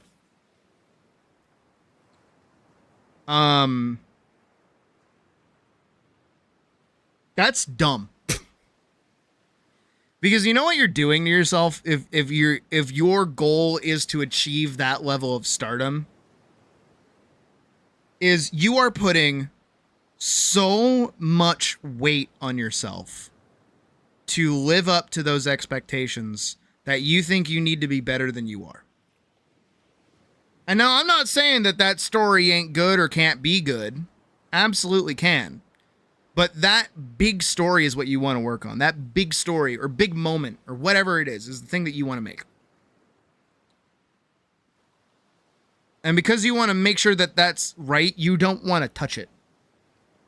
But you keep fine-tuning it and fine-tuning it and fine-tuning it and fine-tuning it.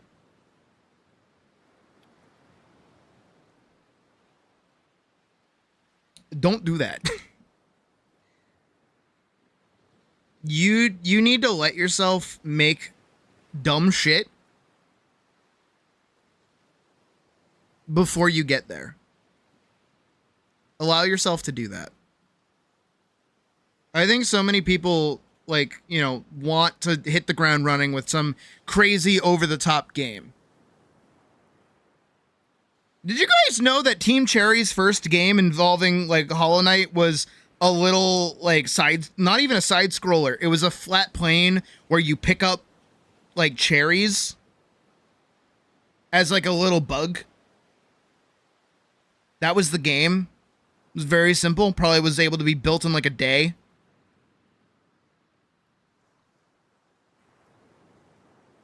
Do you know how many, like, failed mangas are behind, like, really successful manga artists?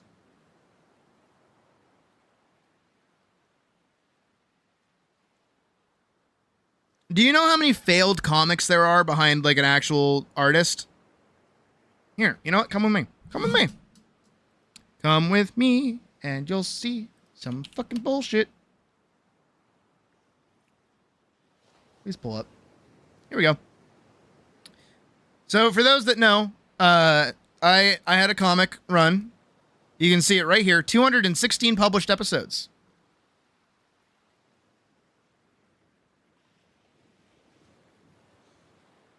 It's Vanguard. Marked as ongoing. I should mark that as finished. It's whatever.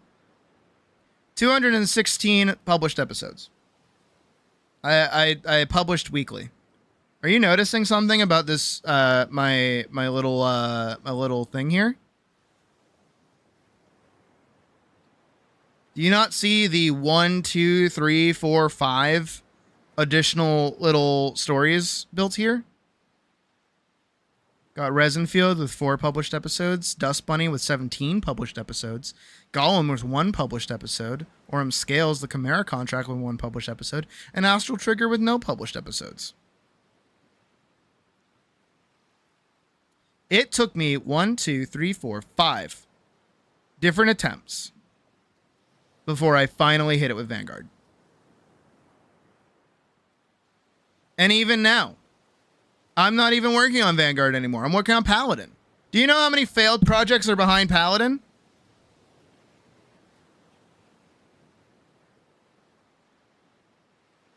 Let's go see. Let's go find out. Come on, let's go together. Come on. I'm dragging you with me.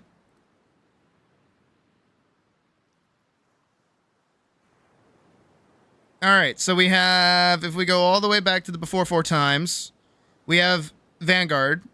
So Vanguard lasts till about here. And then this is like pseudo new idea. This is another idea. This is another idea. This is another idea. This is another idea. This is a brand new idea.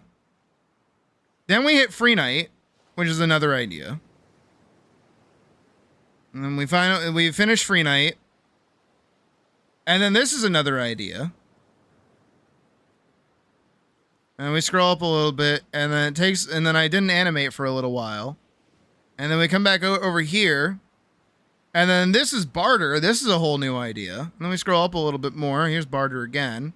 And we scroll up a little bit more. Then we hit, oh, hey, I'm like redoing Vanguard, huh? That's like a thing. And then we scroll up a little bit more. And then we get another Vanguard. And then we scroll up a little bit more. And then we get whatever this is. This is Project Strider. It's a totally different thing. It's another idea. Who's keeping count? Because I'm not. There's shiny teeth in me.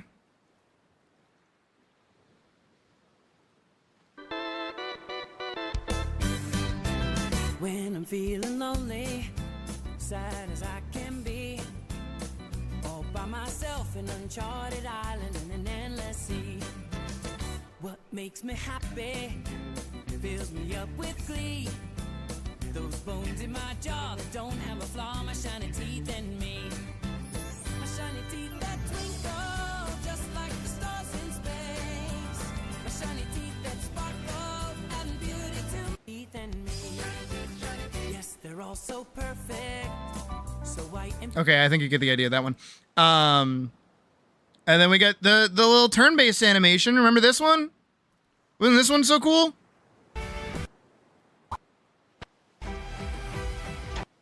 No, get the scream.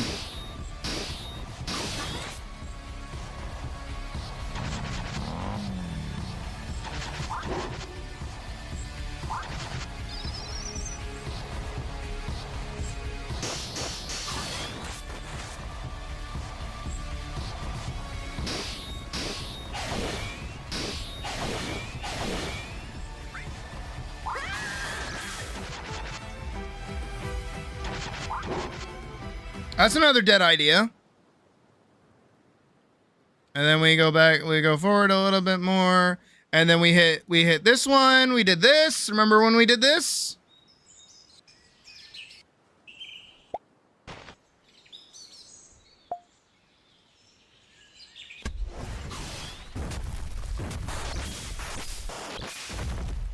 Right? And then we go up. And then, remember Gallandeer? Remember Gallandeer, the 30-man shredder?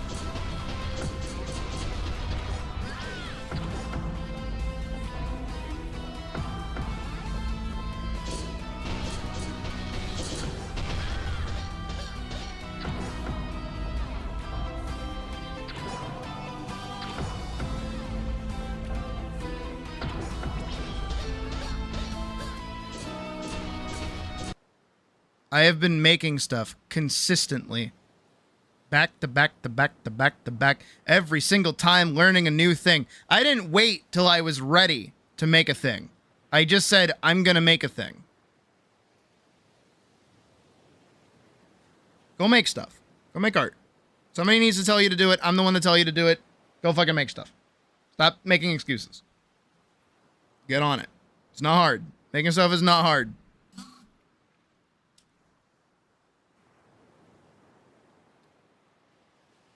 Cavemen can do this shit. You can do this shit. It's not hard. It really isn't. It's not that deep.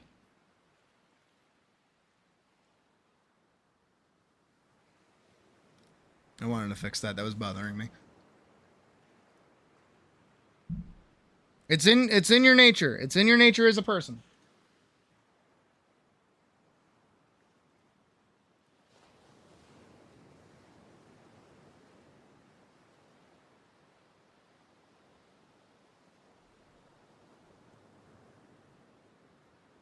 Is chat like fucked?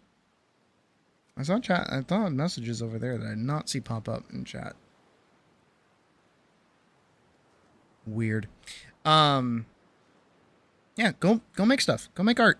Go make games. Go make comics. Go do whatever. Stop worrying about when you're ready. Just do it. Do it for the love of the game.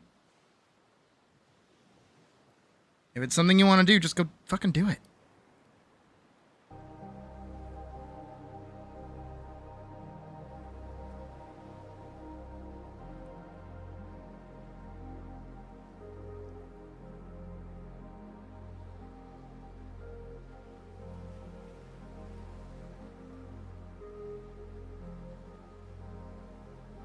Hey, Diesel.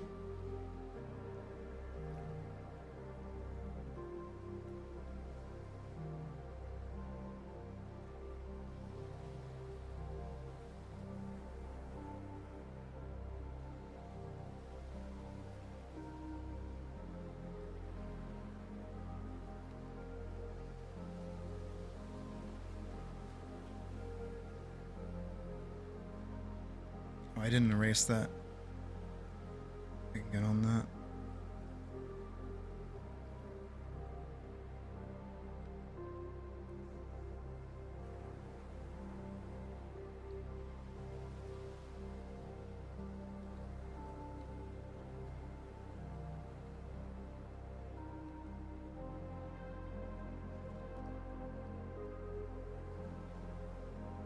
It's going. I'm behind because I got motivational. How did it look in the thingy? In the thing that Pocket sent me?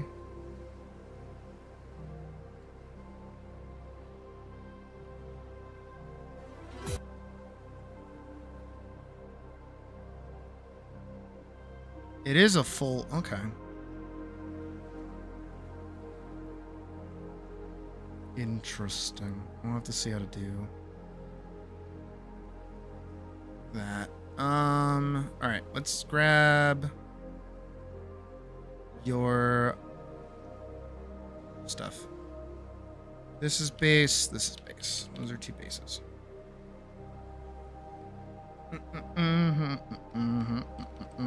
That's backwards.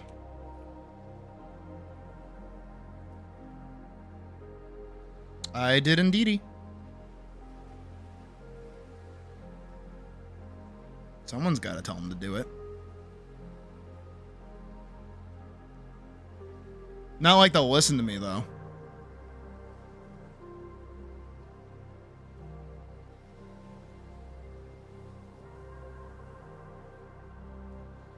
Because they're over there being like, wah, wah, wah. Someone believes in me and wants me to succeed and be happy in life. Wah, wah, wah. That's you.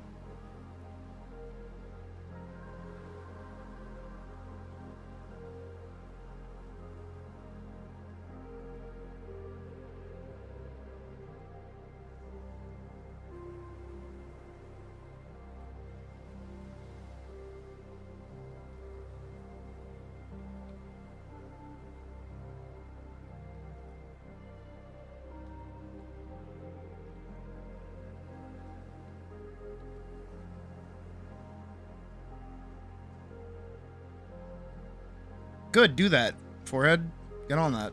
Keep going. Stupid.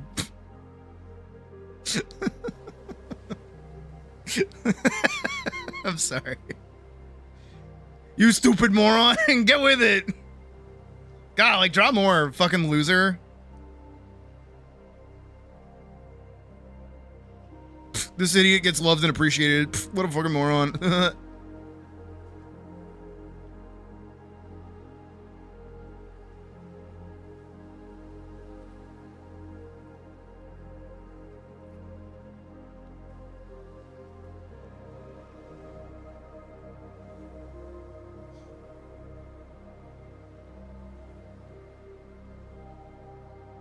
It's Champ. Hey, Champ. This is such a fucking jump scare. Oh, that's just pure white. Okay, duly noted.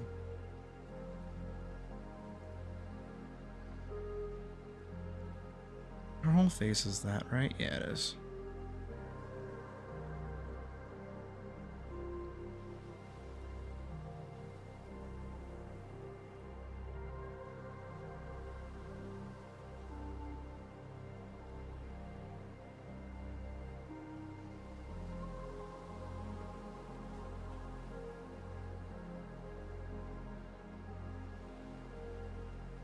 I should probably be doing this on like a light gray so I can actually see what the fuck I'm doing.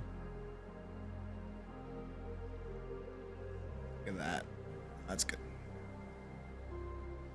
Even lower that. No, keep it high. Just dark enough that I can see through it. Thankfully, her face is all like one color. Thank you, Pocket, for doing that. You made my life easier.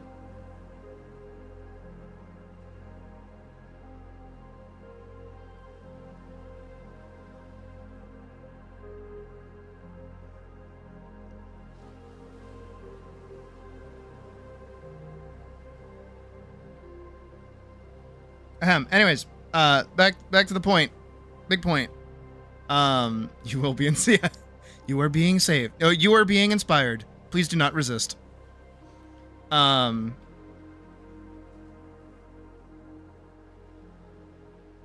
I know I just kind of hyped myself up for a little while, but I'll return the favor.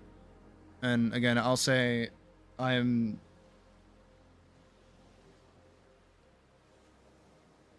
I'm very happy and proud that the community that I have is able to feel comfortable with me. I'm glad that you guys feel safe here. Glad that you guys hopefully feel pretty seen and pretty heard and acknowledged.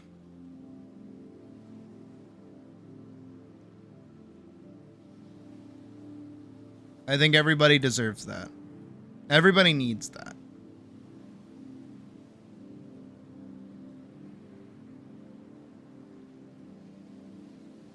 And I will say part of it, I hope that you guys feel, comes from the fact that, like, I am so outspoken and, like, I disagree with things a lot of the time.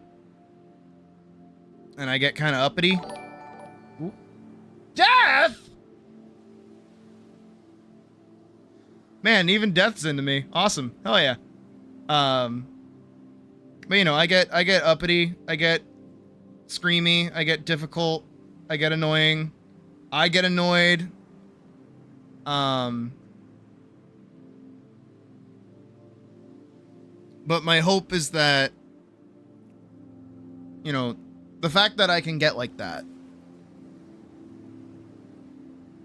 kind of shows that I'm not, as much as I call myself the liar, because, you know, I lie like all the time.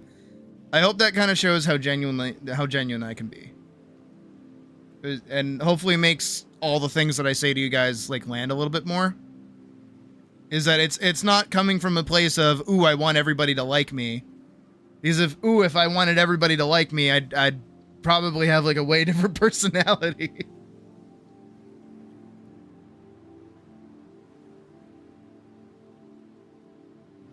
But again, and for everybody else, I highly recommend, within due reason, of course, because, you know, don't be an outward asshole, but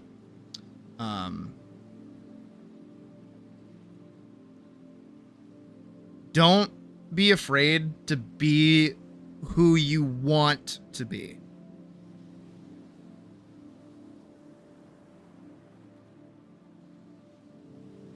That's very specific wording, by the way. Because I feel like a problem that I've noticed is that people get told to just be themselves. And not for nothing. I think I'm proving my point by the comment I'm about to make. Sometimes yourself is a bit of an asshole. Sometimes yourself is not the person people want to be around. So I say, instead, don't be yourself. Be who you want to be. Barbie girl.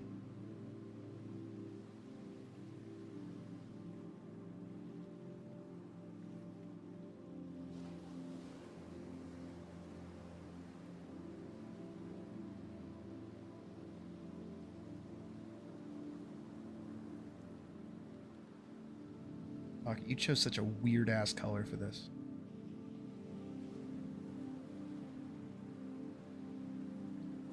It's painful. I'll leave it. I'll leave it. I'll leave it. We'll do the pedal. I still have to do the pedal.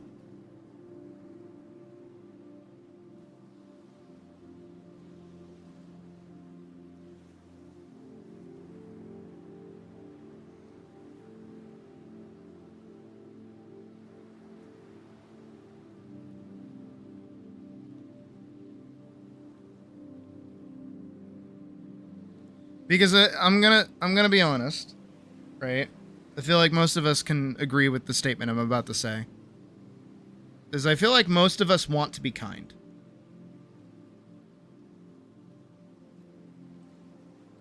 I know I have my moments where I say, man, I wish I was just a fucking asshole.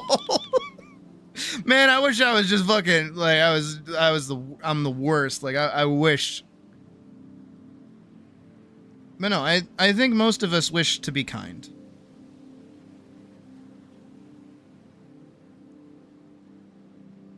If you want to be a kind person, be kind. Be nice. It's okay. It's allowed.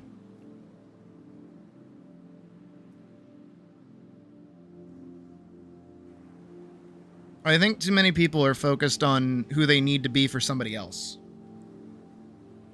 rather than who they need to be for themselves.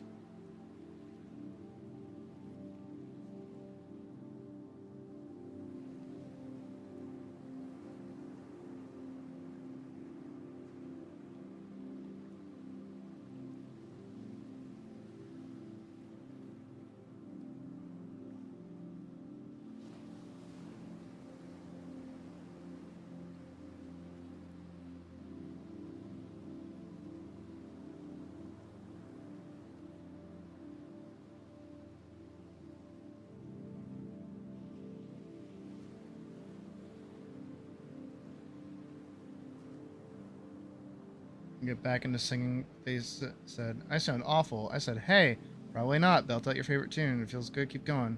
Yep.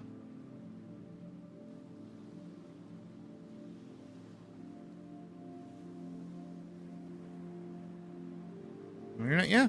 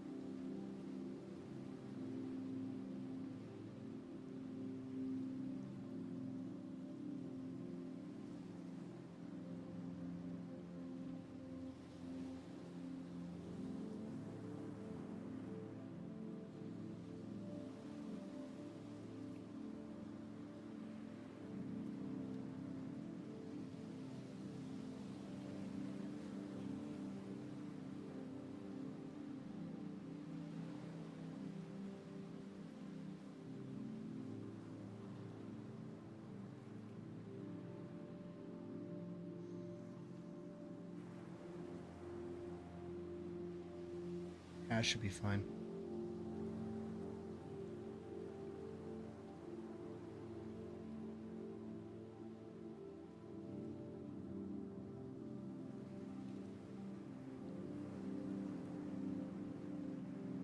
Letter Z.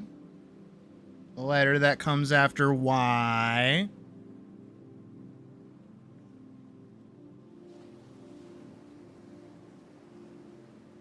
It's just a selection issue. Got it.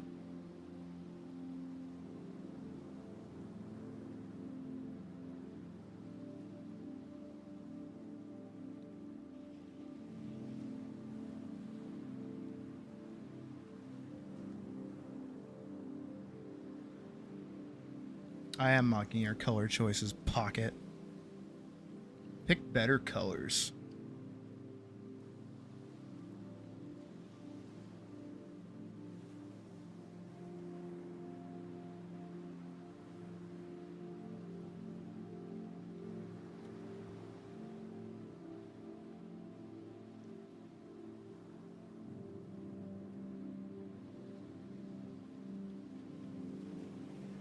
Get bigger hands. That's, yeah.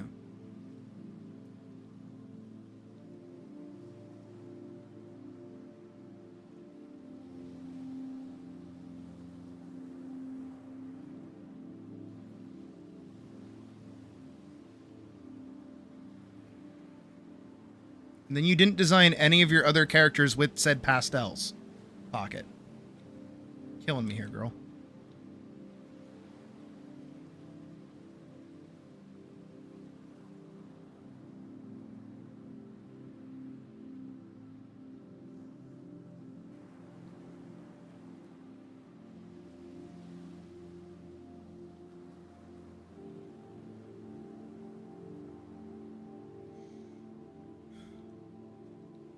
Don't do it, you piece of shit. Don't you fucking do it, you beta cuck.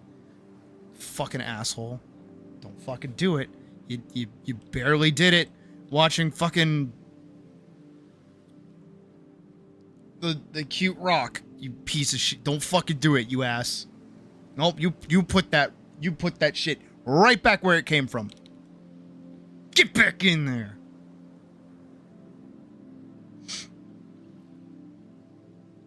Nope, I'm not breaking.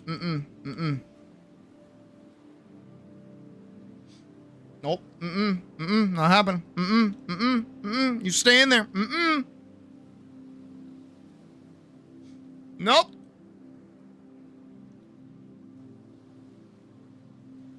Nope.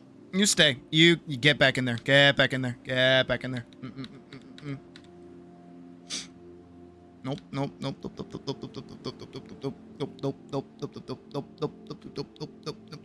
Nope. Nope.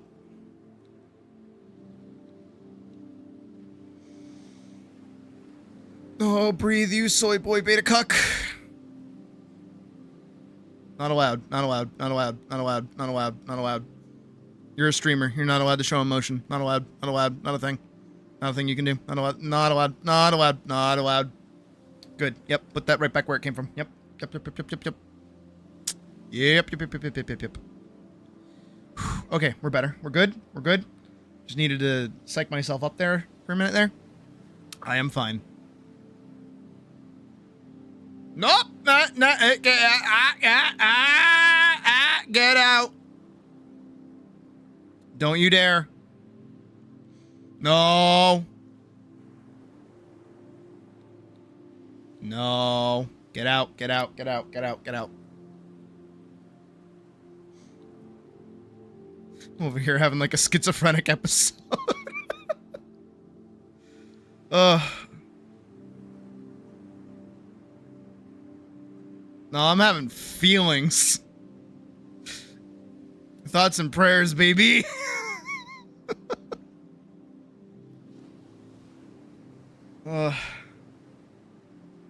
Stop it.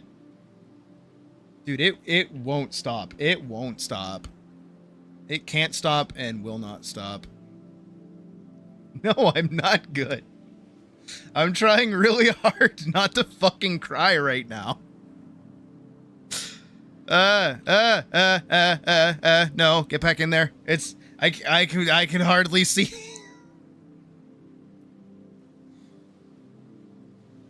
Somebody make an uncouth joke so I can be mad instead, please.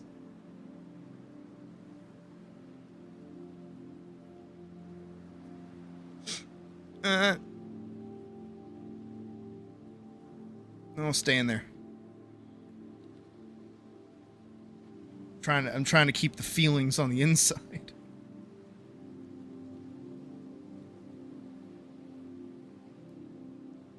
Thinking about the official Rocky play. I do really want it, yeah. Boop boop pee pee. Thank you. Okay.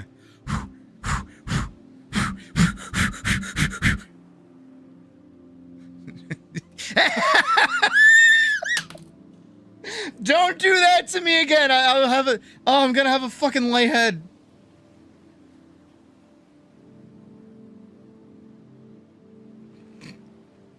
Guys, you can't do that while I'm drinking water. Fuck off.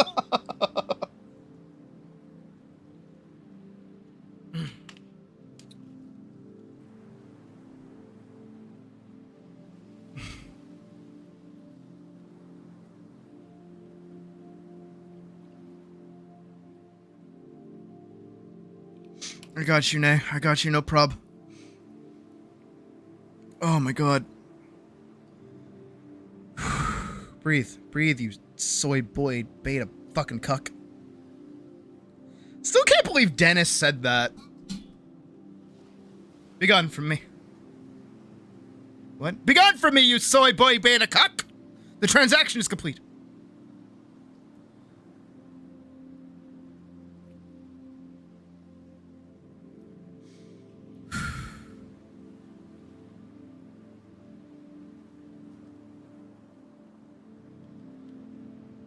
Alright, I'm gonna do a dangerous thing. I'm gonna express feelings on the internet.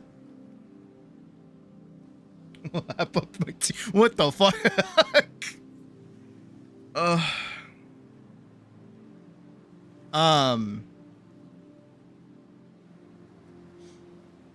Please breathe.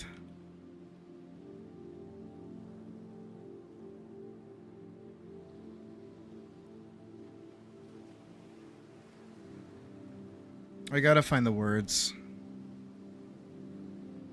Because I want to say it right. I don't want to say it wrong.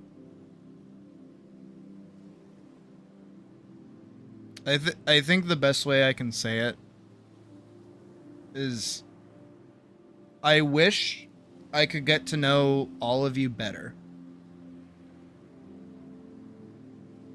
I wish I could give you the time that you deserve.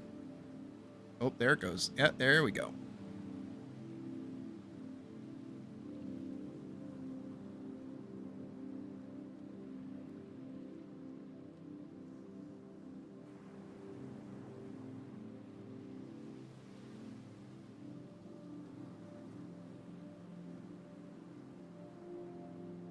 I wish there was like a series of words that I could say that could sum up how I feel daily getting to do this.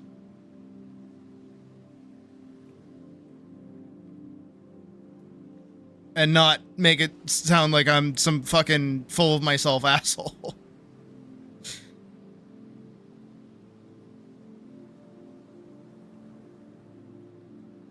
Because you know that thing that like YouTubers do all the time when they're like, guys, I couldn't have made it this far without you.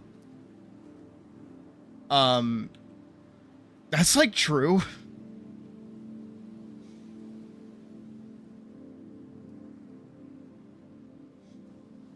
And it's like,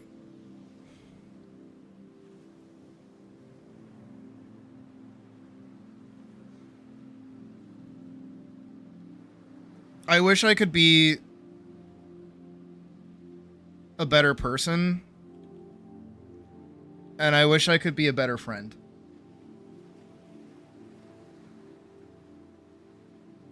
And I try really hard. I do.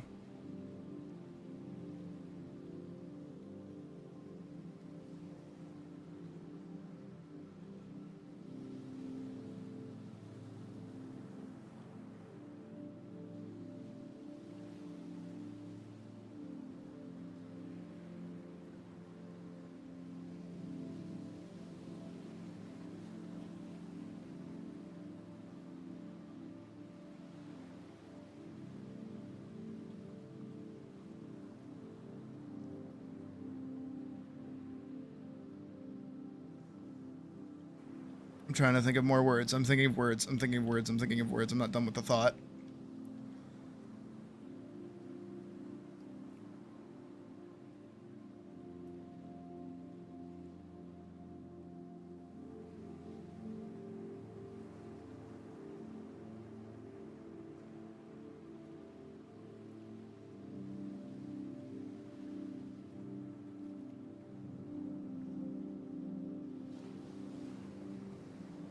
The music and the waves are not helping.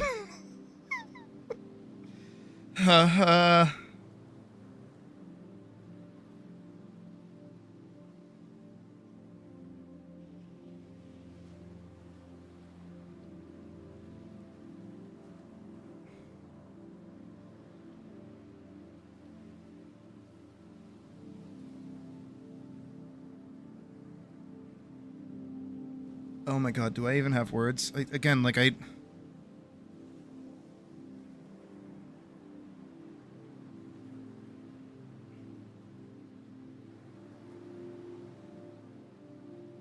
Really, though, I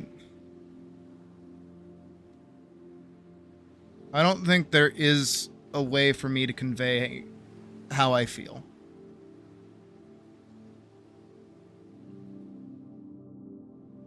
And I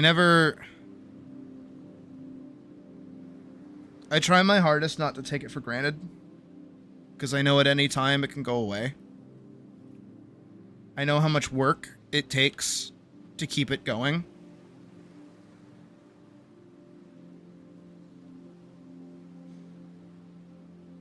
But there are times where, and again, this goes back to earlier what I was saying. There are a lot of times where I want to quit.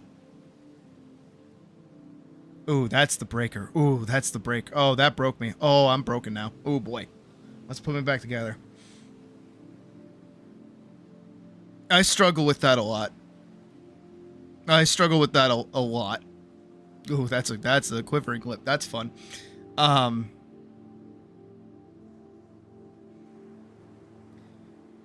Because it would be easier to quit.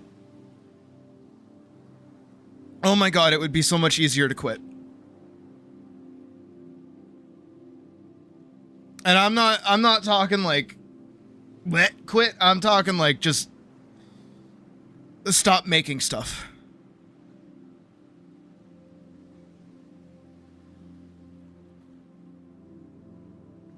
Stop worrying about it. Stop thinking about it. Stop, trying to be someone I'm not.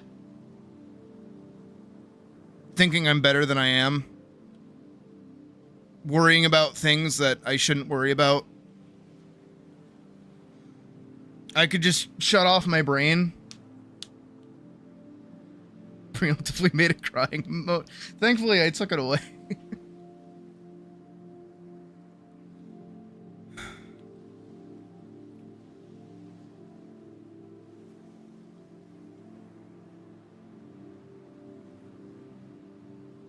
And there have been a lot of times where, especially recently with all the stuff going on, right?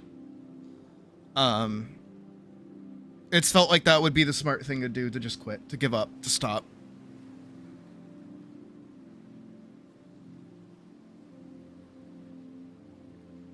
It would make people happier. Okay, with the 10. I see you. Thank you, Nay. I can't actually send you a hug, RN, but I hope this shows that I would if I could. I appreciate that.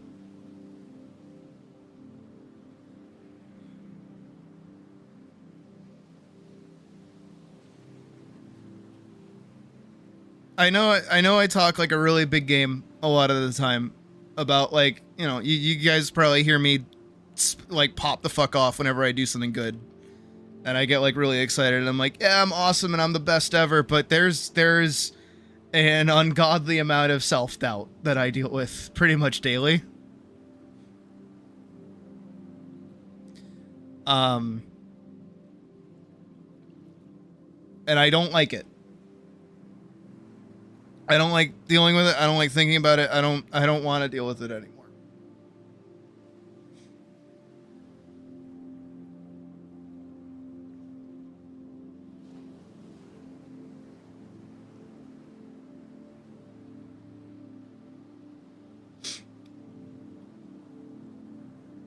It doesn't go away.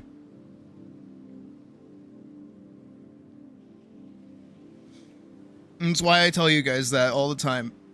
Is that it doesn't matter how far you go, it will never go away. It doesn't matter if you get comfortable, it doesn't matter how secure you are, it doesn't stop.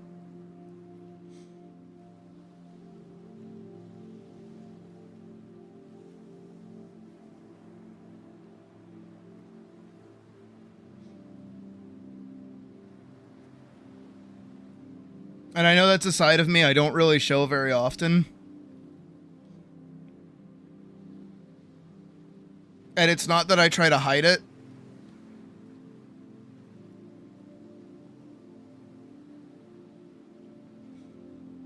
It's that I do a pretty fucking good job of putting it away. Of shutting it down pretty damn quick.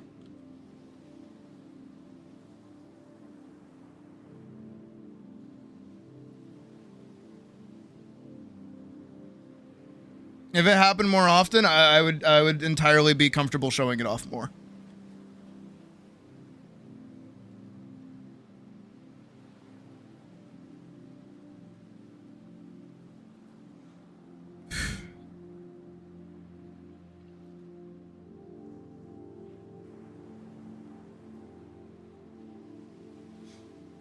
But I don't have to worry about that.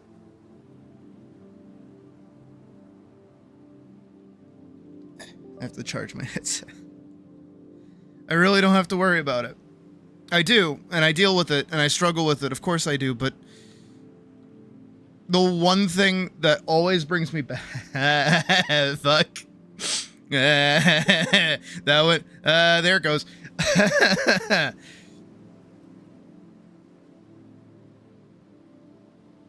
Ugh. What the fuck? Why is this happening? I don't like this. Go away. Stop it. Fuck off. Funny. I'm the funny one. Haha.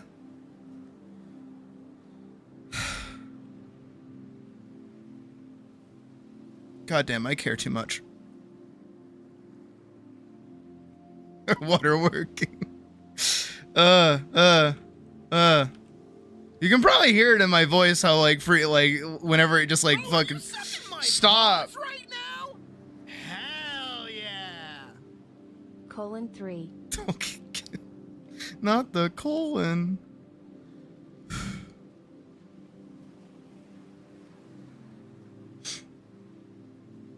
Oh, I haven't broken yet. I'm still drawing in case you can't tell.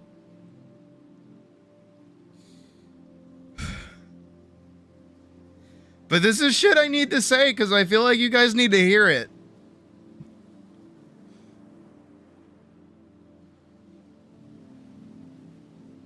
Because I know I keep a lot of you guys at arm's length. I really try to. But I don't want to.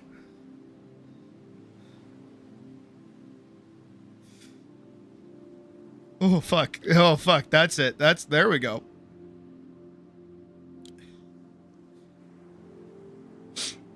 Oh, shit. Oh,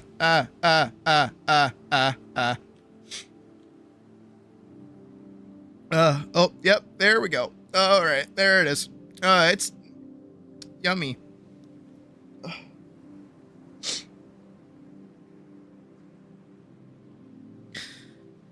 Fuck. Stop it, you bitch.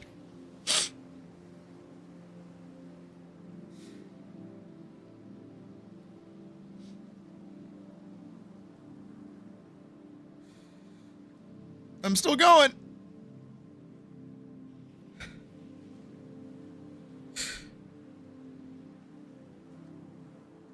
I know we have a lot of new people, so this is probably like really out of character.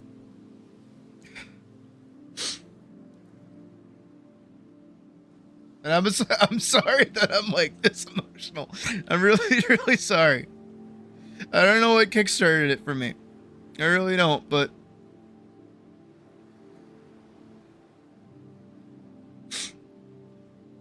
I'm still going. Breathe, you fuck.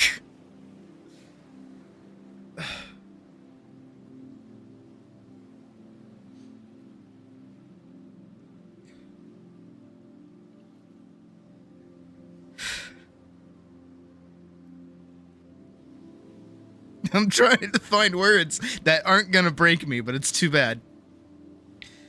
I gotta stop for a second.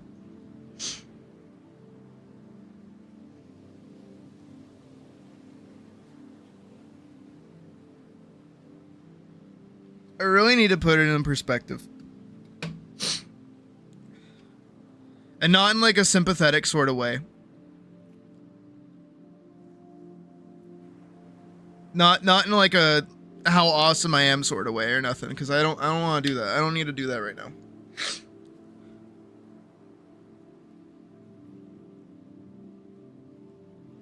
Because like I need you guys to understand, right? That I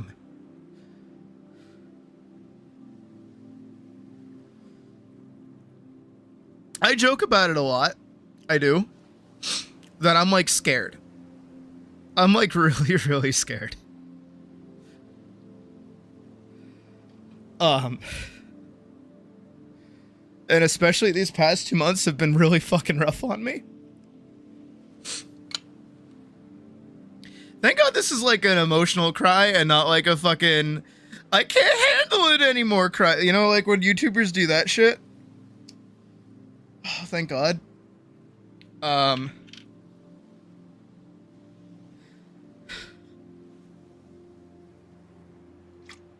White Monster, it makes you cry. It makes you a fucking bitch.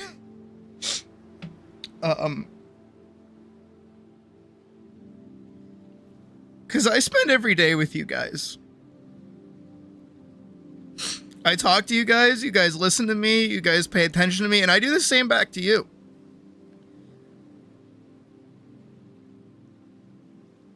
I don't do it because I want anything out of you.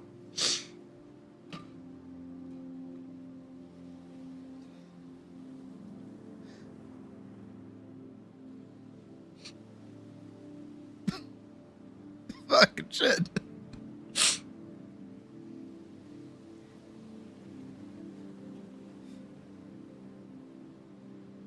And I say it all the time. It's because it's something I would have needed.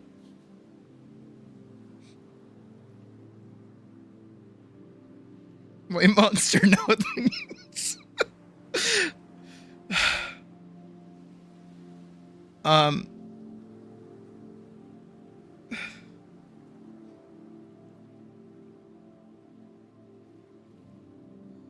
do it because it keeps me safe. And I do it because I don't want to put myself in trouble. I don't want to do anything that, like,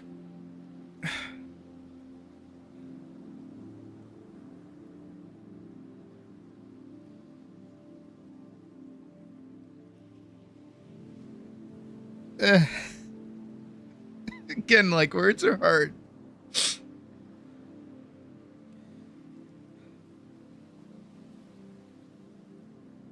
$2.98.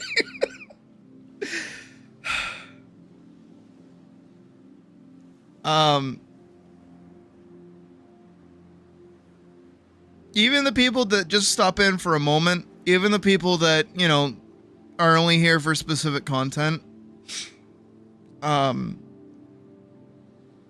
don't want to say this, but I'm gonna say it.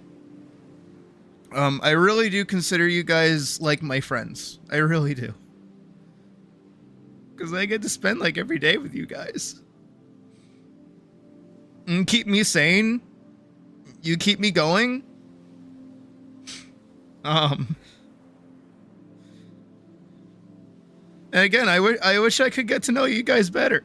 I wish I could give you the time that you deserve.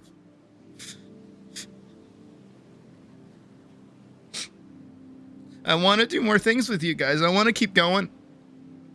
And every day that I feel like quitting, I just remember that it would be me turning my back on you guys, and I don't want to do that.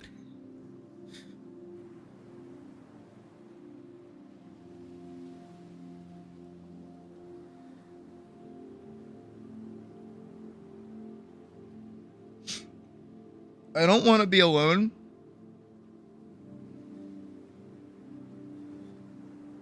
I remember where I was when I was alone.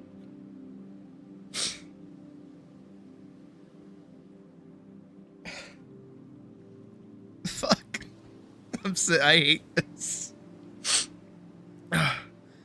Please breathe. Please breathe, you bitch.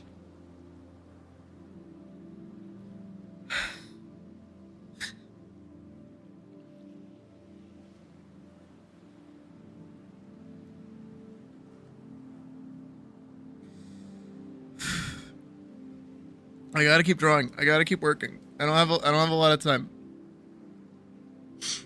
I still gotta do nays.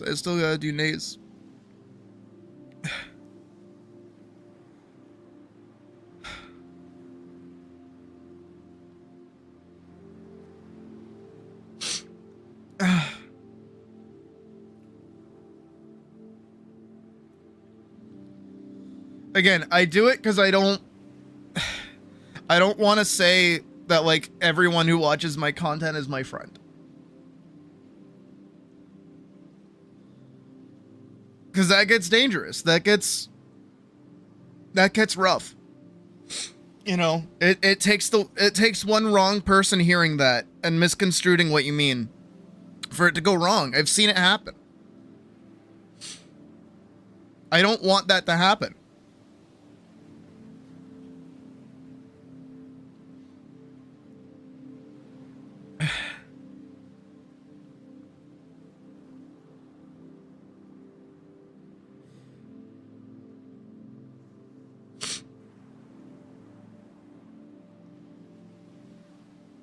Again, I wish there was some kind of word that I could say right now that would, like, get it all across, you know?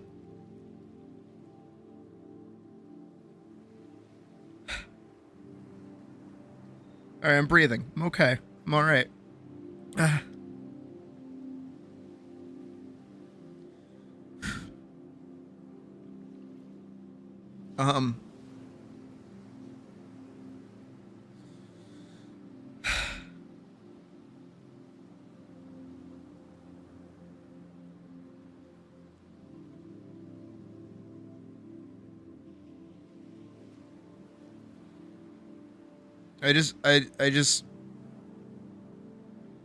I want you guys, all of you, most of you, not the new people. New people, go fuck yourself.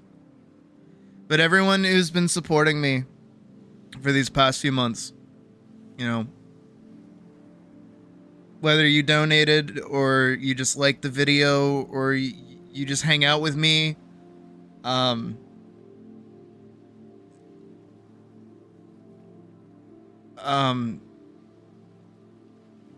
thank you. I guess I don't know what to say. You mean something to me. How about that? No, all of you guys mean something to me, genuinely. And if there is ever a moment in your life that you feel like you don't matter, I want you to know that you matter to me, okay? Because oddly enough, I know that for some fucking random ass reason, I know I matter to you guys.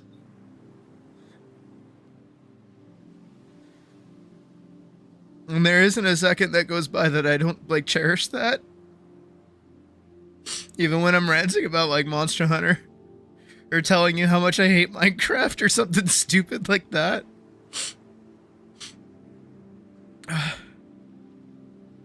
I don't like this. I'm gonna change this. This is gonna go like this now.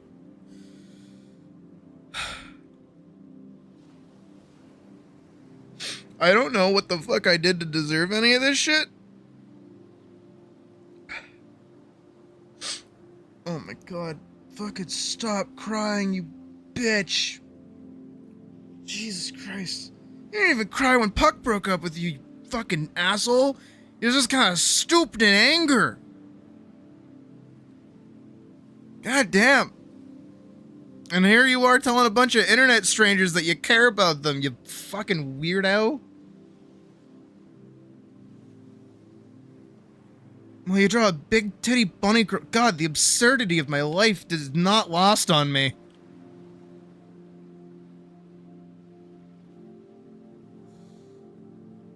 Is that even gonna look good? I don't know if that's gonna look good. I don't think I care.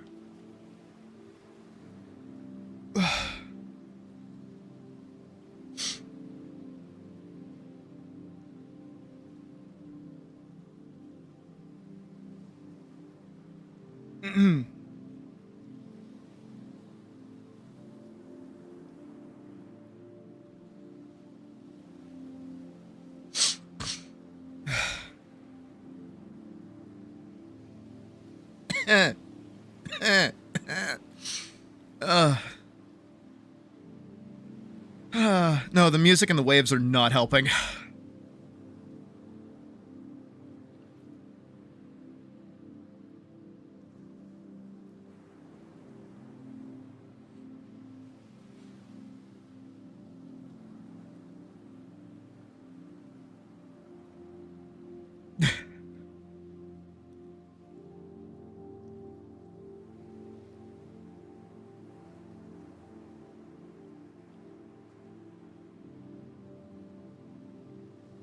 I'm trying to compose myself. I really am. I really, really am.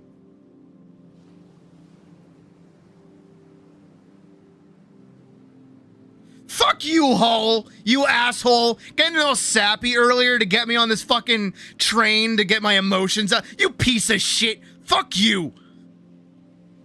This is Hull's fault. This is all your fault. All y'all's fault. Every single one of you. Would absolutely kill me. Yeah, it fucking would.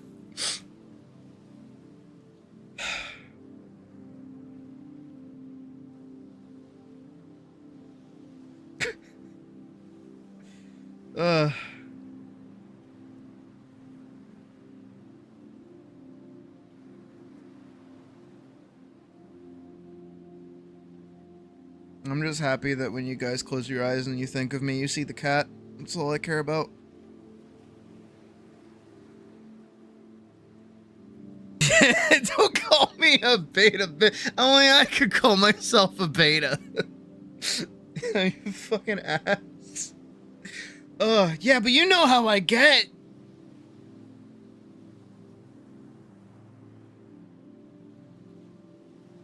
I'm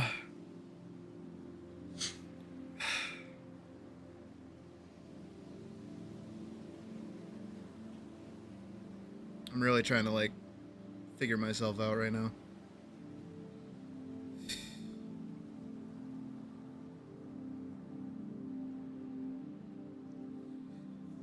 Okay. Keep going.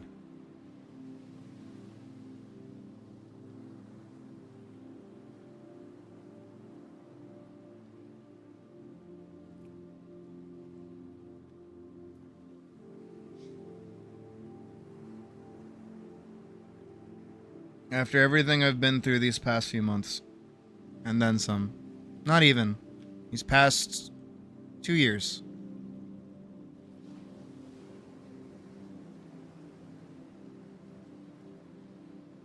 I'm glad it was with you guys. And it will be with you guys, unless you leave for some fucking reason. Ugh. The streamer showed, like, emotion and was, like, human? What the fuck? I'm never watching them again. Ever. They can, like, explode. Fucking disgusting.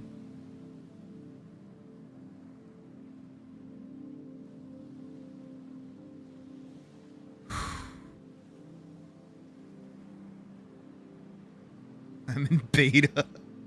Stop with the beta comments. Only I can call myself beta.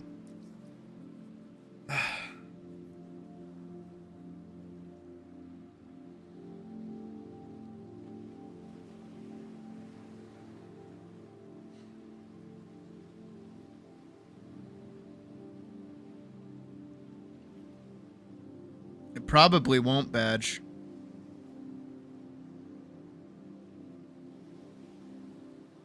Some kind of reflex and blasted coffee all across your... What do you mean you blasted coffee? What is that supposed to mean? What is it? Like you threw up? Ick by drawing a busty bunny. I mean, definitely has happened. And the losing, yeah, yeah.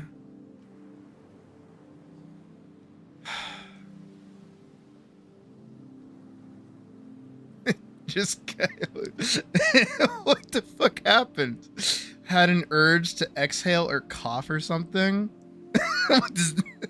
Yeah, I don't think anybody just like blasts coffee. What is that supposed to mean? It just came out of you. What does that mean? Like a fucking chest burster or some shit? What is that?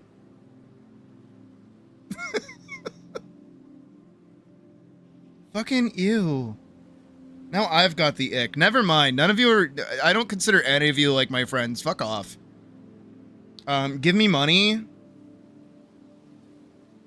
Tomorrow I'll be opening NSFW commissions for like really hardcore fetish shit. How about that? I'll start doing like vor art.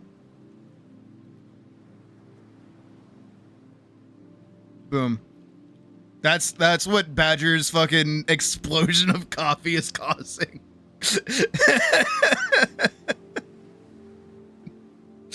Oh,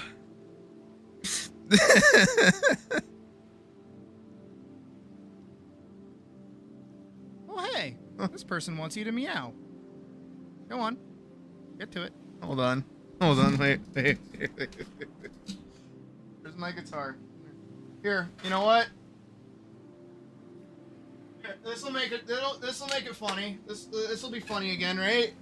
If I meow to a tune again. Remember when I did that, guys? Remember when we were in space and we did the Eminem?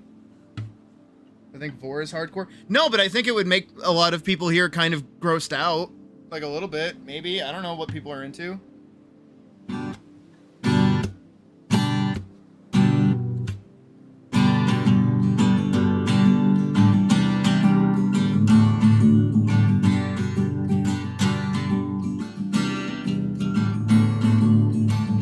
Meow meow meow meow meow meow meow meow meow meow meow meow. Meow meow meow meow meow meow meow meow meow meow. Meow meow meow meow meow meow meow meow. Meow meow meow meow meow meow meow. Okay, I fucked up. Meow meow meow. Oh, actually, guys, check this out. Hold on, wait a sec. How do I do it again?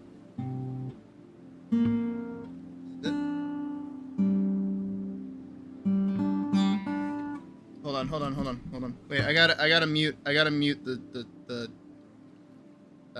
this. I'm really proud of this, by the way. You guys might dig this. Hold on. I have recovered. All right, hold on. Wait.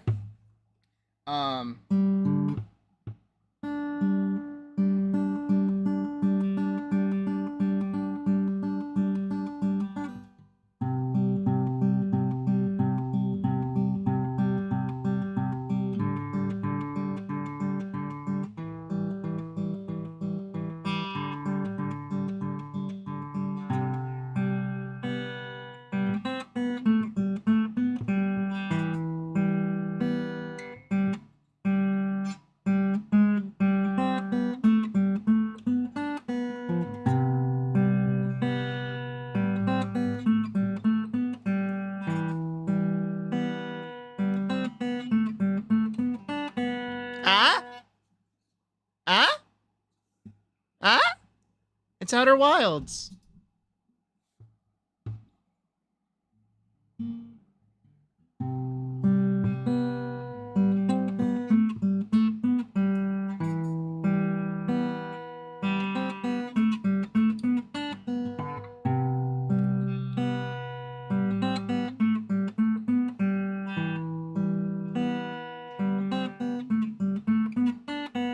I don't know how it ends though. The little thing doesn't do the thingy. And also I do tend to fuck up the actual like fingering of it. Fingering. I'm a little better now. What's the other thing I've been learning? I've been learning another thing. So I didn't want to be one of the playing only song. No, it's a group song. Well, I mean, like if there were like other instruments, sure. Here's one that I've been doing for a while. This one, I don't even know what this one's from. I just remember how to do it.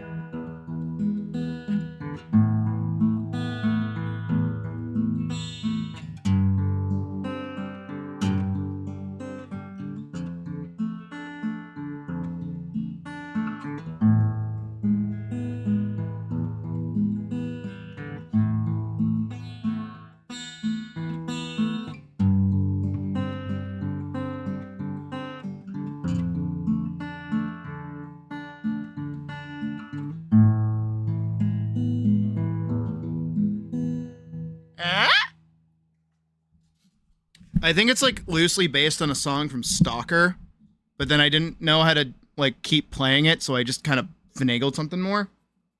So there you go. Sid has played guitar. Oh, I can also I can be really depressing.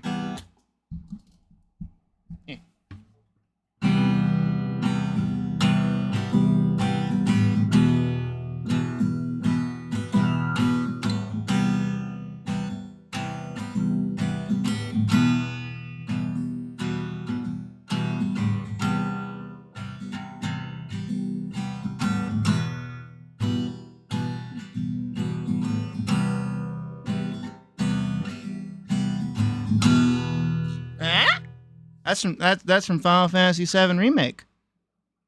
No, it's not Johnny. No, that's from Final Fantasy VII. That's Hollow. Though I can do like a little country. I can do this one.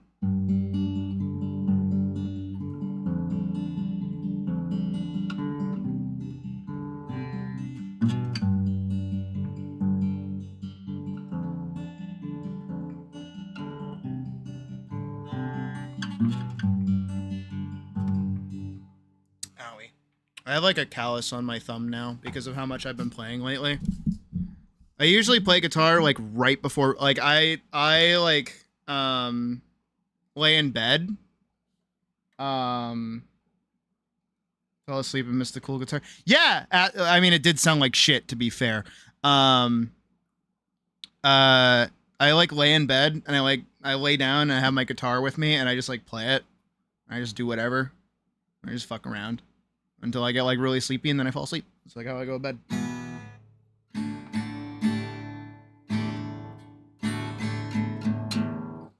Though my fingers are a little fucked up because I have not let them heal.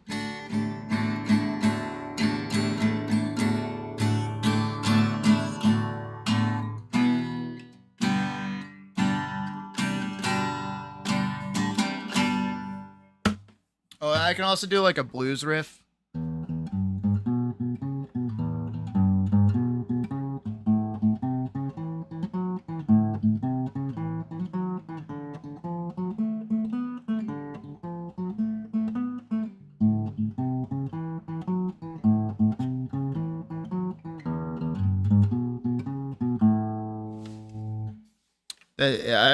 I should have said this before I started that, but I wanted you to imagine like a little cowboy, like a little bunny cowboy. Or my finger messed up because I was playing guitar, and I haven't played in a long time, so like all my calluses are gone. So like I have to like work back all that strength again. So that's why. I can do this. If anyone knows Dropkick Murphys,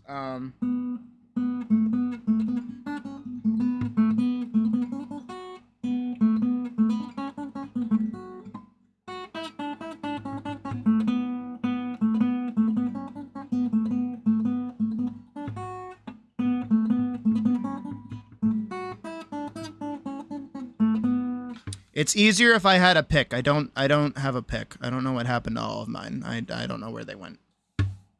I can also do... Oh, I fucked up. Hold on. I fucked up again!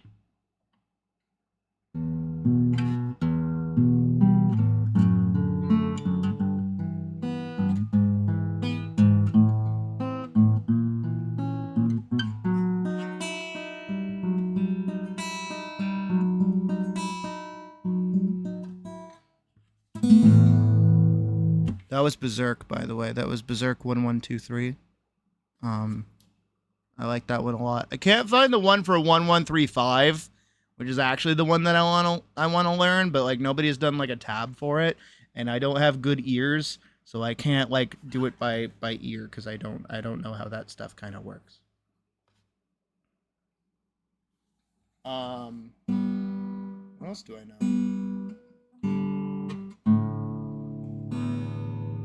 There's like other things that I know how to do.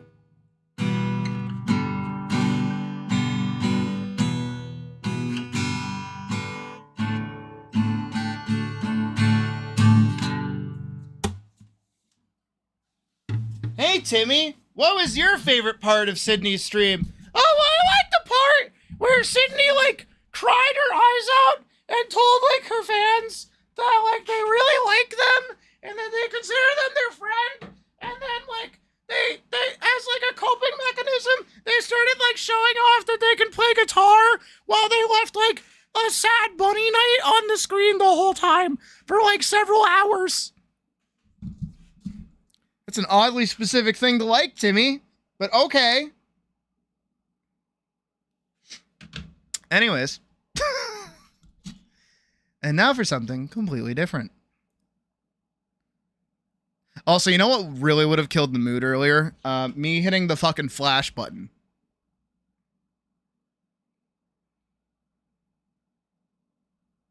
Oh, are you waiting for something? Were you expecting something there? Is there something that you were hoping to see?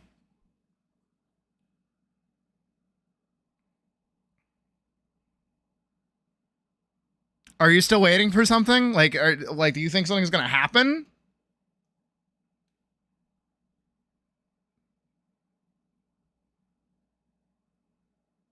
I wouldn't have the balls to do. No, I wouldn't. In fact, actually, surprisingly.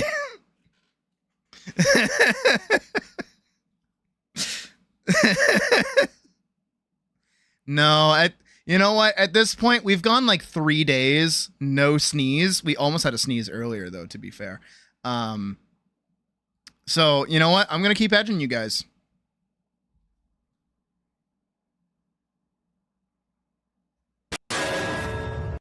Made you look.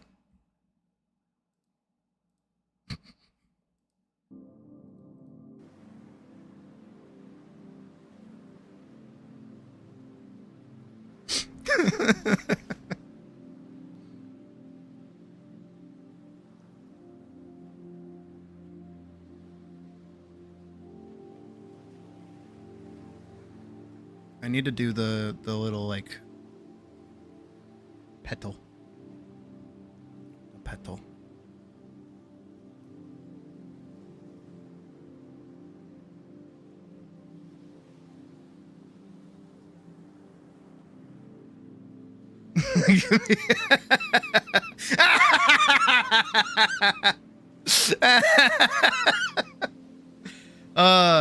You know what's gonna be funny is I'm gonna hit the button at some point, and none of you will ever see it.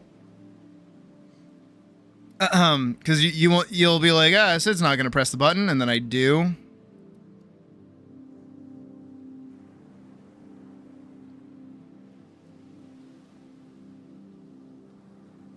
Okay. I'll be nice. Here, you deserve it. Made you look again! Ah!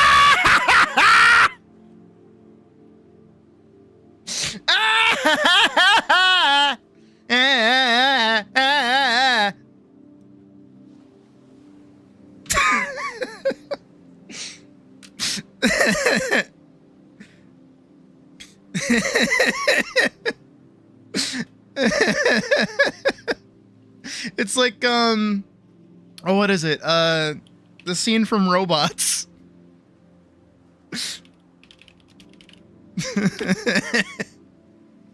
Oh, why didn't you say so? Stand back.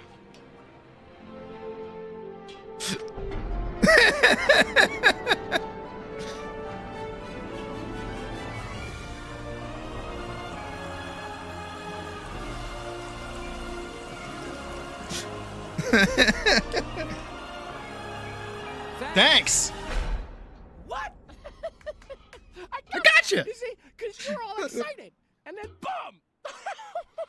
All right, I had my laugh. Fun. Yeah, in you go.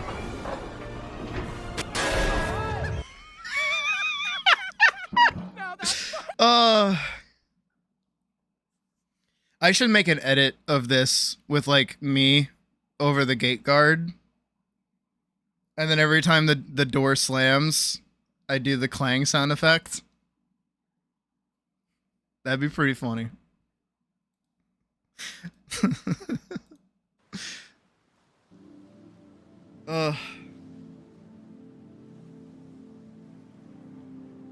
I mean, I can do this. And then nobody looked this time, and I actually did it.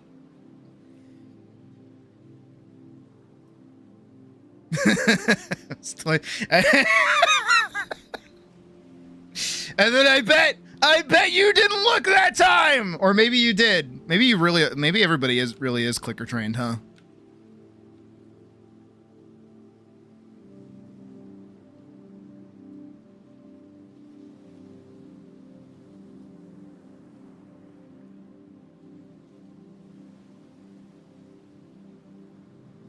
Oh, CD, I just did this.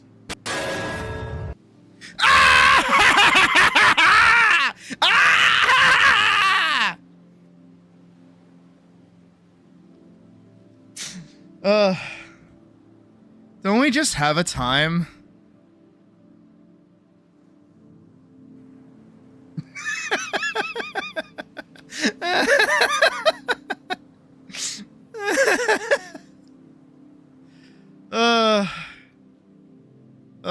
Crikey.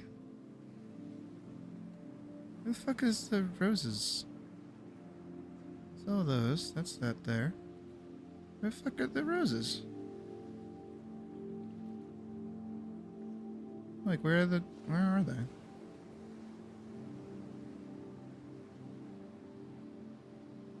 Oh, there they are.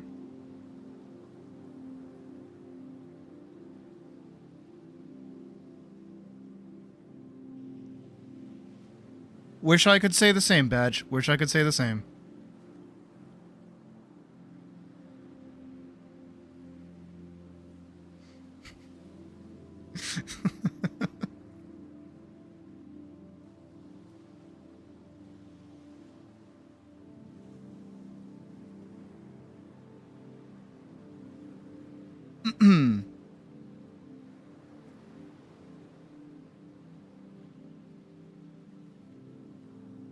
Needs to be like a little darker, I think.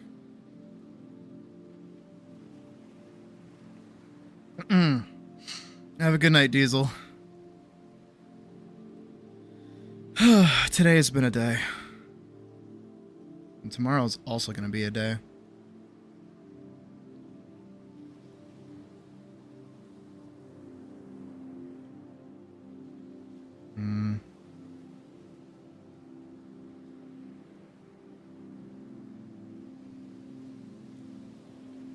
Sure, that's a good cope.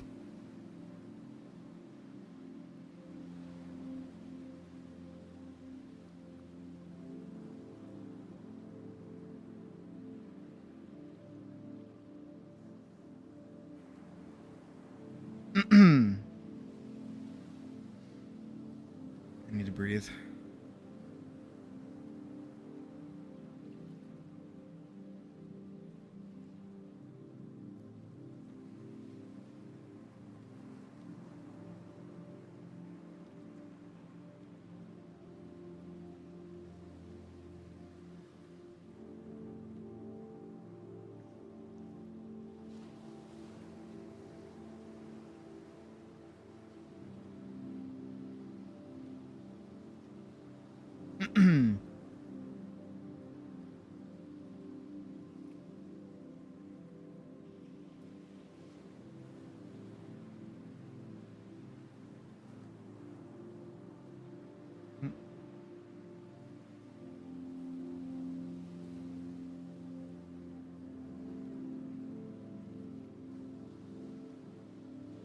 I gotcha, because you were all excited.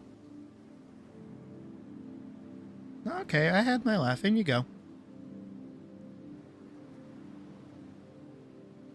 Surprised I didn't get yelled at for playing that, though. Usually, like, films get caught pretty quick.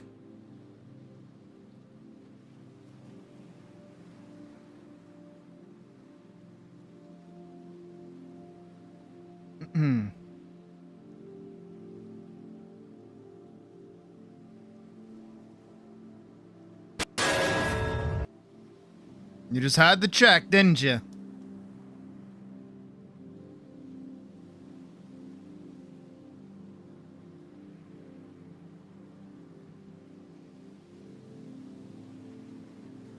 Just had to find out. Couldn't let it go unsaid.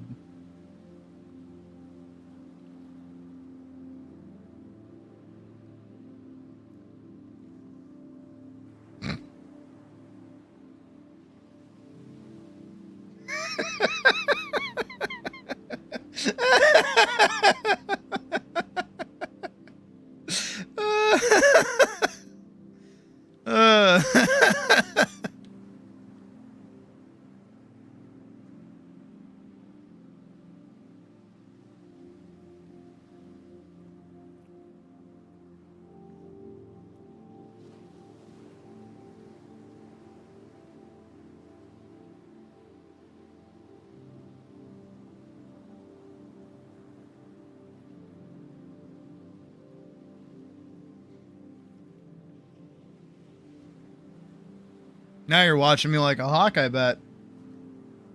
You don't know what I'm gonna do.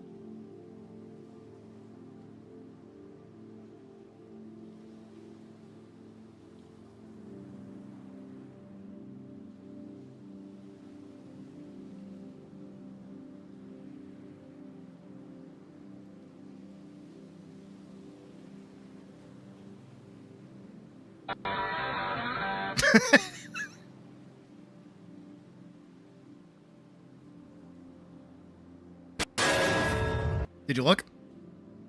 Because I did it that time.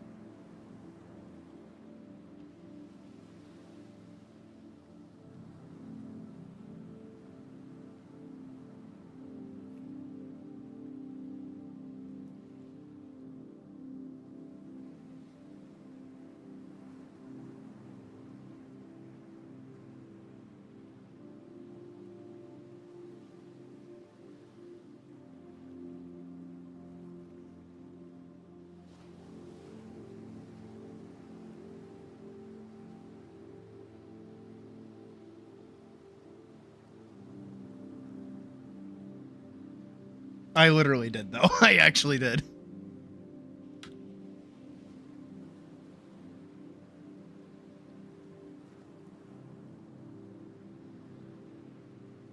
Oh, let me do this. Oh, right. That doesn't have... Flip. Whoop.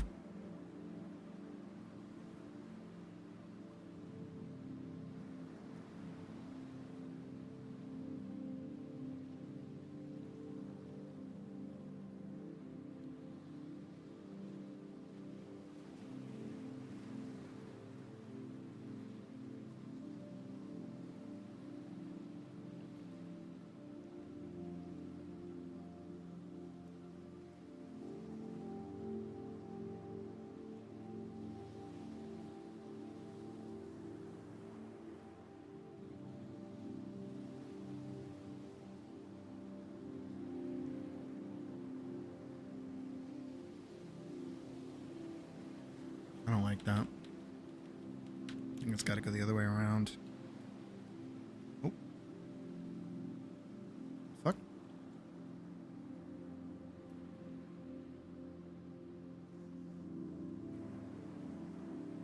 Gotta like line it up as best I can here. That should be good.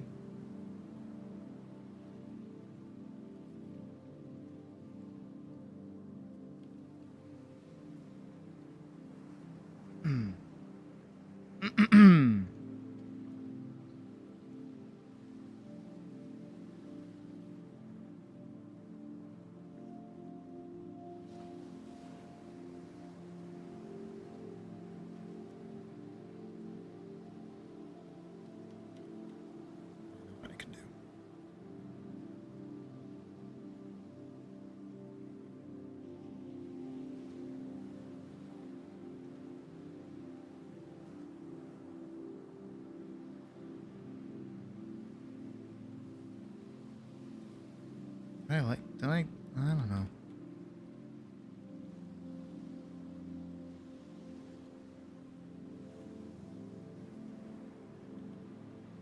Here we go. That I like. That I'm okay with. Do like a little...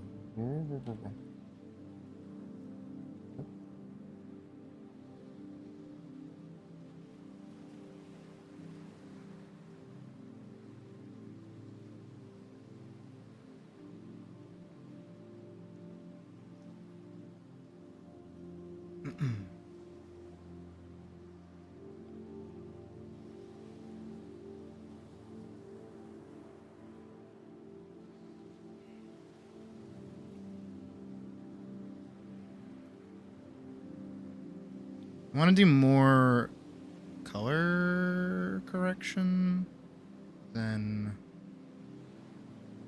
like darkness. Darkness within darkness. The darkness.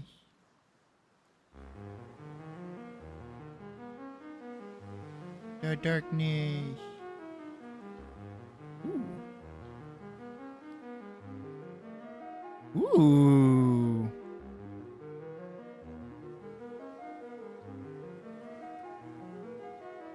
The darkness. Do that, and then we'll do one more here, where we actually do kind of go around the edges here a little bit. Put her a bit more into the dark. Is Pocket still even here?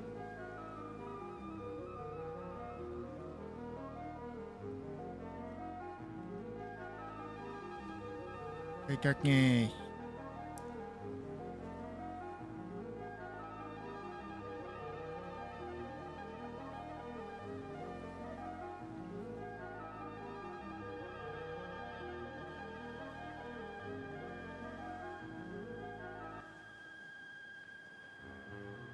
Pocket, how you feeling about it? How you liking it?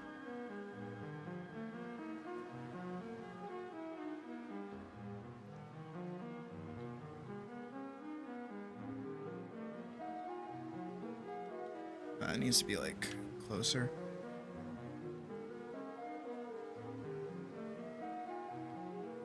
Darkness.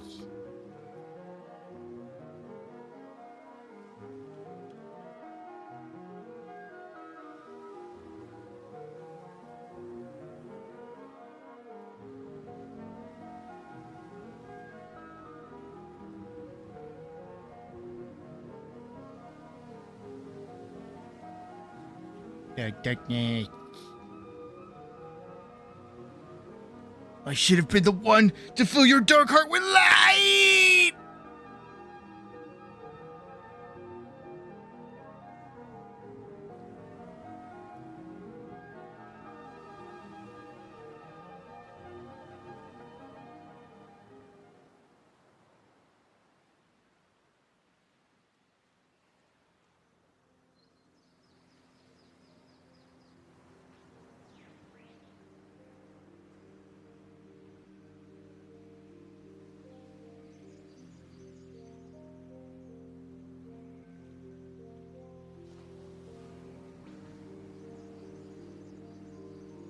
Does anyone know what that's from, by the way?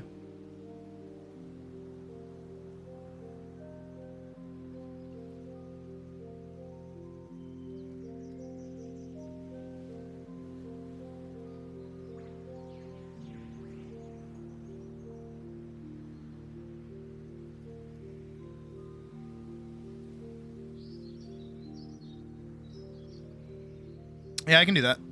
You want like little goopies? Get the little goopies. Like.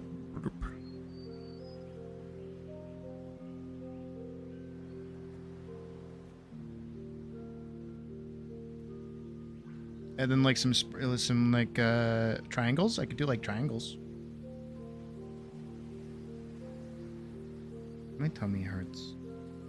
I think it was the ab workout that I got earlier, trying to not fucking cry my eyes out.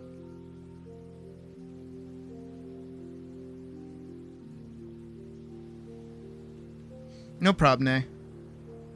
I should be able to do yours in time. Might be just hot dogs that I do tomorrow. Oh. Maybe we do hot dogs tomorrow. Maybe we do animation tomorrow. Maybe that's what we get up to.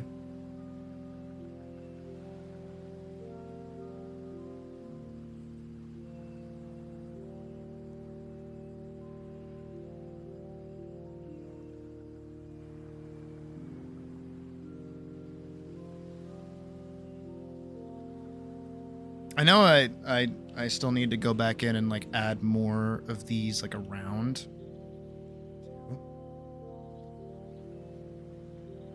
I did not go in and do that, so I will do that now.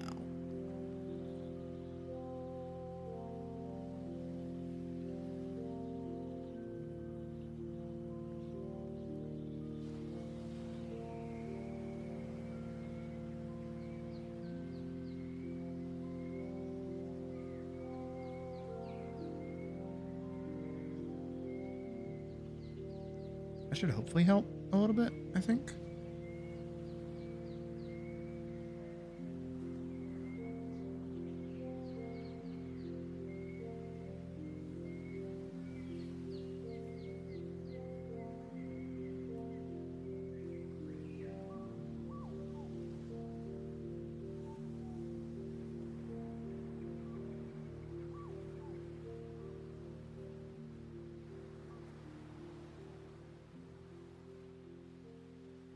Also, Nay, I know you said that you'll be around, but I'm gonna say it now, so hopefully you hear me say it. Do you know who the fuck I am? Do you think I haven't seen Full Metal Alchemist? You kidding me? That's insulting. That's insulting. You insulted me. Nay, what the fuck?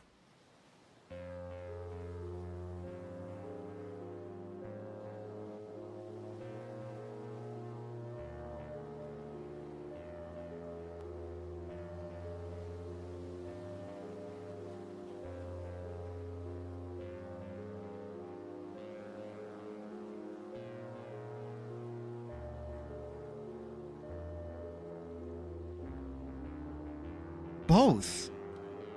You kidding me?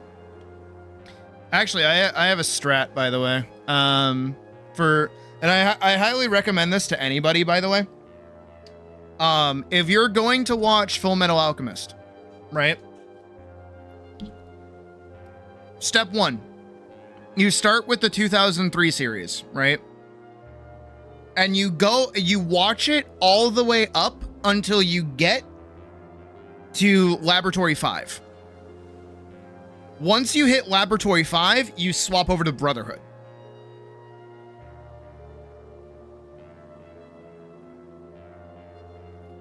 The reason for that is because you get the introduction of Ed and Al and their adventures that they go on, and it makes Nina hit way harder. Also, Laboratory 5 in the 2000, I think it was like 2001 or 2003. I can't remember when it actually came out. Up until Laboratory 5 is canon to the actual manga. All of it is canon to the manga. Except for the one with the fake Elric brothers. That's the one side story that isn't from the manga itself.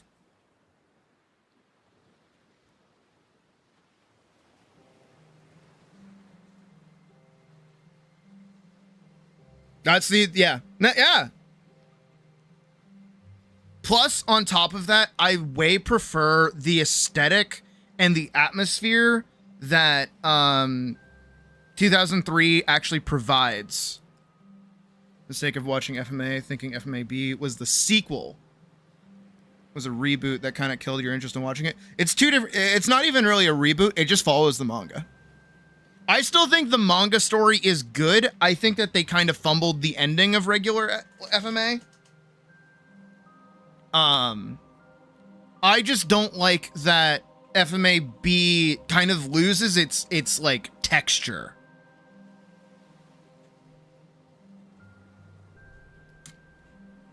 It both is and isn't. Full Metal Alchemist Brotherhood follows the manga, but it skips over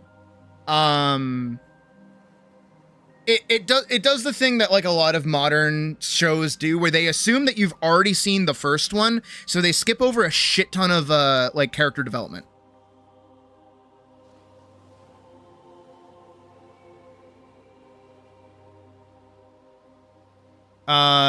They assume you already know who Ed and Al is, but who they are, but they kind of just do like lip service to it, where they're like, "You guys are the Full Metal Brother, like the Full Metal whatever the fuck." And they kind of cut out a lot of the more important parts of the story to just kind of like skip straight to, like the actual narrative. They blow past the part that they fucked up initially, basically.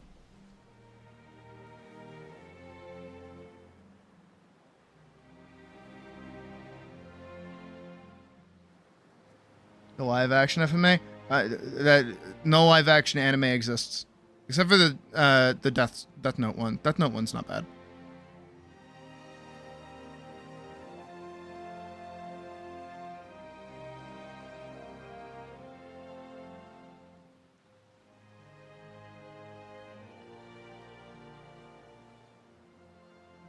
how to do this effect properly. I know what Pocket wants.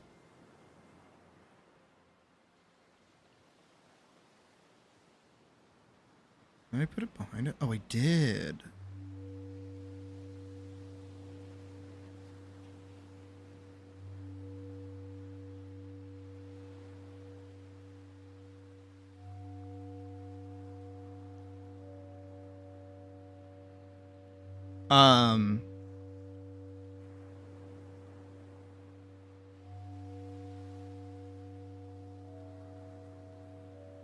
This is true. No, One Piece did get serviced properly, thankfully.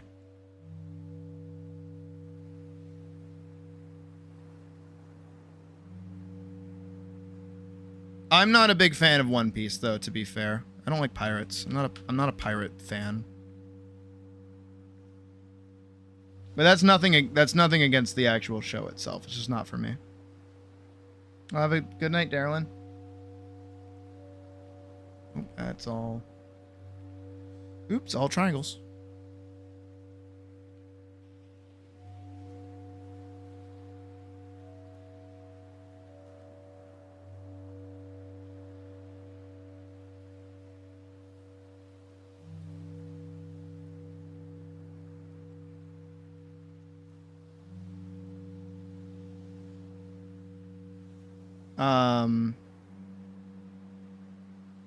So, okay. Here. Because I care about this, and I like pointing this out, because obviously I do story stuff and writing shit.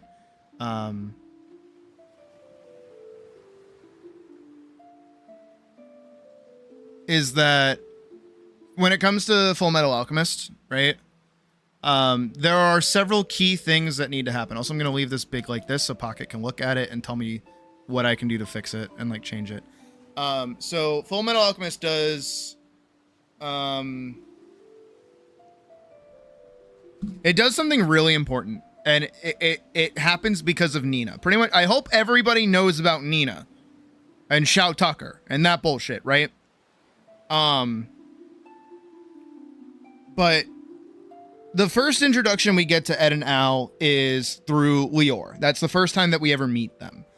Lior is super important because it is a condensed version of the entire story of the anime, which is basically people playing at being a god and Ed and Al fighting them and like fighting against like a fake god, basically, right?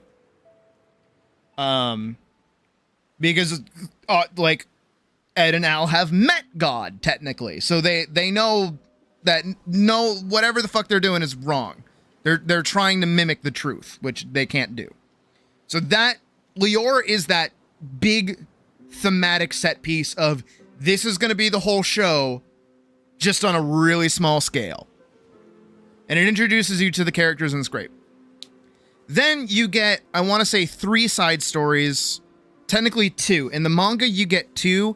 In the 2003 version, you get 3. The first one you get is Ed and Al going to the mining village. And you see that they expand on how the military actually works.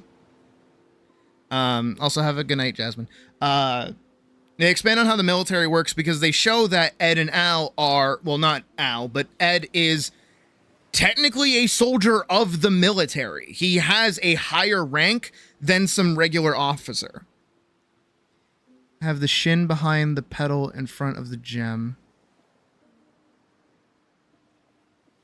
Glow red. Yes. Oh, right. And do the reflection too. Yeah. Rest of the pedals on the one in front are like,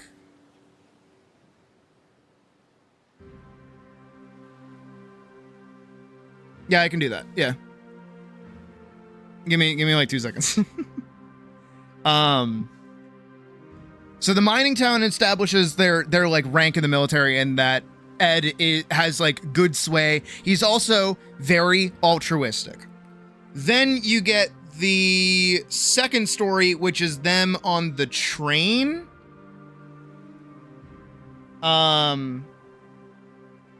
No, you get the train, then you get the mining town, or the other way around. I forget the exact order of it.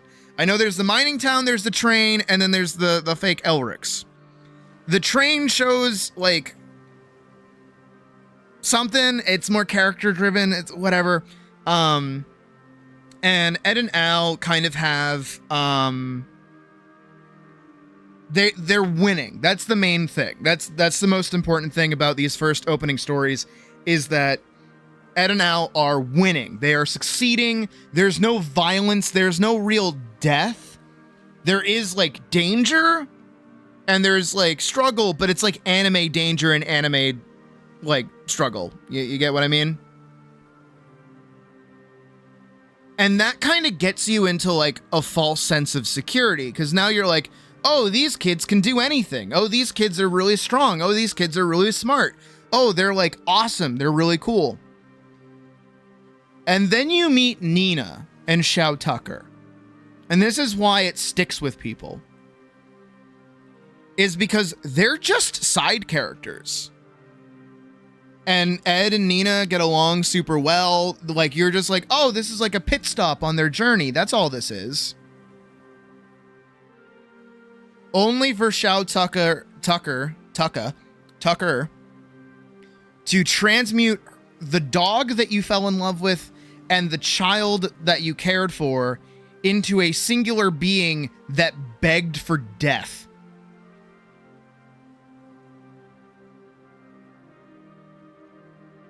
And that is the first time in the entire show that Ed and Al failed to not only protect someone, but also they witnessed the horrors that is alchemy. And that right there is the entire reason for the rest of the show, Ed and Al decide not to kill anyone. On top of what happens to Maze Hughes as well.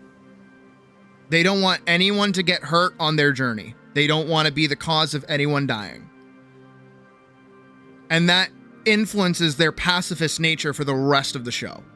And it is that monumental. It is that important. But they kind of gloss over it in Brotherhood, because you don't get those first opening few wins.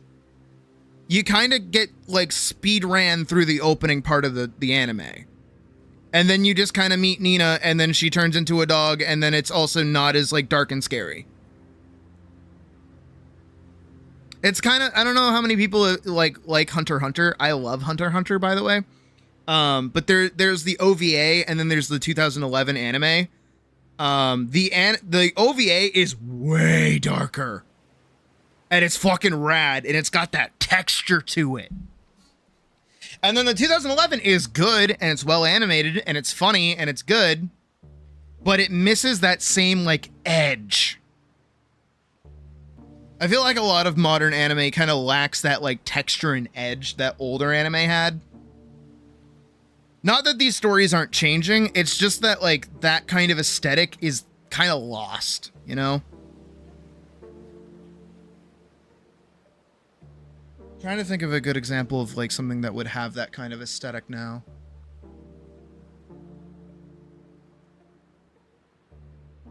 I guess Berserk. Imagine if Berserk came out today and was just, like, cel-shaded normal. Had none of that grit, none of that texture.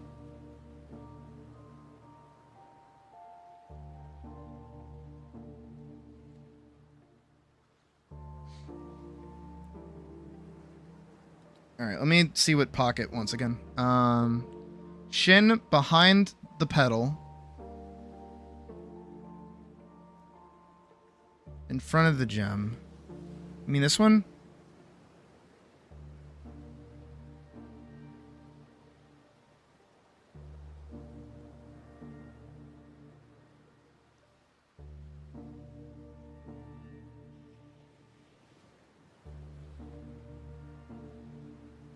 Oh, the shine behind the pedal in front of the gem, not the shin, have that deep glow around the rest of the petals on the one in front of the gem.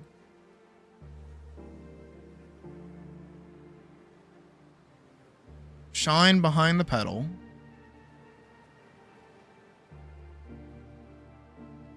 Behind the pedal. Deep red glow. In the front. Got it. Got it. Got it. Got it. Got it. Got it. Got it. Got it. Got it. Reading hard. Reading the card explains the card.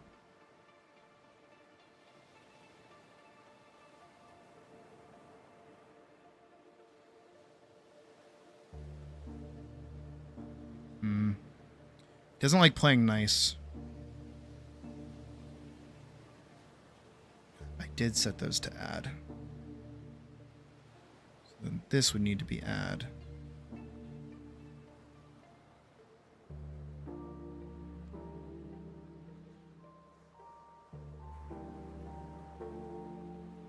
Well, bear with me.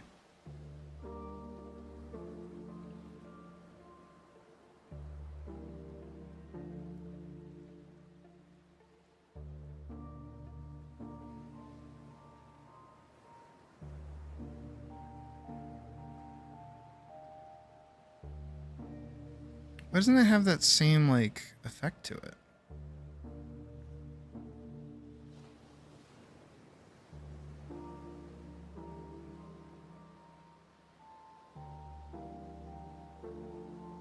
Why do those get that? But that doesn't get that.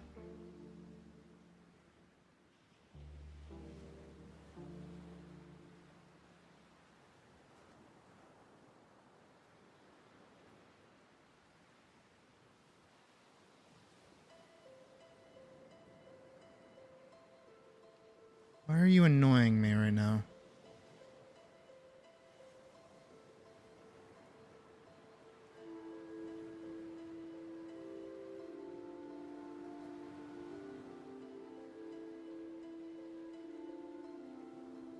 Where's the goop? Where's the goop? Why did those look good, but that no look good?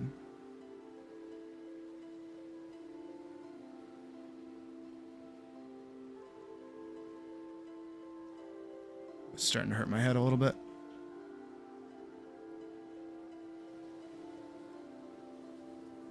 Grab that. Grab that. Back up here.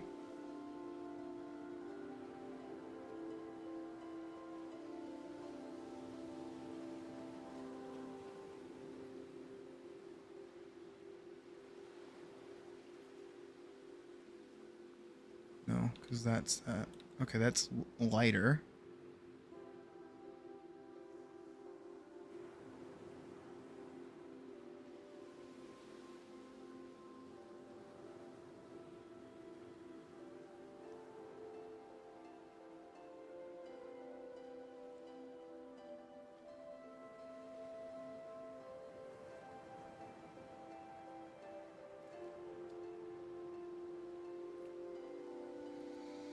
Oh, you're pissing me off. Oh, you're getting my goat. Oh, you're getting my Colleen.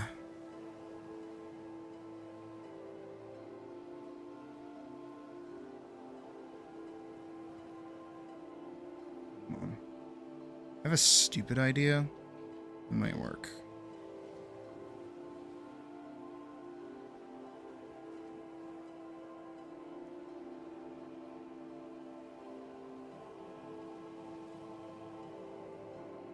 But I don't want that because I want it to be coming from the crystal. So it's like I have to do like a drop shadow.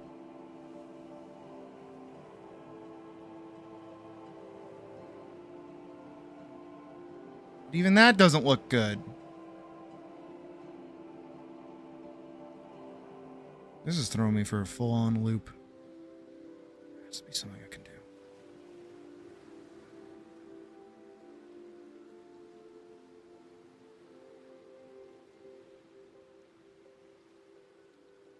Because no matter what I do, it doesn't look right. It's pissing me off.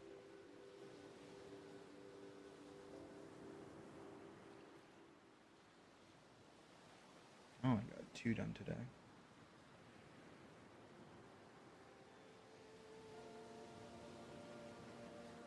Yeah, I think we're gonna have to put off Nays and Axles until tomorrow.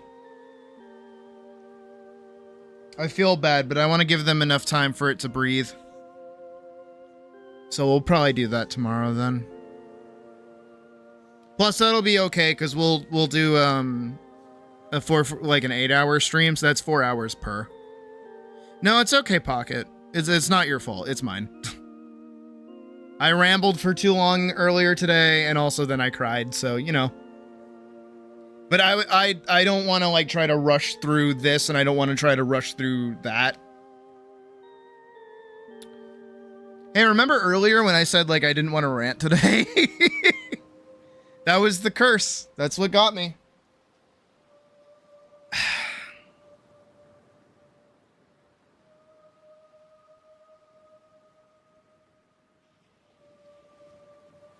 Again, I'm just trying to figure out how to get that kind of effect on that. Why does it look good there, but it doesn't look good here? Is it because it's red on red?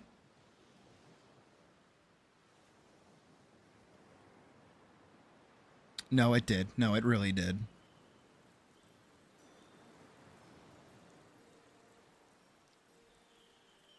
Such devastation! This was not my intention. It really wasn't, to be fair.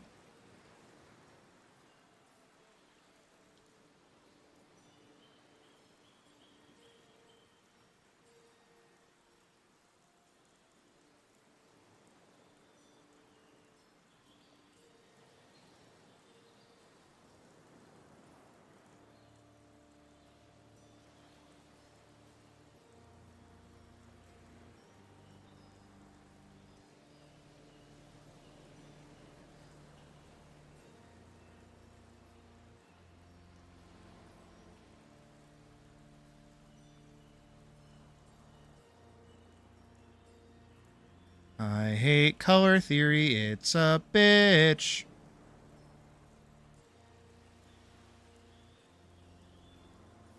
Look at little Tim Tim sleeping so soundly. Wake up, Timmy, what if there's a monster? Don't be scared, Timmy, or they'll eat you. Monsters smell fear. Lucky for you, I got a safety torch. Put it on the porch, it's a safety porch. Put it in the hallway, safety torch. Even take a bubble bath, safety torch. First one's on the house. But my house is on fire! I already fucked it up, I know I did. Bubble bath is with the water. I don't even really like that. I feel like I need to blur the edges of it. I'm gonna do that.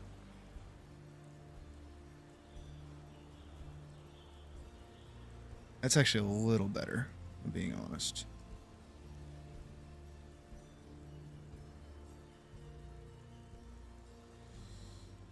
I mean, to be fair, like I just said a moment ago,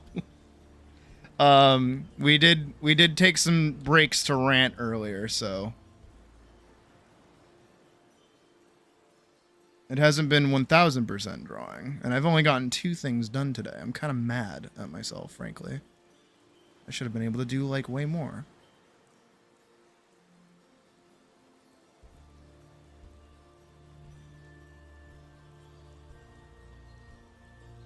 Okay, that's, like, not terrible.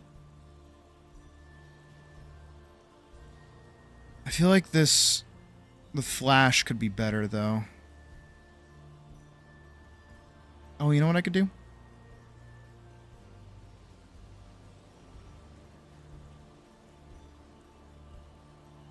And then if we go grab a smudge.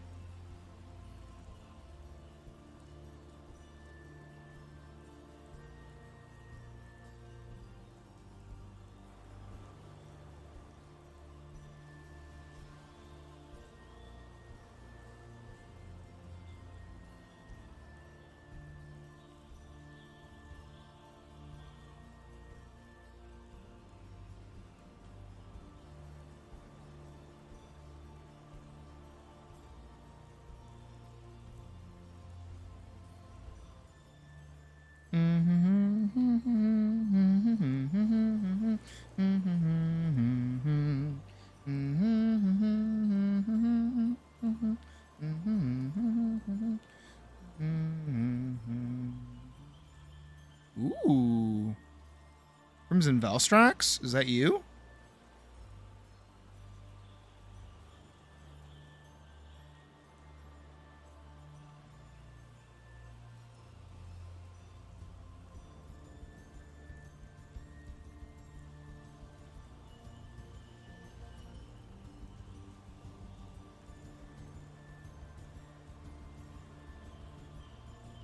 Okay.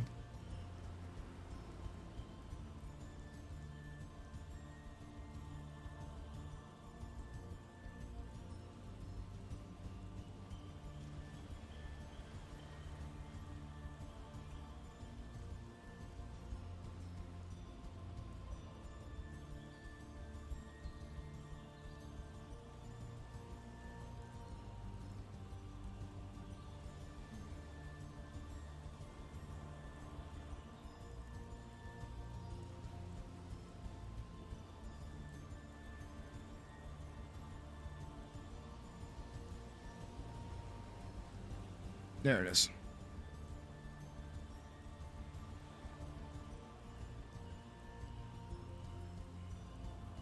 Again, this is why I tend to work with blues. I can work with blues pretty easily. Reds are a bit harder for me.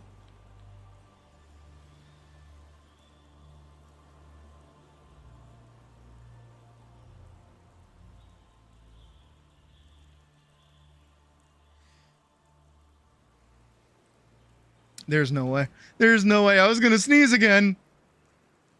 And it went away. I felt it go away. I want to sneeze! Please, I beg. Alright, here. Let's do the classic.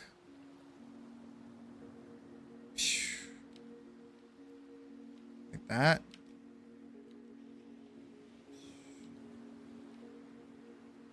That.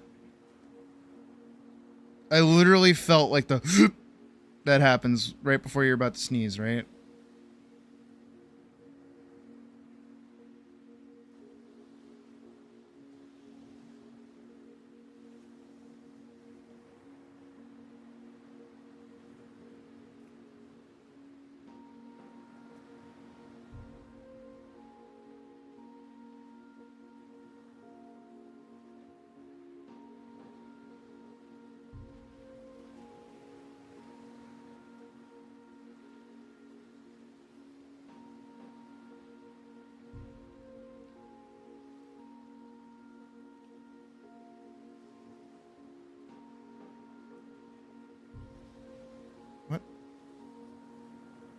There we go.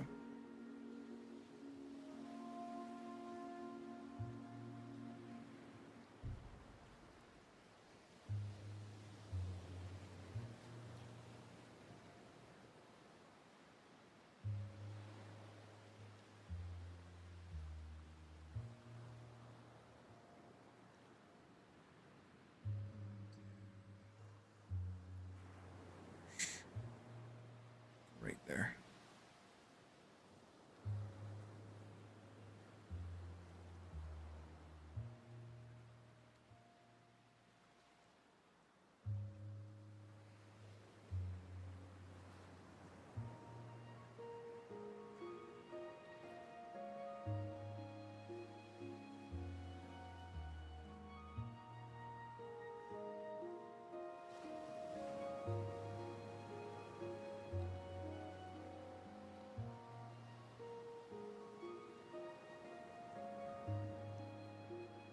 Yeah, I know.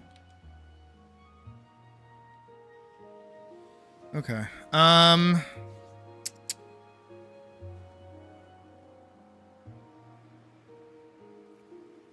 Pock, give me some direction here.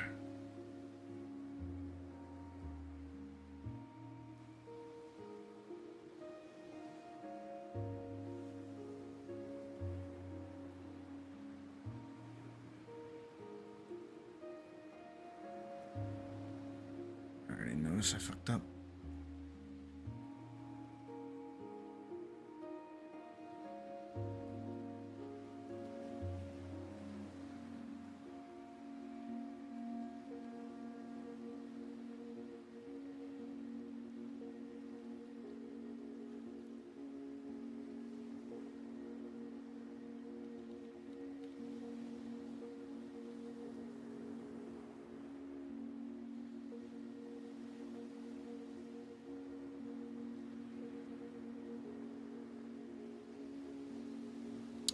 I liked where it was before.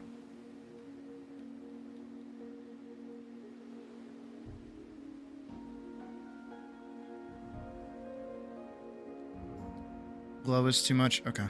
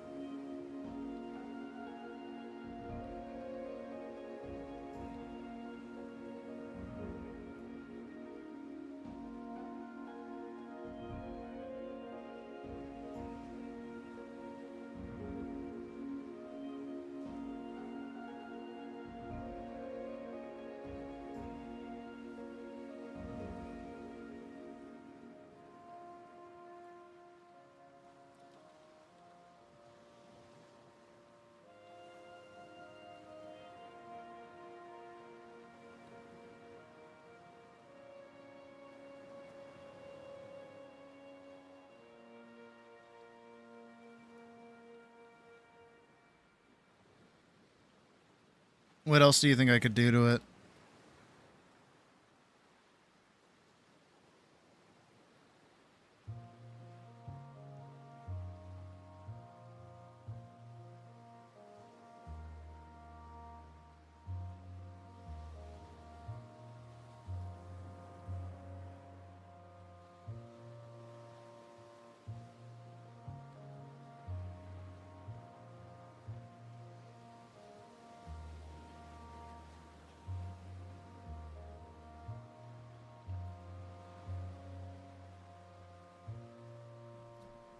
I want to make sure I get this done for you.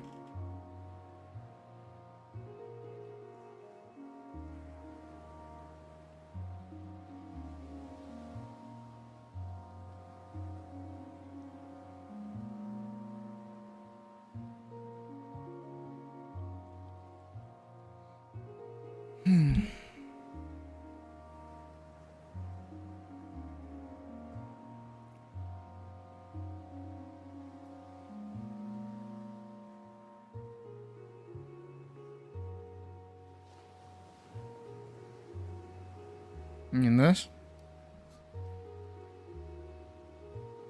You want that? Make them the petal color? I can do that, yeah. Super light color from the... Okay. Add some of that.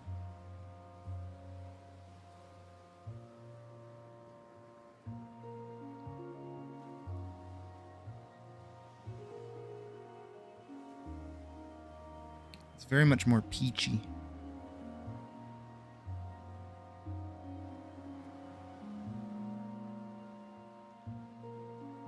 Yeah, because these start becoming more peach.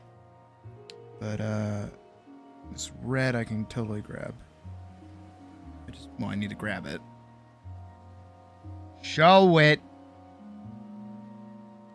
Show it.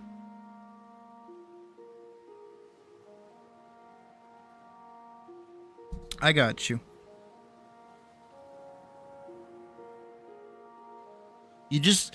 Pocket, you just like don't understand my artistic vision. It's like Pocket, you just don't understand. Like, I'm such an artist. Oh yeah, I'm such a doctor.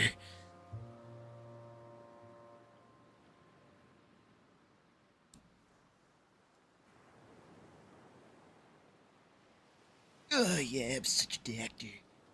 Let me go around it with like my little texture brush.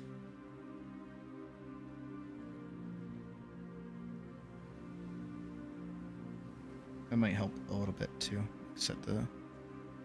Create the space a little bit.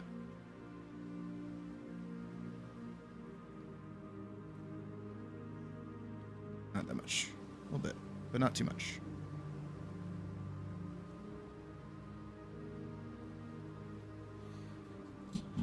Wait. And let me go over it with a blur.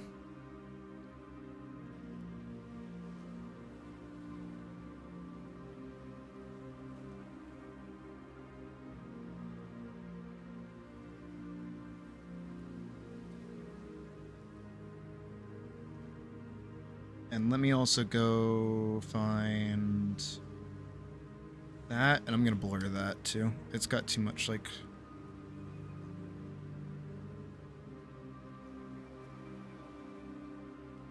I didn't mean it for that much. That's good. A bit more on the sword, so it's a little bit more ambiguous.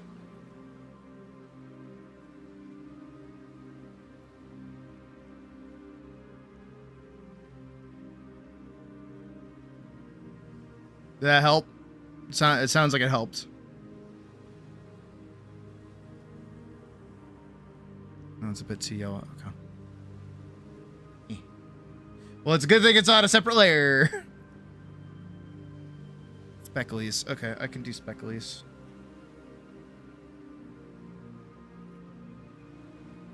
I'll make like really light pink specklies. I'll use my triangle brush.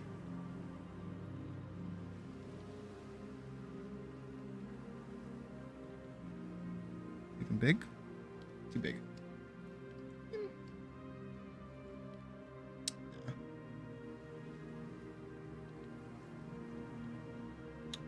Big.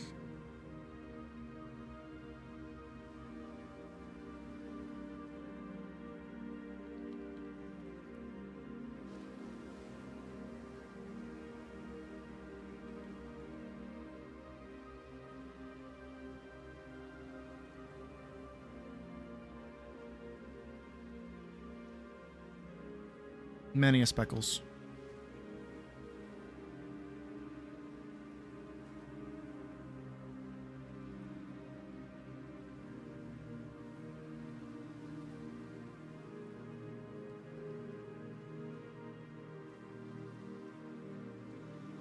By the way, I so stole that from fucking Absolver. Great game, by the way. It's kind of hard to see.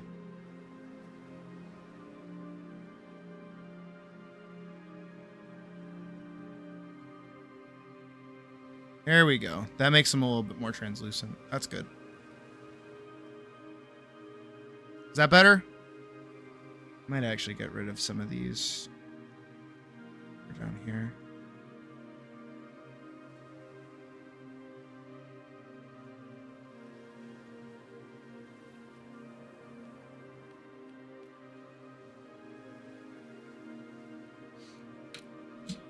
I used to make Absolver YouTube content, actually. Like, forever ago. But then I deleted all of it when I swapped over to doing animation.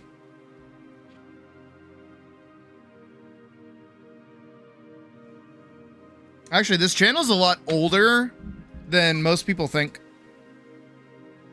Because I initially got my start YouTubing by doing like storytime YouTube stuff. Really shitty, almost like extra credits style like storytime stuff. And then I got really into Albion Online, so I started doing like PvP montages. And then eventually I quit Albion Online, and then I swapped over to playing Absolver, and I was doing like Absolver PvP matches. But then I don't know who remembers the net neutrality thing back in the day, where like there was a threat. More light just on that center panel. Too orange. Okay. Let me try.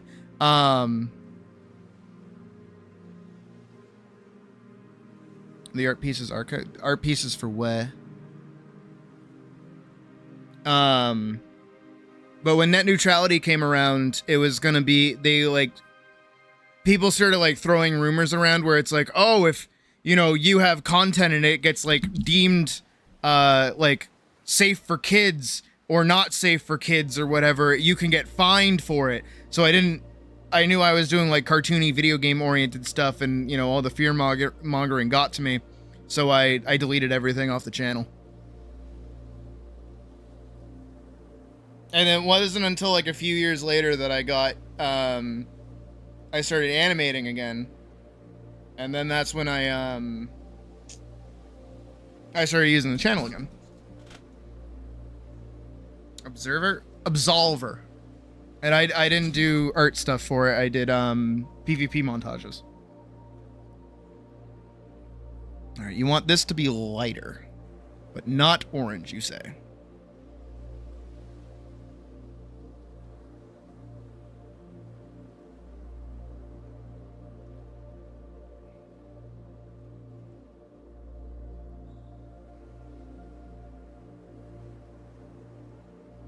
Nah? Still looks orange.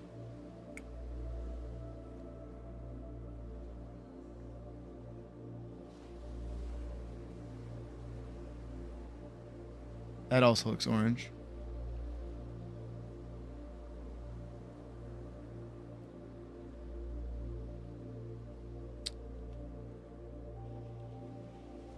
Add more lightness on the center pedal.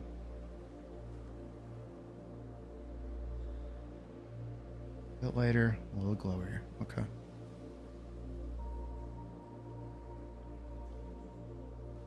I got like 30. When I first started the channel, I had about like 100 or so. And I got 300 from doing what is it? The I Want to Slay a Dragon. Because that was like my first pop off. I don't like that. I don't like how any of that looks. Pocket, this is killing me. Maybe the trick is to use a different color.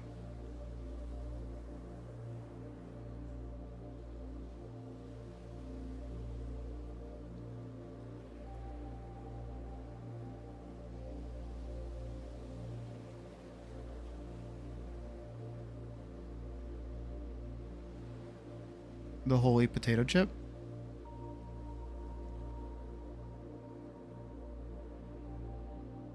So yeah, what if I lean more towards pink? Oh. That would do it.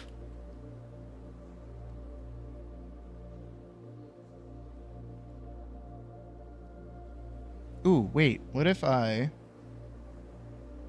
did a really dark blue? Ooh. Actually using difference?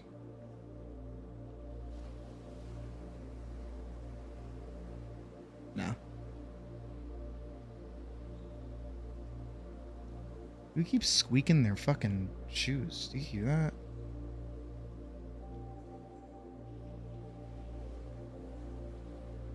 Fuck it, I don't know what to do.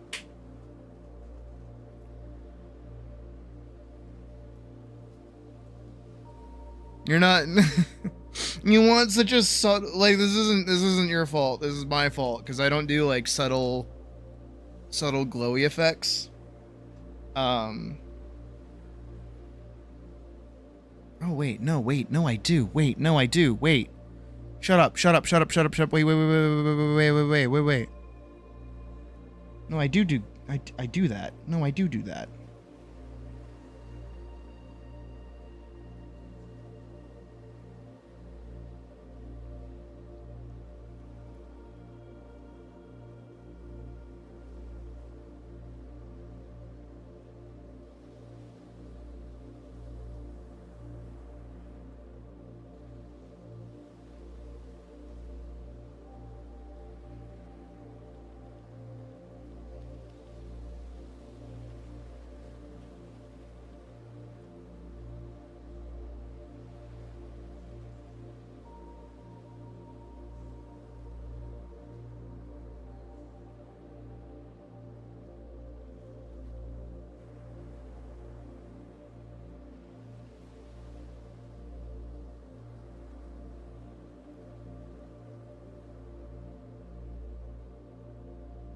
Nope, nope.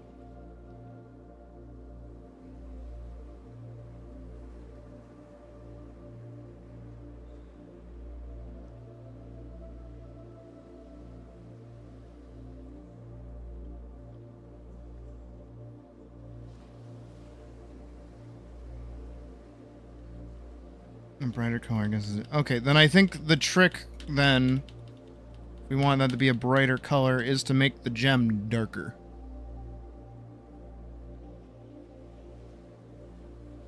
I think that would be the trick. Because any lighter than what it is already becomes a bit of a problem.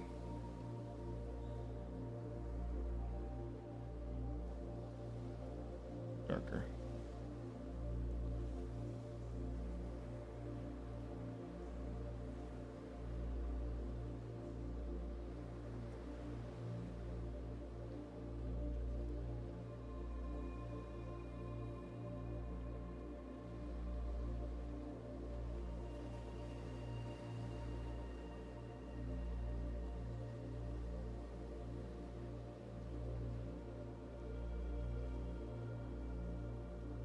Metabank's been my program for years at this rate. I couldn't abandon it if I wanted to.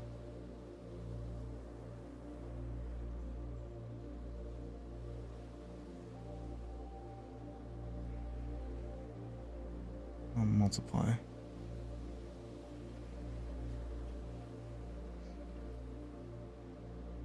How about that?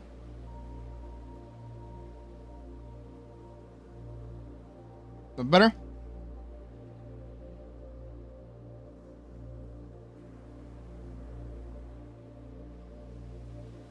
Can even go in here with this. Grab this. Do like blub blub blub blub.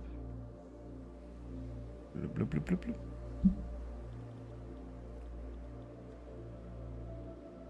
Blub blub.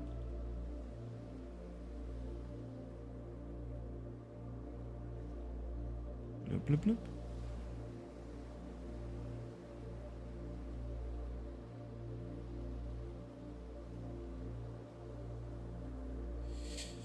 I can do that too. I can do that too. Again, we're just trying to get this to work.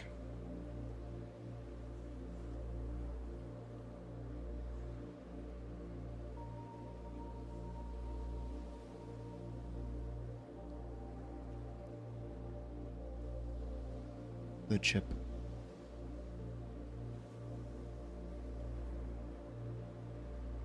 You know what? Maybe it's because it's in front of it. Maybe it should needs to be behind it.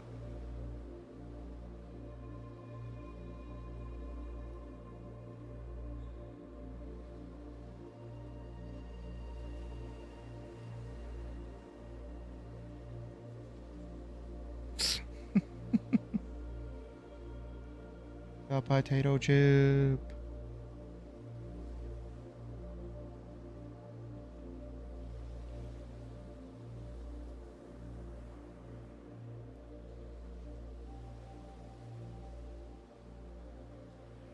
You're telling me, Pock.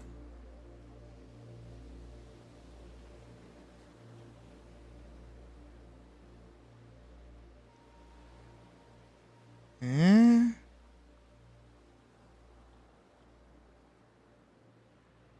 Where's that? The little Orbeez.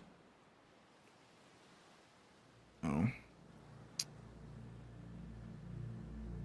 Back a few steps. Oh, Pock, you're killing me. That? You want the glowy potato chip?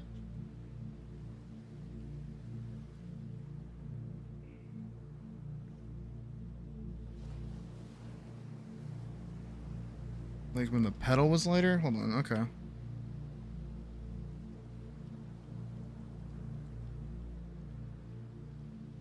many steps do you want me to go back? I don't know when the pedal was lighter.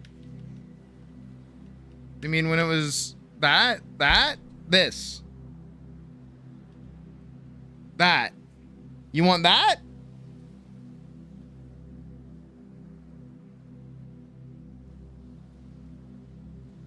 I can do with this.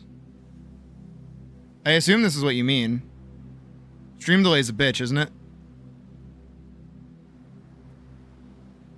Excuse me. Excuse me.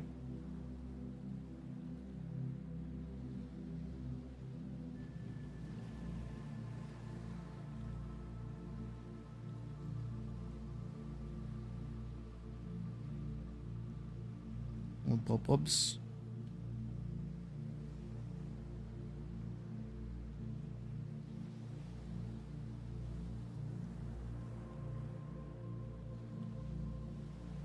I'm just gonna erase this one. Retexture this one. Nah, leave that one. That better? You like that? That good?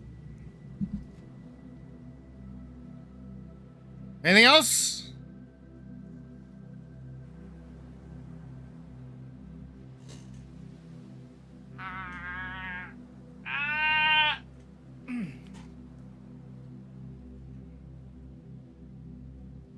I will actually go back into the darkness. Your darkness. Kyrie.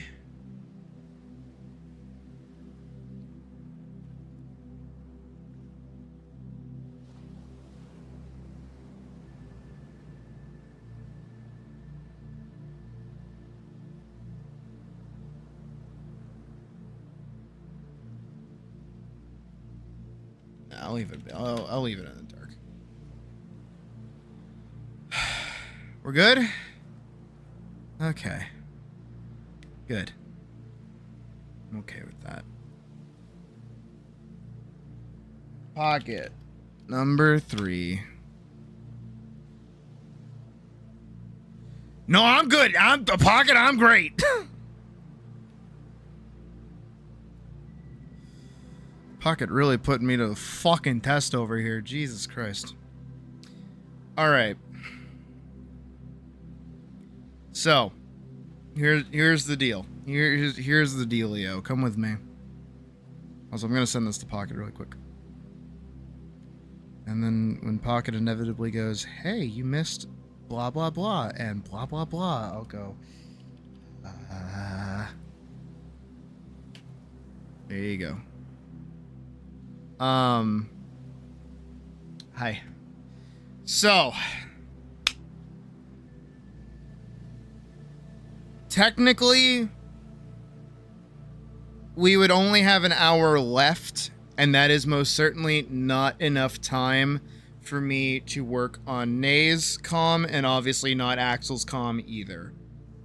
So that means that this will in fact bleed over into tomorrow. We'll start bright and early with, well, not bright and early. We'll be starting tomorrow at 4:45 p.m. Eastern Standard Time because of my bullshit that I have to go do in the morning. But we'll do Axel's and we'll do Nay's and, well, we'll do Nay's first and then we'll do Axel's and then we should be done with all of them. It'll be an 8-hour stream tomorrow, so we'll probably play Monster Hunter or Hytale afterwards. One of the two. I don't know just yet. And then... oh, what is it? What else is there? There's more stuff. Tuesday will be Kingdom Hearts 2. We'll be playing Kingdom Hearts 2 on Tuesday. Makes sense. Tuesday for Kingdom Hearts 2. And then Wednesday we'll be doing animation. We'll be working on animation Wednesday. And then Friday, maybe more animation or something else. I don't know yet. Anyways. Thank you everybody for watching tonight. I do appreciate it as always. And I hope you guys have a good rest of your night. I would say more, but I gotta go do ladylike things. So I'll be dipping pretty quick. So again, thank you for watching and I hope you have a great rest of your night and thank you guys for dealing with me earlier. And I'll see you hold on, I have to pause the ocean. Shut up, ocean. I'll see you tomorrow.